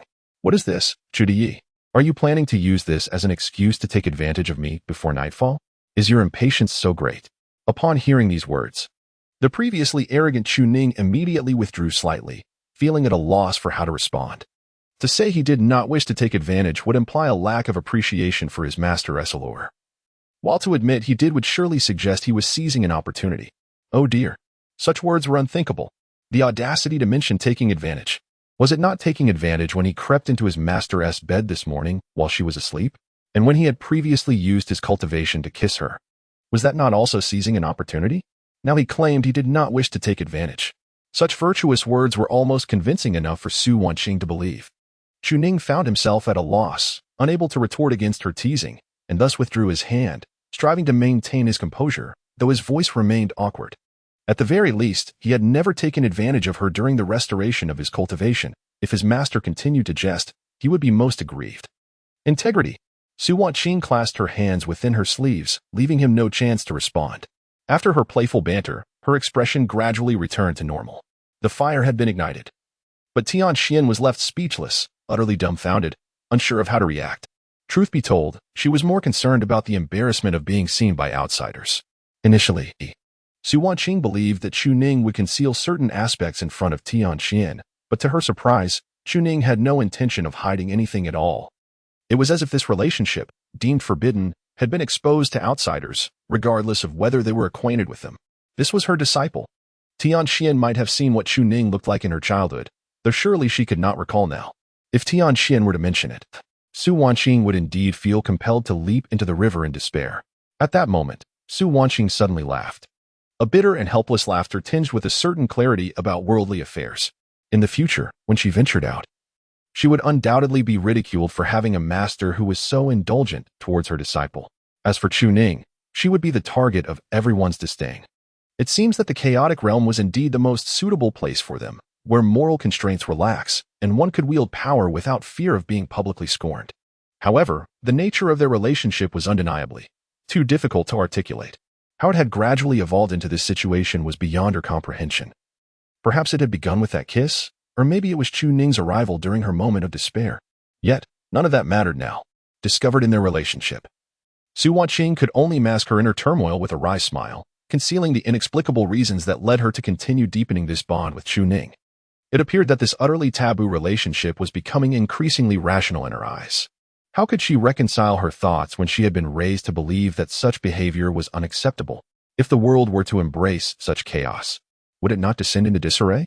Was she, Su Wanqing, destined to be the pioneer of this moral rebellion? After much contemplation, Su Wanqing glared at Chu Ning with clenched teeth. From now on, whenever they were in public, you are not to call me master. At the very least, do not allow others to cast those peculiar glances upon us. She had her pride. Chu Ning was taken aback by her words, momentarily stunned. She had thought that her master's prolonged silence indicated a desire to distance herself from him, but it turned out to be this sentiment instead. Indeed, if she truly resisted him, she would not permit him such liberties. The disparity in her treatment of him compared to outsiders was monumental. Shall I call you Wanqing then? Su Wanqing's eyes widened in anger. Chu Ning instinctively recoiled, for the authority of the master was still intimidating. Clearly, addressing her by name was not a viable option. What term could convey familiarity without raising suspicion? How about I call you mother? Su Wanqing? Without a moment's hesitation, she slapped him. This would only complicate matters further. Now, not only would they face ridicule and mockery in places that valued the sanctity of the master-disciple relationship, but even in the chaotic realm, they would be met with hostility. No matter where they went, they would surely attract strange looks from others. Chu Ning quickly raised his hands in surrender, grinning sheepishly. My mistake, my mistake. Sister Su, dear sister, may I call you sister from now on? Upon hearing this, Su Wanqing felt somewhat appeased. At least that was an acceptable address. Yet, what if she found it difficult to change her wording? Let's practice then, Chu Ning knowingly asked. Can I also greet master and sister in the sect? If you act foolishly again, do you believe I won't discipline you? Everyone in the sect knows he is my disciple. If you call out like that, it will cause a significant issue. Fortunately, Chu Ning was merely joking, and he chuckled, saying, I won't joke with Sister Su anymore. Let us focus on serious matters. Naturally, he referred to the restoration of his cultivation. However, having just recovered last night. He lacked the energy, it wasn't too urgent to rush the process. The key was that Chu Ning only acted foolishly when he had no other pressing matters. When it came to the serious business of restoring their cultivation with minimal contact, he behaved with utmost propriety, never touching what should not be touched, which reassured Su Wanqing. Yet, she was puzzled as to why he was so eager today, with the ability to assist Master in restoring her cultivation as swiftly as possible. There was no need to wait until evening. This was currently his foremost concern. After a moment's hesitation, Su Wanqing gazed at Chu Ning for a while before nodding slightly. With Tianxian present, there was no need for us to worry about other matters. It was acceptable. In that case, Tianxian, you go outside and ensure no one disturbs us. At that moment, Tianxian, who had been observing them intently, was given a role once more, acting as a guardian. The transition from their banter to reconciliation, and then to the restoration of cultivation, was so vast that it left the sword spirit utterly bewildered. The changes in their relationship rendered it completely dumbfounded. After being called several times by Su Wanqing, Tianxian finally snapped back to reality. So you want me to watch over? Very well. I shall guard the door while the sword master continues her cultivation. However, just as it was about to leave, it noticed Chu Ning assisting Su Wanqing in removing her outer garments. At that moment, Tianxian could no longer contain itself. It refused to leave. What on earth was happening? Was there a gap in our understanding? Were they truly engaging in dual cultivation? What were they doing? If this was not clarified today, I might just take down the both of you. To put it bluntly, this was a violation of moral principles. To say it nicely, well, nothing sounded pleasant. Tears welled in Tianxian's eyes as it gazed longingly at Su Wanqing. Sword Master, are you being coerced by Chu Ning? If you are truly threatened, just blink, and I will not hesitate to eliminate him. After all, in Tianxian's eyes, this lad was certainly no good. The two, who were clearly about to begin, exchanged glances. While it was feasible to temporarily disregard the sword spirit, one could not genuinely treat it as mere air. It wouldn't do to dismiss Tianxian as a husband sleeping in a drama. A clarification was indeed necessary. Chapter 45, the most absurd in the world. Su Wanqing appeared to have come to terms with her situation. What fear could she have regarding her sword spirit? Could the trivialities of societal recognition truly overshadow the profound bond that existed between them? She was not the sort to be swayed by such matters. To disregard her current relationship would indeed be to betray her own sense of purpose. After all, she no longer considered herself a worthy mentor. Chu Ning had initially intended to elucidate matters from his perspective, believing that his master might inadvertently exacerbate the misunderstanding. Were they not teacher and student? Certainly, they were, but the nature of their bond was far from purely traditional, intertwined as it was with an undeniable mutual attraction. Human emotions are invariably intricate. What if the sword spirit were to mischievously poke him? Who could ascertain the intelligence of that young girl? It seemed evident that her intellect was not particularly high, or else she would have grasped the situation sooner. Yet, it was also true that anyone might struggle to comprehend it all, hence the necessity for explanation. However, Su Wanqing halted Chu Ning, her expression devoid of any other sentiment, embodying a serene detachment from worldly concerns. As for the master, Chu Ning hesitated for a moment, contemplating that it would not be unwise to address their relationship later, as their current dynamic might complicate matters. Meanwhile, Tianxian fixated intently on the two. Her gaze towards Su Wanqing was filled with a mixture of sorrow and sympathy. Convinced that the sword master was being taken advantage of by her disciple, she felt compelled to rescue the sword master from peril. Yet, when she looked at Chu Ning, she could not conceal her contempt. How despicable! To think that master could stoop so low, surely her heart must be dark, this esteemed teacher who imparts wisdom. Thus, she listened quietly as Su Wanqing began to recount the events following her confinement at the sword forging peak. With a deep sigh, Su Wanqing recounted her sword spirit-esque concerns, acknowledging that it was only fitting for it to be informed. Years ago, out of fear from the three sects of heaven, earth, and man, she had sent her to the sword forging peak, intending to retrieve her once she broke through to the saint realm, at which point no one would be able to obstruct her. Alas, the vicissitudes of life were unfathomable. She had reached the pinnacle of the sixth realm, grasping the essence of the saint through her own sword path, on the verge of a breakthrough. Should she succeed, she would become a 100-year saint, the fastest among all in history to break through, not to mention her formidable identity as a sword cultivator. Sword cultivators at the peak of the sixth realm could contend with saints, and upon entering the saint realm, they would be invincible within their tier and formidable against those beyond. However, the sect members praised her excessively, causing Su Wanqing to falter and lose her focus. That fateful night, as she neared the threshold of sainthood, she was struck by the wrath of heaven, nearly facing annihilation. Subsequent events unfolded. The previously perturbed and confused Tian Xian listened intently, her expression growing grave, her eyes reddening, her small fists clenched in frustration. She could not comprehend why. After losing her cultivation, the swordmaster did not seek her out at the sword-forging peak. With her presence, at the very least, no one in the sect would dare mistreat the swordmaster, and her disciples would not abandon her. It is as though everything has been lost, leaving nothing behind. How can Tianxin remain untroubled? It was brought back by Su Wanqing, and is the only one that acknowledges her swordsmanship. It will undoubtedly protect her. Chu Ning remained silent, merely listening, as he was almost a witness to it all. Su Wanqing smiled gently, gazing at the eager Tianxin, and softly remarked, "Years ago, I took you away, promising to help you find your sword body. But after losing all my cultivation, how can I still be worthy? At that time, no one could assist me, not even you. After failing to break through, my meridians were utterly destroyed, rendering me incapable of gathering spiritual energy. Without it, a cultivator must endure the 5 declines of the human body. It is likely that I shall perish within half a year. If that is the case, I'd rather remain silent and not trouble you further. When I am gone, you will naturally seek another enlightened master." Tianxian fell silent, realizing that even if Su Wanqing had called for it back then, it would have been of no help. She had never disclosed the reason behind her actions, fearing it would hinder its progress. For a moment, Tianxin found itself at a loss for words. Though it was a sword spirit, it understood a portion of human emotions. Noticing the atmosphere had turned somber, Su Wanqing, with a light laugh, shifted the topic. Man proposes, but heaven disposes. The failure to break through to the realm of sages may not be without its benefits. And besides, cultivation can indeed be restored. More importantly, I must discern the heart's gains and losses, thus embarking on a journey of inner cultivation. Upon hearing this, Tianxin immediately interjected. But isn't it somewhat inappropriate for the sword master to exchange her purity for the restoration of her cultivation?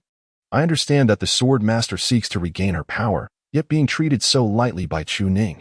Chu Ning, perplexed, responded, "What nonsense is this? We are legitimate." Su Wanqing sighed, "It is certainly not as you suggest. Indeed, Ning'o is my disciple, and I have already promised to accompany him for a lifetime. There are no convoluted matters involved, nor is there anything lewd about exchanging purity for cultivation. Do not presume to think of him in such a light." Chu Ning was momentarily taken aback. He had intended to say more, yet his master had openly clarified the situation. She has already pledged to accompany him for a lifetime. When did that happen? Suddenly, he recalled events from a few days prior that aligned with this notion. Yet at the time, his implication. But such details seemed trivial now. What truly mattered was that his master acknowledged it, and she had not denied it. Even in front of Tianxin, this realization brought the greatest joy to Chu Ning, whose gaze towards Su Wanqing now sparkled with delight. His master had not refuted their bond in front of others, making him the happiest of all. At that moment, Tianxin furrowed its brow, yet was confused. Since the sword master has declared them as master and disciple, does the notion of lifelong companionship not seem somewhat contradictory? Su Wanqing, unperturbed, slowly replied, "If I possessed such a choice, would I truly care for the opinions of others?" Yet, the sword master's actions clearly suggest otherwise. Was she alluding to her relationship with Chu Ning and the manner in which they interacted? Su Wanqing found herself in a perplexing situation, exclaiming, "Tianxin, you fail to comprehend the intricate emotions of the human race. It cannot merely be deemed as aversion."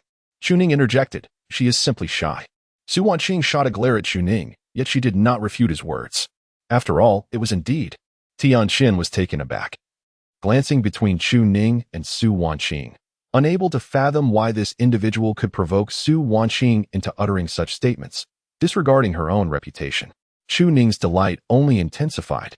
At this juncture, Tianxin began to grasp the nature of the relationship between Su Wanqing and Chu Ning. They were indeed a master and disciple. But it appeared to have evolved into something deeper. Therefore, it could not harm Chu Ning, for he was the partner of its master. Yet, it remained utterly bewildering. The little sword spirit's mind could not process such complexities, and it suddenly sprang to its feet. So, the sword master willingly allowed herself to be teased, did she? Su Wanqing's face flushed, her lips trembling in irritation as she retorted, "What do you mean by teasing? I have spoken at length, yet you seem oblivious to it." "Regardless, The sword master is indeed willing, correct? Casting a sidelong glance at Chu Ning, Su Wanqing dismissed Tianquan's inquiries, since you are aware.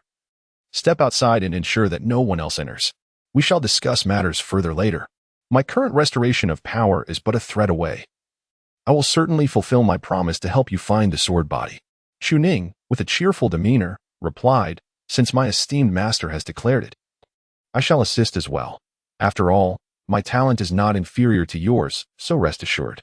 Hearing their exchange, Tianxian seemed to accept their relationship, yet its rational mind could not help but murmur in confusion. But you are master and disciple. How can you behave in such a manner? However, given that Su Wanqing did not reject the notion, what grounds did it have for disapproval? Nonetheless, the man's sword intent was indeed impressive. Very well then. I shall speak with the sword master later. Cautiously, Tianxian retreated, casting one last glance at the pair as it exited. Bah, master and disciple are still like this. Not at all. With the cave door closed, only Chu Ning and Su Wanqing remained. The woman sighed softly. Originally, she had no intention of voicing such sentiments. After all, this matter was something they both understood implicitly as it touched upon moral grounds. There was no need to articulate it, nor was it appropriate to do so. Yet now, due to Tianxian, it could be considered a truth. And it had been overheard by Chu Ning, leaving her uncertain of her disciple's reaction. Perhaps he would become even more audacious in the future. However, Chu Ning did not act in any particular manner. He simply gazed at the slightly flushed Su Wanqing with a smile. The words spoken by his master. Were they indeed sincere? Su Wanqing let out a light huff, not even glancing at Chu Ning. Nonsense, merely a ruse to deceive Tianxian. Do you truly believe it? Chu Ning responded with a smile. Regardless, I certainly take my master's words to heart. Ah, do as you wish. After all, I... Before she could finish her sentence, she suddenly witnessed Chu Ning stepping forward and, without uttering a word, embracing her. This unexpected action instantly shattered Su Wanqing's composure, prompting her to exclaim softly, rebellious disciple. The moment Tianxian leaves, you become unruly. This is hardly conducive to aiding your master in restoring her powers. You are merely seizing the opportunity to be frivolous. Do you dare to call Tianxian back in? Nevertheless, Chu Ning merely held her gently, smiling as he replied. I had no intention of being unruly. I sincerely wish to embrace my revered master, especially since before Tianxian, you have never denied the bond between us. This brings me great joy. A trace of bitterness welled up in Su Wanqing's eyes, and she ceased her resistance, although her smile remained conflicted.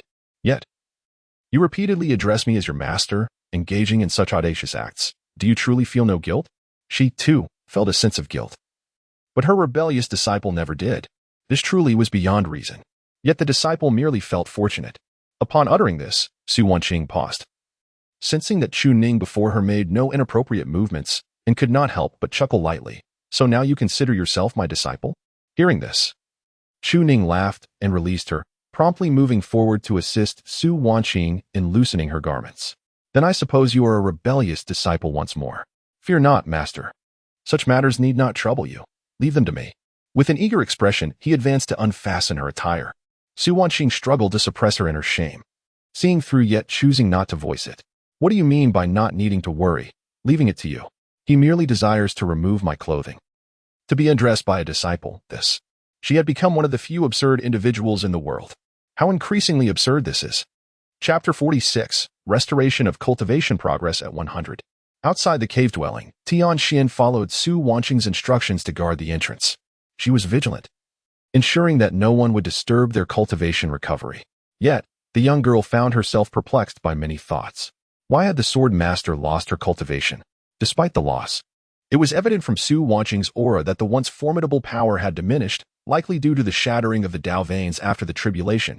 This seemed irreparable. Yet they had achieved it now. Tianxian lamented her absence during Su Wanqing's misfortune, but now the sword master had a chance to regain her strength. Joyful, she felt elation for the sword master. However, one matter troubled her. How could a master and disciple engage in such behavior? Even with explanations, it felt unreasonable, leaving her with an uneasy sensation. What was that? Perhaps it was the proximity to the cave's entrance, or perhaps Tianxian's keen perception. She heard a faint sound emanating from within, a woman's soft moan. In an instant, Tianxian sprang to her feet, pressing herself against the door of the cave. Indeed, there was something happening. This sound was intermittent, imbued with a mix of restraint and relief, delicate as a cat's mewl. as if nothing significant was occurring. But Tianxin was no fool. She understood what was transpiring inside. A dual cultivation session. No wonder she was assigned to stand guard. The sword master was being sullied. Oh, how she wished to rush in, but it was mutual consent. How infuriating. Was there nothing she could do? I am merely a sword spirit. Oh dear. Clearly, the two did not engage in anything scandalous. Even if Chu Ning were to act, Su Wanqing would never consent. Hand-holding and hugs posed no issue. But kissing required consideration of the environment. Dual cultivation, a notion too bold to entertain, one could only wonder when it might occur. What had prompted Su Wanqing's sounds? It was due to Chu Ning's current prowess, which brought forth an overwhelming essence of eternal spring, although it was akin to last night. Last night had seen a sudden recovery of 30. Master, please keep the noise down, otherwise, I cannot concentrate. Su Wanqing, reclining upon the bed, wore a sultry expression tinged with displeasure, turning her head with a disgruntled huff. How can one control such matters? This action left Xiao Chunin and Chu Ning wide-eyed, at a loss for words. This, Master, how has our conversation taken such a turn? It was all because of you, ungrateful disciple. Chu Ning swallowed hard, aware that she dared to speak so freely because she believed he would not act on it. Well, he truly did not dare to proceed. At this moment, he even hesitated to speak, knowing his master was older and teasing him was akin to playing with a dog. He simply could not retaliate. The human body is akin to the cosmos. Within this cosmos lies the immortal essence, the spirit sea and divine river, solid manifestations of existence. Should the foundation shatter, it would mean the destruction of one's very being, making not only the pursuit of cultivation impossible but even the preservation of life exceedingly difficult. Without Chu Ning, Su Wanqing would not survive beyond 3 months. At most, she could prolong her life with potent elixirs. Yet even that would only amount to a flickering candle in the wind. Since the restoration of her cultivation commenced, her complexion gradually improved, resembling that of an ordinary person once more. After embarking on her martial training, she began to harness the vitality of blood as the source of her power. However, if her cultivation remained unrevived, despite retaining her vitality for several months, the absence of spiritual energy would soon lead to an inevitable aging of her skin. Contemplating this, Su Wanqing pondered whether she should delay her restoration. Perhaps by transforming into a wrinkled old woman, her disciple would no longer harbor any romantic inclinations towards her. She dared assert that if she were to appear as a woman in her 70s or 80s, Chu Ning would undoubtedly exhibit utmost respect for his teacher. The allure of her beauty was indeed a formidable weapon against men. After all, she had secured a place among the top 10 on the list of the world's most enchanting women. Yet, she dismissed the thought. Not only would her disciple disdain her, but she would also find herself repulsed. What was the purpose of cultivation? To traverse mountains and rivers, to live freely and unrestrained, unafraid of the ravages of time. And certainly, one of the reasons was to preserve her youthful visage. As her spiritual abode continued to mend, Su Wanqing increasingly felt a sense of comfort and ease. Her disciple proved to be quite capable. Yet, she wondered if Tianxin might misunderstand her intentions. Ultimately, it was inconsequential. The young girl could hardly comprehend the complexities of adult emotions. Even if misunderstandings arose, her true fear lay in Tianxin's earnestness leading to Chu Ning's harm. She felt the perspiration trickling down her back and turned to see Chu Ning, drenched in sweat, evidently worn from the exertion. Ding. Host's progress in restoring her cultivation as a wife is at 85. Su Wanqing reached out to grasp Chu Ning's hand and shook her head gently. He should rest if he was fatigued. He must not jeopardize his foundation. Chu Ning, however, shook his head, seemingly unfazed. He was still in high spirits, after all. What disciple would indulge in such weaknesses? Su Wanqing chuckled softly, cautioning, "Be wary of overexerting yourself at such a young age. You may find yourself wanting in strength in your later years." Chu Ning was momentarily at a loss for words, muttering under his breath that such a thing was impossible. Yet soon enough, he fell silent. At that moment, the essence of everlasting spring enveloped him, as if he had entered a profound state of enlightenment. The fourth layer of the eternal spring seemed to unveil glimpses of a higher realm. The essence of spring was not merely a means of rejuvenating spiritual energy. Su Wanqing's spiritual abode lay in disarray, a testament to decay. Rather, the essence of spring mirrored the essence of life itself, reviving the withered and sustaining life in perpetuity. At this moment, Chu Ning appeared to have transcended into a realm of understanding. A vivid, new world unfolded before his eyes. This realm brimmed with the vitality of spring, exuding an atmosphere rich with the essence of renewal. Even Chu Ning was momentarily taken aback. What was this? Did he truly comprehend the heavenly will? Suddenly, he was jolted. A shiver coursing through him. It was said that within the path of cultivation, there existed a state where one could perceive the will of heaven, allowing practitioners to connect deeply with the essence of their methodologies. Such insights depended not only on innate talent, but also on one's comprehension of the techniques. Was it possible that his recent understanding of these practices had reached a remarkable level? Amidst the verdant landscape alive with the spirit of spring, a grand voice resonated from afar. With a singular intent, the world flourished, and spring birthed all living things. As a thought descends, the universe withers, and spring extinguishes myriad blossoms. Life and death, two ends of the spectrum, arise solely from the heart and are birthed by the mind. Those words, akin to the chanting of scriptures, filled Chu Ning with profound reverence. He had long been aware that this cultivation method was extraordinary. Little did he expect that through his practice, he would attain an understanding that transcends the mundane, even grasping the essence left by the creator of the technique within its depths. The fifth layer of the eternal spring indestructible art, life and death in a single thought. The essence of spring can nurture all things, yet it can equally annihilate them. This eternal spring indestructible art is not merely a means of cultivation. It serves as a lethal weapon, capable of slaying without form. At this moment, within the cave, the grand essence of eternal spring has visibly manifested. Lush greenery rejuvenated the wooden table, rendering the spirit spring in the bathing pool even purer. Everything within the cave was influenced by this profound essence of eternal spring. Su Wanqing was astonished. This was a breakthrough in the process of restoration. What a terrifying act from her disciple. What realm had he truly reached? In an instant, an even more magnificent essence of eternal spring surged into him.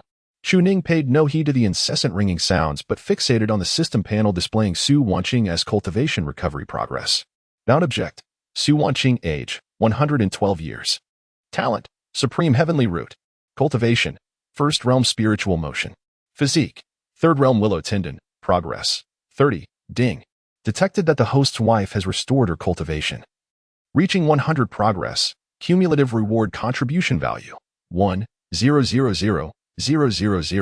Remaining contribution value, 726,800.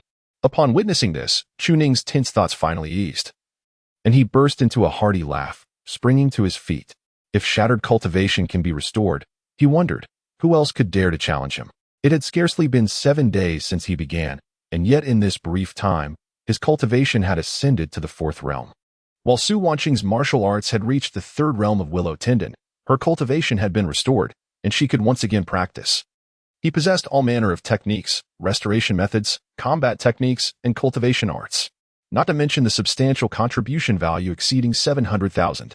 Having accomplished all this, Chu Ning immediately turned to Su Wanqing, excitement radiating from him. Master, how do you feel about your cultivation now? However, he did not observe any movement from Su Wanqing, who remained still, lying there without a sound. At that moment, Chu Ning froze, sensing something was amiss. It couldn't be. Hadn't the system declared her cultivation was restored? Could this system truly be deceiving him? He quickly summoned the system to investigate but found no discrepancies. So why was his master still unresponsive? Chu Ning hurriedly rushed to support Su Wanqing. Yet upon lifting her, he discovered her eyes were red, quietly weeping, tears cascading down, clearly becoming a figure of sorrow. Chu Ning was taken aback, but once noticed, Su Wanqing's gaze remained fixed on him, though he had anticipated this outcome. As her foundation was indeed recovering, the moment she truly sensed the spiritual energy circulating within her body, it felt as though her inner defenses had crumbled. Even though merely a few days have passed, which may seem insignificant compared to her extensive cultivation journey, this brief period has illuminated much for her. Having relinquished her cultivation, the perceptions of those around her and the genuine feelings expressed by her disciples have become starkly clear. In this moment, she radiates an unparalleled confidence. She is a practitioner who has ascended to the pinnacle of the sixth realm after a century of cultivation. What need is there for another century to reconstruct her dual cultivation of body and technique? The tears she sheds now are a release of burdens, an unshackling of the deep-seated anxieties within her heart, a catharsis for the tragic experiences she has endured, and a manifestation of her current exhilaration. Yet, upon witnessing such a sight, Chu Ning felt a pang of concern. Master, could it be that your cultivation has not yet fully returned? If that is indeed the case, I shall be at a loss. The system might not provide a solution, for this is the most suitable technique available. The exorbitantly priced Immortal King pill might have to be considered, But when would that be attainable? The lifespan of a body cultivator is not comparable to that of a technique cultivator. Countless possibilities flooded his mind until he suddenly saw Su Wanqing break into laughter, embracing her disciple. Look at you, so frightened. I have recovered, Ninger. I can now circulate my spiritual energy. Su Wanqing smiled as she reached out to gently stroke Chu Ning's hair, completely at ease. Were it not for my disciples, I would not have returned to this state. Chu Ning, taken aback by her words, inhaled deeply. The roller coaster of emotions nearly overwhelmed him, rendering his spirit hazy. That's wonderful, truly wonderful, he repeated, his taut heartstrings finally relaxing. The fatigue that enveloped him surged like a tide, yet he continued to murmur. As long as you have recovered, there is no need for worry. This is the decree of heaven, which has bestowed great responsibilities. In his mind, a torrent of information surged forth, contribution points, his own cultivation, his master's progress, the fate of Taishan sect, among myriad other thoughts. Noticing that Chu Ning seemed poised to speak, Su Wanqing awaited quietly, but in the next moment, he too embraced her. Su Wanqing was momentarily taken aback, her lips quivering. Could it be that her disciple harbored deeper intentions? She recognized his feelings for her, as their interactions had grown increasingly candid. However, should their relationship progress to another level, it had never been broached, for Chu Ning had always been cautious, avoiding her most vulnerable heart. Urgency flickered in her eyes. Ningyo should seize this opportunity to solidify their bond. Yet, was it too soon? Such a kindred spirit is rare. Her previous words before Tianxin were heartfelt. If he truly cared, perhaps their identity should be of little concern. With that in mind, what was he about to convey? Yet, Chu Ning merely held her tightly, his grip almost constricting her breath. After what felt like an eternity, as if he had exhausted his last ounce of strength, his hands fell away unexpectedly. She felt a profound release. The matter she cherished most had finally come to fruition. Her master's cultivation had been restored. She could finally relax and drift into slumber. After a long wait for Chu Ning's words, Su Wanqing was instead met with the gentle sound of her disciple's snores. Yet, despite her exhaustion, she held him tightly, unwilling to release her grip for fear that he might encounter yet another mishap. A bittersweet smile graced her lips, and her eyes glistened with unshed tears. Why had she not resisted the deepening of her relationship with Chu Ning? It was because he had always regarded her as his revered master. Even now, with his candid words and actions, he remained within the bounds she could tolerate, never crossing the line to make her feel even a hint of embarrassment or discomfort. This was the bond shared between a master and disciple, complex yet untainted, and thus she accepted it with an open heart. In that moment, Su Wanqing gently embraced her disciple. Drawing close to him, her heart stirred with emotions that were difficult to articulate. He needed to rest well, for Chu Ning should never have been a mere crutch. Rather, it was he who ought to lean upon her. At this instant, the pride of the northern region returned with an even more formidable resolve, his eyes radiating an unprecedented calmness and confidence. Chapter 47. I am her child husband. Within the tranquil confines of the cave, the woman maintained an air of composure.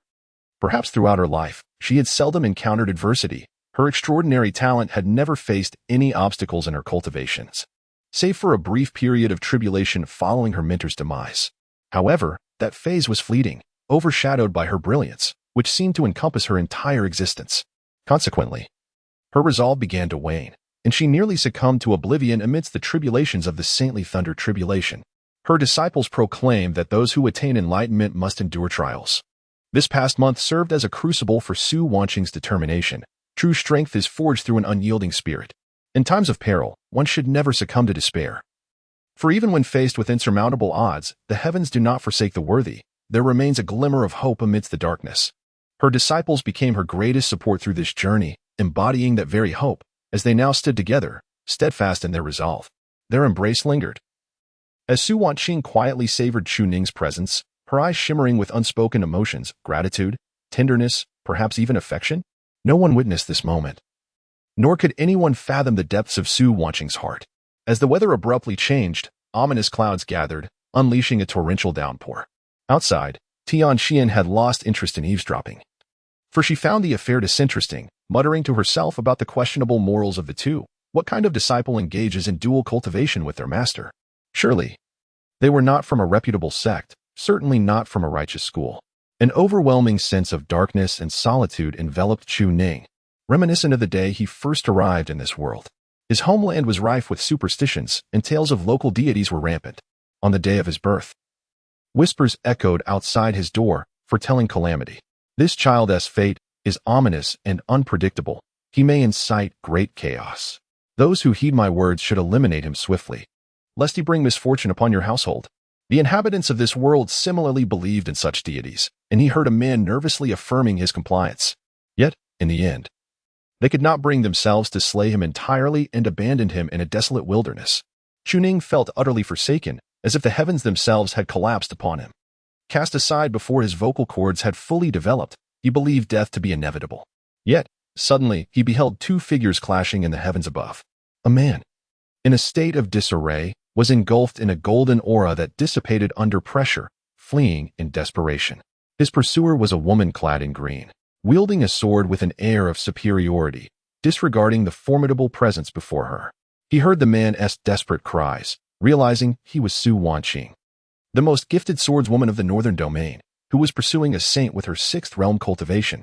Astonishingly, that saint was ultimately slain. As the skirmish concluded, Chu Ning seized upon a fleeting chance for survival, emitting a cry to capture their attention. Indeed, he succeeded in drawing Su Wanqing's gaze. And believing in the benevolence of fate, she felt an inexplicable connection, deciding to bring Chu Ning back with her. The Six Realms cultivator slayed a sage, an unprecedented feat, elevating Su Wanqing's reputation to new heights, marking one of the most glorious days for Shaozu Peak. Initially, Chu Ning was assigned to the care of a menial cultivator. However, the menial cultivator, disinterested in tending to a child who seemed a burden, only allocated a mere portion of resources to Chu Ning, leaving him to scrape by on leftovers. The opening of the transmigrator's journey was fraught with despair for Chu Ning, yet this unfortunate circumstance eventually came to light when Su Wanqing discovered it. The menial cultivator was executed for deceiving the peak master, and thus, Su Wanqing found herself accompanied by a spirited young boy, who followed her everywhere. I have a connection with you, and I shall bring you back here. Thus, you may call me master, originally intending for another to care for you. It appeared that no one else had the inclination, as that menial disciple had taken resources entrusted to me and neglected your basic needs. Truly detestable. Since this is the case, you shall accompany me. At the very least, you shall not go hungry. You are still quite young and may sleep in my cave. Though you cannot share my bed, very well, I shall make you a small bed instead. Do not regard me with such eyes. Surely you understand the distinctions between genders. Perhaps you do not comprehend, being so young, but we cannot sleep together.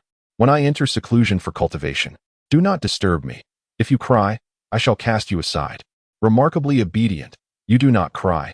I had assumed all children were prone to tears. Yet, you must not cry, as you are indeed a reincarnated individual and should be beyond such displays. Thus, Chu Ning settled in Su Wanqing's cave, watching and learning daily. Though he made little progress, his aptitude lacking. Yet, Su Wanqing occasionally noticed peculiarities. Why did this little one always gaze intently at her during her baths? And why did he do so with such a curious glint in his eyes? Perhaps it was a natural pursuit of maternal affection from a child. So she paid it little mind.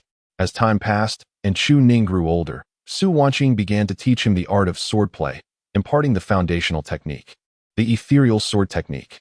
After practicing the sword technique for 3 years, Chu Ning found himself unable to grasp the essence of sword intent, leaving Su Wanqing perplexed enough to test his spiritual roots. He possessed only ordinary roots. Chu Ning felt disheartened. His start was indeed grim. Nonetheless, Su Wanqing did not express disdain, reassuring him that the sword path was not the sole avenue for cultivation. Consequently, in this gathering place of prodigies at Shaozu Peak, where sword cultivators flourished, there was added a Chu Ning, who trained diligently from dawn till dusk, beginning martial arts at the age of 7. He practiced tirelessly under the sun and rain for 18 years. Beyond his training, he followed Su Wanqing closely. She even revisited her culinary skills, having not cooked for many years, to ensure he would not go hungry. After all, most were nearing the stage of fasting, leaving Chu Ning as the sole cultivator at the first stage of body refinement. In his 12th year, while assisting Chu Ning with his bath, Su Wanqing realized he was growing, leading her to create a separate dwelling next door for him to move into. In the realm of Zai's Hufeng, where countless prodigies dwell, only Chu Ning enjoys the privilege of freely entering Su Wanqing's abode and utilizing the resources within the peak. Such treatment has incited envy among many. A 4th-grade spirit root was pilfered by a disciple, who was subsequently crippled and expelled. However, when Chu Ning accidentally trampled it, he was met with Su Wanqing's nonchalant remark, indicating it was of no consequence, as they were not lacking in such things. Perhaps, during his youth, due to his limited experiences, he relished the advantages of his childlike status, yearning for Su Wanqing's affection and companionship, seeking joy in her embrace each day. Yet, as time passed, he came to realize that this mentor, who shared no blood ties with him, treated him with increasing kindness, akin to that of a biological son, prompting him to align his thoughts accordingly. With such a benevolent master, how could he act otherwise? For many years, he upheld the virtues of respecting one's teacher. These years marked Su Wanqing's pinnacle. The master of Tianjin sect personally lauded her, while the master of Dijin sect expressed a desire to accept her as a direct disciple. The Rinxian sect offered substantial compensation to unite their disciple with Su Wanqing as partners in guiding the sect. The elders of the sect held her in awe, and the disciples obeyed her commands. The sharp sword pierced through the clouds, the hidden dragon awaited its ascent, and it was evident she was destined to soar high above. Though Chu Ning harbored some unconventional feelings for Su Wanqing, after all, exceptional women possess an irresistible allure, he felt no need to overtly express them. In his eyes, his mentor embodied a myriad of virtues, a broad-minded spirit, an ethereal coldness interlaced with tenderness, and an unparalleled sharpness that could not be constrained. Yet, on that fateful day, after their final meal together, Su Wanqing announced her impending ascension to the sacred realm. After that day, he never again witnessed that particular expression on her face, one of despair, sorrow, and a shattered path of cultivation, as if she had lost all fervor for life. Chu Ning was never a prodigy. He was not in his previous life, nor in this one. All he could do was advise her. Yet his efforts merely encouraged Su Wanqing to seek her own path to recovery, ultimately proving futile. He had thought he would never see the old Su Wanqing again. Yet fate had brought her back to him. If an opportunity arose to assist her in regaining her cultivation, it was a chance that must be cherished. He reserved nothing in this regard, for it was both a gesture of gratitude and a reflection of years of complicated emotions, compelling him to act. Thus, even as the nature of his relationship with Su Wanqing began to evolve, he never allowed her to feel awkward or burdened in such matters. Matters of love could wait. Light-hearted banter could be exchanged, but the progress of her recovery could not be delayed. In his heart, he believed that Su Wanqing would not succumb to despair. Indeed, he had achieved this, and a profound sense of relief washed over him. A gentle wave of tranquility unfurled within his mind, reminiscent of the effects of a restorative elixir. Liberating his thoughts from the burdens of the past decade, Su Wanqing had regained her strength, returning to the formidable figure she once was. Her eyes brimming with an indomitable spirit. Perhaps Chu Ning's feelings for Su Wanqing were intricate, as he had perceived her through the lens of a woman, a mentor, and even a mother, with a tapestry of complex emotions interwoven throughout. Yet, one must never forget the paramount identity of Su Wanqing, which is that of a revered master. Slowly opening his eyes, he was met with a dimly lit space, the interior of the cave revealing to Chu Ning that he was indeed within his own abode.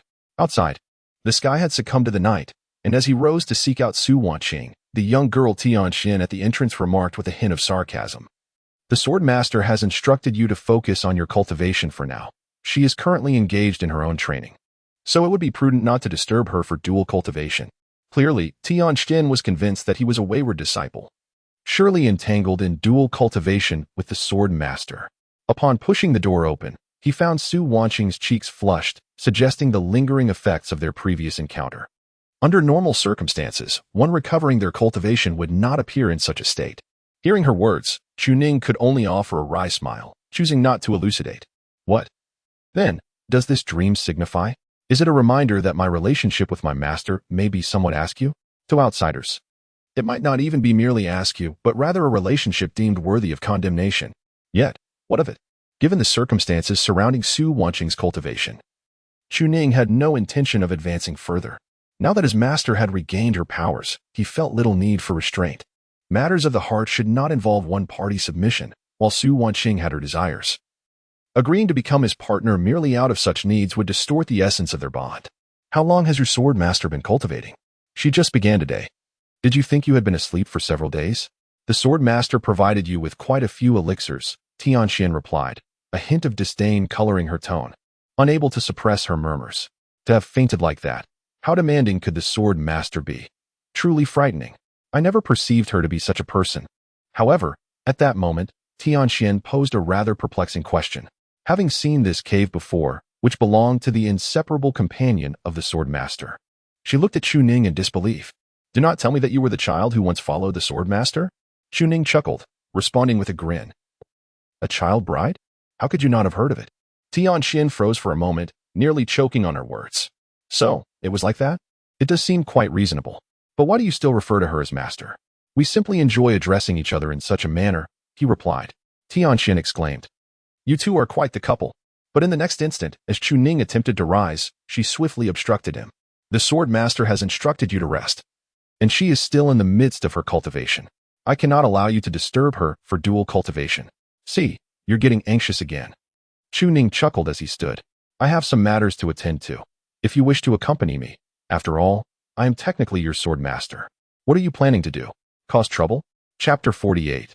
The sovereign, a sense of unease lingered. It seemed that Chu Ning was contemplating escape. Was rest truly significant for him? Clearly, it was of little importance. As he drifted into slumber, his physique naturally revitalized. Such was the benefit of the eternal spring. The nuclear-powered steed resumed its patrol of its domain. Outside the Shaozu Peak, Chu Ning cheerfully examined a blade of grass. Tianxian was unaware of the specifics of deception, yet recognized the profound unfairness the Taishian sect exhibited toward the sword master. Were the sword master's powers to be restored, it would undoubtedly join Su Wanqing in eliminating each adversary one by one. However, observing Chu Ning engrossed in his botanical study sparked a sense of curiosity. What are you doing? Without uttering a word, Chu Ning activated the fifth layer of eternal spring, a mere thought bridging life and death. The vibrant grass withered almost instantaneously, only to flourish anew in the next moment. Tianxian stood dumbfounded, eyes wide with astonishment. What manner of technique is this? Before it could voice its inquiry, Chu Ning's consciousness echoed a warning, reminding it that this was not a place for idle chatter. Prudence was advisable, lest it speak carelessly. Feeling slighted by such admonishment, Tianxian bristled. I am the celestial sword. Even the Taishian sect must seek my favor. Why such disdain towards me? I aided you in guarding your domain. Ignoring Tianxian's disgruntled expression, Chu Ning remained unperturbed. After all, he had no need of its services. If you wish to be of use, then you must not incessantly prattle about. I have no interest in swords. The dragon-elephant prison suppression technique is my true forte. If you continue your incessant clamor, you may as well accompany your sword master and refrain from hindering my endeavors. Feeling belittled, Tianxian protested its utility in combat. Yet, it could not suppress its curiosity regarding Chu Ning's intentions. Very well, I shall refrain from speaking. However, should you dare to betray the sword master. Chu Ning smiled at the young girl. You are quite protective of your master, are you not? Of course. Chu Ning discarded the grass and effortlessly invoked the essence of eternal spring, allowing it to take root once more, seemingly without effort. Tianxian was astonished. What kind of legacy endowed such formidable vitality? Yet, it soon sensed an intrusion. Someone was spying. In an instant, it transformed into a blade, launching forth with urgency. Not far behind a tree, an elder of the sect, who had been observing Shaozu Peak for an extended period, narrowly escaped being pierced through by the sword. Chu Ning. Chu Ning. I am sent by the sovereign. Chu Ning's expression shifted immediately as he hastened forward. So, it was a messenger from the sovereign, presumably bearing the promised resources for today. After all, before Chen Xiantian and the others departed, they had pledged to deliver such resources. The elder nodded with a grin, producing a storage bag. Though Tianxian, in its sword form, stood sentinel behind Chu Ning, the elder remained apprehensive. After all, he was merely a practitioner of the fourth realm. Even the essence of the celestial sword could spell his demise, let alone the true blade itself. Yet, he refrained from handing over the storage bag, instead regarding Chu Ning with a gaze full of significance. Chu Ning surveyed his surroundings with a smile, stepping forward to retrieve a scroll of techniques he had prepared earlier. This scroll, identical to the previous one, belonged to the lower volume. Upon hearing this, the elderly man furrowed his brow. Could it be that you have yet to acquire the complete inheritance? Chu Ning's lips twitched in annoyance. Was this really the person the sect master sent? Just say it plainly, at least add a touch of profundity, as this makes me seem overly enigmatic. Nevertheless, Chu Ning maintained his smile. Naturally, there are other aspects, so why not present them? Chu Ning smiled silently, and the old man quickly sensed something amiss. This rascal, does he find these resources insufficient? The elder scoffed coldly. Although the resources promised by the sect master are meant for one person, what I offer is sufficient for a cultivator to reach the sixth realm, containing 300,000 spirit stones and countless elixirs. Is this not enough to exchange for your inheritance? Chu Ning, still smiling, replied, if you do not desire them, you may certainly report back to the sect master. After all, while I contribute to the sect, I also wish to acquire more resources. Discussing matters with such a simpleton is futile. You think this meager resource can exchange for my complete techniques? How absurd. The critical point is that this old man acts as if I must present all my techniques before he will grant me resources. How ridiculous. Doesn't he realize who is seeking whom at this moment? Tian Xian's expression grew increasingly displeased, her sword intent surfacing. What are you doing while the swordmaster is in seclusion?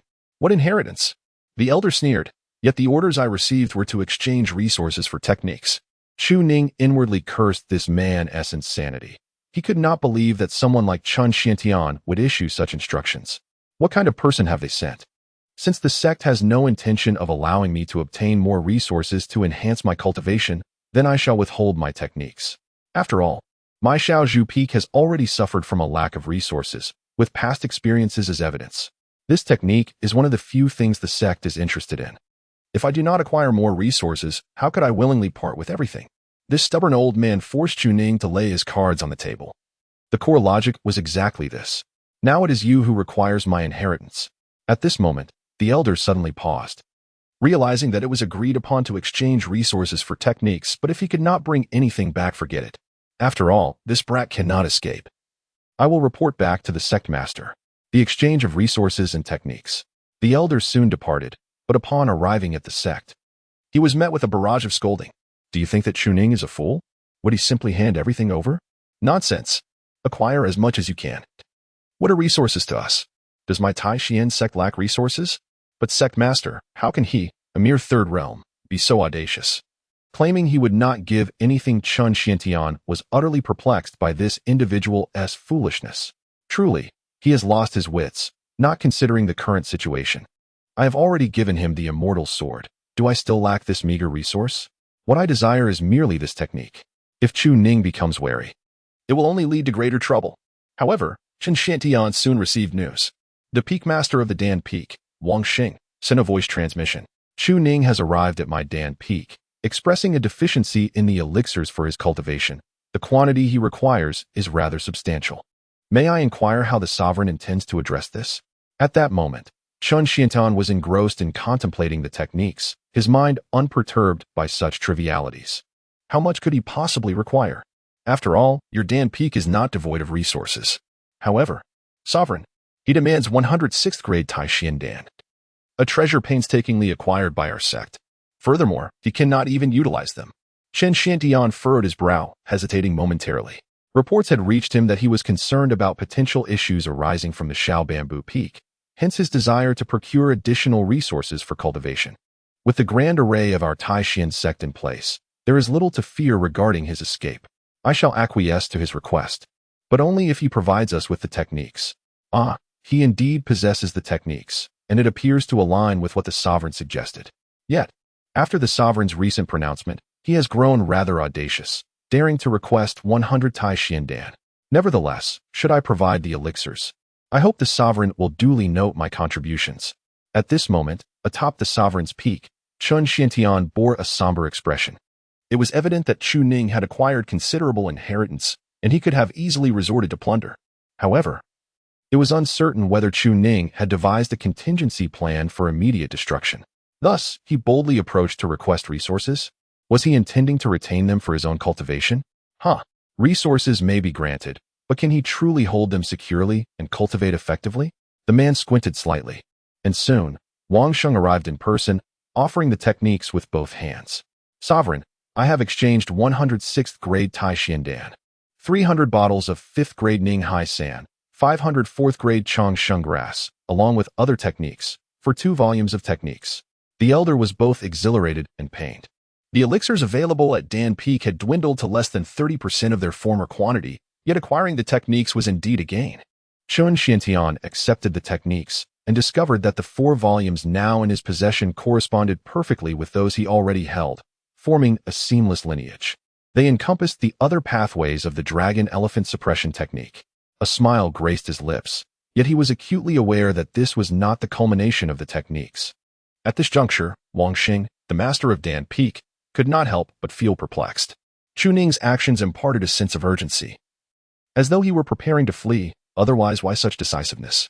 Changchun, upon hearing this, shared a similar sentiment.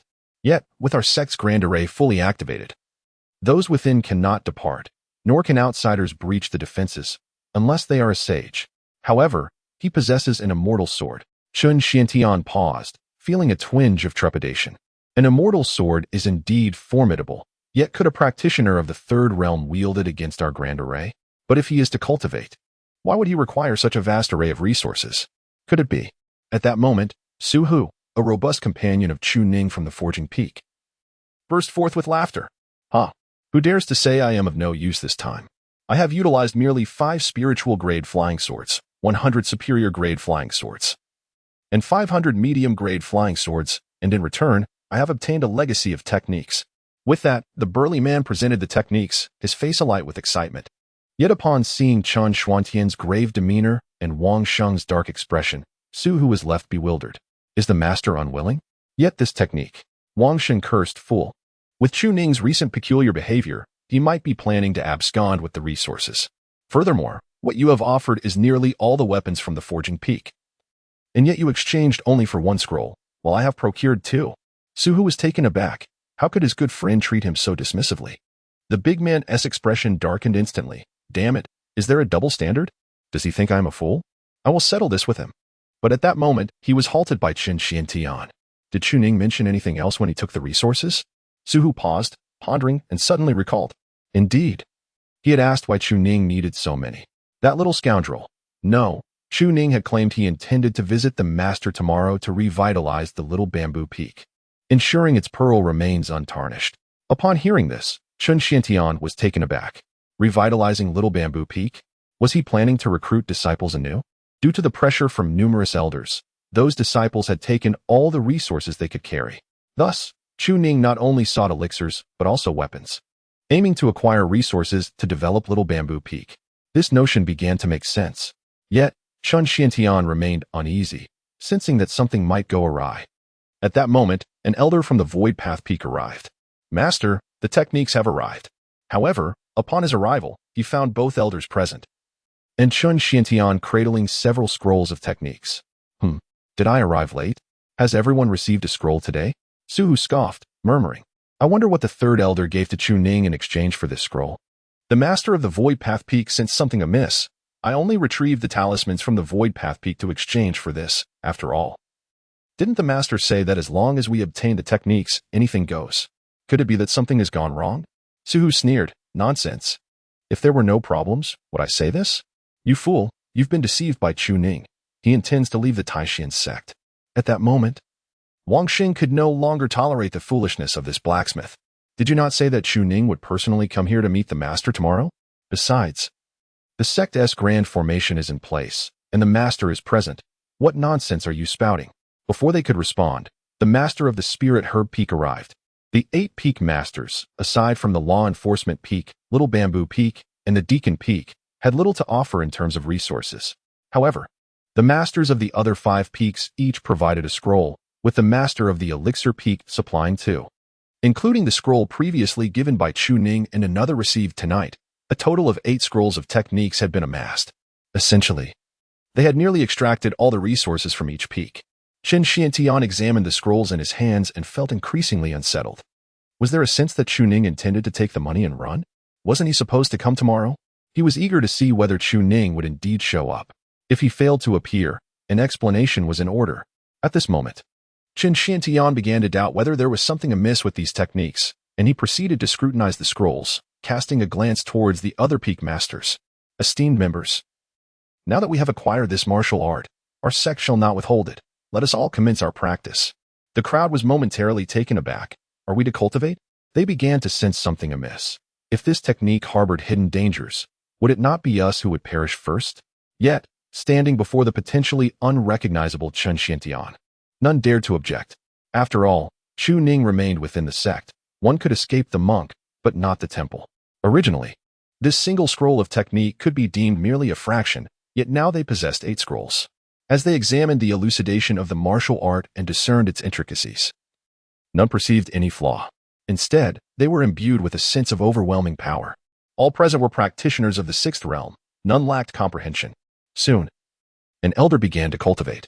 In an instant, atop the sect leader's peak, the essence of the dragon and elephant converged, and streams of golden brilliance surged forth. The dragon-elephant suppression technique, decisive in its lethality, a method of formidable physical prowess. It could shatter myriad techniques, raise cities, and cleave the heavens. Roar. An elder suddenly bellowed, his voice akin to a dragon's roar. Rising abruptly, he unleashed a sequence of punches, the essence of the dragon and elephant coalescing around him, manifesting a potent technique that could potentially overshadow the secret arts of the Taishan sect, albeit still incomplete, unable to achieve full resonance. Sect leader, we are almost there. This martial art is flawless. Absolutely flawless. It is indeed genuine. At this moment, Chun Xiantian was slightly taken aback. It seemed there were truly no issues. Could it be that Chu Ning was destined to revitalize the Xiaozhu Peak once more? Even Chun Xiantian found himself momentarily stunned, developing a sense of appreciation for this talent. Setting aside past grievances, Chu Ning, an 18-year-old practitioner of the 4th realm, possessing such core lineage and recognized by the immortal sword, could potentially rival Su Wanqing in the future? Moreover, had they not already begun to win him over? If the sect were to overlook past enmities and embrace Chu Ning, what then?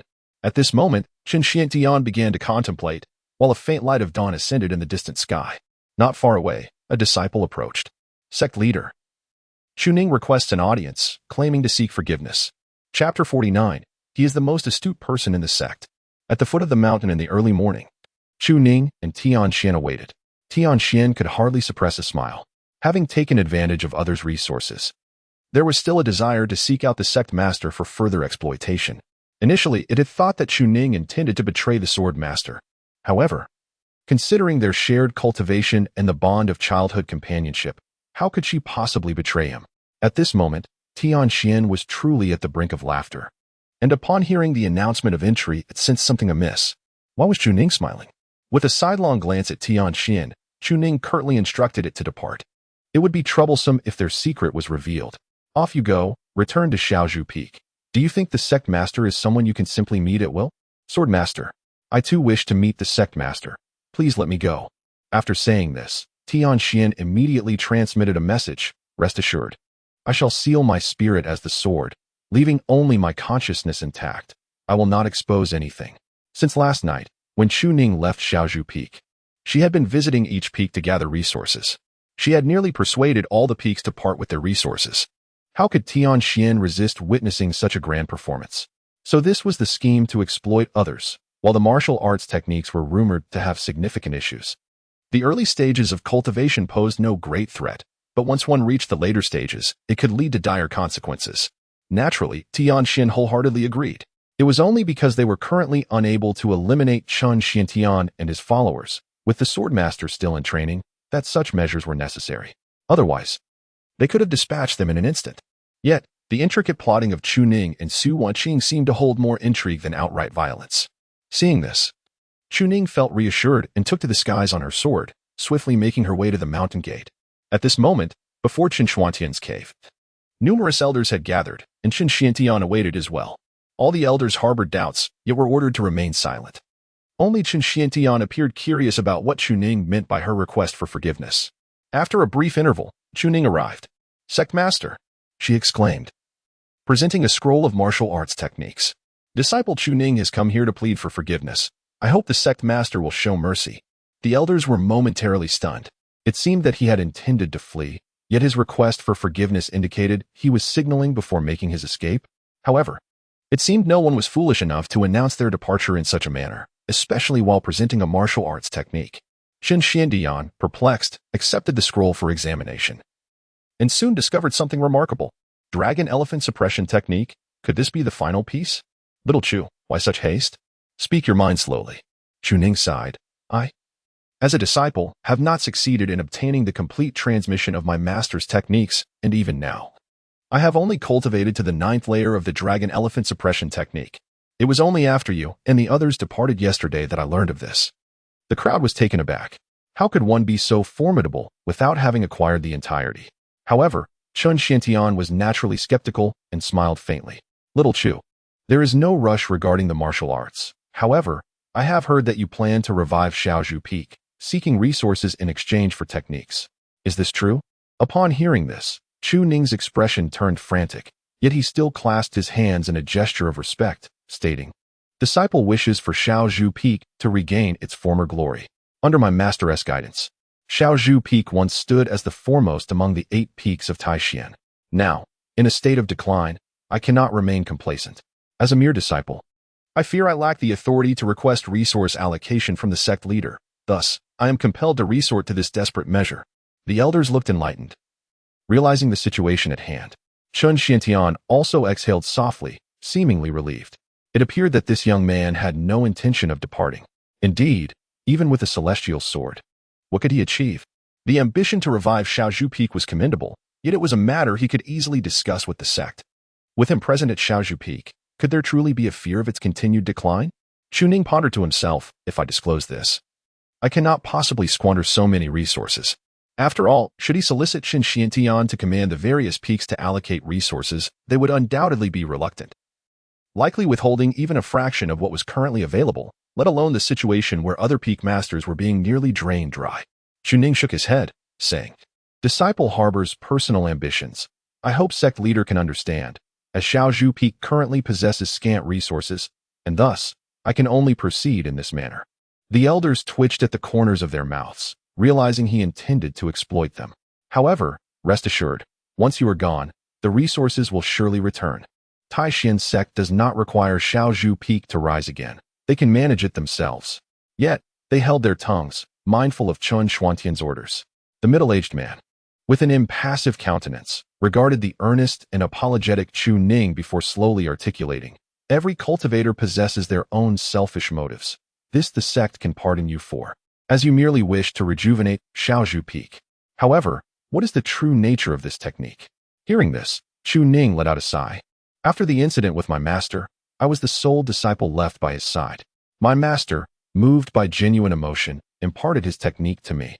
Yet I had not anticipated that he would ultimately safeguard it from me. I wonder if the sect leader has practiced this technique, despite my rapid progress during this period. I have found that the essence of the dragon elephant is almost within reach, yet I lack the final breath to fully grasp it. Yesterday, when the sect leader and others visited, my master, in his sorrow, finally disclosed that there remains one last facet to the technique. The elders were momentarily taken aback by this revelation.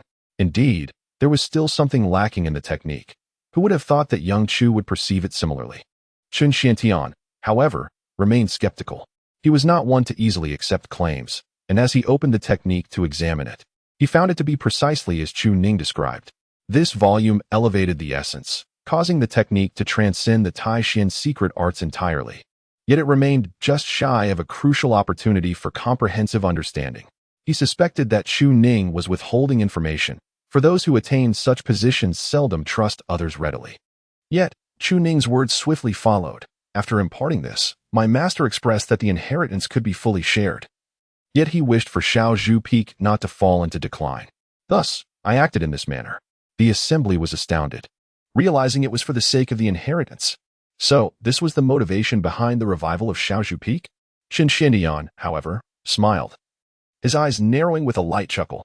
Little Chu, if my conjecture is correct, you have long since divided the cultivation method, producing various techniques to exchange for these resources. Ultimately, the final cultivation method is intended to garner my support in reviving the Xiaozhu Peak. Your visit today to seek forgiveness is not merely to incur punishment, but rather to make me value your techniques, thereby agreeing to your request. All of this, I presume, you have meticulously planned from the beginning. Upon hearing these words, Chun Xuantian's expression changed dramatically. How bold you are! Do you dare to deceive me? Do you truly think me a fool? From the very start, you have been misleading us, enticing members of my sect with your techniques to procure resources, all the while reaping greater benefits for your own Xiaozhu Peak. As this revelation struck, the expressions of those present transformed. They had been duped. Instantly, they turned their gaze towards Chu Ning, who was already flustered and at a loss for words. Sect master, disciple merely. Chun Xuantian's voice thundered in anger. Chu Ning, do you truly believe that my Xian sect would resort to extreme measures against its own members? Why did the disciples of Xiao Zhupeak leave? It was because Su Wanqing lost her cultivation and was unqualified to teach. Yet, my sect has still promised her protection. Is this not merciful towards Xiao Zhupeak? But you seem to think that we would neglect it. From the Yin Yang Xianlong Dan to the pills and the celestial swords, you have plotted at every turn. How has my sect ever wronged you? In an instant, Chu Ning's complexion paled further as tears streamed down his face. Disciple acknowledges my mistakes, sect master. I recognize my errors. I grew up on Xiao Zhupeak. And I have indeed inherited all teachings, but I feared that by presenting them now, you would abandon me and forsake Xiao Zhupeak. Seeing it in such decline pains me greatly. Sect master, you possess the insight to see through my heart. I concur with your assessment. But I genuinely wish for the revival of Xiao Zhupeak. Should you deem me deceitful towards the sect, I am willing to accept my punishment, even if it means death. The elders widened their eyes in disbelief. This rascal had been deceiving them all along, all for the sake of Xiao Zhupeak. Truly, it was a deep-seated scheme. The crowd turned their gaze toward Chun Xiantian. Sect master, Chu Ning's audacity is unmatched. To let him go unpunished is utterly inappropriate. Sect master, please decree his execution. However, having seen through everything, Chun Xiantian gazed quietly at Chu Ning, observing him for a long while before speaking. Little Chu, I absolve you of your guilt. Today, I shall restore all offerings to Xiao Zhupeak, doubling the previous provisions. All the elders were left in a state of shock. Sect master, he is deceiving you. Have you lost your senses? But Chun Xiantian paid no heed to the foolish words of the elders behind him. He simply patted Chu Ning on the shoulder and earnestly stated, You have done so much for Xiao Zhupeak. I believe you are a person of great virtue, truly worthy of being Su Wanqing's disciple. Xiao Shifeng, under your and Su Wanqing's guidance, shall be revitalized. I hereby proclaim to the world that the Taishan sects, Xiao Zhufeng, shall once again recruit disciples. Chu Ning was overwhelmed with emotion, tears streaming down his face. Sect master, is this truly the case? I, as a humble disciple, fear that. Once a word is spoken, it cannot be retracted. Thank you, sect master. Chun Xiantian smiled faintly, recognizing the remarkable nature of this individual. Though appearing weak, he had meticulously orchestrated everything, all for the sake of Xiao Shifeng. It was only now that Chun truly comprehended the depths of Chu Ning's cunning. Go now, later. I shall send someone to escort you to the sect's treasury to claim your resources. Thank you, sect master. Chu Ning departed, visibly moved. While the remaining elders were left in a state of confusion, they turned to Chun Xiantian, inquiring with puzzled expressions, Sect master, why not directly eliminate him or search his soul? He has deceived our sect. Surely, for the sake of Xiao Shifeng, he should be slain, no? It appeared that you truly value him now. However, just as Chu Ning had left, Chen Xuantian's expression darkened, his demeanor icy. This wretched creature has indeed concealed matters from me, deceiving all within our sect for the sake of a mere Xiao Zhufeng. Cursed be he. The onlookers were taken aback by his words. Did you not just say to provide him resources, allowing Xiao Zhufeng to recruit disciples? Sensing the bewildered gazes upon him, Chen Xiantian retorted angrily, Do you believe that if he dares to present all his techniques and admits to this deception, his schemes are trivial? He possesses the techniques. But if we do not exhibit a faade of support, he will certainly withhold them. What use is a severed technique? At this moment, Chun Xiantian coldly laughed and said, I have now fully grasped that the notion of seeking Su Wanqing to obtain techniques, or providing one volume after a period, is merely a ruse, a complete pretense. This beast was nurtured by Su Wanqing. There can be no rift between them. They surely believe that once they performed their act to this extent, our sect would be deceived. Yet, little do they know, we have long since perceived their charade. They are acting, all to revive Xiao Zhufeng and deceive us all. But how could he know that everything would eventually be settled? Upon hearing this, all present understood. These two had been misleading them solely for the sake of Xiao Zhufeng. However, at this moment, Su Hu voiced his concern. What if he has the means to escape? The crowd turned their gazes towards the forging peak, recognizing Su Hu as the least astute among them. No need to engage. A third-tier cultivator and a useless one cannot escape far. What can a celestial sword avail him? Truly foolish. Chun Xiantian chuckled, gazing at the distant figure filled with excitement. Ah, little beast, do you know that while the mantis stalks the cicada, the oriole lies in wait? Xiao Shifeng, you may never witness your revival. However, your actions now may pave the way for our sect. He's undoubtedly the wisest among all of Taishan's sect. However, one must ponder why the effects of the yin-yang mystic dragon elixir have yet to manifest. It is indeed peculiar. Chapter 50. Go speak to your Ninger. On the way back to the mountain. Chu Ning, may I smile? No. Upon arriving at Shaozu Peak. Can I smile now? No. Entering the room. Tianxian's flushed face was straining as she fixed her gaze on Chu Ning. So is it all right now? Chu Ning nodded and softly replied, yes. It is allowed. At this moment, from the time she first encountered Tian until now, the tension within Tianxian erupted into joyous laughter, her silly glee lasting for nearly half a moment. Haha, that sect leader is truly clever. He has discerned your intentions to rejuvenate Shaozu Peak and even offers you resources. He must believe that the last heart method you possess is not easily given away, thinking you no longer care about Shaozu Peak. Once you've plundered the treasury, you'll make your escape. Haha, that sect leader is somewhat astute, seeing through one layer, while those elders Haven T perceived even a single layer, remaining utterly bewildered. They cannot fathom what you are currently undertaking, ha ha ha. Regarding Tianxian's gleeful antics, Chu Ning paid her no mind. Look at you. Do you even care? Not in the slightest. After all, the greatest treasure trove is yet to be plundered. Tianxian rolled around on the floor, which left Chu Ning feeling somewhat exhausted. Sigh, how could my master, a woman of such aloof demeanor, have a sword spirit that behaves like a simpleton? It is truly bewildering. All right, enough of this foolishness in the room. Do not give yourself away. We are just one tremor away from disaster. What tremor? The sect's treasury. My master has proclaimed that the sect leader's little gold vault resides within. It is also the sect's resources, and we cannot escape without taking some possessions. Tianxian finally regained her composure, her face flushed with laughter, as she struggled to settle down. She couldn't help but scrutinize the Chu Ning before her, sensing that this individual was quite extraordinary. With profound sword intent and commendable cultivation, it is no wonder he has garnered the favor of the swordmaster. You have done remarkably well. I hold you in high regard. Should there come a day when I require your assistance, you may invoke my power. Tianxian wore an expression of pride, having recognized this individual. You may regard me as the companion of the swordmaster and engage in dual cultivation with her. I shall not impede you. Yet, it was evident that Chu Ning remained indifferent to such matters. The swordmaster's use of resources is undoubtedly supreme. He cared little for such things. His fists were sufficient. Enough, enough. You may check if the master has emerged from her seclusion. We will soon make our escape. And after that, we shall focus on our cultivation. As for the sect treasury and the diversion of misfortune, that has already been discussed with Su Wanqing. Leaving the final measures to Tianxian, the little girl is indeed reliable.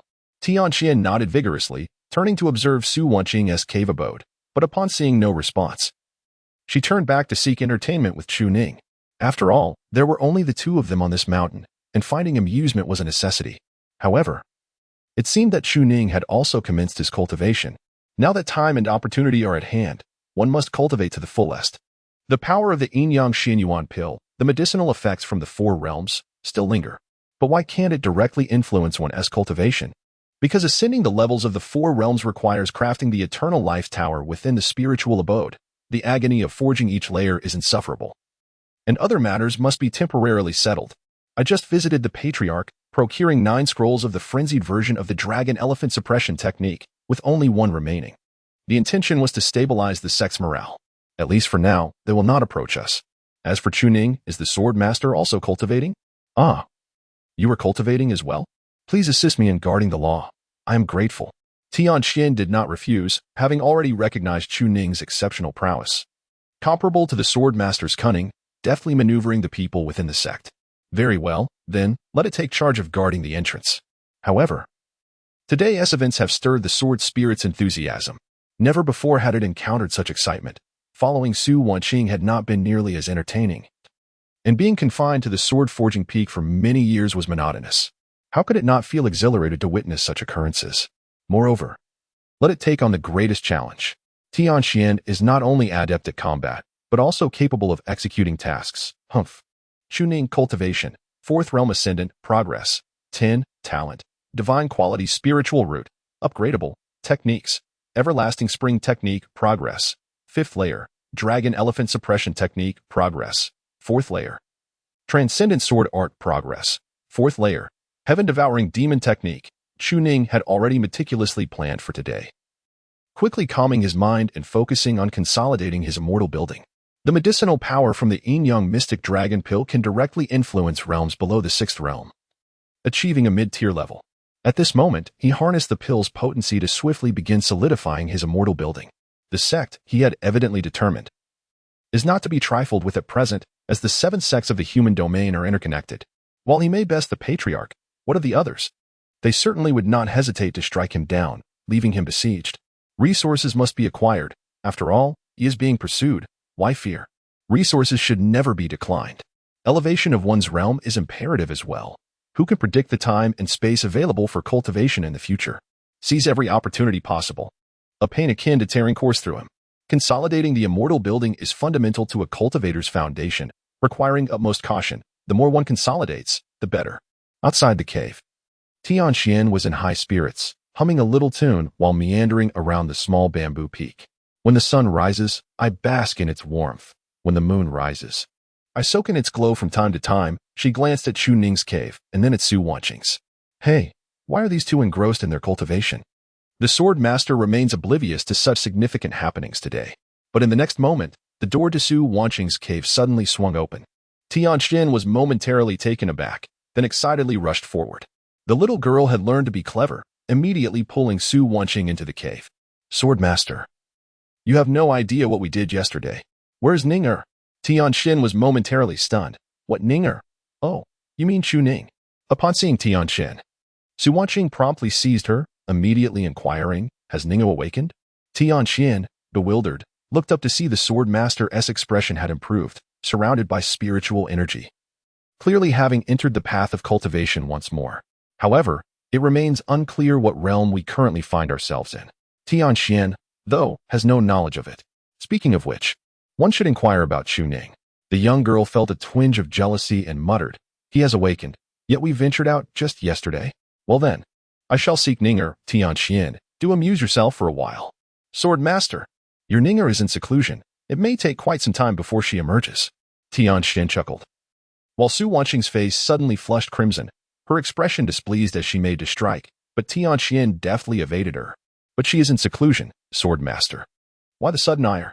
What Tianxian said is not incorrect, is it? They have already engaged in dual cultivation. She is still your own, after all. People say she is your child bride. Your household is indeed chaotic. Su Wanqing was calculating the time. However, she had inadvertently overextended her cultivation. By rights, she should have emerged last night to converse with Chu Ning. Yet, the exhilarating sensation of her breakthrough ensnared her, prolonging her stay until now. On the second day, with a sigh of regret, Su Wanqing cast a glance at Chu Ning's cave dwelling.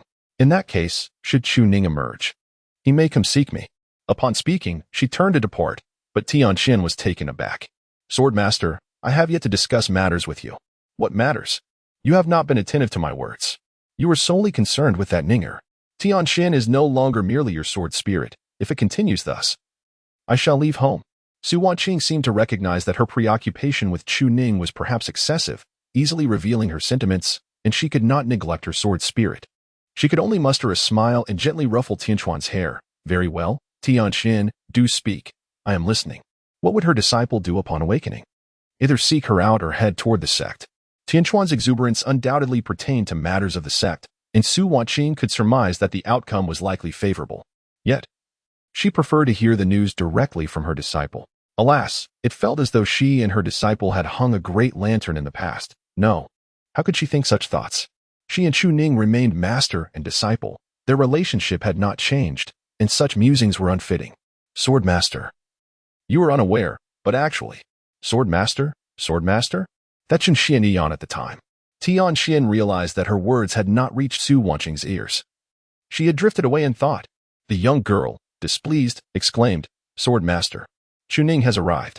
Su Wanqing suddenly snapped back to reality, lifting her gaze toward the entrance of the cave, but seeing no one, she immediately felt displeased. Tianxian, how dare you play such tricks on me? The young girl wore a face of indignation. You too, one calls out master while the other chants Ninger, neither listening to a word spoken. The sword master has lost herself in thought, undoubtedly fixated on that fellow. Woe is me. I truly might leave home. There appears to be no place for Tianxian in this household. At this moment, Su Wanqing found herself at a loss for words, feeling quite awkward. How is it that, alas, she merely wished to converse with her disciple? Alas, Tianxian, do speak. This time, I shall certainly listen. You may go find your Ninger, disregard the sword master. With that, she stormed off in a huff, leaving Su Wanqing within the cave dwelling to let out a resigned chuckle. Logically, she ought not to behave in such a manner, for it seemed that the relationship between the two had not undergone any substantial change. They remained master and disciple, and even during the restoration of her cultivation, Chu Ning had not taken the opportunity to solidify their bond as partners. So why did she feel such an urgent desire to see her disciple? Perhaps it was the belief that with her cultivation restored, her disciple would attribute considerable merit to her. Surely, he might seize the moment for some gesture. Holding hands or embracing would be the simplest and perhaps even more audacious acts. Yet, such audacity felt inappropriate for her to entertain. Why then was she still so eager? Was she not merely rushing to present herself? With these thoughts, Su Wanqing helplessly rubbed her forehead. It seemed she too was somewhat unsettled, convinced that after the restoration of her cultivation, a conversation was in order. Regrettably, at that moment, Chu Ning could no longer endure. Oh, when will Ningo complete his training? Chapter 51. Su Wanqing goes to retrieve resources. Within Chu Ning's cave dwelling, he was forging his 4 realms longevity tower at an astonishing pace. Before embarking on his cultivation journey, the ninefold body refinement had already laid a solid foundation. The 4 realms longevity tower served as the spiritual abode for refining his essence. Were it not for the potency of the yin-yang shilong pill, the resources required to construct subsequent towers would undoubtedly be several times that of the resources consumed in the preceding realms. The almost numbing agony could only be transcended through the essence of eternal spring. Yet, upon the completion of each tower, the unparalleled sensation of relief was incomparable to any other experience. Upon his body, the dragon aura coalesced into grand and magnificent patterns, casting a fierce visage upon Chu Ning, akin to a deity of slaughter depicted in a theatrical performance. The essence of life and death and eternal spring manifested as a yin-yang diagram, rippling around Chu Ning. Each tower represented a celestial realm. The number of longevity towers directly determined the pinnacle that a cultivator could reach in the future. For ordinary cultivators, 4 or 5 towers were already regarded as the utmost limit, as this required time, vast resources, and an unwavering will powered by a pure heart. Similarly, innate talent also dictated the number of towers one could condense. Within the realm of the spiritual abode, the medicinal power was entirely depleted in the final moments. The number of longevity towers reached the 5th level, 9 being the ultimate number. He was aware of his current formidable realm but yearned to challenge the legendary 9 towers that symbolized transcendence. Su Wanqing once remarked that reaching the celestial phenomenon required a 9-level longevity tower. Yet, even possessing 9 levels, entering that realm was as arduous as scaling the heavens. Talents in this world were as numerous as the fish crossing the river, yet only one had achieved that realm. Rumored to have forcibly broken through a false realm due to a crisis in the human domain. Tianjin sect, Tianjin Taoist, the only one in the realm of celestial phenomena. The foremost of human domain. Since he was already favored by destiny, he must refine his skills further. He continued to stabilize his cultivation, enhancing the foundation he had acquired. Oblivious to the extraordinary phenomena emanating from him that would leave Chen Xiantian utterly astonished. The time spent in cultivation had amassed achievements that others might take 4 or 5 decades to attain. Would he regret having inscribed a mark within the yin-yang shilong pill, intending to control them? Would his demeanor change drastically? Yet, in the eyes of outsiders, Chu Ning remained an insignificant figure of the 3rd realm. No matter how formidable he became, he was still merely of the 3rd realm. Tianjin. I harbor no intent to exclude you.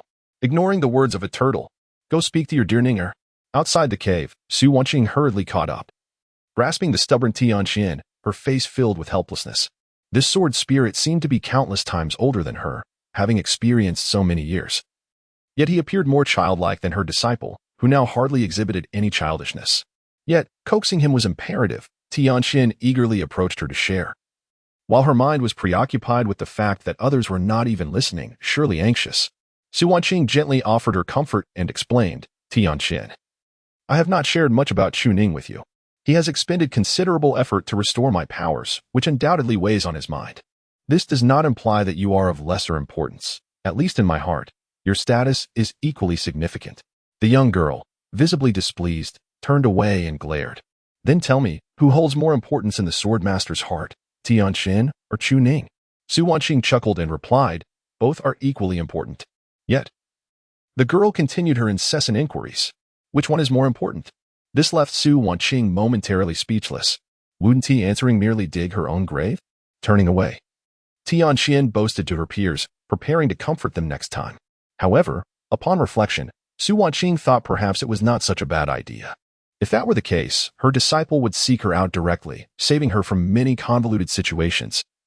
And this could serve as a segue to discuss the current relationship between the two. Tianqian clenched her small fists and maintained her glare. The sword master was silent now. It seemed Chu Ning was indeed more important. A hint of a smile graced the woman's exquisite features as she reached out to ruffle Tianquan's hair, cheerfully proclaiming, "Of course. Tianqian is the most important, even more so than Chu Ning." Tianqian was taken aback, disbelief etched across her face. Although she had heard the words, she was acutely aware of Chu Ning's significance in Su Wanqing's heart. She relished the opportunity to play the charming disciple and seek affection. But such words had been uttered by the sword master? It appeared she was indeed of considerable importance. Tianqian continued to gaze up at Su Wanqing, her expression cunning. "I could tell Chu Ning what you said. Are you not concerned?" "I fear not," Su Wanqing replied softly. "Regardless of others, Tianqian is always paramount. Since I have declared it, why would I fear you sharing it with anyone else?" Tianqian paused, scratching her head in confusion. The sword master need not express such assurances. She merely wished to voice her grievances. Deep down, she understood that the sword master's primary concern was indeed Chu Ning.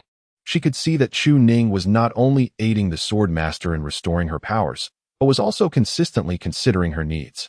In fact, even yesterday, he had taken into account Su Wanqing's cultivation resources while acquiring medicinal pills.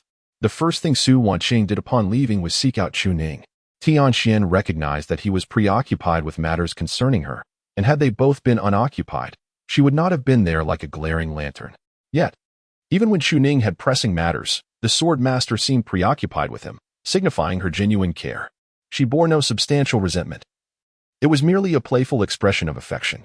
In that moment, Tianqian hung her head in feigned contrition, still holding Su Wanqing's hand, muttering softly, "I want to tell Chu Ning. I know you are merely trying to placate me, and I am easily appeased. I want to be upset when you come to me." Su Wanqing was taken aback. "Oh, you want to mention it?" Tianqian was surprisingly obedient. Perhaps her subsequent inquiries could be interpreted as a childlike nature, reflecting just how much she cared for Tianqian. The psychology of children. Fortunately, having raised Chu Ning, it would be otherwise perplexing. Su Wanqing chuckled as she affectionately ruffled Tianquan's hair, who responded with a playful nuzzle. "Let us not dwell on that, sword master. Tianqian has sensed the aura emanating from you. I wonder what realm your cultivation has reached now? Must Tianqian refrain from sharing this with Chu Ning?" Upon hearing this, Tianqian appeared bewildered. "Isn't this a good thing? Why must it remain undisclosed? If you agree to my terms, I shall reveal it to you." Tianqian looked utterly perplexed, gazing at the enigmatic Su Wanqing, unable to comprehend the reasoning behind it. After a moment's reflection, an understanding dawned upon her. It was intended for her to divulge the information herself, thus surprising her beloved nurtured companion. Such intricate thoughts. Perhaps the sword master wishes for Chu Ning to convey it directly to her. Tianqian was confounded by the complexity of human emotions, which seemed convoluted and utterly inscrutable. "Very well, I shall remain silent. Perhaps the sword master would care to speak?" Su Wanqing's hand rested lightly upon Tianquan's shoulder. Her current cultivation level was inscrutable to others. Yet, through this method, one could sense its essence.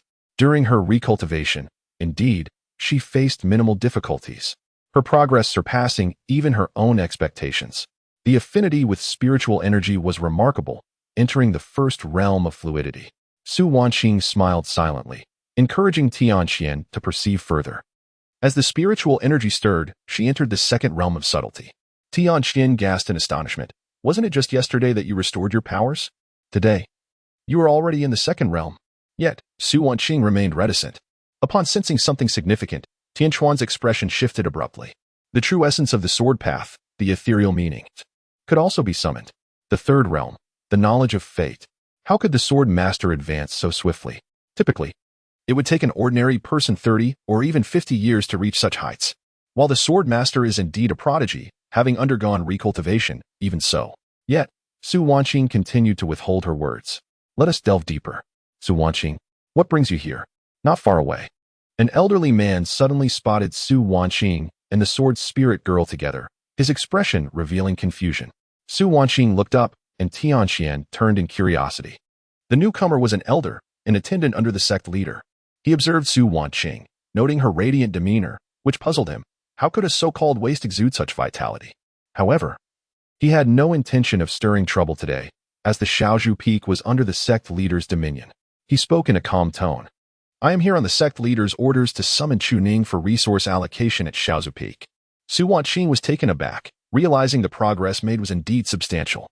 Her disciple's efficiency far exceeded her own, despite her being the mastermind behind it all. A smile of satisfaction graced her features. There was much more to commend him for now. Chu Ning is currently in seclusion. I shall go to him. The elder hesitated upon hearing those words. But after contemplating the situation, he recalled that these two individuals, as per the sect leader's words, were indeed colluding. Thus, he felt no apprehension. With a faint smile, the elder remarked, after all, they are all of the same ilk, it matters not who goes. Tianxian, feeling displeased, found that Su Wanqing was utterly indifferent to the matter at hand. She promptly commanded Tianxian to transform the sword and descend directly into the air. The steward suddenly froze, his expression shifting to one of alarm. Su Wanqing, did you not lose your cultivation? How can you wield a sword now? Su Wanqing smiled lightly, her hands clasped behind her as she gazed into the distant horizon. Indeed, how could one wield a sword without cultivation? Her mood seemed inexplicably buoyant, and she had no intention of quarreling with a mere steward. In an instant, Tinchuan's sword intent enveloped the elder, ready to strike at a moment's notice. With a chilling voice, she admonished, have you lost your wits? I am a celestial sword. Do you think I cannot fly? The elder's complexion paled, and he dared not utter a word, fearing he would be mercilessly dispatched. I merely came to escort Elder Su to collect resources. This way, Elder Su. Even without her cultivation, the celestial sword possessed the lethality of a sixth realm cultivator, which most could not withstand. He had no desire to meet an untimely end in such a bewildering manner. The elder, having seen Su Wanqing, noticed that the once cheerful glint in her eyes had seemingly transformed into a hint of murderous intent, as if she sought to settle a score with someone. However, that glance vanished in an instant. He dared not inquire further and hastily led the way. Chapter 52. The Spirited Su Wanqing. At the Taishan sect. The sect master at the central peak. Two figures sped forth at an astonishing pace. The elder behind, panting heavily, could barely keep up with the swift sword flight of the figure ahead, despite exerting every ounce of his strength.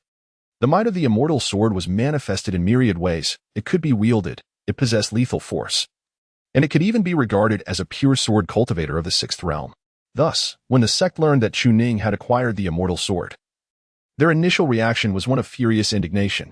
Yet, it had now transformed into this peculiar situation. How could the rebellious sword, once deemed unruly, now be wielded by Su Wanqing? The elder gazed at the silhouette of the woman in red, a visage marked solely by resentment, yet he dared not utter a word. The immortal sword provided her protection, and even a crippled individual like him could not hold her accountable in the slightest. Before the sect's treasure pavilion, countless cultivators stood guard. After all, this was a sacred ground of the sect, housing innumerable resources accumulated over the years by the Taishan sect. Countless spirit stones, medicinal herbs, magical artifacts, and more adorned the place, a treasure pavilion that opened once every 3 years, distributing resources based on the contributions of each peak. This year had already seen one opening, but Changchun Hand had unprecedentedly agreed to a second opening for the Little Bamboo Peak. Was that Su Wanqing? How could she wield a sword? Had her cultivation been restored?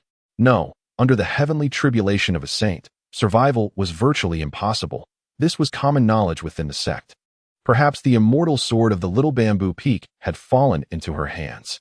Was the Little Bamboo Peak here to claim resources today? Or would it be double? The sect master had just issued a decree, so surely we need not obstruct them? No. Suddenly, the leader of the guarding cultivators curled his lips into a chilling smile. The sect master had explicitly instructed them to allow the resource collection.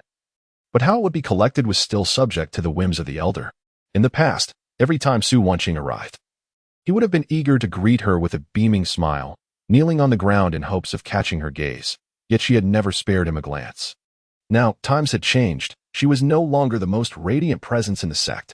The resentment accumulated over the years now had a chance to be repaid.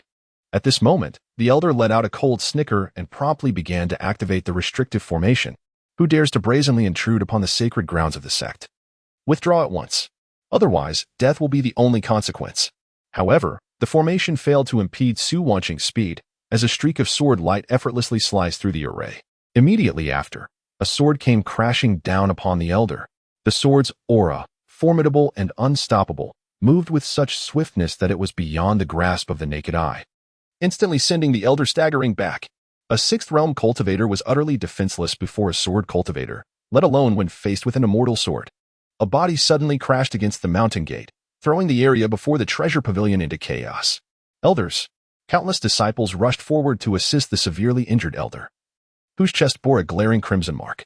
Bewilderment, shock, and indignation erupted as the guarding elder glared furiously. Su Wanqing, how dare you lay hands upon me in the sacred grounds of the sect? Oh, do you not recognize me? A voice laced with mocking derision floated through the air as Su Wanqing, a smile playing upon her lips, lightly descended from her flying sword, holding the Tianshin in her grasp. The venerable elder, today I have come at the behest of the sect leader to procure resources. Do not feign ignorance. What is this? Has the gaze of a sixth realm cultivator dulled to such an extent that you cannot recognize me from afar? Now that I stand before you, do you still fail to see? Open the formation, seeking to vex me and compel me to plead for your favor? Am I mistaken in my assertion? In an instant, the elder's countenance turned pale, yet he maintained a cold sneer. Ah, you Su Wanqing have become quite audacious. This is the domain of the sect leader. Do you still consider yourself the once proud prodigy of the northern region? Bring her down. The crowd hesitated, taken aback. We apprehend her. She nearly struck you down with a single sword strike just moments ago. You acknowledged that was a celestial sword. Such a weapon is not meant for us mere sixth realm cultivators. The assembly faltered, and the elder, furious, barked, What are you waiting for? Move. Do you wish to abandon your place here? At this, they finally rose, their expressions filled with trepidation as they focused on the woman before them. Though she was universally regarded as a waste, her demeanor wielding the celestial sword was no less formidable than in her prime. She still commanded an oppressive presence that tightened the heartstrings of all. Oh, sees me? Su Wanqing had no intention of engaging in idle chatter. With the Tianshin in hand, she summoned the sword formation. In an instant, the essence of the celestial sword enveloped all present. The crowd was taken aback. They understood the pinnacle of celestial swords at the sword-casting peak. Yet when had celestial swords ever been capable of forming such a formation? Even the elder, who led them, turned ashen and coughed up blood. Was it not said that times had changed? How could she still be this formidable? Was the celestial sword truly that powerful? At this moment, the elder from the law enforcement hall finally arrived and was rendered speechless by the scene. Su Wanqing had gone mad. Even with the celestial sword, her audacity was unfathomable. Elder Su, wait. This is the sect leader's territory. Such conduct is unacceptable. He was at a loss. Had he been quick to respond, this situation could have been avoided. Allowing her to come alone was tantamount to inviting chaos. Even with the celestial sword, she ought not to behave so recklessly. Did she perhaps sense her impending doom and thus fear nothing? Yet they were terrified. If Su Wanqing were to perish, so be it, but they wished to survive. The sect steward immediately interposed, standing between Su Wanqing and the guards of the treasure vault. Everyone, do not resort to violence. We are all part of the same sect. Surely, there are matters we can discuss calmly. Enough of your nonsense. I am merely following the rules to question her identity, and Su Wanqing immediately resorts to violence. Is that not her fault? The steward was momentarily taken aback by this. He glanced at Su Wanqing, who merely smiled and said, Surely, my name is well known throughout the Taishan sect. How can you, a sixth realm cultivator, fail to recognize me? At this, the elder erupted in fury, clutching his chest as he spat curses, Even if I were to recognize you. What issue lies in my questioning according to the rules? How dare you, Su Wanqing, take action first. According to sect regulations, my inquiries were entirely justified. However, I, Su Wanqing, must be revered wherever I go. I have no intention of being humiliated by you wretched creatures. Is there a problem with that? The old man was taken aback, and in an instant, his blood surged, spewing forth once more. Yet before he could utter a word, Su Wanqing's voice echoed again. I am the master of Shaozhu Peak, and you, a mere gatekeeper, are leagues beneath me. Do you think your sixth realm cultivation grants you the audacity to prance before me? How dare you bark at me? Or even attempt to activate formations to obstruct my path? What are you truly? As her words rang out, a sword suddenly descended. The old man's complexion turned ashen. He had not anticipated that Su Wanqing could become so unhinged today. However, that sword was effortlessly intercepted by a figure. Su Wanqing, indeed. My sect has agreed to provide resources to Shaozhu Peak, but your insolence has reached new heights. Qin Xiantian cast a cold glance at the woman, incredulous that someone would dare to threaten him in his own presence. How far gone was she in her madness? Yet, Su Wanqing, in a remarkably composed state, merely narrowed her eyes, her expression betraying a complete disdain. I am still an elder of Shaozhu Peak. My status must not be tarnished by a mere gatekeeper. What right do you have to challenge me? Moreover, I am the architect of the current glory of Taishan sect. You, Changchun, were once my adversary on the path to greatness, yet it was I who vanquished you. Now that you have attained sainthood, do you presume all the credit is yours? If you possess such capability, why did you kneel before me, pleading for assistance in eliminating your foes? How brazen of you, Changchun, to accuse me of arrogance. Back then, Su Wanqing stood at the pinnacle of the sixth realm, her reputation resounding throughout the northern domain.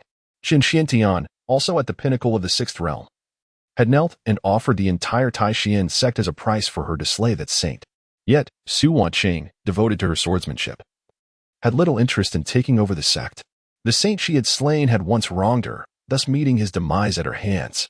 From that moment, Changchun rose to sainthood, and Taishan sect evolved into Taishan sect, securing its position among the 7 sects of the human domain. At that time, Su Wanqing felt utterly desolate. Having shared none of this with Changchun, she had nearly severed all ties with this world. Yet now, she held too many secrets about Changchun. In an instant, the crowd surged, their expressions shifting. The sect master, begging Su Wanqing? Yet, it was true that the master's great adversary had been slain by her. How could such a thing exist? Countless gazes turned towards Changchun, whose eyes flared with anger, channeling the might of the dragon elephant suppression technique. Your inheritance shall be wielded against you. But suddenly, he realized that this inheritance was still just shy of completion. How dare you expose my shortcomings before the public? Do you think that possessing a celestial sword makes you invincible? Endure. Just a little longer. It is nearly complete. These 2 conspirators had sabotaged his cultivation, and he was so close to achieving greatness. Changchun took a deep breath to calm himself and spoke solemnly. Even after you lost your cultivation, I did not pursue your demise. Moreover, I have promised to rejuvenate Shaozhu Peak. The crowd gasped in astonishment. Sect Master, kill her. How has one endured to such an extent? Have you attained the profound understanding of an invincible ninja? Thus, Su Wanqing let out a cold laugh. Is that not the reason I have come here to procure resources? Is there a problem? Good, good, good. Changchun chuckled. Repeating good thrice. Then let us open the door. Allow her to take what she desires. Behind him, the gravely injured elder wore a look of utter astonishment. Sect Master. You. Silence. You worthless fool. You cannot even handle a mere cripple. Must I personally intervene? We are but a step away from success. My plans hinge on the slightest detail. How could I abandon them now? Do you not hear my command? Open the door. Let her take it. A disciple promptly moved to unbar the entrance, while Changchun's gaze remained fixed on the figure as it passed before him. Yet in the next moment, another flash of sword light appeared. The fallen, severely injured elder's pupils constricted as he beheld the celestial sword piercing through his spiritual abode. Realizing that his spiritual energy and cultivation were rapidly dissipating, all he could hear was a single phrase: be more cautious in your next life. Chapter 53, The Disciple Performs. And she takes the stage. The air seemed to crystallize in an instant. A cultivator of the 6th realm was slain before the sect leader on the central peak.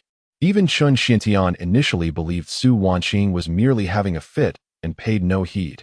Yet in the next moment, death struck. The elder's spirit abode, now pierced, reflected sorrow and rage, yet he could utter no words, clutching his abdomen where spiritual energy flowed out in torrents. My cultivation, my spiritual essence, he struggled desperately, aware of life slipping away second by second, as regret and despair surged within him. Why did he provoke Su Wanqing, who had become a force to be reckoned with? Until his final breath, he could not close his eyes, fixated on the sect leader Changchun. Sect leader, avenge me. Panic erupted among the crowd. The elder is dead. The elder is dead. Slain by Su Wanqing before the sect leader. Su Wanqing had gone utterly mad, killing without discrimination, seemingly unafraid of the sect leader. All eyes turned to the man, to Changchun, whose face was a mask of shock, as they witnessed his countenance turn frigidly dark, his saintly aura now unleashed with full force. The golden breath of a saint began to permeate the air as the technique of the dragon elephant prison suppression surged forth. Su Wanqing, to kill in front of the sect, you possess unparalleled audacity. In an instant, he closed the distance, unleashing the dragon elephant prison suppression with a thunderous crash. Yet, this was not even its full potency, far exceeding the secret arts of the Taishan sect. What a formidable technique! a punch that struck with the fury to annihilate Su Wanqing. However, the celestial sword Changchun immediately defended its master. At its pinnacle, the celestial sword was akin to a sixth-realm sword cultivator, sharp beyond compare. The three sects of heaven, earth, and man all regarded Su Wanqing with trepidation when she wielded her sword, forcing her to reveal the Tianxian to ensure the stability of the sect. Even without a sword in hand, her might remained unassailable. Two figures collided, and for a moment, neither could claim victory. Su Wanqing merely observed with cold indifference, her gaze filled with contempt for Changchun. What does it matter to kill an elder? There are many more she wishes to slay. Otherwise, her heart would remain unsettled. As for why she dared to act so boldly before Changchun, it was simply because her recultivation had yet to reach its zenith. Su Wanqing, you wretch. Our sect has tolerated your actions against this man, yet you dare to execute him on the spot. Today, if our sect does not slay you, it will surely, but in the next moment, Changchun's aura suddenly diminished. The dragon elephant prison suppression, in a nearly frenzied manner, drained all the spiritual energy from his body, and even now, Changchun was sent flying by the Tianxian sword, crashing down in the distance. At that moment, Changchun finally grasped the meaning of what Chu Ning had said earlier about inadequacies in the technique. The technique was merely a fragment short. Yet that fragment was the key to allowing the flow of energy to circulate completely. Chu Ning and Su Wanqing were in league, their collaboration seamless, always performing a charade, never intending to grant them this technique. Without a trace of breath, the more formidable the essence he employed, the more rapidly the spiritual energy was consumed. Su Wanqing scoffed derisively. Do you still wish to use my legacy to slay me? Changchun, do you truly believe me to be so foolish as to allow my disciples to bestow upon you that technique? In any case, my days are numbered. If I do not indulge in a bout of madness today, how your Taishan sect has treated me remains vividly etched in my memory. I had originally intended to procure a resource and let the matter rest. Yet you persist in your incessant prattle? Have you now come to comprehend the true nature of my hidden cards? If you wish to cultivate my legacy, you must kneel and beseech me. Though Changchun lay prostrated, he was still a being of the saint realm, quickly siphoning the spiritual energy of this realm, which surged forth instantaneously. His expression was one of reluctance and resentment, yet still laced with scorn. If that is the case, I shall not employ this method to vanquish you. Utilizing my Taishan secret technique is not beyond my capability. This was all a debt owed to me by your Taishan sect. Su Wanqing's tone suddenly escalated into a frenzy as she thundered. In the past, I supported the Taishan sect to elevate it into the Taishan clan, vanquishing your adversaries to grant you entry into the saint realm, nurturing countless disciples for your Taishan sect. I even offered my swordsmanship legacy, allowing any disciple to practice the mysterious sword technique. Yet what have you, Changchun, and your elders done? The elder of the seven peaks deceived my disciples when I was in distress. Those disciples are no better than beasts, especially your disciple Jiang Qingwei, whom I have nurtured for 30 years. 30 years is enough to raise a dog that wouldn't turn its back so easily. Yet she dares to call me a wretch? Almost driven to madness, Su Wanqing charged forth with her sword, refraining from employing spiritual energy. Changchun furrowed his brows in defense, gritting his teeth, wishing to strike her down, yet he feared most that Su Wanqing would reveal these words. If exposed, the standing of the seven sects of the human domain would surely be jeopardized. Su Wanqing could perish, but she could not be driven to her demise. She still maintained connections with the three sects of heaven, earth, and man, albeit these ties had become tenuous, yet if used as leverage. Should the Taishan sect defend the three sects in the future, this matter would undoubtedly resurface. At this moment, Su Wanqing's face was awash with tears. In any case, my life is not long. I can always choose to perish together. All present were transfixed by the scene, their astonishment palpable. They did not witness Su Wanqing channeling her spiritual power. It was merely the might of the Tianxian sword intent that was so formidable. Yet the sect master did not intervene. Indeed, these matters were all true, and the sect master seemingly had no reason to act. Changchun spoke in a grave tone. Su Wanqing, I am aware of these facts. Yet if you had not rashly acted today, would I be in this predicament? The merits of the past are well remembered by our sect. Do you think we have not supported the Shaozhu Peak? Yet I am being obstructed from obtaining what is rightfully mine. Should I not eliminate him? Taking a deep breath, Changchun's voice darkened considerably. Yet this too has violated the rules of our sect. I am on the brink of death. I care not for any regulations. For an immortal cultivator, With their spirit abode shattered and devoid of spiritual energy, even without a fatal wound, they would inevitably perish within a certain period. This statement is not without merit, for today Su Wanqing has descended into madness, acutely aware that her demise is imminent. Qin Xiantian yearns for the inheritance, yet he is equally concerned about his reputation. Presently, Su Wanqing holds the inheritance in her grasp, while simultaneously seeking to shatter his pride. He is consumed with the desire to eliminate her, yet he finds himself on the precipice of doing so. The fact that Chu Ning and Su Wanqing have reached such an impasse suggests a deep-rooted connection, having deceived them all along at Little Bamboo Peak. Now, she has gone completely mad? What Qin Xiantian perceives is not merely the deranged Su Wanqing before him, but rather the realization that after today, his standing will no longer exist, and he, as the sect leader, will have driven a distinguished individual to death. The bystanders may remain silent, but above him loom the 6 major sects of heaven, earth, and man, which harbor both enemies and allies. Su Wanqing may choose to perish, yet she cannot be forced to do so by him. At the very least, it cannot appear as though she has been driven to her end in this manner. Su Wanqing, how much longer must you continue this farce, compelling me to take your life? Su Wanqing, with despair etched across her face and tears brimming in her eyes, retorted, but you, Qin Xiantian, desire nothing more than to slay me. Take your resources and leave. I do not wish to see you. Upon uttering these words, Qin Shuantian's aura surged forth, and he dared not linger in that place any longer. Were he to possess the power to suppress the ages, he would fear nothing. Yet, he is constrained by his identity as sect leader, shackled by Su Wanqing's inheritance, and oppressed by the formidable figures lurking in the shadows.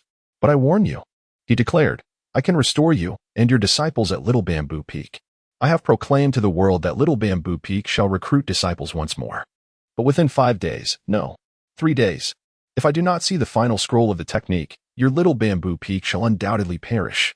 You may obstruct my techniques, slay my disciples, and humiliate me in such a manner, all because your inheritance is terrifyingly immense. He must witness that his last flicker of patience endures but 3 days. After 3 days, regardless of Su Wanqing's actions, regardless of Chu Ning's stance, be it the technique given or withheld, all from Little Bamboo Peak shall meet their end, not a single soul spared. Before the treasure pavilion, the deceased elder sprawled on the ground, alongside countless surviving disciples, all gazing at the grieving and furious Su Wanqing. In that moment, they felt an unexpected sympathy. Elder Su, how could he face such a fate? That elder even dared to pressure Su Wanqing, attempting to play tricks, truly despicable. The grand doors of the treasure pavilion creaked open, and a disciple sighed, Elder Su, please collect the resources. At this moment, Su Wanqing seemed to regain her senses, turning to gaze with reddened eyes at the dazzling array of treasures within the pavilion. I have but a few days left to live, wishing only to bequeath Little Bamboo Peak to my disciples. Suddenly, a chuckle echoed. Everyone paused in confusion. What was that sound? Who was laughing? Su Wanqing's lips twitched. I nearly forgot the sealed sword spirit. Thankfully, Qin Xiantian fled. This Tianxian must be dealt with upon return. Yet she quickly redirected her gaze skyward. Heaven has wronged me. How unjustly have you treated me, Su Wanqing? At this moment, the hearts of the onlookers sank once more. They presumed it was Su Wanqing laughing, or perhaps that sword spirit. How mistaken they were. The Taishian sect's treatment of Su Wanqing is indeed unjust. This northern region sword cultivator deserves far better. As Su Wanqing stepped into the treasure pavilion and claimed her rightful resources, she discreetly laid down a talisman. In an instant, her expression shifted as she surveyed the resources around her, revealing a look of disdain. Do you truly regard Qin Xiantian as a treasure? Just wait. By tomorrow you shall not lay eyes on a single spirit stone. When she schemes, she ensures there is no escape for the Taishian sect. Oh heavens! Why is fate so cruel to me, Su Wanqing? Whoever provokes me shall meet their demise. After all, we are all destined to perish. You all deserve to die. Upon hearing these words, the disciples of the treasure pavilion sighed in unison. This elder is truly a beast. Alas, they speak the truth. At that moment, only the deceased elder lay still, unable to rest in peace. Until the sect leader avenges him, he shall not find solace. Chapter 54, Master of the Sword. Your child bride has arrived. Ah, Su Wanqing, beast, scoundrel, you are undoubtedly doomed, as my sect has proclaimed. You shall perish. Before the cave dwelling on the summit, a man, filled with righteous fury, exuded an overwhelming presence, clearly pushed to the brink of rage. The affront to Su Wanqing today must be avenged by him and his disciple, with a single divine sword. a mere cripple was able to take a life before him. In his presence, a sixth realm cultivator was slain. A sixth realm. After years of arduous cultivation to attain such an opportunity, yet he, Changchun, was unable to act directly, constrained by his position, watched closely by those above, and under the scrutiny of other sects. The phrase high places are cold aptly applies here. At this moment, with eyes ablaze, Changchun promptly summoned the elders from other peaks. Meanwhile, the young sect master, Jiang Qingwei, sensing the urgency, hastily arrived. Upon witnessing Changchun's state, she was momentarily taken aback. Master, why such? Before she could finish her thought, Changchun suddenly exerted his strength, seizing Jiang Qingwei by the throat. Instantly, a fierce constriction gripped her, leaving her breathless before she could comprehend the situation. And Master, W.Y. She desperately beat against Changchun, yet her efforts were futile. Even channeling her spiritual energy could not alleviate her plight.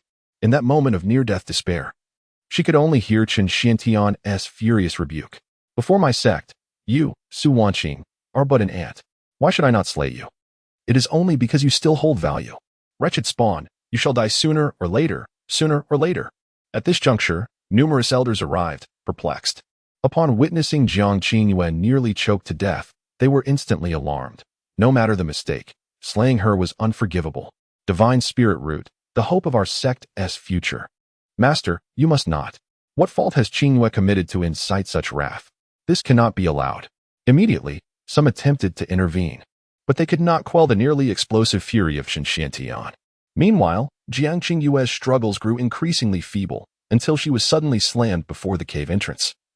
Gravely injured and on the brink of death, the elders were left in shock, the head of Yaofeng Peak bewildered, when they heard Changchun's furious command.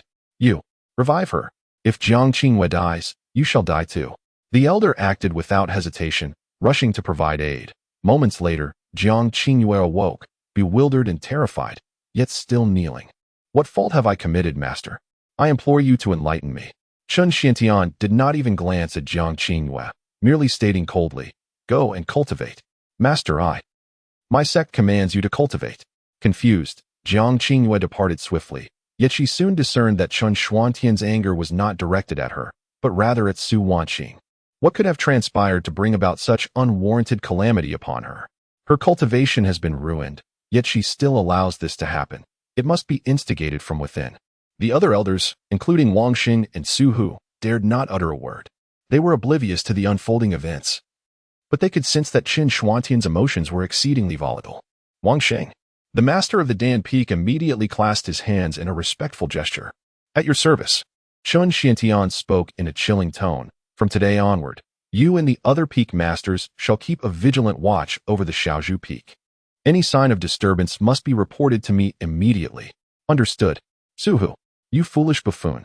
The burly man approached, bewildered yet silent, hastily stating, Please, instruct the sect leader. Changchun's gaze was icy. You shall lay all your resources bare and secretly arrange the Taishan sword array at Shaozhu Peak. Let me reiterate, if anyone escapes, you shall face dire consequences. Understood. I clearly comprehend. He trembled in fear. The fury was palpable. The other elders were instructed to execute their duties, deploying personnel as necessary. Whatever it may entail, your mission in the coming days is to ensure Shaozhu Peak remains under tight surveillance. Within 3 days, should they fail to yield the inheritance, they shall be exterminated without mercy. Yes, Master of Swords, may I laugh now? Silence. You nearly revealed everything just now. If you dare expose anything, leave at once. You shall no longer be needed. Please, Master of Swords, Tianxin acknowledges her mistake. Upon returning to her cave dwelling. Can I laugh now? Laugh away. If you so desire, what joy is there to be had? At that moment, Tianxin burst into laughter, despite having laughed earlier that day. Still, the urge to laugh persisted. Ha ha ha, Master of Swords, how did you manage to weep so convincingly? You left Changchun utterly dumbfounded. Even Chu Ning could not match your performance. Oh, I believe I have mentioned this before, yet it remains exceedingly amusing. Ha ha ha. Su Wanqing looked on, feeling somewhat helpless. Is it truly necessary to be so concerned? I merely feigned a few emotions, such as imminent demise. Today it was merely an opportunity to unleash madness. It seemed her persona was not well suited for such insanity. Yet she had grown accustomed to it lately. There were indeed words she longed to express. Had it not been for Ninger, she might never have had the chance. With a sigh, she realized that the first thing upon regaining her cultivation was to seek trouble within the sect, yet it brought her joy. Her spirit was quite buoyant. However, watching Tianxian roll on the ground, Su Wanqing felt exasperated again. You may laugh, but why roll around? Do you not mind getting dirty? It matters not. I am unbothered by dirt. Ha ha ha, Master of Swords, your tears were truly entertaining. I could hardly contain myself. Su Wanqing sighed heavily. Alas, why does this sword spirit possess such a low threshold for laughter? The disparity between her nature and that of her master is simply too great. Gazing at the resources in her hand, she noted that even double the resources amounted to merely 200,000 spirit stones, a stark contrast to what lay within the sect's treasure house. However, there is no cause for concern. Preparations have been diligently made. The teleportation talisman provided by the disciple allows for directed transfer, albeit the distance is rather minimal. A visit to the treasure pavilion poses no issue. All prohibitions can be disregarded, and at the opportune moment, everything can be appropriated. Throughout this endeavor, Su Wanqing found herself stifling laughter. She had intended to return and chuckle at her leisure, yet upon witnessing Tianxian reveling in her own mirth, she refrained from further amusement. This girl possesses a remarkable capacity for joy, managing to sustain her laughter for such an extended period. Seated gracefully, Su Wanqing examined the storage ring in her possession. The resources contained within are indeed ample for both of them, and even with her dual cultivation of body and technique, the matter of resources should not be a significant concern. Coupled with the treasures of the sect's repository, it seems she would lack for nothing until she ascends to sagehood, provided she is granted the opportunity. Now that her cultivation has been restored, she feels a profound happiness, yet her visage is more adorned with gentle smiles. For she has longed to share this sentiment with her disciple. Perhaps, when she was of a similar age to Chu Ning, she could have laughed as carefree as Tianxian. Yet with the passage of time and numerous experiences, her perspective has shifted. She has encountered far more resources than these. And even the sight of the sect's treasure pavilion fails to stir her emotions. However, during performances, observing the reactions of others brings her a certain delight. Tianxian. Did Ninger visit Chen Xiantian last night? Did she return with a smile? At this moment, Tianxian finally regained her composure, shaking her head in response. No, Chu Ning, like the sword master, seems rather indifferent. He even mocked Tianxian, calling her a fool. It was infuriating, yet I refrained from confronting him, considering the sword master's feelings. Upon hearing this, Su Wanqing paused, pondering. It seems the responses of her disciple and Chu Ning are quite similar. Indeed, she has nurtured a worthy student. She yearns to discuss this matter face to face with him, and it should be soon, as he is still cultivating, is he not? Such vexation. Her heart is in turmoil. The longer she delays, the more uncertain she becomes about how to convey her feelings to her disciple. She struggles to comprehend her own emotions, which is quite distressing. Her focus on cultivation wanes. Yet, the mere thought of addressing this with her disciple brings to mind a certain realization. He seems to have been raised by me. A rueful smile crossed Su Wanqing's lips. It dawned on her only now, for she has felt quite feeble lately, often shielded by Chu Ning, whose sense of duty and responsibility nearly made her forget that he is nearly a century her junior. It was on the day when the disciples of Shaozhu Peak departed that he celebrated his birthday. Only now does this realization surface, awakening to her own feelings. She acknowledges that she might have developed affections for the disciple she has nurtured since childhood. Admitting this feels daunting, for it delves into territories far too complex. If one were to calculate it thus, could he still be considered a disciple? Would it not resemble a childhood betrothal? This thought causes Su Wanqing's cheeks to flush, her hand tightly clutching the hem of her skirt. How absurd this is. Truly, it is utterly ridiculous. By the way, Sword Master, you have yet to disclose your cultivation level. It seems you have not finished your thoughts after releasing your sword intent. At present, my cultivation is not merely at the third realm, which has taken even me by surprise. Wait a moment, Sword Master. Su Wanqing was momentarily taken aback. Yet Tianxian suddenly became alert. Someone is watching us. They have been observing for quite some time. Su Wanqing furrowed her brow. Could it be that Chen Xiantian has sent someone? If so, she would not hesitate to eliminate a few more foes. Outside of Chen Xiantian, no one within the sect could stand in her way. At that moment, Tianxian sprang to her feet and approached the door, her sword intent nearly overflowing. Who dares to lean against the sword master's door? This door is only meant for her. Regardless of who it is, they shall meet their end today. With a sudden motion, she flung open the door, her face flushed with anger. What insolent wretch dares to lean against the door? Today? I shall, huh? Upon seeing the visitor, Tianxuan's expression shifted instantly, and she turned to smile at Su Wanqing. Swordmaster, your childhood husband has arrived. I shall not intrude any longer. I shall take my leave. Su Wanqing was momentarily stunned, a question mark appearing above her head. Childhood husband? She had just been contemplating whether her disciple could be considered her childhood husband. But how could Tianxian possibly know? Who is it? Su Wanqing looked on in confusion, only to see a figure awkwardly entering the cave. Hiki, master, the little girl is quite naive. Please do not take offense. Chapter 55. Undressing? A trivial matter. It is not as if Chu Ning was compelled to stand before the door. After completing his cultivation, he ventured outside only to find no trace of Tianxian or Su Wanqing. It was evident that the two had gone out.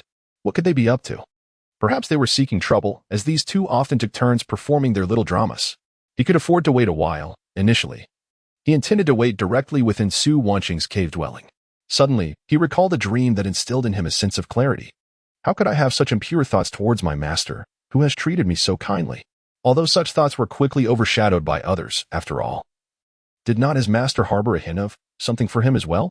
Yet, he was uncertain whether his master's restored foundation would bring about any changes compared to her previous state. In his memories, Su Wanqing was devoid of romantic inclinations, singularly devoted to the sword path. Now that she had regained her strength, what if she were to say, Ninger, let us continue our master-disciple relationship? Chu Ning felt a pang of regret for not having expressed anything on that fateful day, seizing the opportunity to solidify their relationship. He pondered that they could discuss their identities as master and disciple later. He was indeed a bit anxious and refrained from lingering, contemplating how to broach the subject, for she would undoubtedly return. With the immortal sword Tianxin in hand, his master would be safe. After deliberating for a while, he heard some commotion from next door. It was time to see his master. Master, we must talk. Although your disciple longs to be your apprentice, my intentions are not entirely pure. She was simply too captivating, having drawn Chu Ning's admiration from a young age. Whether he regarded Su Wanqing as a mentor or as a woman, his perspective was currently quite muddled.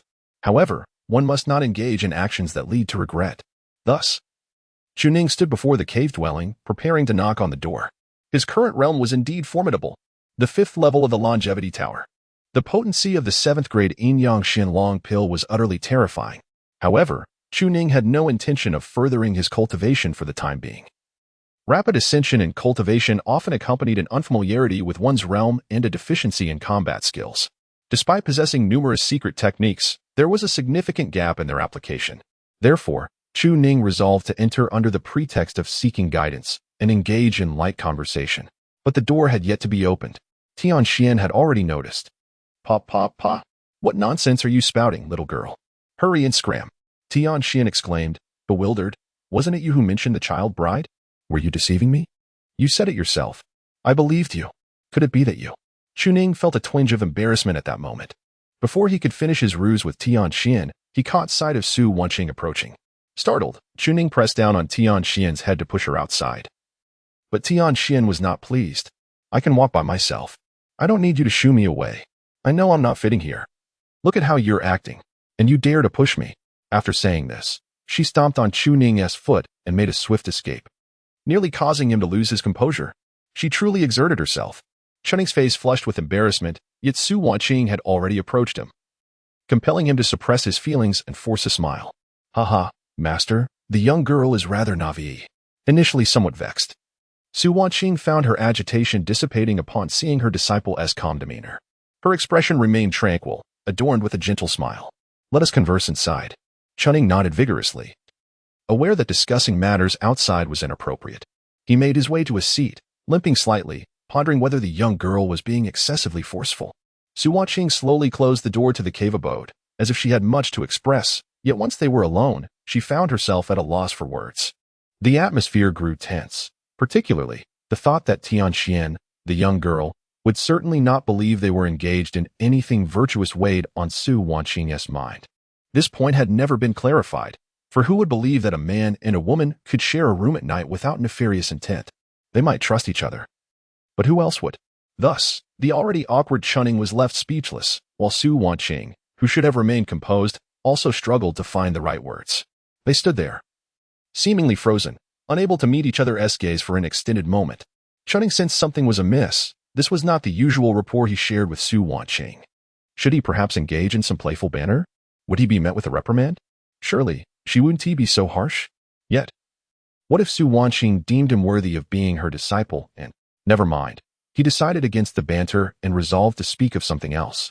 Master, regarding my current cultivation he began, but Su Wanqing interjected abruptly. What about the childhood betrothal?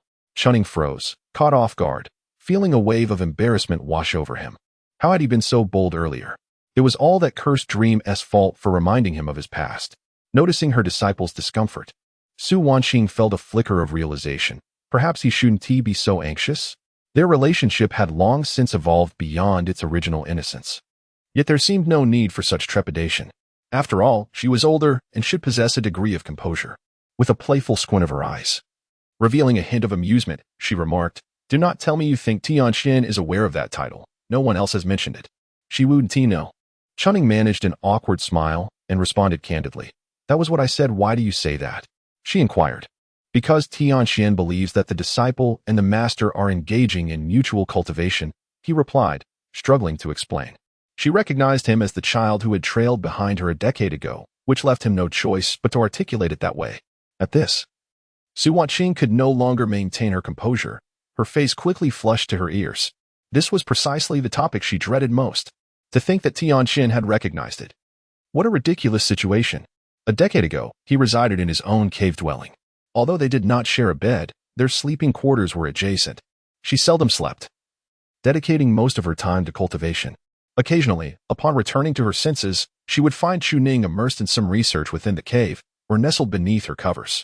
At that time, she thought him too young to pay it any mind. Now, reflecting on those moments, Su Wanqing felt her lips quiver, her hands tightly gripping the hem of her skirt. This isn't causing Tianxin to misunderstand, is it? Since the day it saw us, it has harbored misconceptions. Given the nature of the disciple-master relationship, what is our current relationship? Su Wanqing boldly inquired, leaving Chu Ning momentarily speechless. He raised his gaze to meet Su Wanqing's flushed face and her tense expression, momentarily taken aback. Why was the master blushing so? When he restored her cultivation, she hadn't reacted this way. After a brief hesitation, Chu Ning decided to pose a question of his own. What does the master perceive our relationship to be?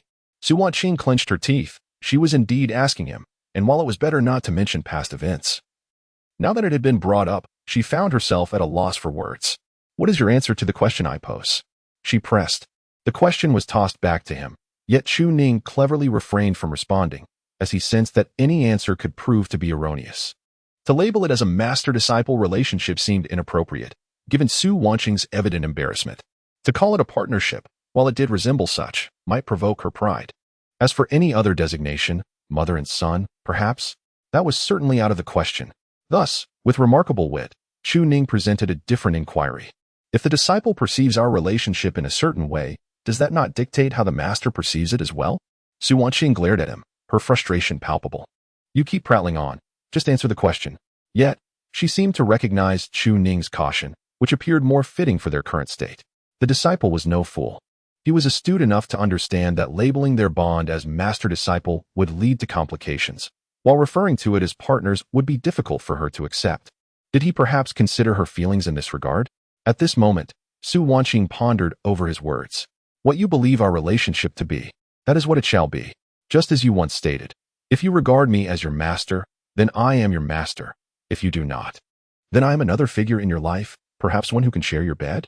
Gazing at the self-assured Chu Ning, a smile suddenly graced her lips. Then what do you think the relationship between you and I is? With a flurry of questions exchanged, they danced around each other in a verbal sparring match. This left Chu Ning utterly confounded. Women, in matters of this nature, possess a subtlety that Chu Ning found himself unable to navigate. You ask me, don't you? Clearly overwhelmed, Chu Ning contemplated for a considerable time. Finally, he opted for silence. I recall the master stating that in the presence of others, I should not address you as master, but rather as sister, correct? Oh, so that implies we are siblings? Not a bad notion. Su Wanqing's smile grew more pronounced, prompting Chu Ning to promptly refute her claim.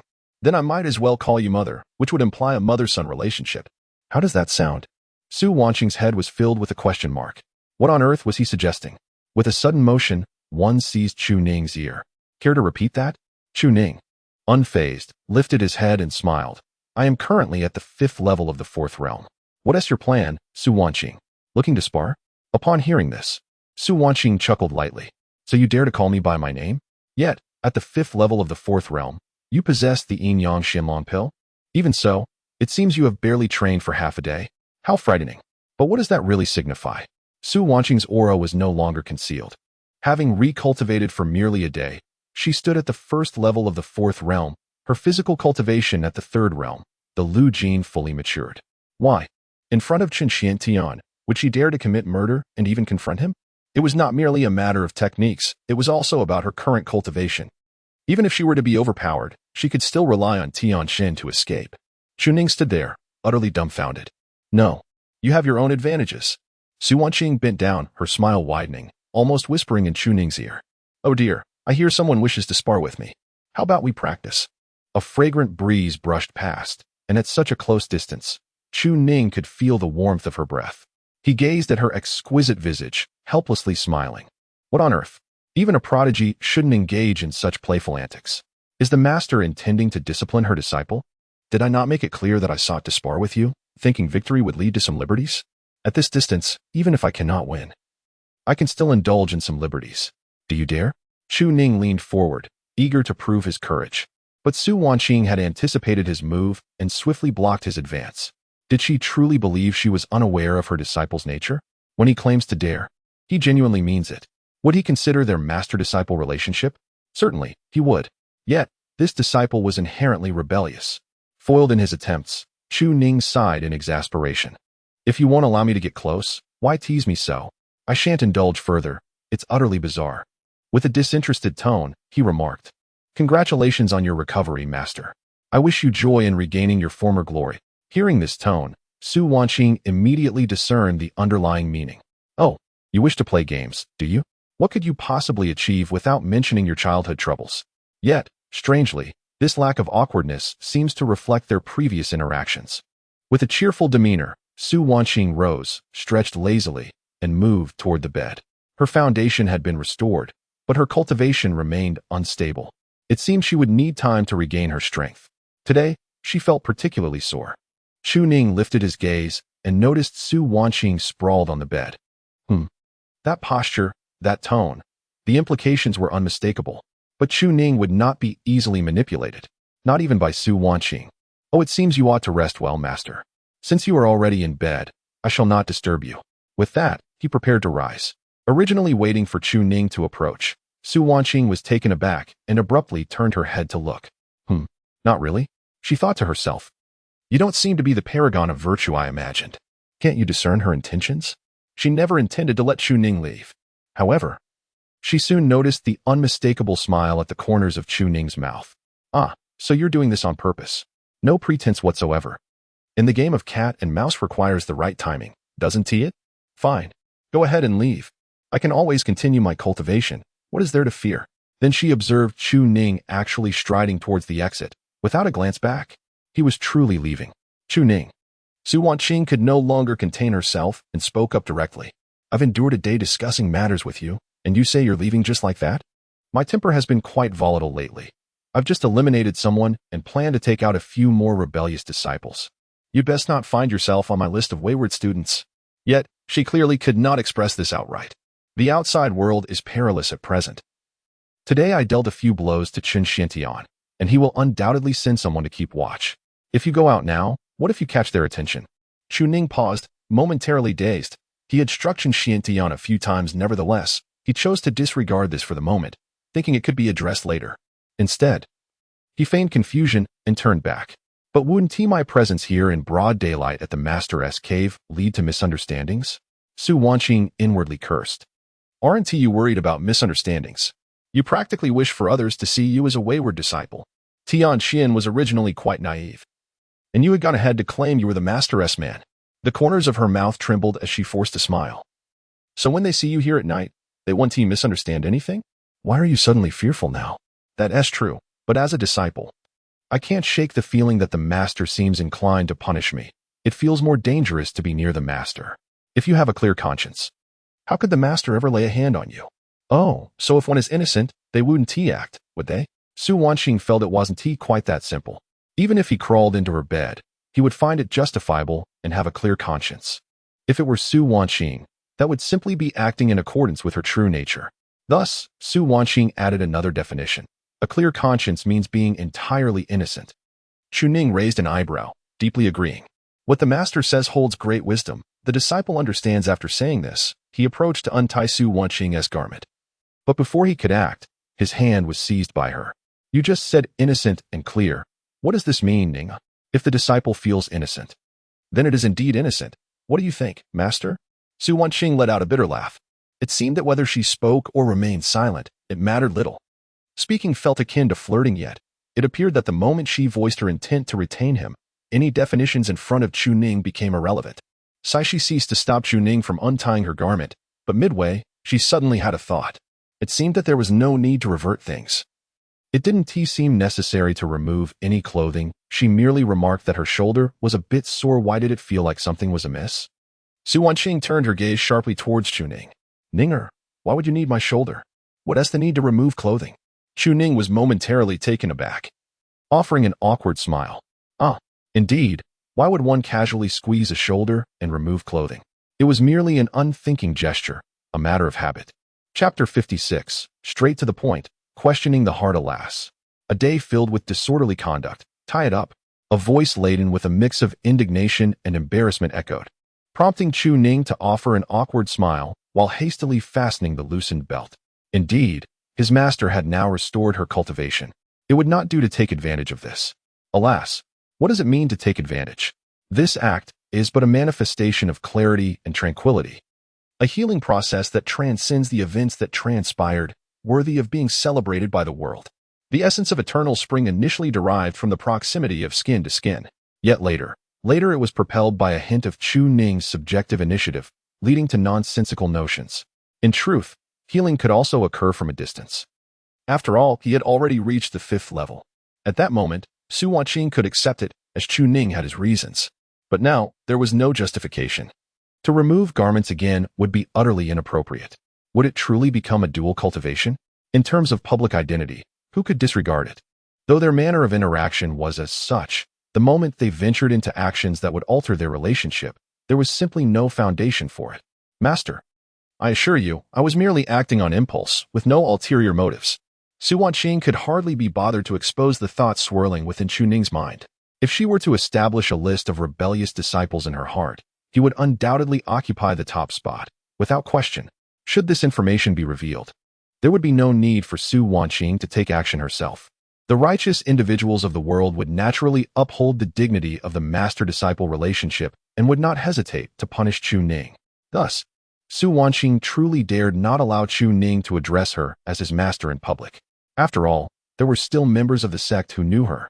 Those with slightly closer ties might not perceive any issue, yet should Chu Ning become even more audacious outside, others would inevitably draw conclusions, much like Tianxian. Not everyone would have the understanding of Tianxian regarding their emotions. Could even Tianxian grasp it? She even whispered about it, about a childhood husband. How audacious to speak such words. Reflecting within her heart, she questioned how her master could ever assume the role of a childhood husband. For were they not all disciples? Su Wanqing let out a cold huff imbued with the essence of yin and yang, refusing to cast a glance at Chu Ning. Still reclining, Chu Ning, feeling awkward, found himself at a loss for words, obediently massaging her, experiencing soreness in her back. Despite her cultivation reaching the 7th realm, 4th in magical cultivation and 3rd in physical cultivation, how could she possibly feel such discomfort?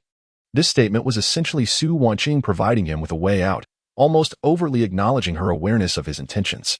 Yet, she did not wish for Chu Ning to depart so easily. Was she employing the strategy of feigned capture to lure him in? Or was it merely an overt display of such? Regardless, Su Wanqing chose to remain, indicating that she indeed had something to convey to Chu Ning. Chu Ning, too, had words he wished to share with Su Wanqing, yet he hesitated to voice them. Within the cave dwelling, the gentle sound of flowing spiritual spring water created an oddly serene atmosphere. Once silence enveloped them, the rhythmic sound of the woman's breath became distinctly audible. Chu Ning stole glances at her now and then, perpetually on the verge of speaking, until he lost track of how long he had been kneading her shoulders when Su Wanqing suddenly turned her head. You lay down. Allow me to assist you. Chu Ning was momentarily taken aback, yet swiftly removed his shoes and ascended the bed once more. This time, he positioned himself where Su Wanqing had previously enjoyed the ancient technique of Changchun, still retaining a lingering warmth. An inexplicable quickening of his heartbeat ensued. And without uttering a word, he awaited her next move. Soon, he observed Su Wanqing loosening his garments, and as he suddenly lifted his gaze, he found himself meeting her serene countenance. Master, what are you doing? Remove your outer garments. It would be difficult to proceed otherwise. Are you truly afraid of this as a grown man? Chu Ning felt no trepidation, yet he found the situation somewhat peculiar. Just moments ago, when he had undressed her, she had spoken with a teasing tone. There is a distinction between genders. A man's nakedness in public is not the same as a woman's yet. It felt strange. It was fundamentally unfair. He could reveal his upper body to Su Wanqing, yet she could not reciprocate with honesty. However, such thoughts were likely unfathomable in dreams, and soon enough, his upper garments were discarded to the side. Su Wanqing maintained an expression of calm indifference. But in the next moment, upon beholding his bare torso, her face quickly flushed. The experiences of childhood and adulthood undoubtedly differ, especially in such matters. Nevertheless, she inhaled deeply. Her soft, almost ethereal hands descended upon his back, cool to the touch, causing Chu Ning to involuntarily gasp. Ah, master, your technique is remarkably akin to that of your disciple, the Changchun technique. Yet, she had not cultivated that art. Clearly, however, she had memorized the method, and her technique was nearly indistinguishable from his own. Although the massage was not lacking in skill, the sudden indulgence felt exceptionally delightful. This pressure, master. Could you apply a bit more force here on my shoulder? Yes, precisely this sensation. You could use your thumbs for better effect. It is not solely reliant on the palm. The acupoint you are currently pressing would benefit from thumb pressure. A sharp pang suddenly surged through him, followed by a resounding slap to his back from Su Wanqing. If you have so much to say, find someone else to massage you. Her face was crimson. Considering that her disciple had been tending to her during this period, she likely remembered the techniques well, yet the role reversal felt awkward, compounded by his suggestions. Following her words, Chu Ning fell silent, feeling unjustly punished by that slap. Merely offering guidance, he had not intended to offend, although he had not paid. He had contributed effort previously. However, it was evident that after his comments, Su Wanqing adhered to his instructions meticulously, attending to the acupoints with care, while still being considerate of Chu Ning's sensations. A wave of tingling pleasure washed over him, and he finally understood why some individuals indulge in foot massages daily. This treatment was nothing short of splendid. Yet, he was distinct from those others. The person behind him was his master, inevitably stirring a myriad of thoughts in his mind. As Su Wanqing complied with the advice, Chu Ning quietly interjected, Master, typically, during a massage, one sits behind the person. You could simply sit on my waist. It would allow for better leverage. Su Wanqing retorted with a cold laugh. Oh, who exactly is one? Who has ever done that to you? Chu Ning fell silent, realizing he had merely dug his own grave. It was evident that Su Wanqing was aware of his inexperience, having watched him grow up without any exposure to women. Yet, she remained displeased, grumbling, I have not studied that art, yet you continually impose these demands upon me. Just the other day, when I asked you to slow down, you hardly listened. Chu Ning awkwardly smiled. He merely believed the sound would be more harmonious. Suddenly, he felt the weight of a person pressing down upon him. Before he could utter a word, there was a sudden exertion of force upon his hands. She had indeed come to sit on him. However, the price for this was a bit of torment. Clearly flustered, Su Wanqing had no intention of allowing Chu Ning to have it all easy. It was indeed effective, as she had asserted, but let her not assume that Master was unaware of the pleasure this brought him. Chu Ning now felt a mix of soreness and discomfort. The balancing act to maintain her dignity was quite the spectacle. How could she behave like a young girl at her age? He inwardly sighed, feeling helpless. However, the pressure soon diminished, becoming gradually gentler and more soothing. Only then could Chu Ning truly appreciate Su Wanqing's weight. It was not particularly burdensome, and surprisingly, it imparted a unique sense of security. Master was genuinely sitting on him, employing quite adept techniques to relieve his shoulders. The sensation of a woman seated behind him carried an air of intimacy, allowing him to feel her warmth and breath up close. Yet, at that moment, Chu Ning harbored no romantic thoughts. Rather, he began to question Su Wanqing's motives for such actions. Did she feel indebted to him, repaying in this manner? Or was it a sincere gesture? Or perhaps she thought they could both share the experience after he had exerted effort. He was left pondering her intentions. Well aware that Su Wanqing was cognizant of his thoughts, yet she proceeded nonetheless. Such actions only deepened the enigma surrounding her. When she was vulnerable, her thoughts were transparent. Yet now, with her newfound abilities, it was as if a veil had descended over her, rendering her both inscrutable and mysterious. What could she possibly be contemplating? One should refrain from sharing any inappropriate thoughts with your master. The prolonged silence began to unnerve Su Wanqing. You were so bold before, unafraid to speak your mind. Yet now you are utterly mute? Su Wanqing remarked with a sardonic smile. Oh, are you dissatisfied? What further demands does our esteemed Chu wish to express? Upon hearing this, Chu Ning turned his head with a smile, yet he did not catch a glimpse of Su Wanqing's face. Instead, his gaze fell upon a glimpse of her long legs revealed by the slit of her skirt. However, just that fleeting glance, without any lingering attention, was enough to provoke a reaction from the already highly sensitive Su Wanqing, who let out a soft huff of indignation. Clearly, her thoughts were not inclined toward anything pleasant, urging her to dismiss him hastily. The tension in her mind had reached its zenith, and with Chu Ning remaining silent, she could no longer bear the situation.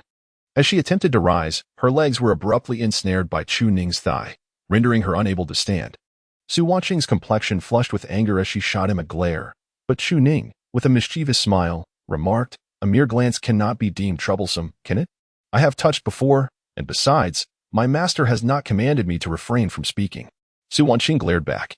"I did not permit you to stare at me. Yet you obediently closed your eyes, did you not? I did not allow you to kiss me, and you did not.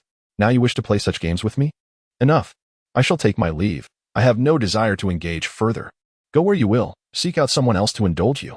Perhaps they will go so far as to remove your trousers and allow you to touch them freely. I cannot offer you any of that, especially with such a contemptible attitude." With a sudden surge of determination, Su Wanqing exerted her strength, and Chu Ning found it nearly impossible to hold her back. Sensing that she was genuinely becoming upset, in a hurry, he chuckled and said, "Oh, master, I was only jesting. I truly wish to spend more time with you. Just a little longer, master. I have yet to fully enjoy this treatment." Upon hearing this, Su Wanqing hesitated to leave and continued to press on, though the intensity of her grip betrayed her emotions, growing heavier with every moment. "Speak, will you not? You can endure, it seems." Just as she was poised to apply more pressure on Chu Ning, he unexpectedly broke the prolonged silence with a question. "Master, do you have feelings for your disciple?" Su Wanqing froze, her movements coming to an abrupt halt. What? Chu Ning, without any circumlocution, got straight to the point. "I ask, master, do you have feelings for your disciple, not from any other perspective, but purely in the sense of romantic affection? If you did not hear me clearly, I can repeat it. I inquire whether you harbor romantic feelings for me." Chapter 57. Willing or unwilling at this moment. The atmosphere within the cave fell into a profound silence once more. However, Chu Ning was not one to indulge in convoluted schemes or games. Since Su Wanqing was aware of his ulterior motives and had resolutely taken the path of a traitor, should they not discuss this matter? He had evidently aided her in restoring her cultivation, yet he had no intention of leveraging this for coercion. Such actions were not in line with Chu Ning's principles. He sought to be forthright and honorable. What rationale was there in using such leverage against another? Even when Su Wanqing was threatened by numerous elders, she had not once mentioned her past deeds or contributions to the Taishan sect. Having spent many years together, their personalities were quite similar, whether in cultivation, dealings, or emotional temperament. Thus, their previous rapport had been remarkably harmonious. Even with the apparent shift in their master-disciple relationship, they could still interact without reservations. They both understood that, despite the words spoken, the purity and integrity of their prior connection remained untarnished. Now that they were alone, with much to say, it was certain that both had words to share. However, any embellishments would merely serve as a prelude to the crux of the matter that lay before them. They could not evade it. It was imperative to confront it directly. Chu Ning found himself at a loss for how to proceed. He decided to cut to the chase and ask outright. His inquiry left Su Wanqing momentarily speechless. At the sound of his words, her heart raced violently. Overwhelmed by a tumult of emotions, was it too direct to ask that? As she attempted to rise, Chu Ning ensnared her legs, preventing her escape. "Master, I only wish to pose this one question. Are you unwilling to answer?" Su Wanqing's expression betrayed her turmoil, her lips trembling as she gazed at her disciple before her. She contemplated that this discussion was necessary, yet the nature of their relationship was shrouded in ambiguity, tinged with the nuances of romantic affection. Despite only having shared a fleeting kiss, the Yin Xian long pill certainly did not count. The subsequent encounter had been forced upon her, a circumstance she had not anticipated. Thus, they had once been master and disciple, and now Chu Ning had directly broached this topic. She was at a loss for words. As she herself was uncertain of her feelings, a sense of guilt surging within her. Yet, she found herself unperturbed by this manner of interaction, even contemplating their future together. Perhaps only wishing that Chu Ning would no longer address her as master and that she could cast him out of her life. But if they were to confront the matter head-on, "Master, I am asking a question." Su Wanqing suddenly snapped back to reality, realizing Chu Ning's intentions. Though he had turned his back to her, he had no intention of letting her leave. After a moment of contemplation, her expression remained flustered and confused, her heart nearly leaping from her chest. "Ninger, why do you suddenly bring this up? Allow me to calm you for a moment. And you should take a moment to rest." Disciple asks, "Does Master harbor feelings for her disciple?" Ninger, "Today I have successfully buried the teleportation talisman at Changchun place, the one you entrusted to me. In a few days, no, tonight we shall act. At that time, Tianxin will remain here while the two of us depart with our belongings, ultimately allowing Tianxin to deceive Qinshantian." Her tone grew increasingly urgent, her speech hastening, and her struggles intensified. Su Wanqing felt that this was not the appropriate moment for such direct discourse. It could be a gradual unfolding, a matter to be approached with subtlety. She would not refuse, but rather wait for the relationship to evolve further before broaching such topics. Yet, Chu Ning persisted with her inquiry. "Does the master favor her disciple?" Su Wanqing delivered a sharp slap to the back of Chu Ning's head. "Chu Ning, do you not know who I am? I am your master. I raised you." In this moment of panic, she was utterly flustered, unable to maintain her composure. Resorting to feigned anger to mask her tumultuous emotions, Su Wanqing gritted her teeth, glaring at the back of Chu Ning's head. "When I first laid eyes on you, you were merely days old, weighing mere pounds. Over the years, I dare say I have treated you with utmost kindness. No other disciple has received such favor. And you have resided in my cave for 12 years. What does it mean to utter such words now?" Yet, the only response from Chu Ning remained the same. The disciple is merely inquiring if the master holds any affection for her. Her expression shifted once more. Forcing a smile, "Ninger, although your aptitude was lacking back then, I believed it was fate. I have always regarded you as my disciple and naturally hold great fondness for you." With that, she managed to break free, almost sighing with relief as she sought to escape. She could not remain here any longer. Her heart was in turmoil. However, in the next moment, Chu Ning grasped her hand firmly, clearly rising from her seat. Su Wanqing caught sight of Chu Ning's sun-kissed, golden-hued skin, the muscular contours apparent, yet not overbearing. A sight most pleasing. Yet, upon a mere glance, her face flushed crimson as she averted her gaze, unable to let Chu Ning witness her current expression. Chu Ning regarded the woman before her and spoke again. "The master may refuse, the disciple is simply asking." In that instant, Su Wanqing's heart became a tumult of confusion. How had they suddenly arrived at such a conversation, nearly cornering her into a dilemma? In her perception of Chu Ning, she could not disregard the weight of their shared experiences over the years. That was utterly undeniable. Su Wanqing could not fathom how Chu Ning could overlook such depth. Articulating such words, she could indeed refuse, allowing them to continue as master and disciple, maintaining a clear and honorable relationship.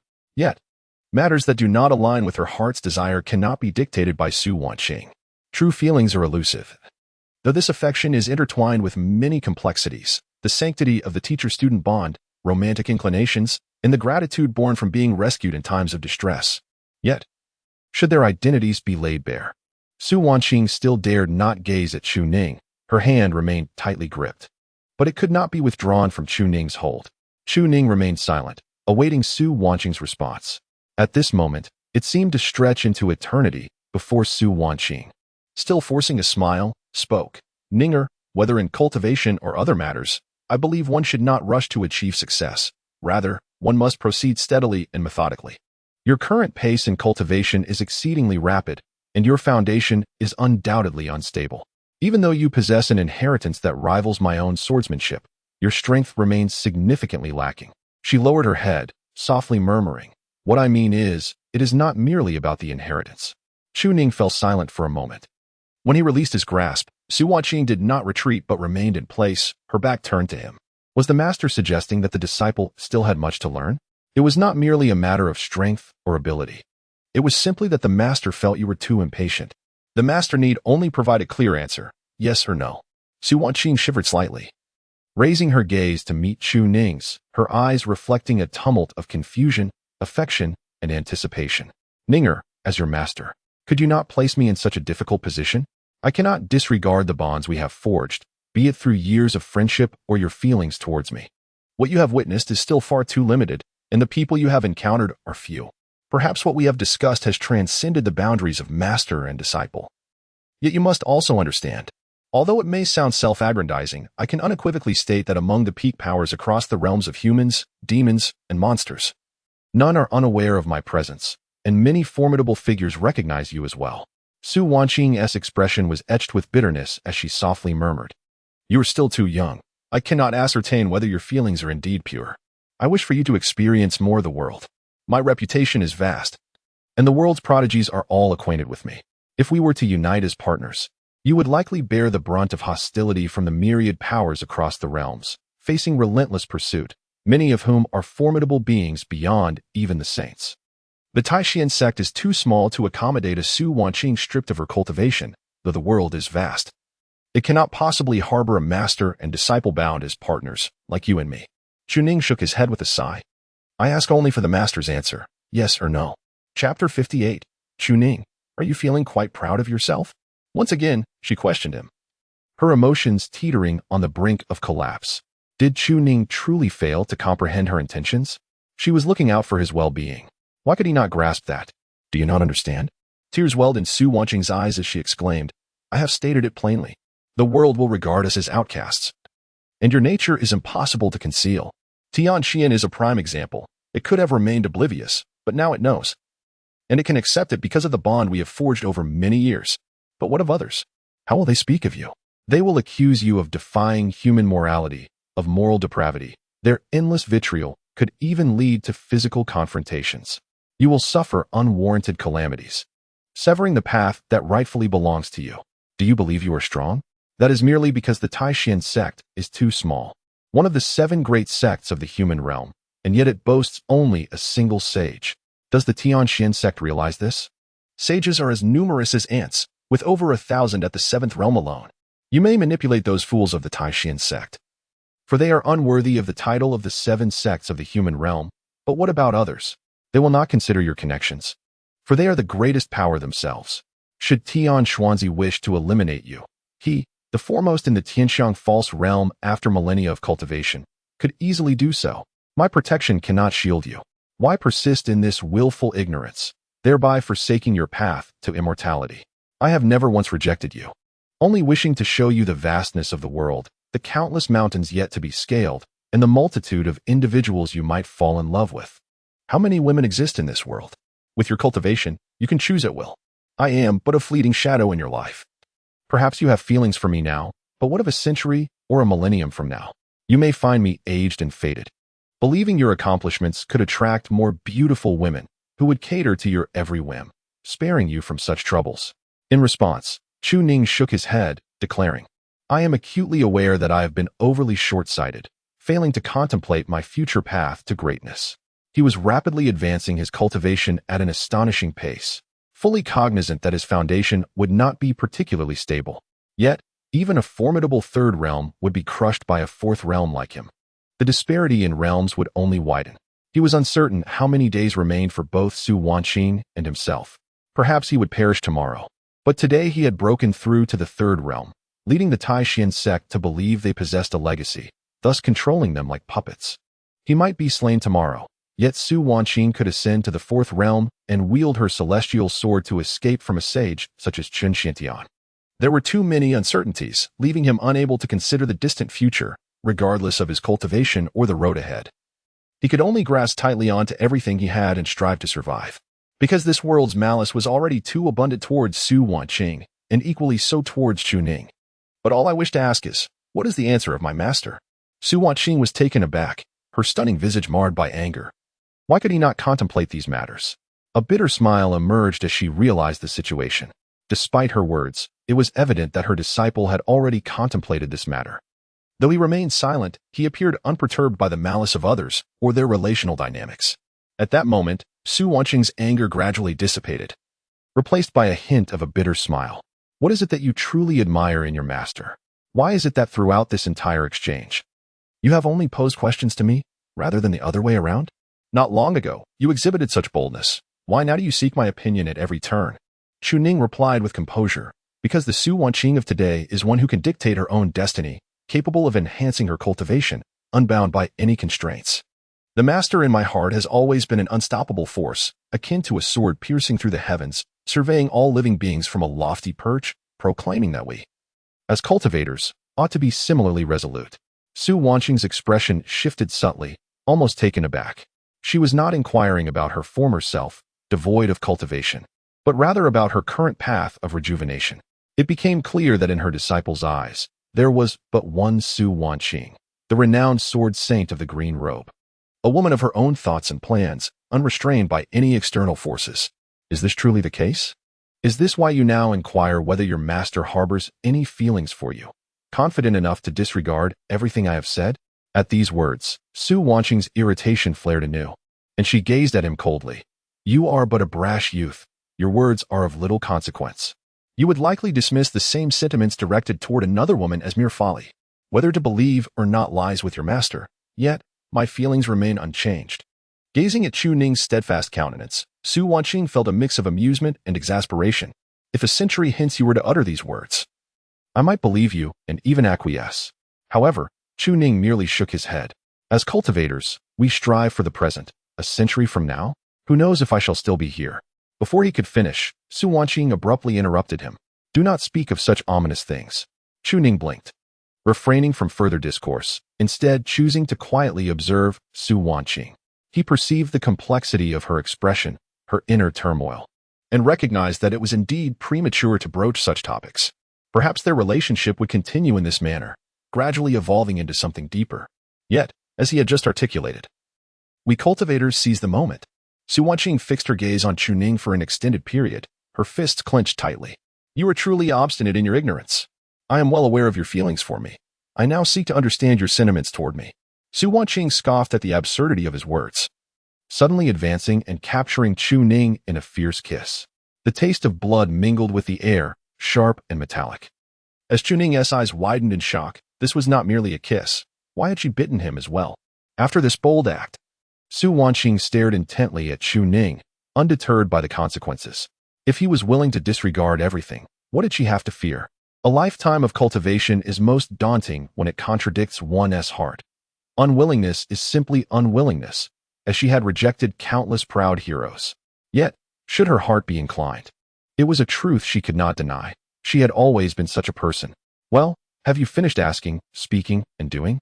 After Su Wanqing concluded, she continued to sneer coldly. Chu Ning, are you feeling quite pleased with yourself now?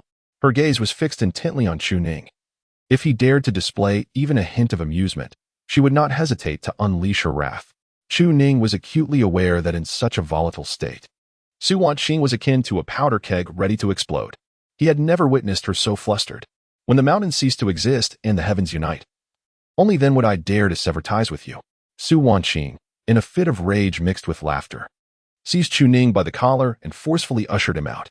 Having barely read a couplet in her lifetime, from whence did she acquire such libertine expressions?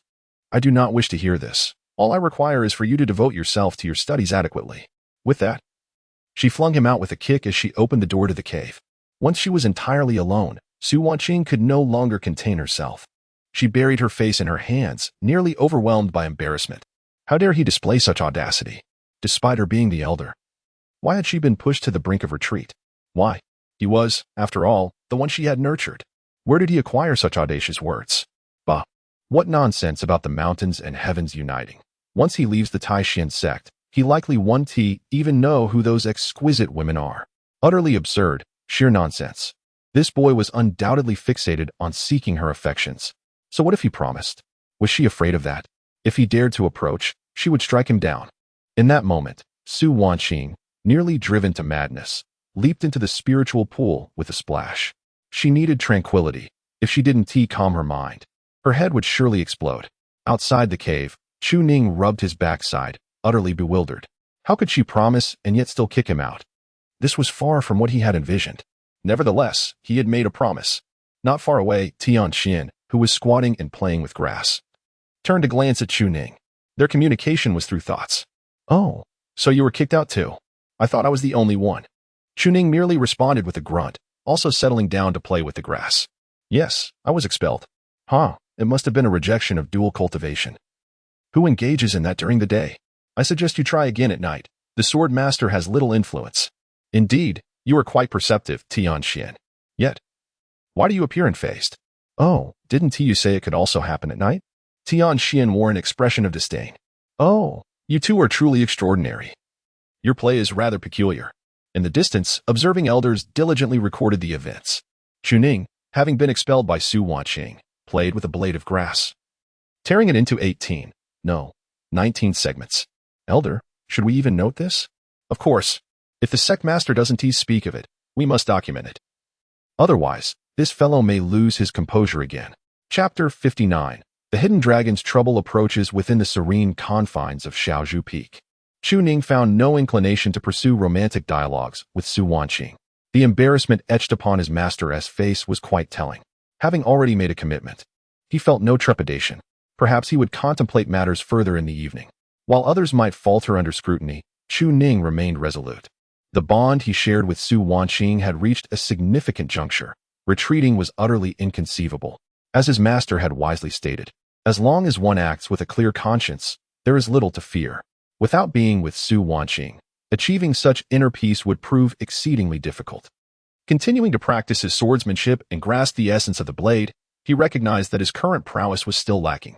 The celestial rankings were as follows. First on the heaven list, Master Tian Xuanzai of the celestial realm. First on the earth list, the Wei Master of the chaotic domain, Wan Tiandao, at the peak of the Wujing ninth transformation.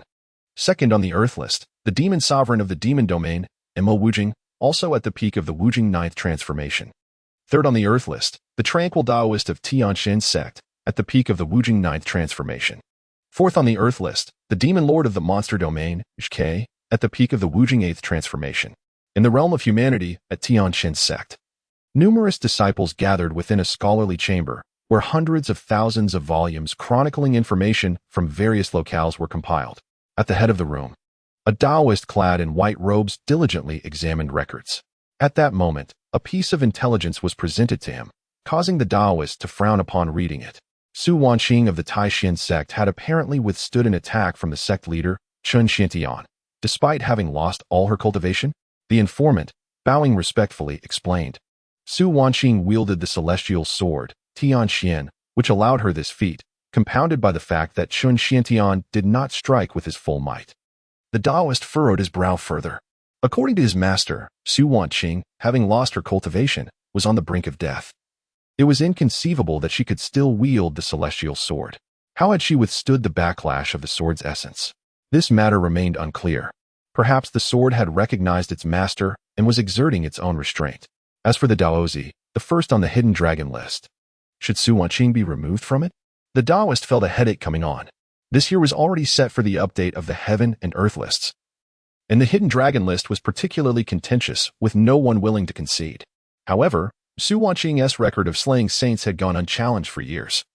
By his master's decree, she ought to be elevated to the human list, allowing other prodigies their due recognition. Yet, she was bereft of cultivation. And even the ancestors could do little to alter her fate. Otherwise, she would belong to the Tianxian sect. Nevertheless, her resilience against a saint was undeniable, whatever means she employed. She had endured. Thus, it seemed that for this year's rankings, she must remain at the pinnacle of the hidden dragon list. However, the Daozi's lost cultivation meant that she could not channel spiritual energy, and death loomed within months. When that time arrived, the ranks would naturally shift. Yet, would the world as prodigies accept this? If they were dissatisfied, they could confront him directly or seek out Su Wanqing for a duel. And only after defeating her celestial sword could they lay claim to the title of Hidden Dragoness first. His subordinates promptly bowed and set off to execute his orders. But the Taoist hesitated momentarily before adding, Su Wanqing, who wields the celestial sword and fought valiantly against saints without defeat. This addition was meant to mitigate any trouble directed towards Su Wanqing, for her days were numbered. And any disruptions from those seeking conflict would only serve to encumber her final moments. The subordinate hesitated yet ultimately complied. After departing, another message arrived. From the esteemed Taishan sect, disciple of Su Wanqing, named Chu Ning. The Taoist slightly narrowed his eyes. Those who could reach this place were undoubtedly the outstanding talents of the continent. The four rankings of heaven, earth, humanity, and the hidden dragon have long proclaimed fairness for thousands of years. Even if the heads of various sects were to detect the hidden lines of the Taishan sect, they would not dare to eradicate them. All that is garnered is exceedingly just. The Taishan sect, of course, has its own clandestine connections, buried deep. Chu Ning? Who might this be?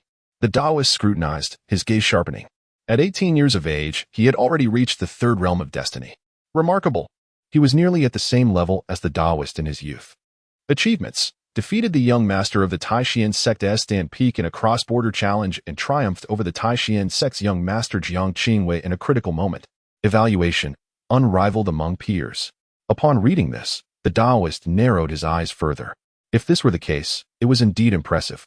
Yet he had never witnessed the prowess of Su Wanqing's disciple before. The Taoist was perplexed, but upon seeing the subsequent record, he was left utterly astonished. What was this? The celestial sword Tianxian has recognized its master, honoring him as the sword master. His mind nearly went blank, overwhelmed by a buzzing sensation. Tianxian recognized another master, first Su Wanqing, and now Chu Ning. No wonder Su Wanqing could wield it. It was because it had found a master. However, that celestial sword should have awaited Su Wanqing's demise before being claimed by him. The Taoist chuckled wryly, shaking his head. He should not have heeded his teacher's words. At that time, Su Wanqing had already sealed the celestial sword, and now her disciple had acquired it. Yet, to seize it, well, a practitioner of the third realm was hardly worthy of his direct intervention. It would be quite inappropriate to bully the weak. If Su Wanqing was not worthy of his action, how could Chu Ning be? Nonetheless, this achievement was undeniably brilliant. The Taoist narrowed his eyes slightly. Tianxian had found its master, had it? Very well. Let the world witness just how resplendent the second sword master of Tianxian truly is. Someone, record this. Disciple of the Taishan sect, Chu Ning, aged 18. Third realm of destiny, record peak. Taoist, but the information is preliminary. Talents tend to advance swiftly. He may very well be at his peak by now. The Taoist scoffed, then adopted a serious demeanor. To have the celestial sword Tianxian recognize him as master is to be a peerless sword cultivator, rivaling his mentor Su Wanqing. The ancestors perished, yet the new generation rises.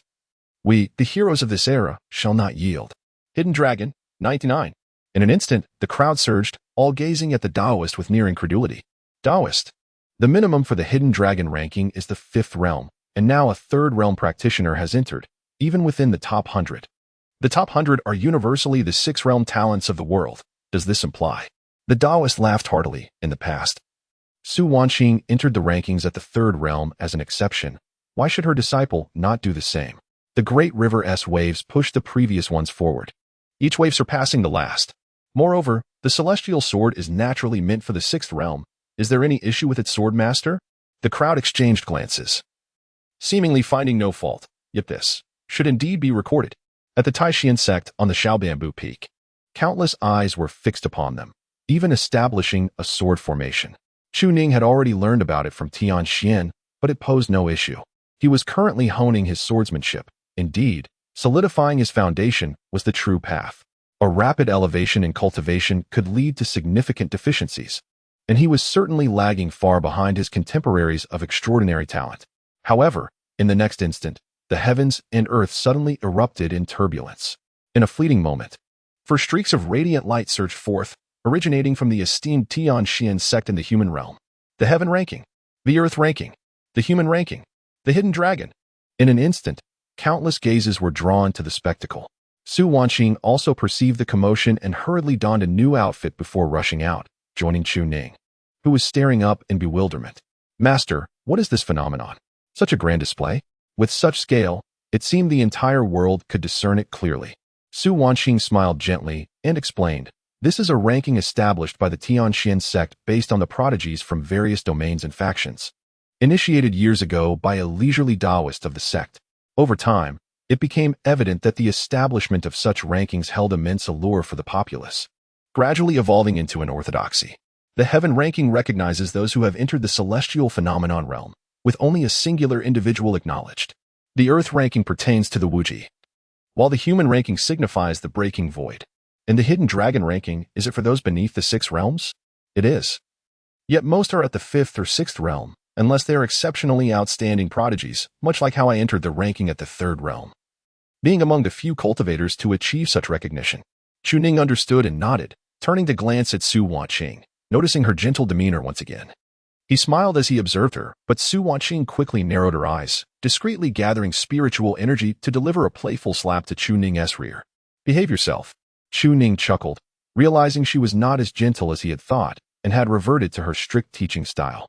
However, given that they had already agreed, why the sudden sternness? Quite peculiar. Su Wanqing let out a light huff, but chose not to elaborate further, aware that they were being observed and it was unwise to speak too freely. Yet, as she gazed at the ranking, she smiled and elucidated. The rankings of the Tianxian sect are established every 3 years, and once set, they remain for 3 years. Of course, there may be delays in their validity. Yet ordinary individuals do not experience breakthroughs as swiftly as you. For instance, Jiang Qingwei has cultivated for 30 years and has only reached the pinnacle of the 3rd realm. Can she enter the ranking? She cannot, while her aptitude allows her to be nurtured as an inner disciple of the Tianxian sect. Her current realm is too low for ranking eligibility. What use does this serve then? Chu Ning inquired.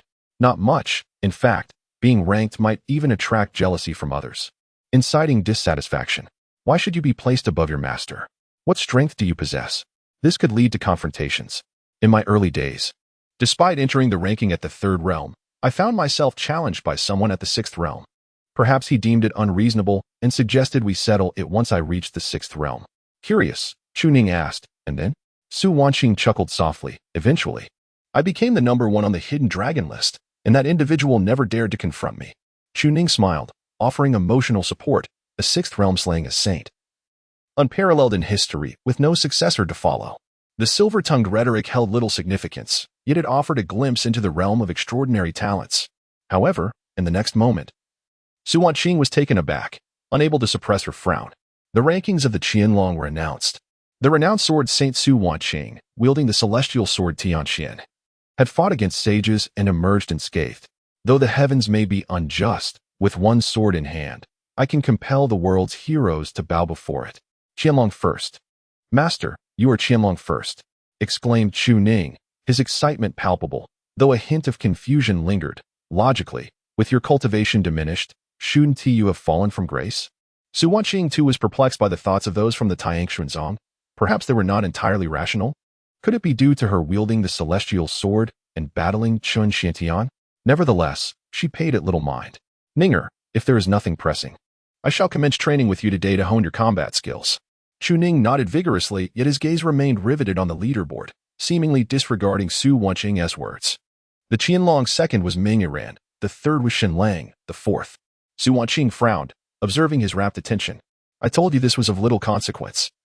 My cultivation has waned, and yet I am still ranked Qianlong first. What value does that hold? In the next instant, she heard Chu Ning's voice. Master, why am I on the Qianlong list? Su Wanqing, who had intended to retrieve her sword and practice with Chu Ning, couldn't he help but let out a scoff upon hearing this. Ninger, your current realm is still quite distant from mine, and you lack any particularly remarkable achievements.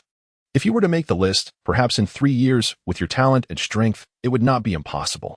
She certainly did not believe it.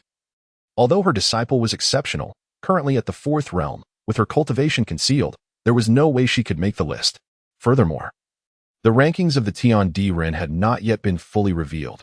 Only the top 100 had appeared. How could it be? Yet, Chu Ning suddenly grasped Su Wanqing's hand, his expression one of bewilderment as he urged her to look. Master, it's true.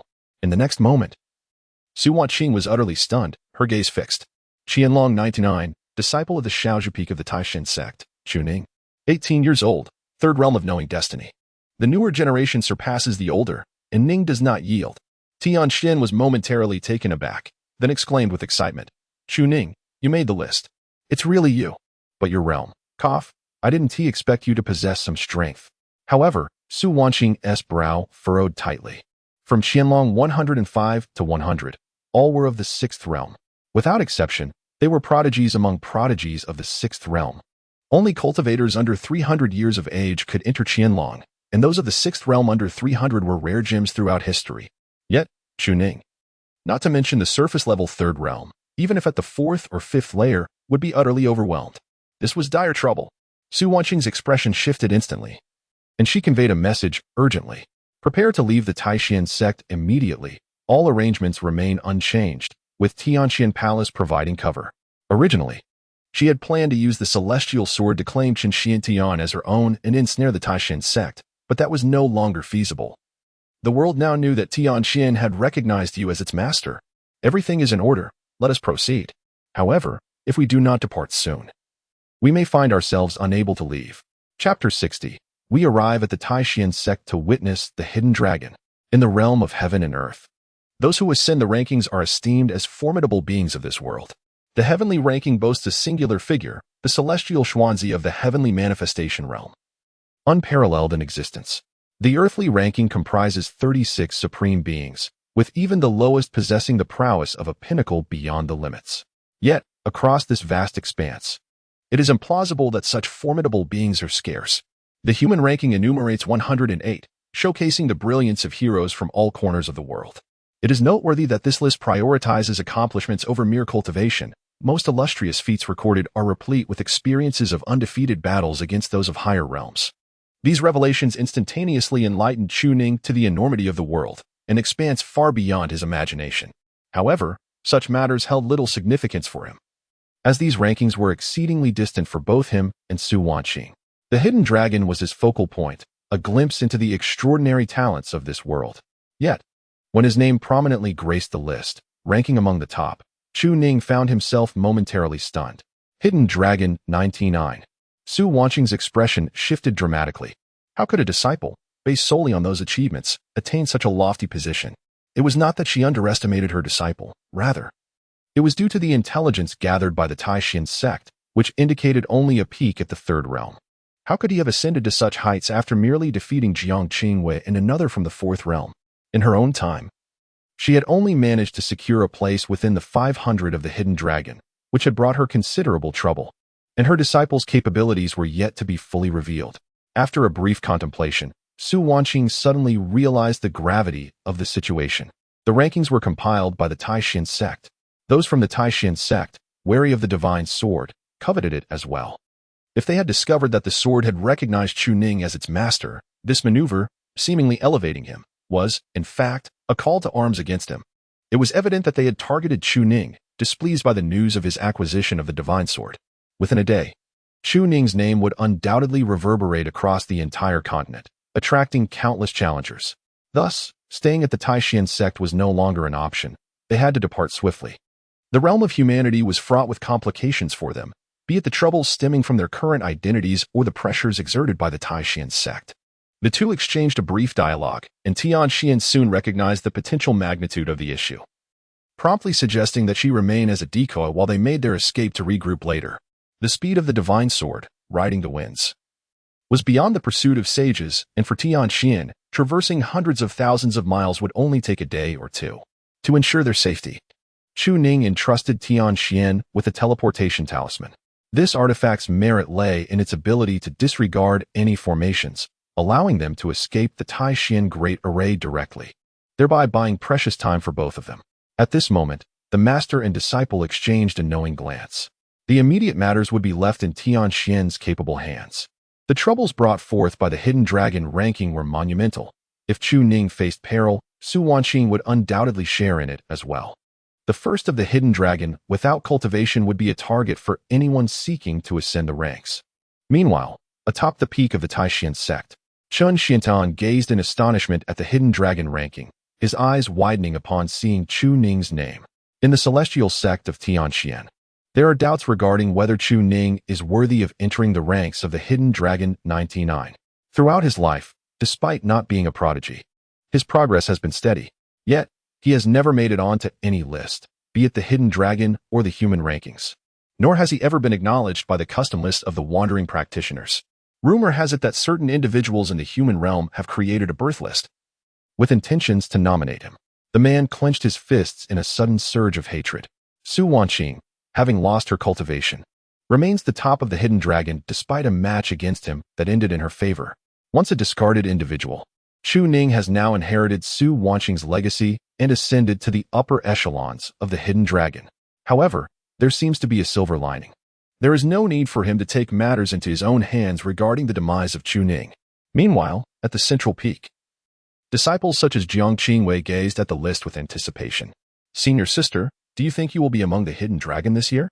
Having cultivated for 30 years and nearing the pinnacle of the third realm, she might follow in Su Wanqing's footsteps and become an exception in the hidden dragon.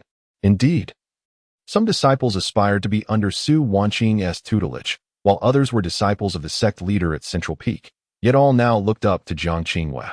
The woman raised her gaze towards the list, her heart not filled with expectation, aware of the gap between herself and Su Wanqing.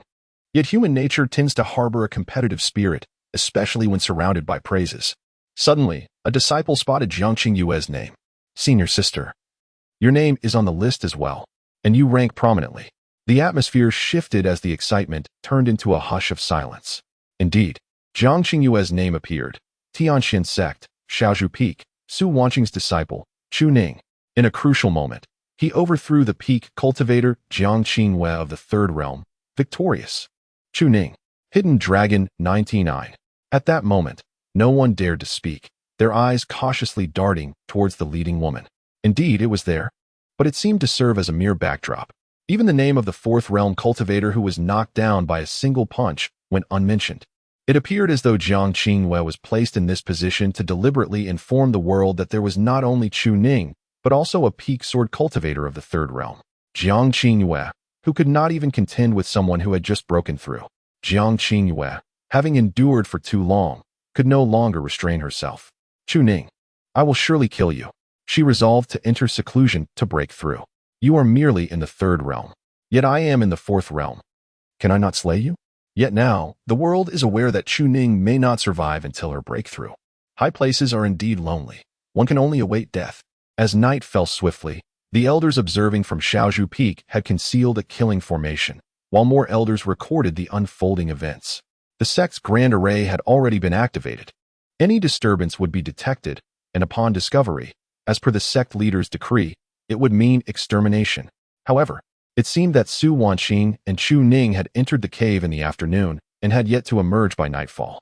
What, precisely, are these two individuals engaged in? Yet, no one suspects that this master and disciple would partake in any nefarious activities, as their thoughts remain rather conventional. Even those who harbor disdain for Su Wanqing still regard her as someone of integrity. At this moment, the celestial sword spirit Tianxin emerged, cheerfully conversing with those within the cave abode. Chu Ning, you continue your cultivation. I shall step outside for some fresh air. Oh, Chu Ning, you are entering seclusion to break through to the fourth realm? Then I shall guard the entrance. No one shall enter. You mentioned this cultivation method would be presented to the sect master later, correct? Very well. The multitude of elders suddenly paused, their thoughts consumed by the mention of a cultivation method, the final barrier, the last stage of the technique. They had previously cultivated all the earlier methods, and it appeared that Chu Ning was indeed preparing to unveil it. However, considering the sect master's growing impatience, threatening to take drastic measures if the method was not presented within 3 days, could they dare to withhold it? Yet, the young girl remained seated, her intentions unclear, causing the elders to feel an insatiable curiosity. That was indeed the last part of the dragon elephant suppression technique. At this moment, the elders promptly reported this matter to the sect master. Chen Xiantian arrived swiftly, his expression shifting rapidly upon learning the news. When did the sword spirit make such a statement? Sect master, just moments ago. Moments ago? Then why has the cultivation method not been presented? We are uncertain. Should we dispatch someone to inquire directly? Chen Xiantian hesitated for a moment. That remark was directed solely at Chu Ning and Su Wanqing. If we were to intrude, it might incite the sword spirit's wariness. The sword spirit is not lacking in intelligence. In that case, we shall wait. After all, there are still 2 days remaining. If it is not forthcoming, we will take action. Just then, above the Taishan sect, countless figures converged. Stepping through the air, they stood tall and imposing, not only comprising the esteemed progeny of the 6 realms of the upper clear path, but also remarkable individuals from various domains. Chen Xiantian sensed something amiss. Why had they arrived so swiftly? At that moment, Atop the grand formation, numerous powerful figures assembled. Among them was the Daozi of the Tianxian sect, the very architect of the rankings. The Taoist in white, with sleeves gathered, wore a broad smile as he regarded the assembly of formidable beings. Oh, the chaotic celestial Taoist has graced us with his presence.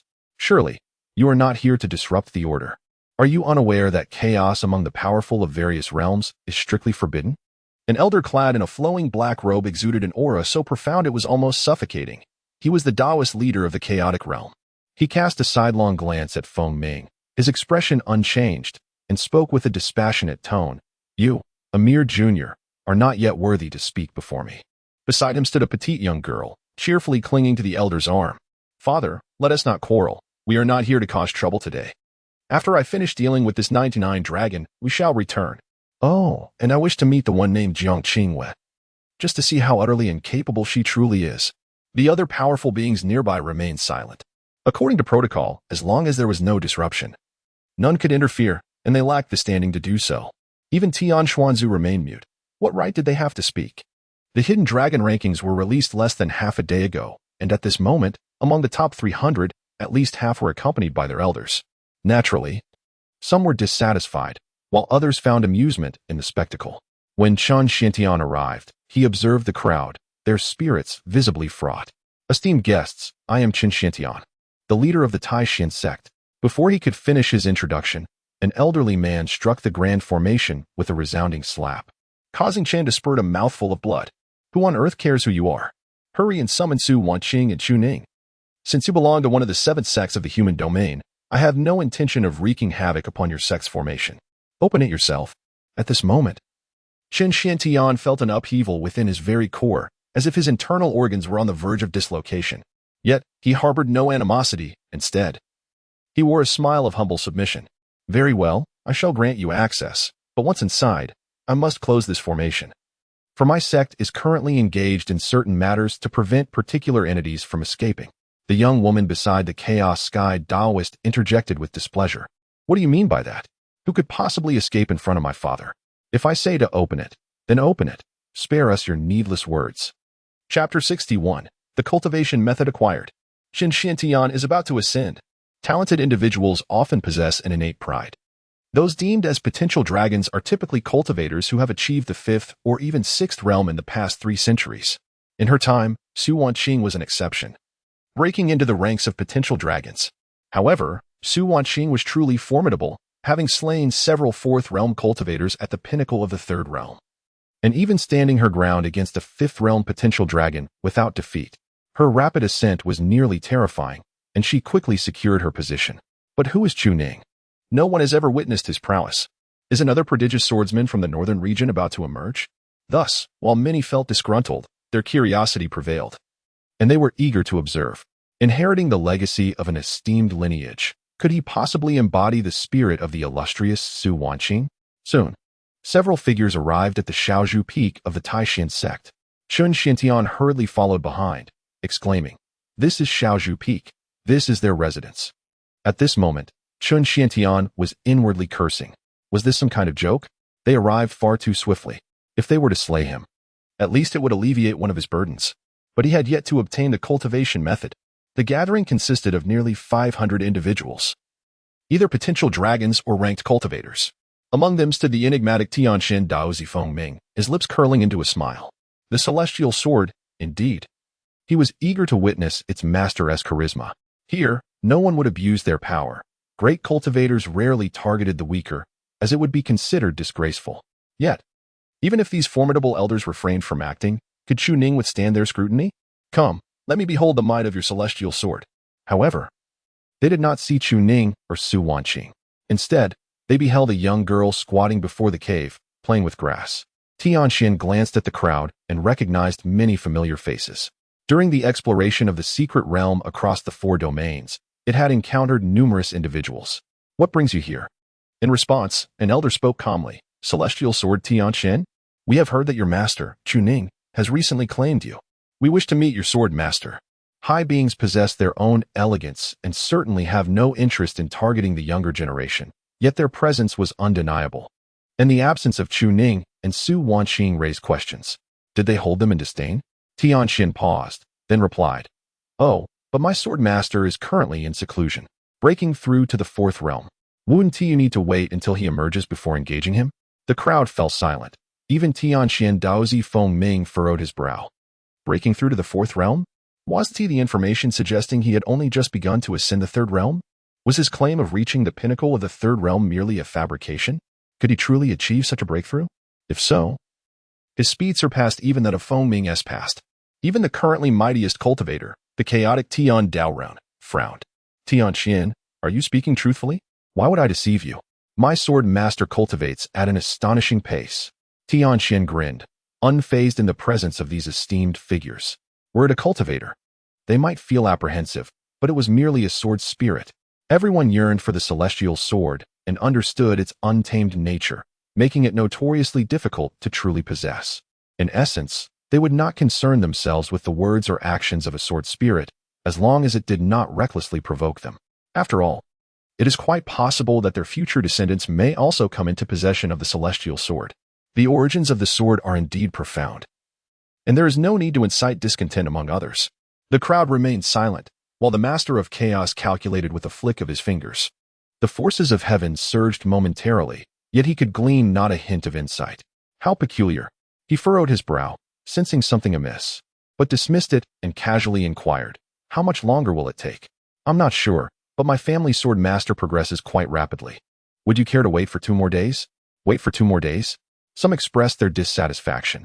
How could Chu Ning be afforded such privilege? Even Su Wanqing lacked the qualification. Just as someone was about to voice their objections, the master of chaos's daughter cheerfully interjected, "At 18.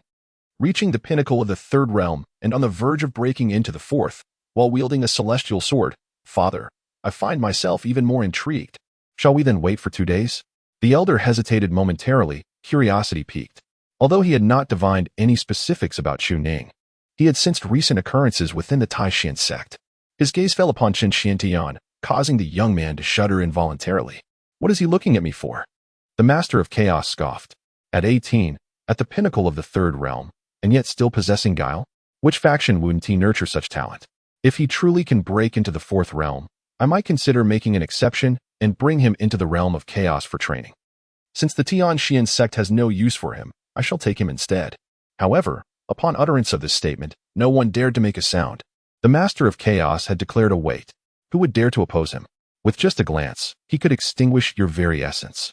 Behind him, Feng Ming's lips curled in annoyance, his expression a mixture of displeasure. Is this not a harbinger of my own misfortune? He truly has reached the pinnacle of the third realm? If only he could genuinely break through to the fourth realm. Yet, after speaking such words, he hastily slapped his own mouth twice.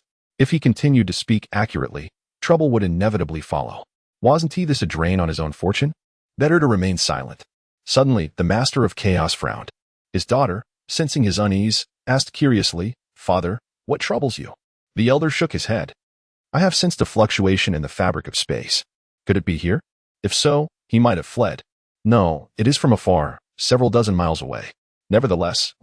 The master of chaos remained apprehensive, fearing that Chu Ning might indeed escape. This individual, had he truly broken through here? Tianxian nodded vigorously, and Chen Xiantian stepped forward to corroborate. "I have stationed people to monitor them. They have not emerged since entering today." Upon hearing this, the master of chaos nodded in acknowledgement and proceeded to a nearby clearing to sit in meditation. Until Chu Ning exits his seclusion, no one is to disturb him. Chen Xiantian was indifferent. Whether Chu Ning lived or died held little significance for him. It seemed that the celestial sword might not remain in his grasp regardless. Yet, one thing was certain. He must acquire the cultivation method. At this moment, Chen Xiantian approached Tianxian, his urgency palpable, though his face bore a smile. "Tianxian, did your sword master leave anything for you before entering seclusion?" Tianxian was taken aback, perplexed. "What are you talking about, sect master?" "I am unaware." Chen Shuantian's lips twitched, fearful of being detected. He whispered, "It's the cultivation technique. Do you not understand?" "Oh, it has come to mind.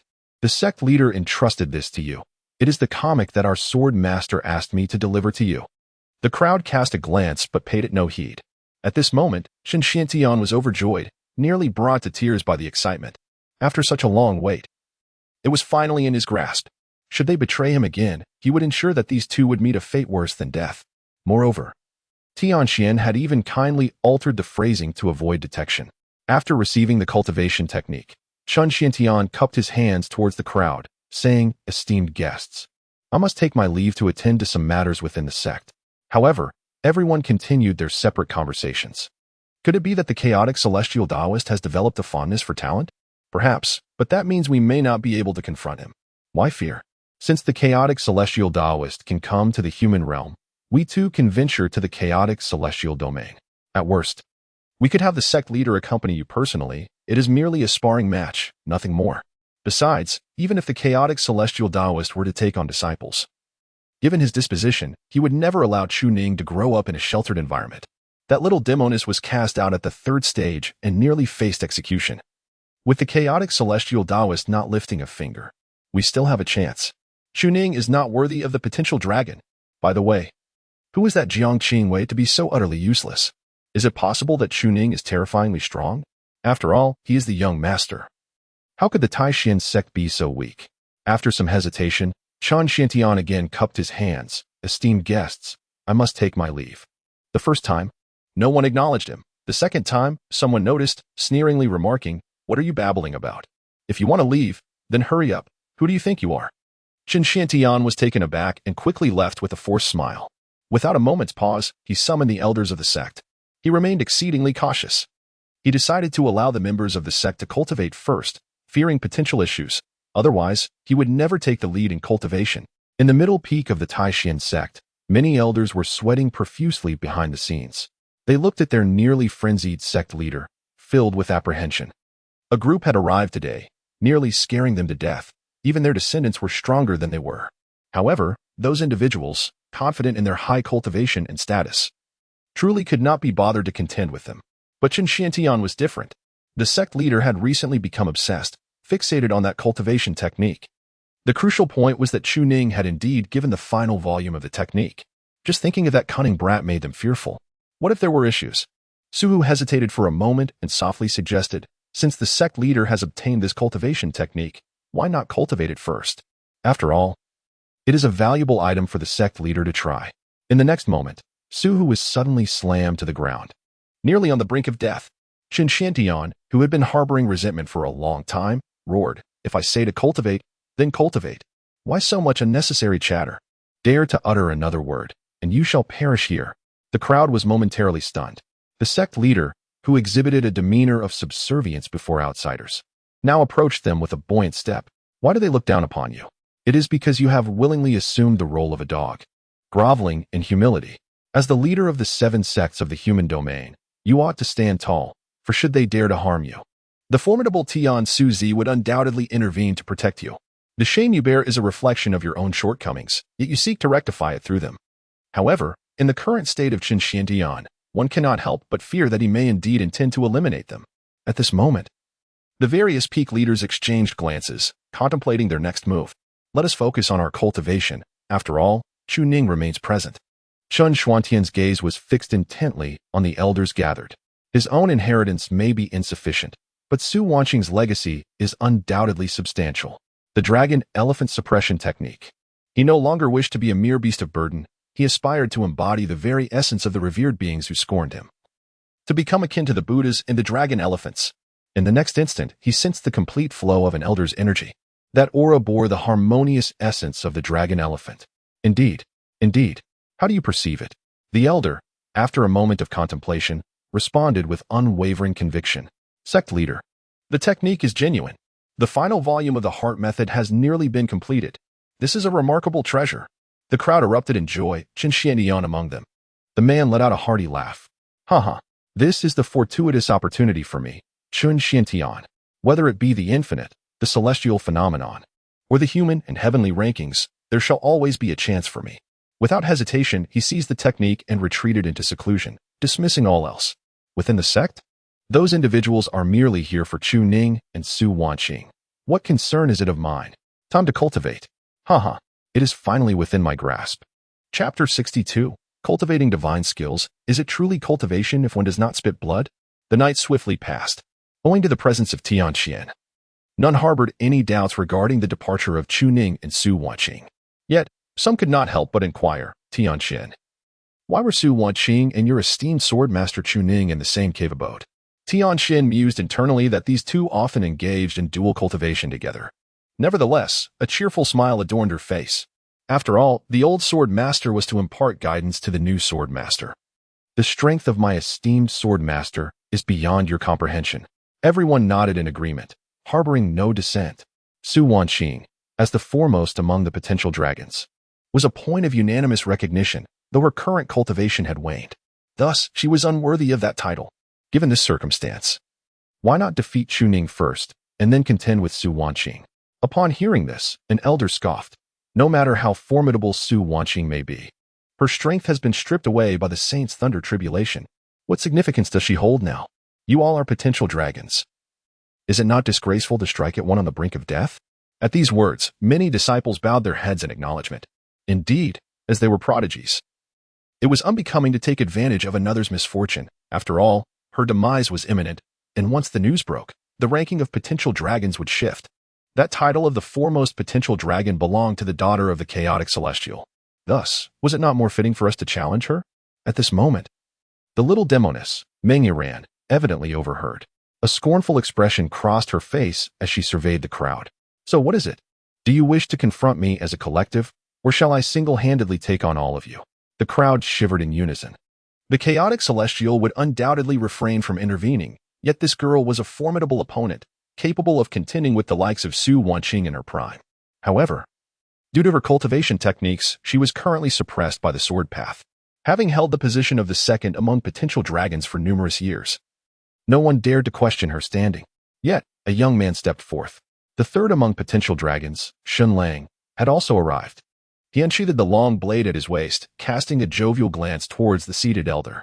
Respected elder, I wish to engage in a friendly spar with Taoist Ming. Would this be permissible?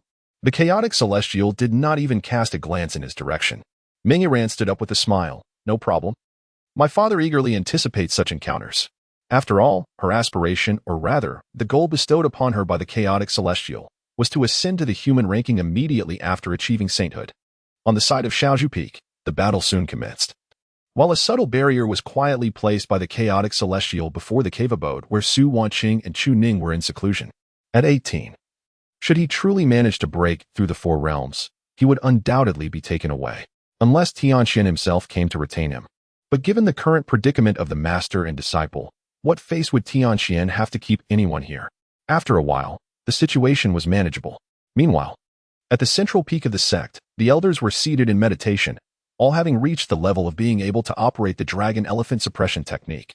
Suddenly, one elder began to spout blood from his forehead. Hey, why does my head feel so warm? Su touched his forehead and discovered his hand drenched in scalding blood. He stared in shock for a moment, even looking upwards, thinking perhaps someone else's blood had dripped upon him. At this moment, the peak master of Dan Peak, Wang Shang, opened his eyes and was taken aback upon seeing Su Hu's forehead gushing blood. Su Hu, have you dared to cultivate before fully recovering from your injuries inflicted by the sect leader? The leader did not strike with lethal intent, which is why it seems inconsequential. However, your forehead is gushing blood. How absurd. Why did I not notice it before? I even remarked that blood was spurting from your brow. Wait, you truly are bleeding from your head? Su Hu was taken aback. I too am bleeding from my forehead. Everyone, there is definitely something amiss. As soon as these words were uttered, it appeared as though everyone had reached a certain level of cultivation, as blood began to erupt from their foreheads in a frenzied manner. The leader of the spiritual herb peak was the first to sense a change within himself. Realizing that half of his meridians had inexplicably shattered, a normal person would have perished by now, but only cultivators could endure this. Cease your cultivation. Everyone, stop.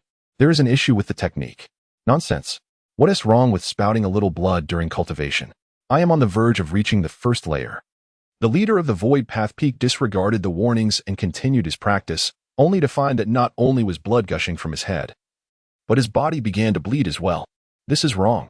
This is wrong. Quickly, summon the sect leader. No. Save me, I am half broken. However, Chen Xiandian, who was in seclusion, had long since turned a blind eye to the world. Those who looked down upon him, those who regarded him as nothing more than air. Just wait. He would make them not only regard him with respect, but to look up to him in awe. Suddenly, a jet of blood erupted from his crown. And Chen Xiantian instantly furrowed his brow in realization. What is happening? The other elders seemed to be fine in their cultivation. Why is it that blood is spouting forth here? Yet, during the bleeding, he felt no discomfort, only the awareness that half of his meridians had shattered. Perhaps this dragon elephant chi is too forceful? Is that the cause? Chen Xiantian was uncertain, but felt it might be an issue with the technique. After all, with such a divine skill, how could one cultivate without shedding a bit of blood?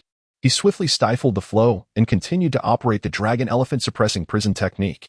However, he soon discovered that while the energy could circulate, its velocity was excessively rapid within his body.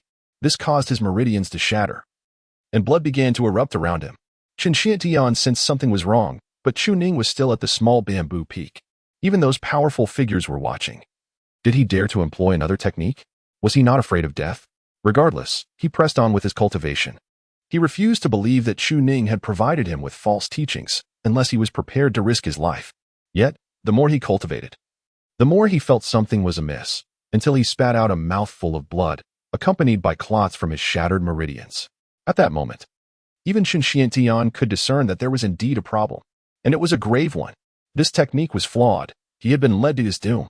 He immediately rose to confront Chu Ning, but before he could take a step, darkness engulfed his vision. He collapsed to the ground. Realizing that the dragon elephant chi was ruthlessly assaulting his internal organs, this technique is entirely unsuitable for human cultivation. Unless one completely shatters their meridians and reconstructs them according to this version, there simply wasn't enough time. He was utterly unaware of these truths. Within the ethereal realm, the seven-tiered longevity tower abruptly shattered a level. The path of the sage, accumulated over 5 centuries, crumbled in an instant. Blood spewed forth violently. At this moment, spiritual energy felt almost like malevolent force to Chen Xiantian. If he hesitated any longer, he might perish today. Without a moment's hesitation, Chen Xiantian endured the excruciating pain of the tower's destruction and severed all of his spiritual meridians. At that moment, the dragon elephant energy finally ceased its circulation. Without uttering a word, he produced a medicinal pill and swallowed it immediately, aiming to reshape his meridians. His spiritual abode had not been obliterated, merely injured. It was not the thunder tribulation that shattered his cultivation. In the realm of cultivation, this was termed as going astray. Yet, having completed this act, his sage-level cultivation had evidently dissipated, leaving him at the mid-level of the 6th realm. The man roared in fury, forcing himself to step outside, only to be met with a scene of bloodshed, an elder lying incapacitated on the ground, alongside others seated in meditation. They had discovered blood gushing from their heads and, realizing the danger, ceased their practice, resulting in damaged cranial meridians. The fallen elder lamented that one could not cultivate divine skills without experiencing bloodshed, ultimately leading to the rupture of his meridians. At this moment, he lay with all his meridians severed, in the process of reconstruction. Otherwise, he would surely face death. Upon witnessing these elders, Chen Xiantian roared, though his voice was particularly feeble. This technique was supposed to be foolproof. The elder lamented bitterly. The one who compiled this technique first offers sweet rewards, but as problems arise, practitioners inevitably stray from the path. We must summon the sect leader. Yet the leader pays no heed. Sect leader, are you unharmed? You. Chen Xiantian raised his hand to strike, but in his fervor, he ended up spitting blood himself. His sage status was lost. Could he truly be unscathed? There is an issue with the technique. Those two wretched beings. Yet, upon uttering these words, everyone suddenly grasped a troubling realization. Was the technique presented by Chu Ning flawed? But did he not fear retaliation? Unless. Hurry to Shaozu Peak. They may have fled. Chapter 63. Chen Xuantian's noble duty to protect Chu Ning's departure. On the summit of Little Bamboo Peak, a rare gathering of prodigies had convened, expressing their desire to engage in mutual sparring while awaiting others. As night descended, they had been sparring throughout the day. Mengyiran, deserving of her title as the second greatest prodigy, had triumphed over Shenlang in 3 exchanges, leaving him unable to hold his head high. Shenlang, feeling helpless, sought to challenge others, but everyone was well aware of the current atmosphere and refused to duel with him. Frustrating, isn't it? Unable to defeat Mengyiran. Yet you come seeking us for a duel? What gives you the right to expect a free fight? They are not foolish.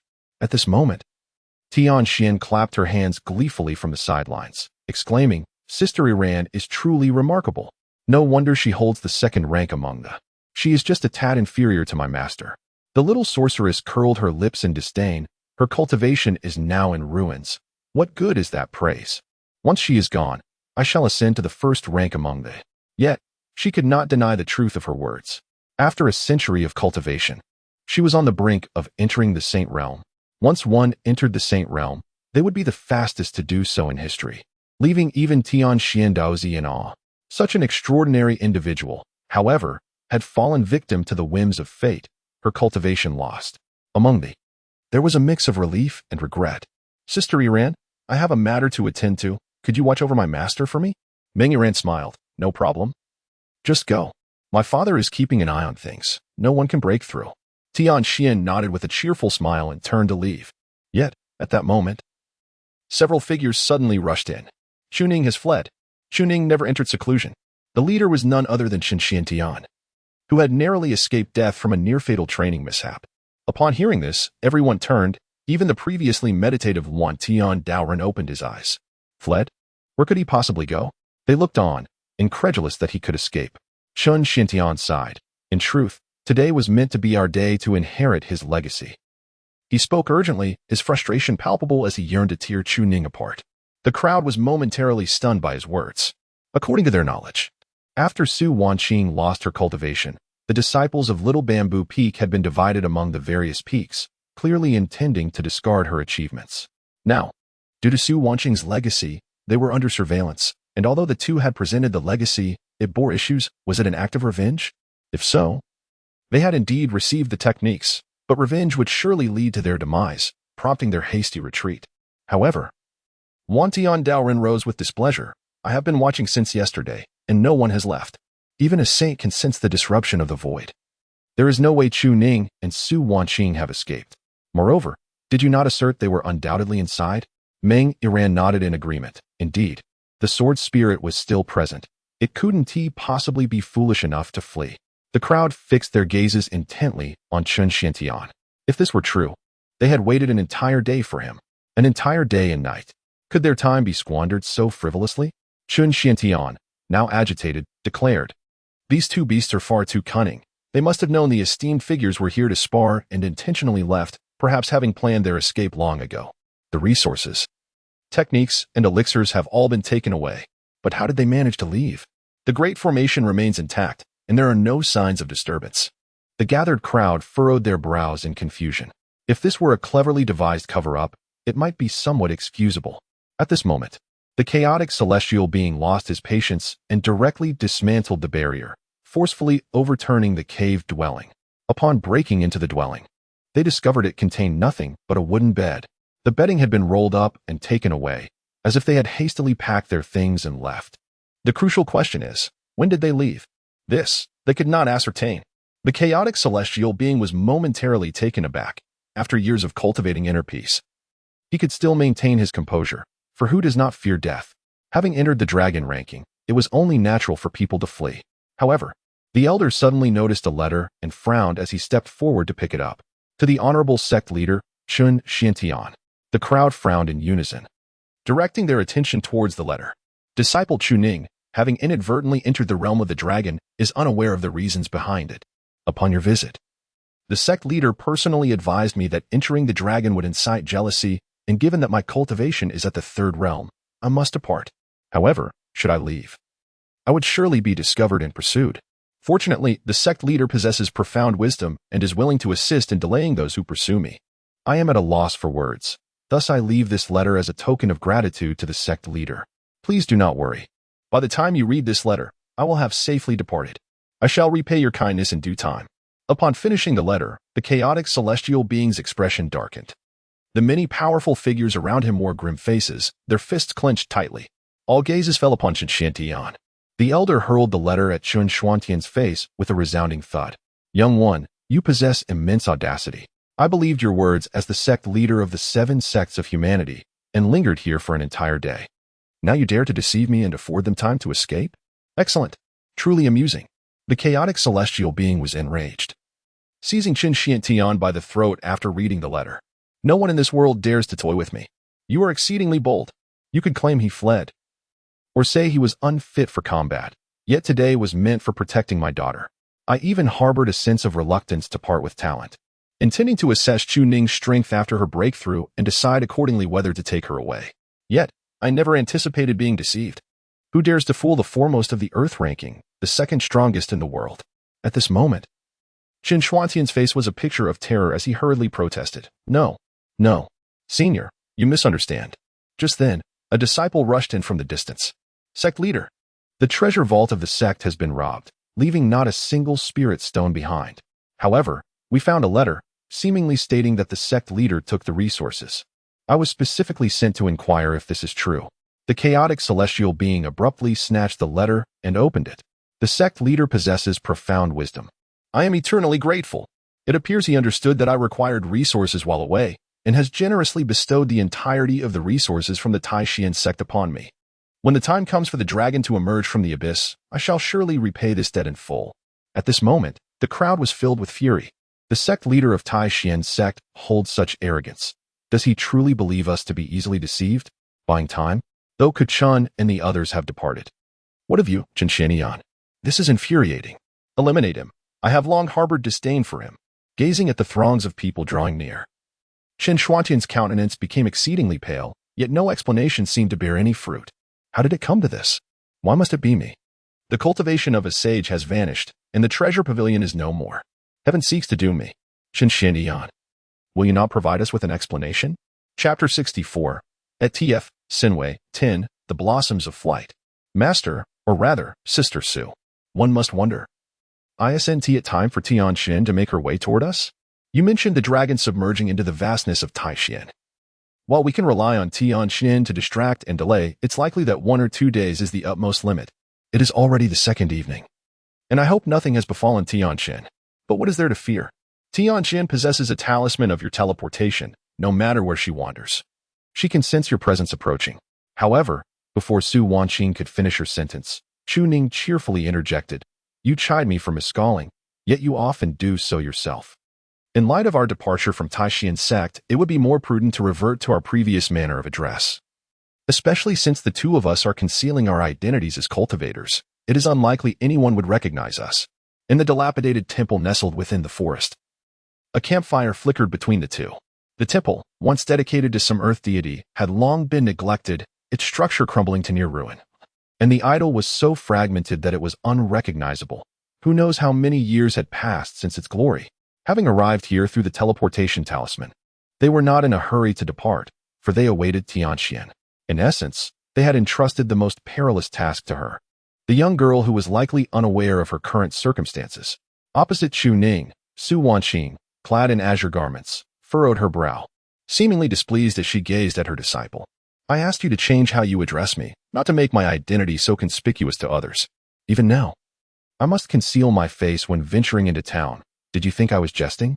Chu Ning replied with a hint of resignation. Yet I believe I have done rather well, while you seem unable to alter your ways. At his words, Su Wanqing sighed in exasperation. Some things cannot be changed at a whim, after all these years. However, upon finishing her statement, she shot a mockingly reproachful glance at Chu Ning. Understanding her meaning, Chu Ning contemplated taking her hand, only to be thwarted by her piercing gaze. Step back. Can't you see what I am occupied with? Should you dare to be so forward again, you may as well forego your garments. Indeed, Su Wanqing was preoccupied with something since their arrival last night. They had intended to wait for Tianxian, yet Su Wanqing found Chu Ning increasingly objectionable. Subsequently, she approached to measure his height, leaving Chu Ning bewildered. Until she instructed him to burn his tattered clothes. Now that we have left Taishian sect, why wear such garments? Do you fear others will not see you? Thus, his once beloved robe from Shaozhu Peak was consigned to the flames, while Su Wanqing retrieved various materials from her storage ring. It seemed to be silk from heavenly silkworms. An exquisite find from her past, and she intended to craft something for him. Chu Ning was taken aback by this unexpected favor and dared not disturb her. Instead, quietly observing the woman with her furrowed brow and sharp features. In the dimness of night, the candlelight danced upon Su Wanqing's strikingly beautiful visage. It felt as if he could now perceive her through an entirely different lens, and to express his admiration openly would not be remiss. However, it seems that after agreeing, the master seldom offers his hand to him. He does not believe that the master regrets his decision. For every time he attempts to get close to Su Wanqing, she blushes for an extended period. The status remains a barrier. And there are other benefits to not addressing the master as such. Hiss. Su Wanqing suddenly inhaled sharply. Her fingertip pierced by a sharp instrument designed for sewing the ceremonial robes. Just as she was about to tend to it, she noticed Chu Ning unexpectedly approaching, taking her finger and placing it in his mouth. "Master, this is how you treat a finger that's been pricked." Su Wanqing, already feeling uncomfortable under Chu Ning's gaze, could no longer endure having her finger in his mouth. "Do you think the master's fingers are meant to be harmed in such a manner?"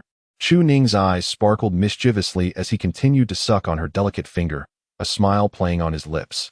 Is the master feeling shy from being stared at? Su Wanqing would certainly not admit it. She quickly reclaimed her finger, and upon seeing it glistening with saliva, she feigned disgust by rubbing it against Chu Ning. "How disgusting. Do you think the master is like those mundane mortals, needing such care for a mere scratch?" Chu Ning chuckled. "I observe that most mortals behave this way. Furthermore, isn't that needle a magical tool? What if the injury is severe and difficult to heal? What are you thinking, to require the master to expose such things?" Su Wanqing's brows furrowed as she pointed outside. "If you are so idle, go practice your swordplay, 1,000 repetitions of the basic sword techniques, and refrain from bothering the master." If it weren't for the fact that she sensed Chu Ning's gaze upon her, causing her heart to race, how could she possibly lose her composure? Hearing this, Chu Ning sighed in resignation. During the day, "I practiced the basic sword techniques 3,000 times as per the master's request, far more diligently than I do with my fists. And I merely thought to accompany the master in the evening, yet you still chase me away. If you wish to accompany the master, I would certainly not send you away. Then why do you insist on dismissing me?" Su Wanqing fell silent, resuming her sewing of the ceremonial robe. Yet, Chu Ning, persistently clingy, wrapped his arms around Su Wanqing's. This action caused her face to flush, and with a raised brow, she expressed her displeasure. "I have already agreed to you. What more do you want? Do not think the master is unaware of your intentions. I must inform you that we are currently bound by circumstances beyond our control, and this is not the time for you to indulge in thoughts that should remain unexamined." "Master, but I have not said anything, have I? Then why are you embracing the master?" "I merely wish to spend time with you." Su Wanqing's lips quivered, her heart racing even faster. Yet her expression remained sour, glaring in annoyance. Chu Ning, too, felt helpless. "As for the matter of cultivation, I have not neglected my practice. Following the master's guidance, I have focused on solidifying my foundation and have begun my training in the sword arts." Su Wanqing replied calmly. "You ought to have done so earlier. It is merely because the master has deprived you of the opportunity to refine your foundation that I shall personally oversee your progress in the future." "But master, you no longer call me Ninger, only addressing me by my name, or calling me a rebellious disciple." Su Wanqing seemed to sense Chu Ning's feelings and was left both amused and exasperated. It seems there is no issue with such a form of address. The disciples are all attentive to their master, absorbing the teachings of cultivation, techniques, and swordsmanship. How can they be deemed rebellious? Su Wanqing cast a sidelong glance at the arm that Chu Ning held, and with a calm demeanor, she inquired, "Pray tell, what does this signify?" With a cheerful smile, Chu Ning replied, "The disciple merely embraces an arm. It is nothing more. I am clear of conscience, and others would perceive it as innocent." Su Wanqing found herself at a loss for words, realizing that her own statements had been turned against her by Chu Ning's playful banter. As for Chu Ning's concerns, she was well aware of them. She struggled to maintain her composure, having agreed with a hint of defiance. "You have yet to experience anything, not even the company of a few women. How can you assert that you will remain steadfast? Are you truly prepared to endure the peculiar glances and pressures from outsiders?" Very well, she thought. She would see if Chu Ning could indeed withstand such trials. Should he falter, she would not hesitate to reduce him to mere minced meat for dumplings during the festive season. Initially, there was an intention to proceed gradually, yet for reasons unknown, the disciple had directly sought an answer. After much contemplation, she began to understand. Chu Ning feared that upon her restoration of power, she might transform into a different person. Concerned that their relationship could become a source of troubles which, in his eyes, were trivial, primarily affecting Su Wanqing. He dreaded that the current Su Wanqing might feel conflicted, that she could no longer embody the once proud celestial of the northern domain. But she had always been herself. Her unrefusal spoke volumes. She had, in fact, accepted the situation. The crux of the matter was whether she would join him in pursuit of their shared aspirations. Should Su Wanqing decline, Chu Ning would respectfully continue his role as a diligent disciple. Chu Ning was overly concerned for her well-being. Whether motivated by romantic feelings or the bond of master and disciple, yet the disciple herself seldom pondered such matters. With a gentle sigh, Su Wanqing set aside the nearly finished robe and tenderly brushed her fingers through Chu Ning's hair. Would you care for something to eat? Chu Ning blinked, lifting his gaze. Where in this desolate wilderness could one procure sustenance? Simply nod if you wish to eat, or shake your head if not. Why all the unnecessary chatter? A moment later, Su Wanqing returned, dragging along a pig. She proceeded to prepare it before Chu Ning, insisting he watch. First, let's tend to the pig's testicles. After completing the task, her expression was one of pure delight, and she then asked Chu Ning if he would like to partake in the same. Chu Ning promptly covered his eyes, indicating he would pass. Su Wanqing chuckled teasingly before revealing another pig's testicle. Her survival skills in the wilderness were remarkably adept, leaving Chu Ning momentarily dazed. It seemed he had almost forgotten that half of Su Wanqing's century-long cultivation had been spent training outside the Taishan sect. Would you care for this? She inquired, holding up the delicacy. Too unseemly, I shall abstain, he replied. Such things are nourishing, but they are unnecessary for me. Su Wanqing sighed, deciding not to tease him further, as it often backfired on her. In truth, she was not accustomed to such practices, and today she had specifically chosen a male pig. The meaning is quite evident. If one dares to approach, she will strike decisively. Continuing with the task, Chu Ning also learned to assist.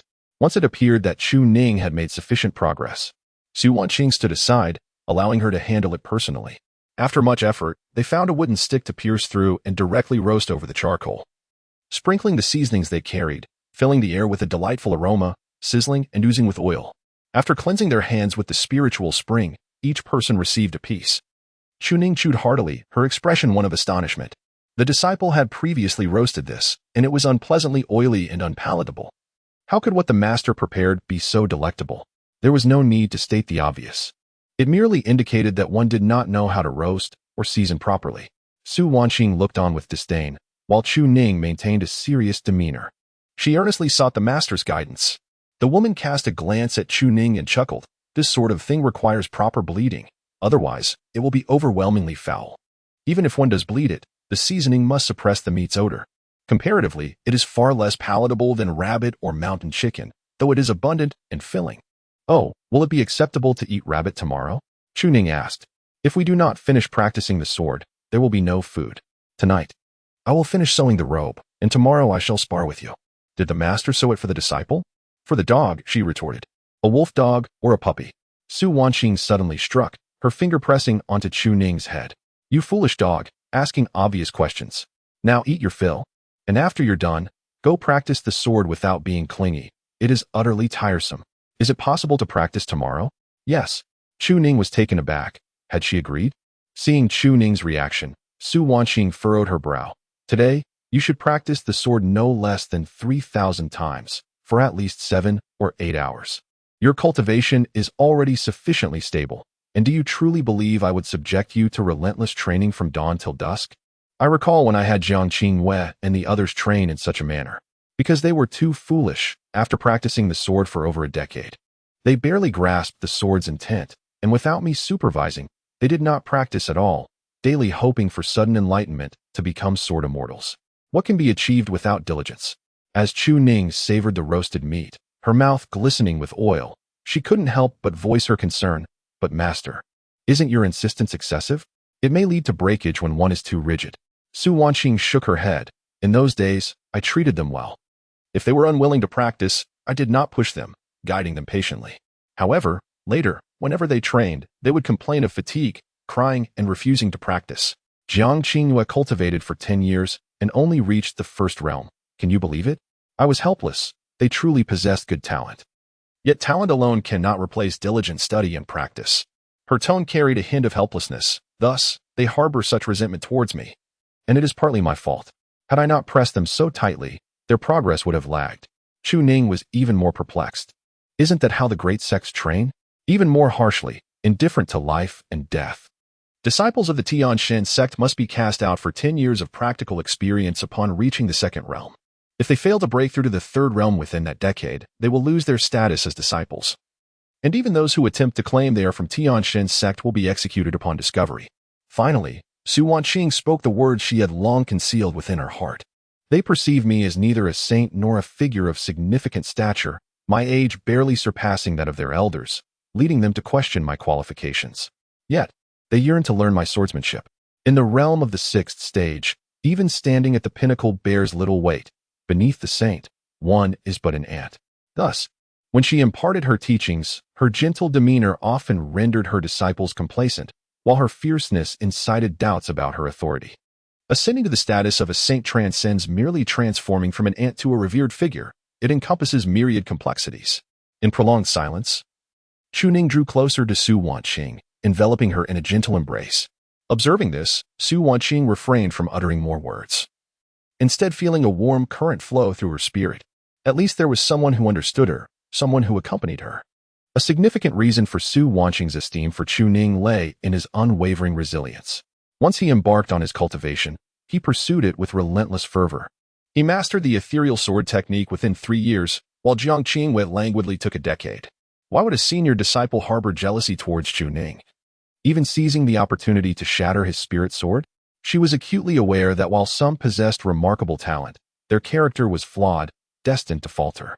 Conversely, others, though born with lesser gifts, could discover their unique fortunes through steadfast perseverance. Yet, once a person succumbs to despair, all hope is lost. Su Wanqing too comprehended the challenges of tempering one's character only after her own cultivation was obliterated. Chu Ning quietly savored the roasted meat, at a loss for words. He found it difficult to console Su Wanqing regarding such matters, for she, being older and more knowledgeable, could discern her own truths. Yet, she too experienced moments of melancholy, which was why Chu Ning chose to accompany her. In the next moment, he noticed Su Wanqing lean her head against his shoulder. Ninger, as one ages, the burdens of consideration multiply. You are often oblivious to many matters, seldom contemplating your future and the greater path. As your teacher, I am aware of these truths and will impart them to you. A solid foundation and steady progress are essential for traversing the longer road ahead. A true prodigy is not solely defined by the elevation of their cultivation. Even the most gifted disciples endure trials of life and death. How much more so for someone like me, who shares a humble origin with you? I too am beginning to see through these lessons. The setbacks I have encountered over the years have been insufficient, and the challenges I faced hardly constituted true adversity, yet it nearly led to my demise. There are many lessons I will teach you, but an even greater multitude must be grasped through your own understanding of humanity, cultivation, and life itself. I hold great confidence in you and hope you will journey far. At 18, you are a latent dragon. Regardless of whether those from the Changchun sect harbor animosity towards us, in the eyes of the world, you are already a latent dragon. As the latent dragon soars from the abyss, its scales and claws unfurl. Once enlightened, it gazes directly at the heavens, listening quietly for an extended period to Su Wanqing. Chu Ning suddenly chuckled. But Master is also a latent dragon. Su Wanqing turned to gaze at Chu Ning's face, a smile gracing her lips. Indeed. And that is why I will walk this path with you. We have made a pact. Chapter 65, The New Garment. Handcrafted with precision. As the night descended and the moonlight illuminated the surroundings, within the dilapidated temple, 2 individuals appeared to be forsaken by the world, leaning against one another. Su Wanqing insisted on stitching the ceremonial robe and gently pushed Chu Ning aside. Ninger, please dispose of the leftover bones properly. Do not carelessly discard them, lest we attract wild beasts. Use some exquisite powder. There is some in the storage ring. Upon hearing this, Chu Ning could not restrain his curiosity and asked, Who among us is the beast? Su Wanqing fell silent for a moment. This isn't the demon realm. Well, perhaps some wandering spirits or ghosts might emerge. But that would be inconsequential. She resumed her task of sewing the robe, still needing to complete the collar. Chu Ning smiled, choosing not to interrupt. A humorous thought crossed his mind about a mother tiger and her cubs strolling in the snow at night, and how curious onlookers might wonder if they feared any predators. Generally, they would be viewed as mere snacks. Having finished his task, Chu Ning decided to step outside for some fresh air. However, Su Wanqing's voice called out from behind him, Do not practice tonight. If you feel cold, come over and lean against me. Just do not let it hinder our progress. I did not say you should continue practicing. Ninger, you have been training too much. It may lead to complications. The essence of that skill must be truly experienced. Mere mindless repetition could render it fruitless. At her words, Chu Ning chuckled and replied, I merely wish to clear my mind and will return shortly. Thus, silence enveloped the temple, as Su Wanqing evidently preferred to ignore him. She had suggested leaning against her. Outside the temple, although Chu Ning did not practice his swordplay, he still retrieved a mundane sword. The quality of the sword does not determine its worth. A true sword cultivator can wield a common sword as if it were a celestial blade. It is merely that celestial swords can better exhibit one's strength. Not that the sword's power is inherently superior. Su Wanqing remarked that he relied too heavily on external objects. In your practice of techniques, be they for combat or recovery, you depend too much on external aids, which can easily lead to a reversal of extremes. You are a cultivator. Your path is your own, while your techniques belong to others. How can you make it your own? It requires understanding and a harmonious connection of mind and spirit to forge your own path. The saying the student surpasses the master embodies this principle. Walking the path of predecessors is one thing, but I am not merely a follower, I am the one who forges new routes in the legacy of profound knowledge. However, this level of attainment feels exceedingly distant for Chu Ning. In this world, few can achieve such heights, yet that does not signify a lack of aspiration. Without pursuit, one is destined for emptiness. Chu Ning caressed the sword's blade, continuing to grasp the expansive meaning of the sword's essence, allowing the techniques to intertwine. Merging the sword with his heart. With a seemingly effortless thrust, the sword rang out, a resounding echo of powerful sword intent surging forth, effortlessly shattering all barriers. Was this the essence of swordsmanship? Chu Ning began to comprehend, though he clearly could not reach the point of cleaving mountains or rivers. Thus, he resolved to continue pondering the matter, and as for fatigue or weariness, no concern, eternal spring shall endure, though he professed not to rely on external aids. This tool was akin to a nuclear-powered engine of a donkey. Perhaps it was acceptable to depend on it a little. Within the dilapidated temple, Su Wanqing had been quietly observing the world outside. She did not mention to Chu Ning that she had been practicing this sword intent for several years. If she spoke of it, what if he became arrogant? The younger ones often behave this way. When tired, they simply seek comfort, as long as it is within reasonable bounds. Why am I teaching like this? It seems a bit inappropriate, doesn't it? Nevertheless, they are no longer pure disciples. She can teach him however she pleases. Su Wanqing let out a wry smile and continued to sew, while outside the dilapidated temple, Chu Ning was also practicing his swordplay. They were both awaiting Tianxian. Tianxian, sensing the presence of the two, quickly approached and then headed south. The northern region, part of the Tianxian continent, belongs to the realm of humanity. Proceeding south leads to the chaotic domain. However, as Chu Ning pondered the sword intent, he suddenly felt a fragrant breeze wafting toward him. Behind him stood a graceful woman, voluptuous and alluring, a smile gracing her lips as she appeared behind Chu Ning. "Young master, you are a sword immortal." "It is my first time seeing a young sword immortal," she said. Chu Ning was taken aback and turned around, momentarily dazed, thinking that his master had spoken. Upon turning, he felt a wave of disappointment. Young master was merely a term of endearment for a young man, not a romantic implication. Upon glancing at the woman before him, Chu Ning discerned her origins. She was a ghostly figure from the mountains, a powerful specter of sorts, at the level of a mere spirit. Observing her aura, he noted the lack of resentment, instead detecting a hint of golden energy, an essence of incense. Even mountain deities would not behave so provocatively, yet she was undoubtedly not a simple specter. "What do you want?" The female ghost was momentarily taken aback, surprised by his demeanor. Most who encountered her were entranced by her bosom and could not look away. Was this sword immortal truly so principled? Feigning modesty, she continued, "Young master, since you are residing in the temple, which is now abandoned, why not come to my home instead? There is plenty of food and drink, and you could enjoy my company." Chu Ning chuckled, "And then you would drain my vitality until I become a dried corpse, right? You have recognized that I am a practitioner. My mood is currently quite pleasant, and since you harbor little resentment, I shall not hold it against you." "What are you saying, young master?" "I am merely." "Keep talking, and I shall pierce you with my sword," he warned. The female ghost fell silent, unable to gauge Chu Ning's cultivation level. After a moment of hesitation, noticing his swordsmanship and intent, she deemed it unwise to provoke him. "Who was the woman in the temple? May I attempt to entice her?" she inquired, dropping her pretense. If she couldn't overpower him, she would seek answers instead. Chu Ning, puzzled, replied, "You also seek to entice women? Are you all acting like seductresses now? Is your performance so dire?"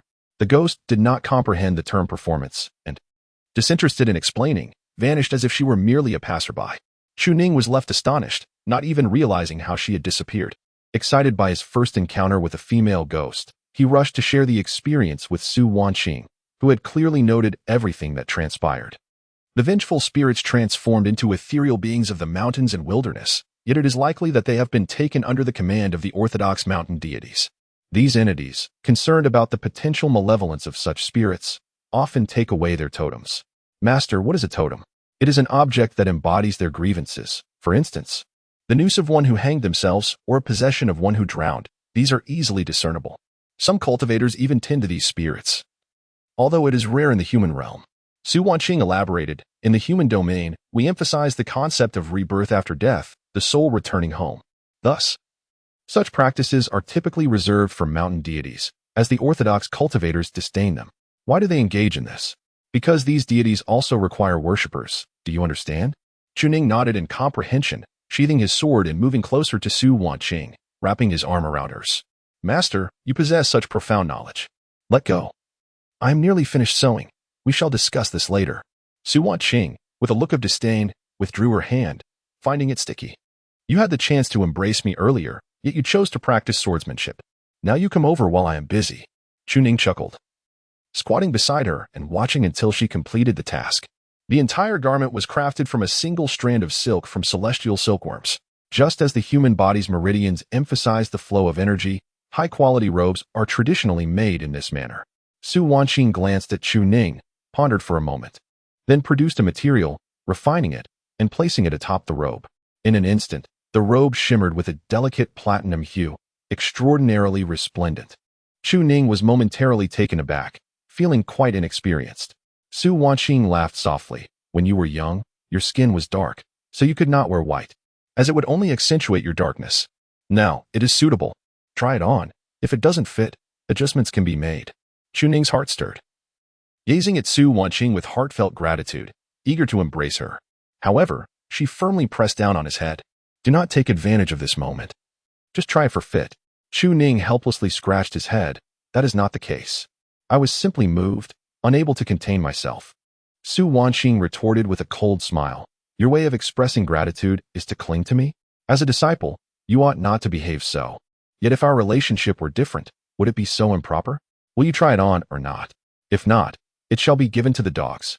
Chu Ning quickly shook his head, as his outer garment had already been burned to serve as kindling, so he had no choice but to change directly. Chapter 66. The Art of Complimenting Women. A long robe, exquisitely crafted from top to bottom, glided over the skin with a silky finesse. A gentle coolness danced upon it, infused with a hint of Su Wanqing's essence. Chu Ning inhaled deeply, striving to calm his racing heart. This was a handcrafted robe, utterly unique. He turned to glance behind him. Immediately, he pivoted, and Su Wanqing, who had been appraising him, nodded slightly, clearly pleased. There was indeed a newfound elegance befitting a sword cultivator. The previous attire had merely marked him as a disciple, but now, clad in these garments, his demeanor had significantly elevated. His hairstyle, however, still required attention. While a tied-up look was permissible, binding it entirely lacked grace. Yet he realized he had not yet reached the age of crowning. Su Wanqing, bemused, rubbed her forehead, pondering the folly of youth. What had she done to deserve such a child? Chu Ning, oblivious to the reason behind Su Wanqing's wry smile, inquired with genuine curiosity. Is something wrong, master? Does it not look good? Raising an eyebrow, Su Wanqing retorted with indignation. How could something made by my own hands possibly be unappealing? Indeed, her disciple was naturally handsome. Otherwise, she would have dressed him in black. White suited him splendidly. Having devoted herself to the path, she had seen enough to discern what styles best complemented her disciple. Suddenly, she produced a hairpin from her palm, gesturing for Chu Ning to approach. Perplexed, he stepped forward. What is it? Stand before me, she instructed. Chu Ning hesitated, sensing a shift in atmosphere. Su Wanqing's lips twitched in annoyance. Must you always think of such frivolities? Could you not have a single serious thought in your mind? Her assertion bore no merit. He had been wholly absorbed in his cultivation, with nary a thought beyond it. With a soft laugh, Su Wanqing teased, have you not thought of your master? Caught off guard, Chu Ning found himself speechless, yet Su Wanqing had already approached, gently pressing his head down. Stay still. Though he stood considerably taller than Su Wanqing, he was forced to bow his head deeply. At this angle, he could barely see his toes, obscured by something. As he inhaled her fragrance, realization dawned. She intended to style his hair. Was she going to create a new look for him? Su Wanqing deftly styled his hair, utilizing not just the hairpin, but also a comb and a substance akin to hair wax, meticulously shaping his hairstyle. After much fussing, The transformation was complete. With a few strands cascading in front and his long hair elegantly tied back, he exuded an ethereal charm. If his previous hairstyle had suggested a docile disciple, this new look embodied a dashing and rebellious student. Su Wanqing herself was unsure why she had chosen such a style for Chu Ning. Perhaps she simply found it appealing? And indeed, it was captivating. Clothing enhances a person's appearance. And combined with this hairstyle, admiration shone in her eyes. Gazing at her creation brought her great satisfaction, not only for the aesthetic but also for him. Chu Ning, without even needing to glance in a mirror, sensed that he might now be exceedingly handsome. At least, in Su Wanqing's eyes, there was no doubt about it. Absolutely stunning, she declared. Su Wanqing expressed her sincere admiration, and Chu Ning, gazing at the woman before him clad in azure, echoed her sentiments. Their master was indeed strikingly beautiful. Su Wanqing was momentarily taken aback, her heart filled with delight, though she refrained from showing it, instead allowing a smile to grace her lips as she countered, "Oh, how beautiful." Chu Ning pondered briefly before resolutely declaring, like the delicate clouds veiling the moon, ethereal as the wind stirring the drifting snow.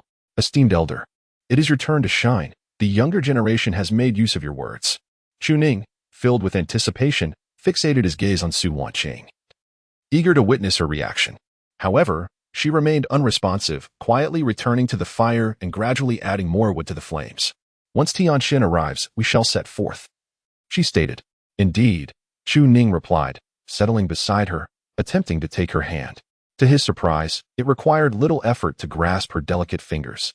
Holding her soft, almost boneless hand, a myriad of emotions surged within Chu Ning. Yet he wondered, had Xiaoji's poetry indeed made an impact? "Master, what do you think of that poem?" Su Wanqing shook her head. "I do not comprehend."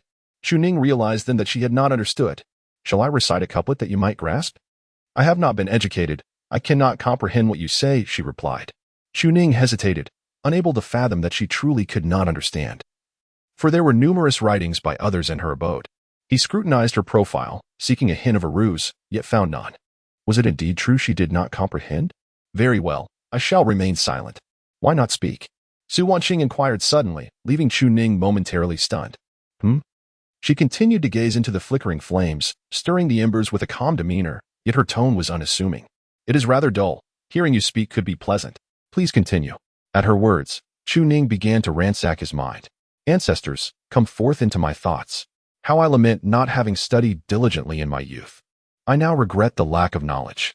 Nevertheless, a few lines surfaced in his memory. "Praise of the myriad gods, the fairy-like dance of the celestial maiden. This suits you. Esteemed master." "Why is that suitable?" "All beings sing your praises. You transcend the mundane, exuding an aura of divinity." "I cannot dance." "Your swordplay is akin to a dance." "Do you have anything else to add?" Chu Ning, contemplating the delicate hand he held, mused for a moment. "In the temple, one resembles the moon, with wrists that shimmer like frost and snow." Su Wanqing was momentarily taken aback, even casting a bewildered glance at her own wrist. "Is such a high praise warranted?" Chu Ning immediately discerned the truth. She was feigning ignorance. Amused, he chuckled. "In the northern domain, there is a beauty unparalleled and solitary. A single glance can topple a city, another can bring a nation to its knees." Su Wanqing was once again stunned, unable to maintain her composure. "That is not how it is. You speak nonsense." Yet, before she could finish, Chu Ning swiftly followed with, "A single glance brings forth a myriad of charms, rendering all makeup colorless." Upon hearing this, even the composed Su Wanqing could no longer contain herself, her face flushed to the roots of her ears, and her brows furrowed in surprise. From whence do such flirtatious words arise? Little did Chu Ning know that another line would follow. "Beauty competes with the willows for their verdant hues, and the face contends with the peaches for their rosy blush." At this, Su Wanqing could no longer maintain her composure. She promptly rose, intending to step outside for some fresh air, unwilling to listen any longer. Who dares to articulate her reactions, and moreover, in such a beautifully poetic manner? Yet, just then, another phrase floated through, "the delicate girl, shy and unburdened by the years." Su Wanqing was suddenly taken aback, a bitter smile forming. Was this yet another remark on her modesty? Yet, the depiction of a maiden hardly applied to her. What age am I, to be spoken of as a girl, when I am past my prime? Chu Ning observed the flush on Su Wanqing's face and chuckled. There is no such thing as a withered flower, only radiant beauty remains. With that final assertion, Su Wanqing found herself utterly at a loss. caught between laughter and tears. Did this suffice as an answer to her previous ponderings on the multitude of beautiful women in the world? He was quite loquacious, though certainly not in the manner she had imagined. She had not engaged in scholarly pursuits for years, yet his words stirred her heart. What woman would not delight in the praise of a man she admires? Though the verses may not be entirely fitting, they were nonetheless melodious to the ears. In the next moment, Chu Ning exerted a gentle force, pulling the nearly fleeing Su Wanqing back into his embrace with little effort. Noticing this, he leaned closer and cautioned in a hushed tone, "Master, it is late, and the outside world is perilous. I see someone here, thus I am not safe. Away with you. If you wish to rest, do so earlier. Why come so close? Did you not say I could hold you? I said you could lean against me, not embrace me, but merely rest your head upon my arm. But isn't the arm part of you?" Su Wanqing retorted with a cold smile, "If you overstep, I shall kick you out. You may find solace in that female ghost from earlier." "Oh, never mind. That ghost cannot compare to you. What did you say?" "I shall say no more. I will lean against you then." In truth, leaning was akin to an embrace. The terminology differed, yet with a change in phrasing, Su Wanqing acquiesced to his hold. Her master still possessed a caring nature. Though her pride loomed large, nevertheless, this was far better than having nothing at all. Chapter 67, The Transformation of Taishan in the Profound Darkness of Night. The once mighty Shaozhou Peak lay in ruins. The sect leader, Chun Xiantian, resembled a lifeless creature, nearly beaten to death. His body was marred by injuries, and his turbulent vital energy bore witness to the assault from formidable entities. Scattered around him were shredded letters, one expressing gratitude from Chu Ning for Qin Shuantian's efforts in stalling the impending dragon, and another commending his noble act of relinquishing all resources for the sake of another. Such selflessness was indeed commendable. Yet, within Qin Shuantian's heart resided a deep anguish. The resources of the sect were gone, the treasures of the 8 peaks were lost, and he had barely escaped with his life. Insanity would be a more palatable state than this. Yet no one would heed his explanations. With the resources of the 8 peaks vanished, the treasure vault destroyed, and his saintly cultivation obliterated, what remained? Only the title of sect leader, which now felt utterly futile. The elders, trembling in the distance, dared not utter a word. The descendants of those powerful figures could easily crush them. How could they find the courage to speak? Thus, they refrained from intervening. It was only when Chun Xiantian was nearly defeated that they stepped forward to offer aid. They understood one crucial truth. Such slander and malice would not escape the eyes of the Great Ones, especially that chaotic Taoist of the realm, who surely saw through the deception. However, they had been misled for an entire day and needed to find someone to blame. They sought Chu Ning. Yet they were oblivious to how he and Su Wanqing had departed, their belongings taken away, leaving no trace. Consequently, only Chun Xiantian bore the brunt of this calamity. In such circumstances, anyone attempting to intervene would be met with violence. Hence, they refrained from rescuing their leader, convinced he could not be killed. After all, as the leader of the 7 sects of humanity, Chun Shuantian's position demanded respect. Should he be slain, the revered Tian Shuzi would undoubtedly retaliate against all present. These individuals were well aware of the delicate balance of power and refrained from delivering a fatal blow, choosing instead to torment him to the brink of death. Leader. One elder attempted to lift Chun Xiantian, only to find his bones had turned to jelly. He could no longer be regarded as human. In this moment, Qin Shuantian's breath was faint as he slowly opened his eyes, gazing around in sheer despair. Was this a dream? The elder wished to say, "If you do not believe me, allow me to strike you, and you shall see the truth." Indeed, Chu Ning had stolen from the treasure vault. The legacy of their techniques was fraught with peril. Those 2 scoundrels had fled with the immortal sword and resources, leaving Taishan's sect in a state that might even render it inferior to an ordinary first-rate sect. With a sudden cough, blood erupted from his lips. He had little blood left to spill. A glimmer of hatred flickered across Qin Shuantian's face as he grasped the elder's hand tightly. "Go. Dispatch an order for pursuit in the realm of humanity, and enlist the 6 great profound sects of heaven, earth, and humanity to issue a decree to hunt them down. Though our sect possesses little now, we must convey this message. Our sect possesses nearly 10 million spirit stones, countless elixirs, and abundant resources. Those who dare to harm Chu Ning and Su Wanqing shall have all rewards bestowed upon them. Our sect demands their demise. We care not whether they are of the hidden dragon. We know well that with their cultivation, they cannot escape far pursue them. We must send forth all disciples of the Taishan sect to hunt them down." Upon finishing his declaration, Chun Xiantian turned his gaze towards the direction of the Taishan sect. Take me to the Tianxian sect. I wish to meet with the Tianxian Taoist. This matter is unjust to our Taishan sect, and the Tianxian sect will not remain indifferent. We must go to them. By the way, sect master, that chaotic Taoist has requested the inheritance of Su Wanqing from us. Upon hearing this, Chun Xiantian erupted in fury. Whoever desires it may take it. If it were not for that inheritance, how would our sect have fallen to such a state? To the Tianxian sect. Meanwhile, in another location, Tianxian found herself bewilderedly gazing at her surroundings. Although Chu Ning had mentioned that this teleportation talisman was random, where on earth is this place? Where is my swordmaster? Never mind. I must continue my journey. Surely, the swordmaster is waiting for me. If I delay, my swordmaster will suffer. I must rescue them from peril. At that moment, Tianxian suddenly noticed a man who approached to inquire about their location. The man appeared equally perplexed. This is the forbidden area of the Changchun sect. How did a mere girl like you get in here? Tianxian was momentarily taken aback. Her expression filled with indignation. Ah, Changchun sect. Have I gone the wrong way? Regardless, if she concealed her presence and pressed on, she could reach her destination by noon at the latest. She could already sense her swordmaster's aura. She must set off at once. With a swift motion, Tianxian departed. The man stood there, astonished. What just happened? She appeared abruptly and vanished just as swiftly. Was she a formidable cultivator?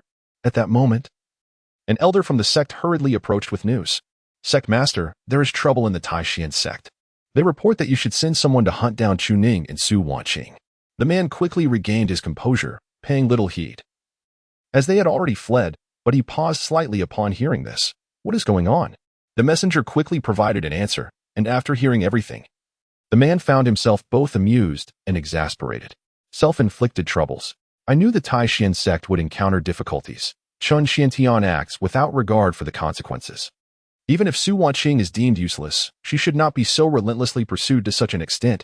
He had heard mention of this today. What else did the Taishan sect say? They claimed that Chu Ning and his companion took all of Taishan sect's resources. Whoever can slay them shall possess all that they hold. At this proclamation, the man's gaze sharpened. All resources? Following the events concerning the Taishan sect, the various major sects reacted in diverse ways. Some allied for the pursuit of profit, while others turned a blind eye, for justice resides within the hearts of the people. Within the esteemed Heavenly Profound sect, an elder sought out Tian Sunzi to deliberate on a pressing matter. However, before even laying eyes upon him, he was met with a cryptic remark. To rebel against the heavens is to find order amidst chaos, a point worthy of note. The elder remained perplexed. Yet Tian Sunzi offered no further elucidation, merely adding in a more comprehensible manner that the Heavenly Profound sect, being one of the 7 sects of the human realm, required a sage to oversee its affairs. They should dispatch some elixirs to stabilize the practitioner's progress, while disregarding all other requests. As for the 2 who had fled like concealed dragons, the Heavenly Profound sect need not involve itself. They could simply inform those who inquired. The Grand Elder hesitated at these words, pondering. Yet these 2 have absconded with the sect's resources and even proclaimed that those who slay them may claim all the assets. An elderly figure within the cave chuckled disdainfully. A sect that has nurtured a sage over a millennium. What value do those resources hold? The elder was taken aback, realizing the gravity of the Heavenly Profound sect status. Among the 7 sects of the human realm, they alone possessed a sage to fortify their standing. Otherwise, it would be a disgrace to the realm itself. This sentiment was swiftly grasped. Chu Ning and Su Wanqing found themselves in an inescapable predicament. Having been coerced to a significant extent, the Heavenly Profound sect, as the premier sect of the human realm, had no need to involve itself in such trivial matters, which would only tarnish its dignity. Furthermore, Su Wanqing, once a paragon of the human realm, had garnered countless accolades. To now pursue her solely for resources seemed utterly absurd. However, how the other sects chose to contend was of no concern to them, as excessive involvement was not the intention of the Heavenly Profound sect. Fate would dictate their survival. It was their own skill that would see them through. The subordinates understood this and took their leave. Wait. A voice, frail yet commanding, resonated within the cave. By my command, impose 500 strikes of the staff upon Feng Ming, and let Thunder Peak endure 3,000 strikes of thunder. Facing the wall for half a year, the Grand Elder was momentarily taken aback, soon comprehending the implication. Was this in reference to the concealed dragon ranking? The sole existence of the heavenly ranking expressed dissatisfaction with the emergence of a third-tier individual in the concealed dragon ranking? Indeed, this made sense. The heavenly profound sect sought to act with fairness, especially regarding the four rankings: heaven, earth, human, and concealed dragon, widely recognized throughout the realm. Any interference that disrupts this fairness would lead to chaos in the future. After all, a third-tier individual entering the concealed dragon ranking was preposterous. Not all could match Su Wanqing. Moreover, Chu Ning surpassed even Su Wanqing of yore. The Daozi's actions were evidently a blatant scheme to target Chu Ning through the hands of the realm's populace. Yet, once the rankings were established, alterations were impossible. A public reprimand would serve to inform the world that this concealed dragon was unworthy, and the Daozi would face justice. Thus, Chu Ning was unfit for the identity of concealed dragon 99. The punishment meted out to the Daozi would be proclaimed to the world, ensuring that all were made aware. Indeed, the elder finally responded, after which silence enveloped the space, akin to a profound stillness. Chapter 68. Master, the disciple is cold within the dilapidated temple. Chu Ning felt an overwhelming sense of relief. To be candid, those poetic verses had nearly drained his mental faculties. Some had been slightly revised by him, while others were used in their original form. Although there was a certain dissonance, they were still aptly employed. It is hard to fathom the charm possessed by those who pen poetry. Yet, Master was not particularly swayed by such flattery. Those who spoke sweetly would often find themselves on the receiving end of her blade. Thus, it is evident that the right words, delivered at the right moment, can yield splendid results. However, if asked again, Chu Ning would find himself at a loss for words. He closed his eyes in deep contemplation, genuinely ready to rest. Su Wanqing, on the other hand, was unperturbed by the situation. Having a disciple who radiated warmth beside her was merely a means of keeping cozy. Yet, where did the disciple's verses originate? Su Wanqing had a profound affinity for reading and poetry. In her youth, due to her family's impoverished circumstances, she was unable to cultivate knowledge in the fields of academia, often pausing to admire any study she passed. As the years progressed, she self-studied extensively. And it would not be an exaggeration to assert that she had amassed a collection of poetry from across the realm. In the human domain, where strict conventions prevailed, there were scarcely any remarkable poems. In contrast, the chaotic realms were rife with passionate souls who excelled in verse. However, those passionate individuals were seldom virtuous. Once, a poet dared to write about her. He met his demise the very next day at her hands. While one could write about others, to write about her, did he truly believe he was worthy? Thus, Su Wanqing's desire to listen stemmed from both appreciation and sheer curiosity, as she had never encountered such verses before. She resolved to have her disciple transcribe them all for occasional reading. Would she suspect that they were penned by Chu Ning? Unthinkable. His level of education was mediocre, sufficient, yet lacking depth. If he could compose a line like "as if light clouds veil the moon," Su Wanqing would be immensely grateful. Surely, it was not in the realm of mere semblance, far too devoid of artistry at that moment. However, Chu Ning inched closer, leading Su Wanqing to seriously suspect his intention to nestle into her embrace. Without hesitation, she gave him a gentle shove. After the initial push, he behaved more appropriately and ceased his antics, yet he would occasionally lean closer again. Su Wanqing found herself both amused and exasperated. Was he truly this clingy at his age? The dry firewood crackled as it burned, and after some time, Chu Ning finally settled down, feeling a bit fatigued. Gradually, he succumbed to slumber. Su Wanqing too felt her eyelids grow heavy. When one feels a sense of security, weariness often follows. Despite the temple's shabby state, an unprecedented sense of safety enveloped her. There was no need to consider the sect, nor any other concerns. Being untraceable was indeed the best scenario after all. They were no longer affiliated with the Taishan sect and were free from such burdens. Their only concern now was the future of the disciple. He was striving diligently to enhance his cultivation, yet rapid progress could lead to an unstable foundation. The inheritance is vast, yet evidently insufficient. Perhaps it is through this legacy that the peerless talent, Chu Ning, can seem remarkably powerful. However, he clearly has the potential to journey much further.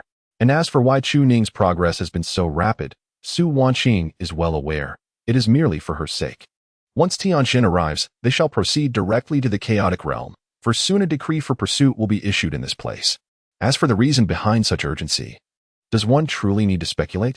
Traveling by celestial sword is undoubtedly swifter than traversing on foot by countless measures, covering a distance of hundreds of thousands of miles. Even if she were to enter the Saint realm, it would take her 4 or 5 days at full speed, whereas with Tianxin, they could reach the borders in just 2 or 3 days. Noticing that Chu Ning had already succumbed to slumber, Su Wanqing turned her head to glance at him, unable to resist the urge to gently caress his face. Ah, he was once so small, nestled beside her, and now he has grown so much.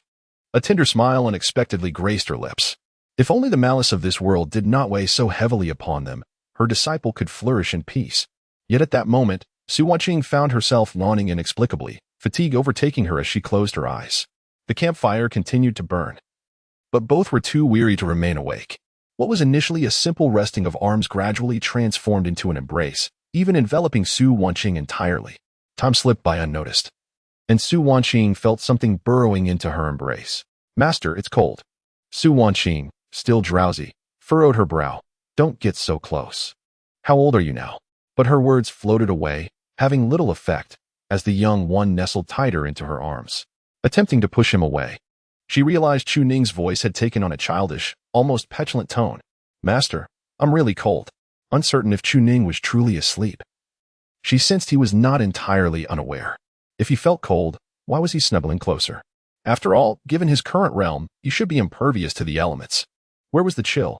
Yet, whether it was due to overwhelming fatigue or some other reason, after a brief struggle, she ceased her resistance. The warmth radiating from her disciple was almost scorching, rendering the campfire unnecessary for comfort. She found solace in his heat, and even as Chu Ning's head rested upon her shoulder, she paid it no mind. In that moment, they both drifted into a deep slumber within the dilapidated temple, embraced in each other's warmth. The crackling fire gradually dwindled, and as dawn broke, the temple was bathed in the first light of day. Chu Ning had truly been exhausted to sleep soundly. Upon awakening, he was greeted by a tantalizing scent filling his nostrils, his face seemingly buried in something soft and warm, with a hint of moisture. Of course, that moisture was not from Su Wanqing, but rather from him. Chu Ning jolted upright, his scalp tingling in surprise. Had he really embraced his master last night? While this was unexpected, it was not entirely out of the realm of possibility. After all, a master-disciple relationship could indeed transcend such boundaries. But why was he drooling? Previously, I never drooled in my sleep. Upon noticing this, Chu Ning felt a wave of panic as he realized Su Wanqing was still softly slumbering. He trembled slightly, extending his hand to gather spiritual energy. "Please don't notice. It would be utterly embarrassing. How could an adult still drool?" The key was the position. He hastily sought to dry it up, for if this continued, he wouldn't even dare to approach her again. Just as he reached out, he was suddenly seized by a firm grip. Chu Ning's heart sank, and he lifted his pale face to meet the icy visage filled with indignation. "What do you intend to do?" In the early morning, reaching towards her chest? "Last night, you shamelessly nestled up to her like this. And yet she hadn't uttered a word. Are you trying to take advantage?"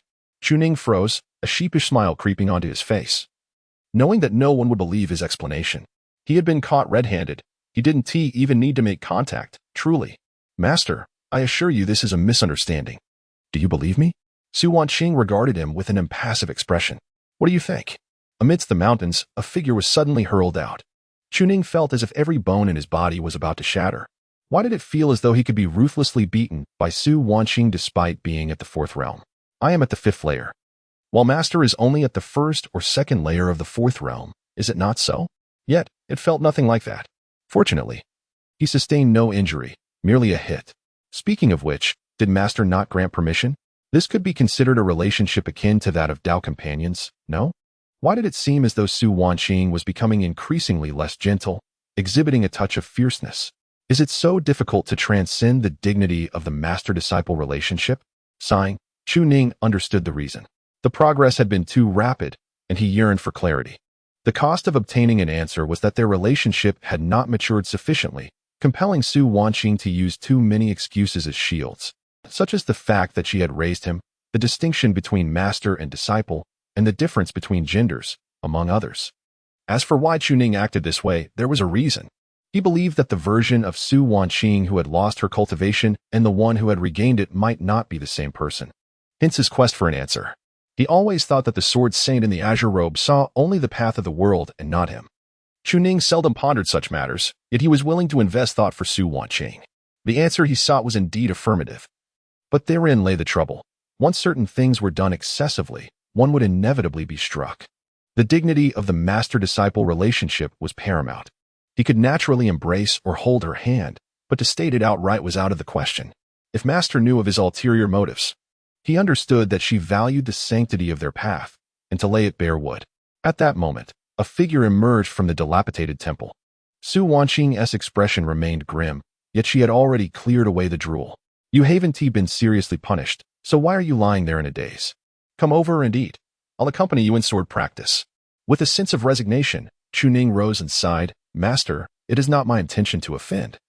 But could you perhaps temper your temper? A woman with such a volatile disposition seldom finds love. Upon hearing this, Su Wanqing let out a cold laugh. Remaining silent, yet fixating her gaze on Chu Ning, her smile unsettling. Chu Ning awkwardly chuckled. Of course, I certainly care for you. Do you require my affection? Can you not respect your master?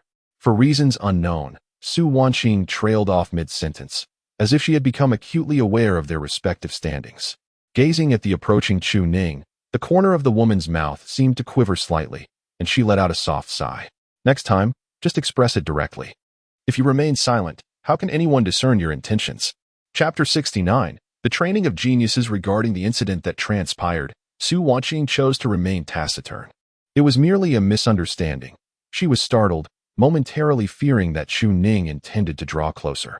After all, it was early morning, and given that this rebellious disciple had already pledged to be her partner, one could only speculate on the lengths he might go. She regretted allowing him to embrace her the previous night. At that moment, within the dilapidated temple, Chu Ning diligently roasted meat, adhering to Su Wanqing's teachings, and refrained from mentioning the earlier incident. If no one spoke of it, it would fade away, never to be revisited. The meat needed only a simple searing on both sides to set, followed by roasting all around, ensuring that the juices remained sealed within, resulting in succulent morsels. Although the pork was somewhat tough, the sheer delight of consuming it was still palpable. Su Wanqing sat nearby, unfurling a map. Ninger. We currently find ourselves in the eastern region of the Middle Sky, within the realm of the Great Zhou dynasty. This area is under the jurisdiction of the Daoxian sect. However, the practitioners here are typically oblivious to our presence. Moreover, we have distanced ourselves from the Taoxian sect by over 100,000 miles. They would never anticipate our rapid escape. Chu Ning glanced at the sizzling meat, acknowledging her words with a sound of agreement as he continued to absorb her analysis. Su Wanqing illustrated the map for him. The human domain encompasses the cardinal directions, with the central sky's middle domain being the largest expanse. The northern domain is home to the Taoxian sect, the Qingxian sect, and the Shangxian sect. Fortunately, we have arrived directly in the eastern region of the Middle Sky. Once Tianxian arrives, we shall proceed to the southern region of the Middle Sky, where at its terminus lies the Four Extremes boundary. The entire continent is partitioned into 4 segments, with grand boundary markers delineating the divisions. Their current location allows for a straightforward passage southward. Although we are traveling swiftly, one cannot dismiss the possibility that various sects are considering our potential escape routes. The demon domain is implausible, as the demon race harbors a profound aversion towards humanity, rendering survival there nearly impossible. Thus, the juncture between the demon domain and the chaotic sky domain may be heavily guarded. Chen Xiantian may not necessarily meet his demise. After all, he is the leader of the 7 sects of the human domain. Even if the celestial dragons are incensed by the letter, they will ultimately realize they have been deceived, likely expressing their ire but never resorting to execution. At this moment, Su Wanqing's expression turned grave as she spoke in a low tone. He will require time to orchestrate a joint pursuit by the major sects of the Upper Clear Dao. This period may be brief, so swift that they may issue a bounty as soon as they realize we have departed, with the reward potentially being an immortal sword or the resources we possess. Therefore, I intend to take you to a nearby royal city today to disseminate rumors of our possible existence and to discreetly influence certain individuals, ensuring our information spreads across multiple cities. With each city we pass, we shall propagate such tales. First, I shall accompany you in sword practice for an hour, after which I will instruct you on the methods to employ. Every cultivation site will harbor such assassins. Once you master this, you may undertake it yourself in the future. This strategy will serve to confound those pursuing us, while we continue our stealthy evasion. Chu Ning understood that Su Wanqing was imparting to him the art of training, contemplating human nature to the fullest extent, drawing from her extensive experience accumulated over many years. In this regard, The master undoubtedly possesses more knowledge than him. And Chu Ning quickly comprehended this. As for the question of whether their situation would be better without resources, thus avoiding such relentless pursuit, it was clear they were trapped in a fatal predicament. Unless they could decimate Tian and subsequently assume the position of sect leader at Taishan's sect. This was an unattainable feat, as the chasm to the status of a saint was insurmountable. Moreover, Tian Xuanzi could instantly traverse to this place, ensuring they could never directly slay a leader of Taishan's sect. The Tianxian sect was remarkably just, to an almost egregious extent. The other 6 sects of the human realm were appointed by Tianxian and would undoubtedly offer protection. Without resources, Taishan would tempt others to pursue them. With resources in hand, they could find a suitable refuge in the chaotic heavens, thus avoiding the strife for resources while minimizing exposure of their identities. The chaotic heavens attracted numerous brigands, with factions from the demon realm, monster domain, and human realm, many of which possessed terrifying power, making it impossible for the mighty of the human realm to pursue them there. Chu Ning nodded, and, upon completion of the roasted meat, offered a portion to Su Wanqing, who received it with a word of thanks. Chu Ning replied that there was no need for such formalities between them. Following this, they remained silent, finishing their breakfast before returning to their sword practice. Su Wanqing had her own considerations regarding sword training. The dragon-elephant suppression technique was decidedly more formidable than her master's swordsmanship. However, the essence of swordsmanship lay in transcending the divine, where mastery of one technique could lead to mastery of all. In the dense forest, the woman in green utilized the martial art of reverse attacks, employing her physical cultivation techniques to confront Chu Ning, who wielded the dragon-elephant suppression technique. With a third-tier physical cultivation, her martial intent was surprisingly stronger than Chu Ning's, and although she could not fully suppress him, the enhancement of her realm would only amplify her martial intent. Should Su Wanqing reach the 4th tier of physical cultivation, her physical prowess would be insurmountable by Chu Ning's techniques. Indeed, the technique was powerful, but her martial intent still lacked refinement, which her master would surely help her to rectify. She should first cultivate her sword intent. The sword intent resonates with dragon energy, connecting myriad techniques. Even within her sword intent, she could channel dragon energy, and the dragon-elephant suppression technique inherently possessed sword intent, sharp yet unblemished, forming the foundation upon which she could stabilize her latent potential. Chu Ning understood and continued to grasp the vast sword chapter's sword intent, employing the vast sword chapter rather than the ethereal sword technique. His master, with a rather grandiose demeanor, had devised a method to convey the intricacies of the vast sword chapter to Su Wanqing. He need not elaborate. Merely demonstrating through intent and sword technique would suffice for her comprehension. For one of such unparalleled talent, a congenital sword body, grasping such concepts was remarkably effortless. Was this the intent previously exhibited by Ning? It was evidently ethereal in nature, yet felt elevated. Observing Chu Ning practice, Su Wanqing, inspired by her own sensations, condensed her spiritual energy into a sword, manifesting the higher realm she had perceived. Her presence became elusive, nearly ethereal. At that moment, even Su Wanqing found herself momentarily stunned. Although the consumption was substantial, this technique, bordering on the intangible, was astonishingly powerful. Disciple, how did you come to comprehend this level? Observing this scene, Chu Ning was on the verge of a mental breakdown. No, I, who have activated the vast sword chapter, have only just comprehended the 4th tier. You merely watch me practice my sword play. Although I have the intention to impart knowledge, you have not fully taught me. Is it truly possible to achieve such ethereal mastery? Though it may not be the perfect ethereality described, my resolve is faltering. If all else fails, shall I invest $1 million to elevate my spiritual root to the pinnacle of divine quality? The disparity in aptitude is not trivial, this time. Chu Ning truly comprehended the gravity of the situation. Never mind, I shall persist in honing my sword skills. Stabbing, slashing, slicing, these are the foundations of swordsmanship. Mastering them to perfection comes first, then I shall pursue the art of sword. Perhaps it is the enhancement of my spiritual root. Or perhaps it is the realization of the 4th tier of sword intent, but in Su Wanqing's eyes, my swordplay appeared nearly flawless. Subsequently, it became the essence of the intent, the ephemeral quality, transcending to the vastness of understanding, directly surpassing 1 tier.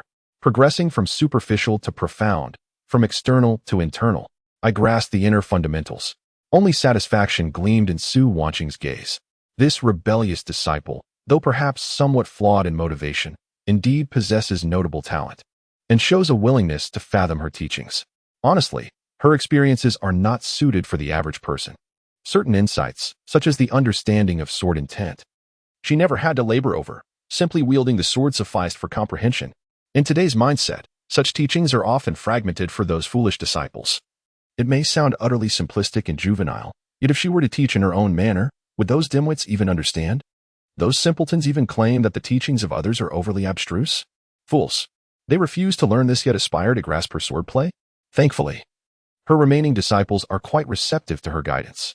Su Wanqing felt a genuine sense of comfort. It was a joy to witness the next generation inheriting her sword path, as well as the growth of her disciples. Within merely an hour, the sword intent that Chu Ning experienced deepened exponentially. At this very moment, when he set down the sword and employed the dragon elephant suppression technique, he felt an even greater resonance with that technique. Indeed, mastery of one technique leads to the integration of myriad techniques. The genius's perspective lies in the fact that, even without having learned your methods, she can instantly discern how to practice them. Whether or not to learn depends on her mood. For a sword cultivator, aside from the sword, nothing else captivates the eye. TSK. The admiration of a disciple for their master flows incessantly, akin to the relentless waters of a great river. Their reverence is like gazing at the brilliant moon in the sky, a sight to behold. Hearing this, Su Wanqing, who had been observing Chu Ning for an hour, found it quite amusing. She had no idea where this silver-tongued rhetoric originated. "Come, let us visit the capital. I shall take you there," she said. Chu Ning nodded vigorously and then approached Su Wanqing. The latter paused, a frown crossing her brow. "What are you doing? Aren't we supposed to fly on the sword? Can you not manage it yourself? Do we really need you to fly the sword as a disciple?" Su Wanqing tugged at the corner of her mouth, but her expression suddenly shifted as she glanced behind her, exclaiming, "Tianxian." Chu Ning was taken aback, exclaiming, "Oh my, that was swift." Feeling reassured, he grasped the sword, knowing that its speed surpassed even that of the 7 realms void-breaking saints. However, upon turning around, there was nothing in sight. When he glanced back, Su Wanqing had already fled, leaving only a lingering fragrance and a hint of laughter behind. "If you cannot keep up, then remain here. I shall seek you out again after last night." Chu Ning's lips twitched in response. What has come of the master-disciple bond, to descend to such trickery and deceit? Sighing. Chapter 70. Awaiting celestial phenomena. A great scholar shall elucidate my doctrines. Behold. Chu Ning finds himself in a predicament. Not long ago, we traversed the skies together. When Su Wanqing had yet to regain her cultivation, it was Chu Ning who guided her in flight. Now that her powers have been restored, she no longer includes him. Alas, how ungrateful of the master! Nevertheless, Chu Ning swiftly caught up with her, showcasing his impressive sword-riding skills. Within a mere half-hour, the two of them had journeyed nearly 100 miles, a commendable pace indeed. Yet, as they approached the imperial city, Su Wanqing halted Chu Ning. "Do not draw attention. Although these individuals may lack high status, they might well have encountered my master, especially considering our presence could attract the scrutiny of prominent cultivators. We must conceal our identities." Su Wanqing nodded in agreement, then retrieved a yin-yang copper coin from her storage ring. In the next instant, her visage transformed from one of beauty to that of a strikingly heroic figure. Her original countenance was already exquisite, but now it bore masculine features, presenting her as an ethereal male swordsman. She then bestowed a coin upon Chu Ning. Almost instantly grasping Su Wanqing's intentions, he resolutely refused. He had no desire to don female attire. A mere mask would suffice, but this, absolutely not. Su Wanqing perceived that perhaps she was indeed asking too much, compelling her disciple to masquerade as a woman. Wait? A sudden spark of inspiration ignited within her. It could be rather amusing. In this moment of inspiration, Su Wanqing disregarded her disciple's thoughts. She would do as she pleased with her disciple. Without hesitation, she hung the copper coin around Chu Ning's neck and activated it. In an instant, the once ethereal male swordsman transformed into a figure of breathtaking beauty, though he retained his male form and original features. The aura he exuded was entirely different. Chu Ning gazed into a water mirror, his expression one of despair, yet he found himself momentarily entranced. Why, he looked rather splendid. He was captivated by his own reflection. This artifact was quite extraordinary. Just as he began to speak, he discovered that his voice had altered as well. This treasure was truly beyond comprehension. He had indeed donned the guise of a woman, inside and out. Moreover, Su Wanqing approached him with a playful smile. presenting two soft objects. Wearing these will enhance the illusion. This was something Chu Ning could not accept. A modest bosom is unacceptable. Does she truly believe all women resemble my master? Su Wanqing's face flushed crimson, and she shot an indignant glare at Chu Ning, yet she ultimately retracted her offer. His remark, while blunt, held a semblance of truth. Let us proceed. I shall introduce you to the world. She rarely encountered such situations, and in the interest of not delaying their departure, she had long desired to expose her disciple to broader horizons. Previously, she had not had the opportunity to take him out. This was his first venture beyond the confines of Taishian's sect. Chu Ning yearned to assert that he was, in fact, already experiencing the world. This artifact was unlike anything he had ever seen. To think I could look so appealing in female attire. Perhaps I could even entice men.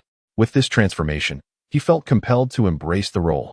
Just as Su Wanqing was about to lead Chu Ning into the city, Chu Ning suddenly grasped her hand. Master, there's an issue. Su Wanqing, perplexed, inquired, what issue? Chu Ning lowered his gaze and pointed. The man doesn't seem to have this. Su Wanqing was momentarily taken aback, and upon looking down, her face instantly flushed. Indeed, the man was lacking in that regard. How absurd. Did she really need Chu Ning's reminder? She would have that unsightly flesh removed right away. It was quite bothersome. Wait, master. Su Wanqing fled in a flurry, while Chu Ning watched her retreating figure with an amused smile. It seemed he knew exactly what Su Wanqing was going to do, as she ran far enough away that he could no longer see her. Upon her return, she certainly appeared less tempting. Alas, she had become rather flat-chested. What a pity. At that moment, Su Wanqing's cheeks remained flushed. She had nearly forgotten about that detail. It was certainly something that could be easily noticed. Oh well, it was a well-intentioned reminder, so it wasn't a problem. Yet, at that moment, Chu Ning sighed softly. I feel for master. Su Wanqing was taken aback again. He felt for her? Surely, it must be difficult for her. Su Wanqing replied, Chu Ning, today I am in a good mood. Chu Ning, puzzled, responded, huh? Su Wanqing's tone turned frosty, so do not provoke me into striking you. Chu Ning fell silent. In the capital of the great Zhou dynasty, a place of national triumph. It was the most prosperous dynasty near the Daoxin sect, and even within the imperial court, there were sages in residence. However, there existed a law among the immortal sects. Practitioners were forbidden from cultivating while residing in the dynasty. Su Wanqing explained as they walked. This stipulation relates to the expansion of a dynasty. When someone governs a dynasty, their power over the nation can lead to insatiable greed. If that individual is also a practitioner, they might exploit the resources of the nation to enrich themselves, devouring numerous smaller states and plundering, thereby destabilizing the foundations of nearby sections. Hence, this law was established. Immortals are not allowed to rule a nation, but they may serve as veneration. Chu Ning listened intently, gazing at the extraordinarily prosperous dynasty before him, feeling a surge of emotions. This place was certainly far grander than the Taishan sect. The imperial city of the immortal dynasty was astonishing. The streets were bustling with life. One could often see immortals soaring through the skies on their swords, while common folk hawked their wares, and affluent gentry leisurely strolled about the capital. Having left the Taishan sect for the first time, Chu Ning couldn't help but take a deep breath. For practitioners, what is the pursuit of longevity? To witness the vastness of heaven and earth, to behold the myriad of prosperity, and then to retract one's heart towards the mundane, focusing solely on the path until reaching the heavenly realm. At this moment, Chu Ning was captivated, his gaze fixed in wonder. Seeing this, Su Wanqing merely smiled gently and took his hand, leading him onward. If time permits, I can show you more of these places. Even in the chaotic celestial realms, there exist such dynasties, yet it is unwise to linger here. Chu Ning nodded with a smile. Disciple understands. At that moment, countless gazes turned toward them. Disciple? Their eyes were filled with a mix of curiosity and confusion. The man in blue and the woman in white. Are they master and disciple? Is the male master holding the hand of his female disciple? Such behavior from a teacher seems rather unseemly. Su Wanqing was momentarily at a loss for words and hastily led Chu Ning away from the scene. Chu Ning, equally exasperated, thought to himself, I let it slip. I forgot about my master. And the fact that you are now a man and our relationship is not an issue. However, gazing at the strikingly handsome Su Wanqing, he found himself in a quandary. What should I call you now? After a brief moment of contemplation, Su Wanqing provided a more suitable answer. Just call me elder brother. Holding hands as siblings does seem a bit peculiar, doesn't it? That's true. Su Wanqing decisively released his hand. She had only taken hold out of concern for her disciple, and now this charade? Yet, Chu Ning quickly resumed holding her hand. Playfully sweet as he exclaimed, husband Su Wanqing felt a chill run down her spine, goosebumps rising all over her. You must not call me that. Chu Ning, unfazed by her protest, thought to himself, since I'm already dressed as a woman, what is there to fear? At this moment, he firmly grasped Su Wanqing's hand, refusing to let go. Oh dear, what is my husband doing? Is he displeased with our handholding? Initially, the two were merely under scrutiny. But this act prompted a learned individual to step forward and speak out. In this day and age, in front of so many witnesses, what does it matter for a woman and a man to be holding hands? Are we to disregard a woman's decorum? Chu Ning stood her ground, hands on her hips, embodying a rich young lady. What of my husband? I take pleasure in it. Bah, nonsense. Does your action not tarnish your husband's reputation? How dare you speak? You truly are a scoundrel, and I shall report you to the authorities. However, before the man could depart, a sword was suddenly poised above his head. Su Wanqing, her demeanor icy, spoke with a blend of coolness and authority. My woman is none of your concern. If you wish to live, then get lost. Chu Ning was momentarily stunned, utterly captivated. No, it's truly delightful to see my master as a man. I feel an overwhelming urge to leap into your embrace. Chu Ning acted impulsively, throwing himself into Su Wanqing's arms, striking a pose with a feigned melancholy expression. Yes, utter another word, and I shall have my husband take care of you. Su Wanqing's lips quivered. He truly knows how to play his part. The crowd dispersed in haste, no one daring to question the identity of the sword cultivator. Sword cultivators are often revered within the dynasty. Who would dare provoke them? Let go. You are nothing but a troublemaker, and I must clean up after you. Su Wanqing pushed Chu Ning away with a look of disdain, yet still held onto his hand. Chu Ning could only feel helpless. He truly hadn't expected that merely holding hands in public would provoke such backlash. Su Wanqing's expression remained inscrutable, but she suddenly remarked softly, therefore, future troubles will only escalate. Chu Ning was momentarily taken aback, saying nothing, but tightened his grip on Su Wanqing's hand. He understood precisely what she meant. At this moment, Chu Ning has truly experienced the terrifying nature of this world. Until now, he had never ventured out, and thus could not fully grasp the profound distinction between master and disciple as articulated by Su Wanqing, nor the weight of the phrase, everyone is deserving of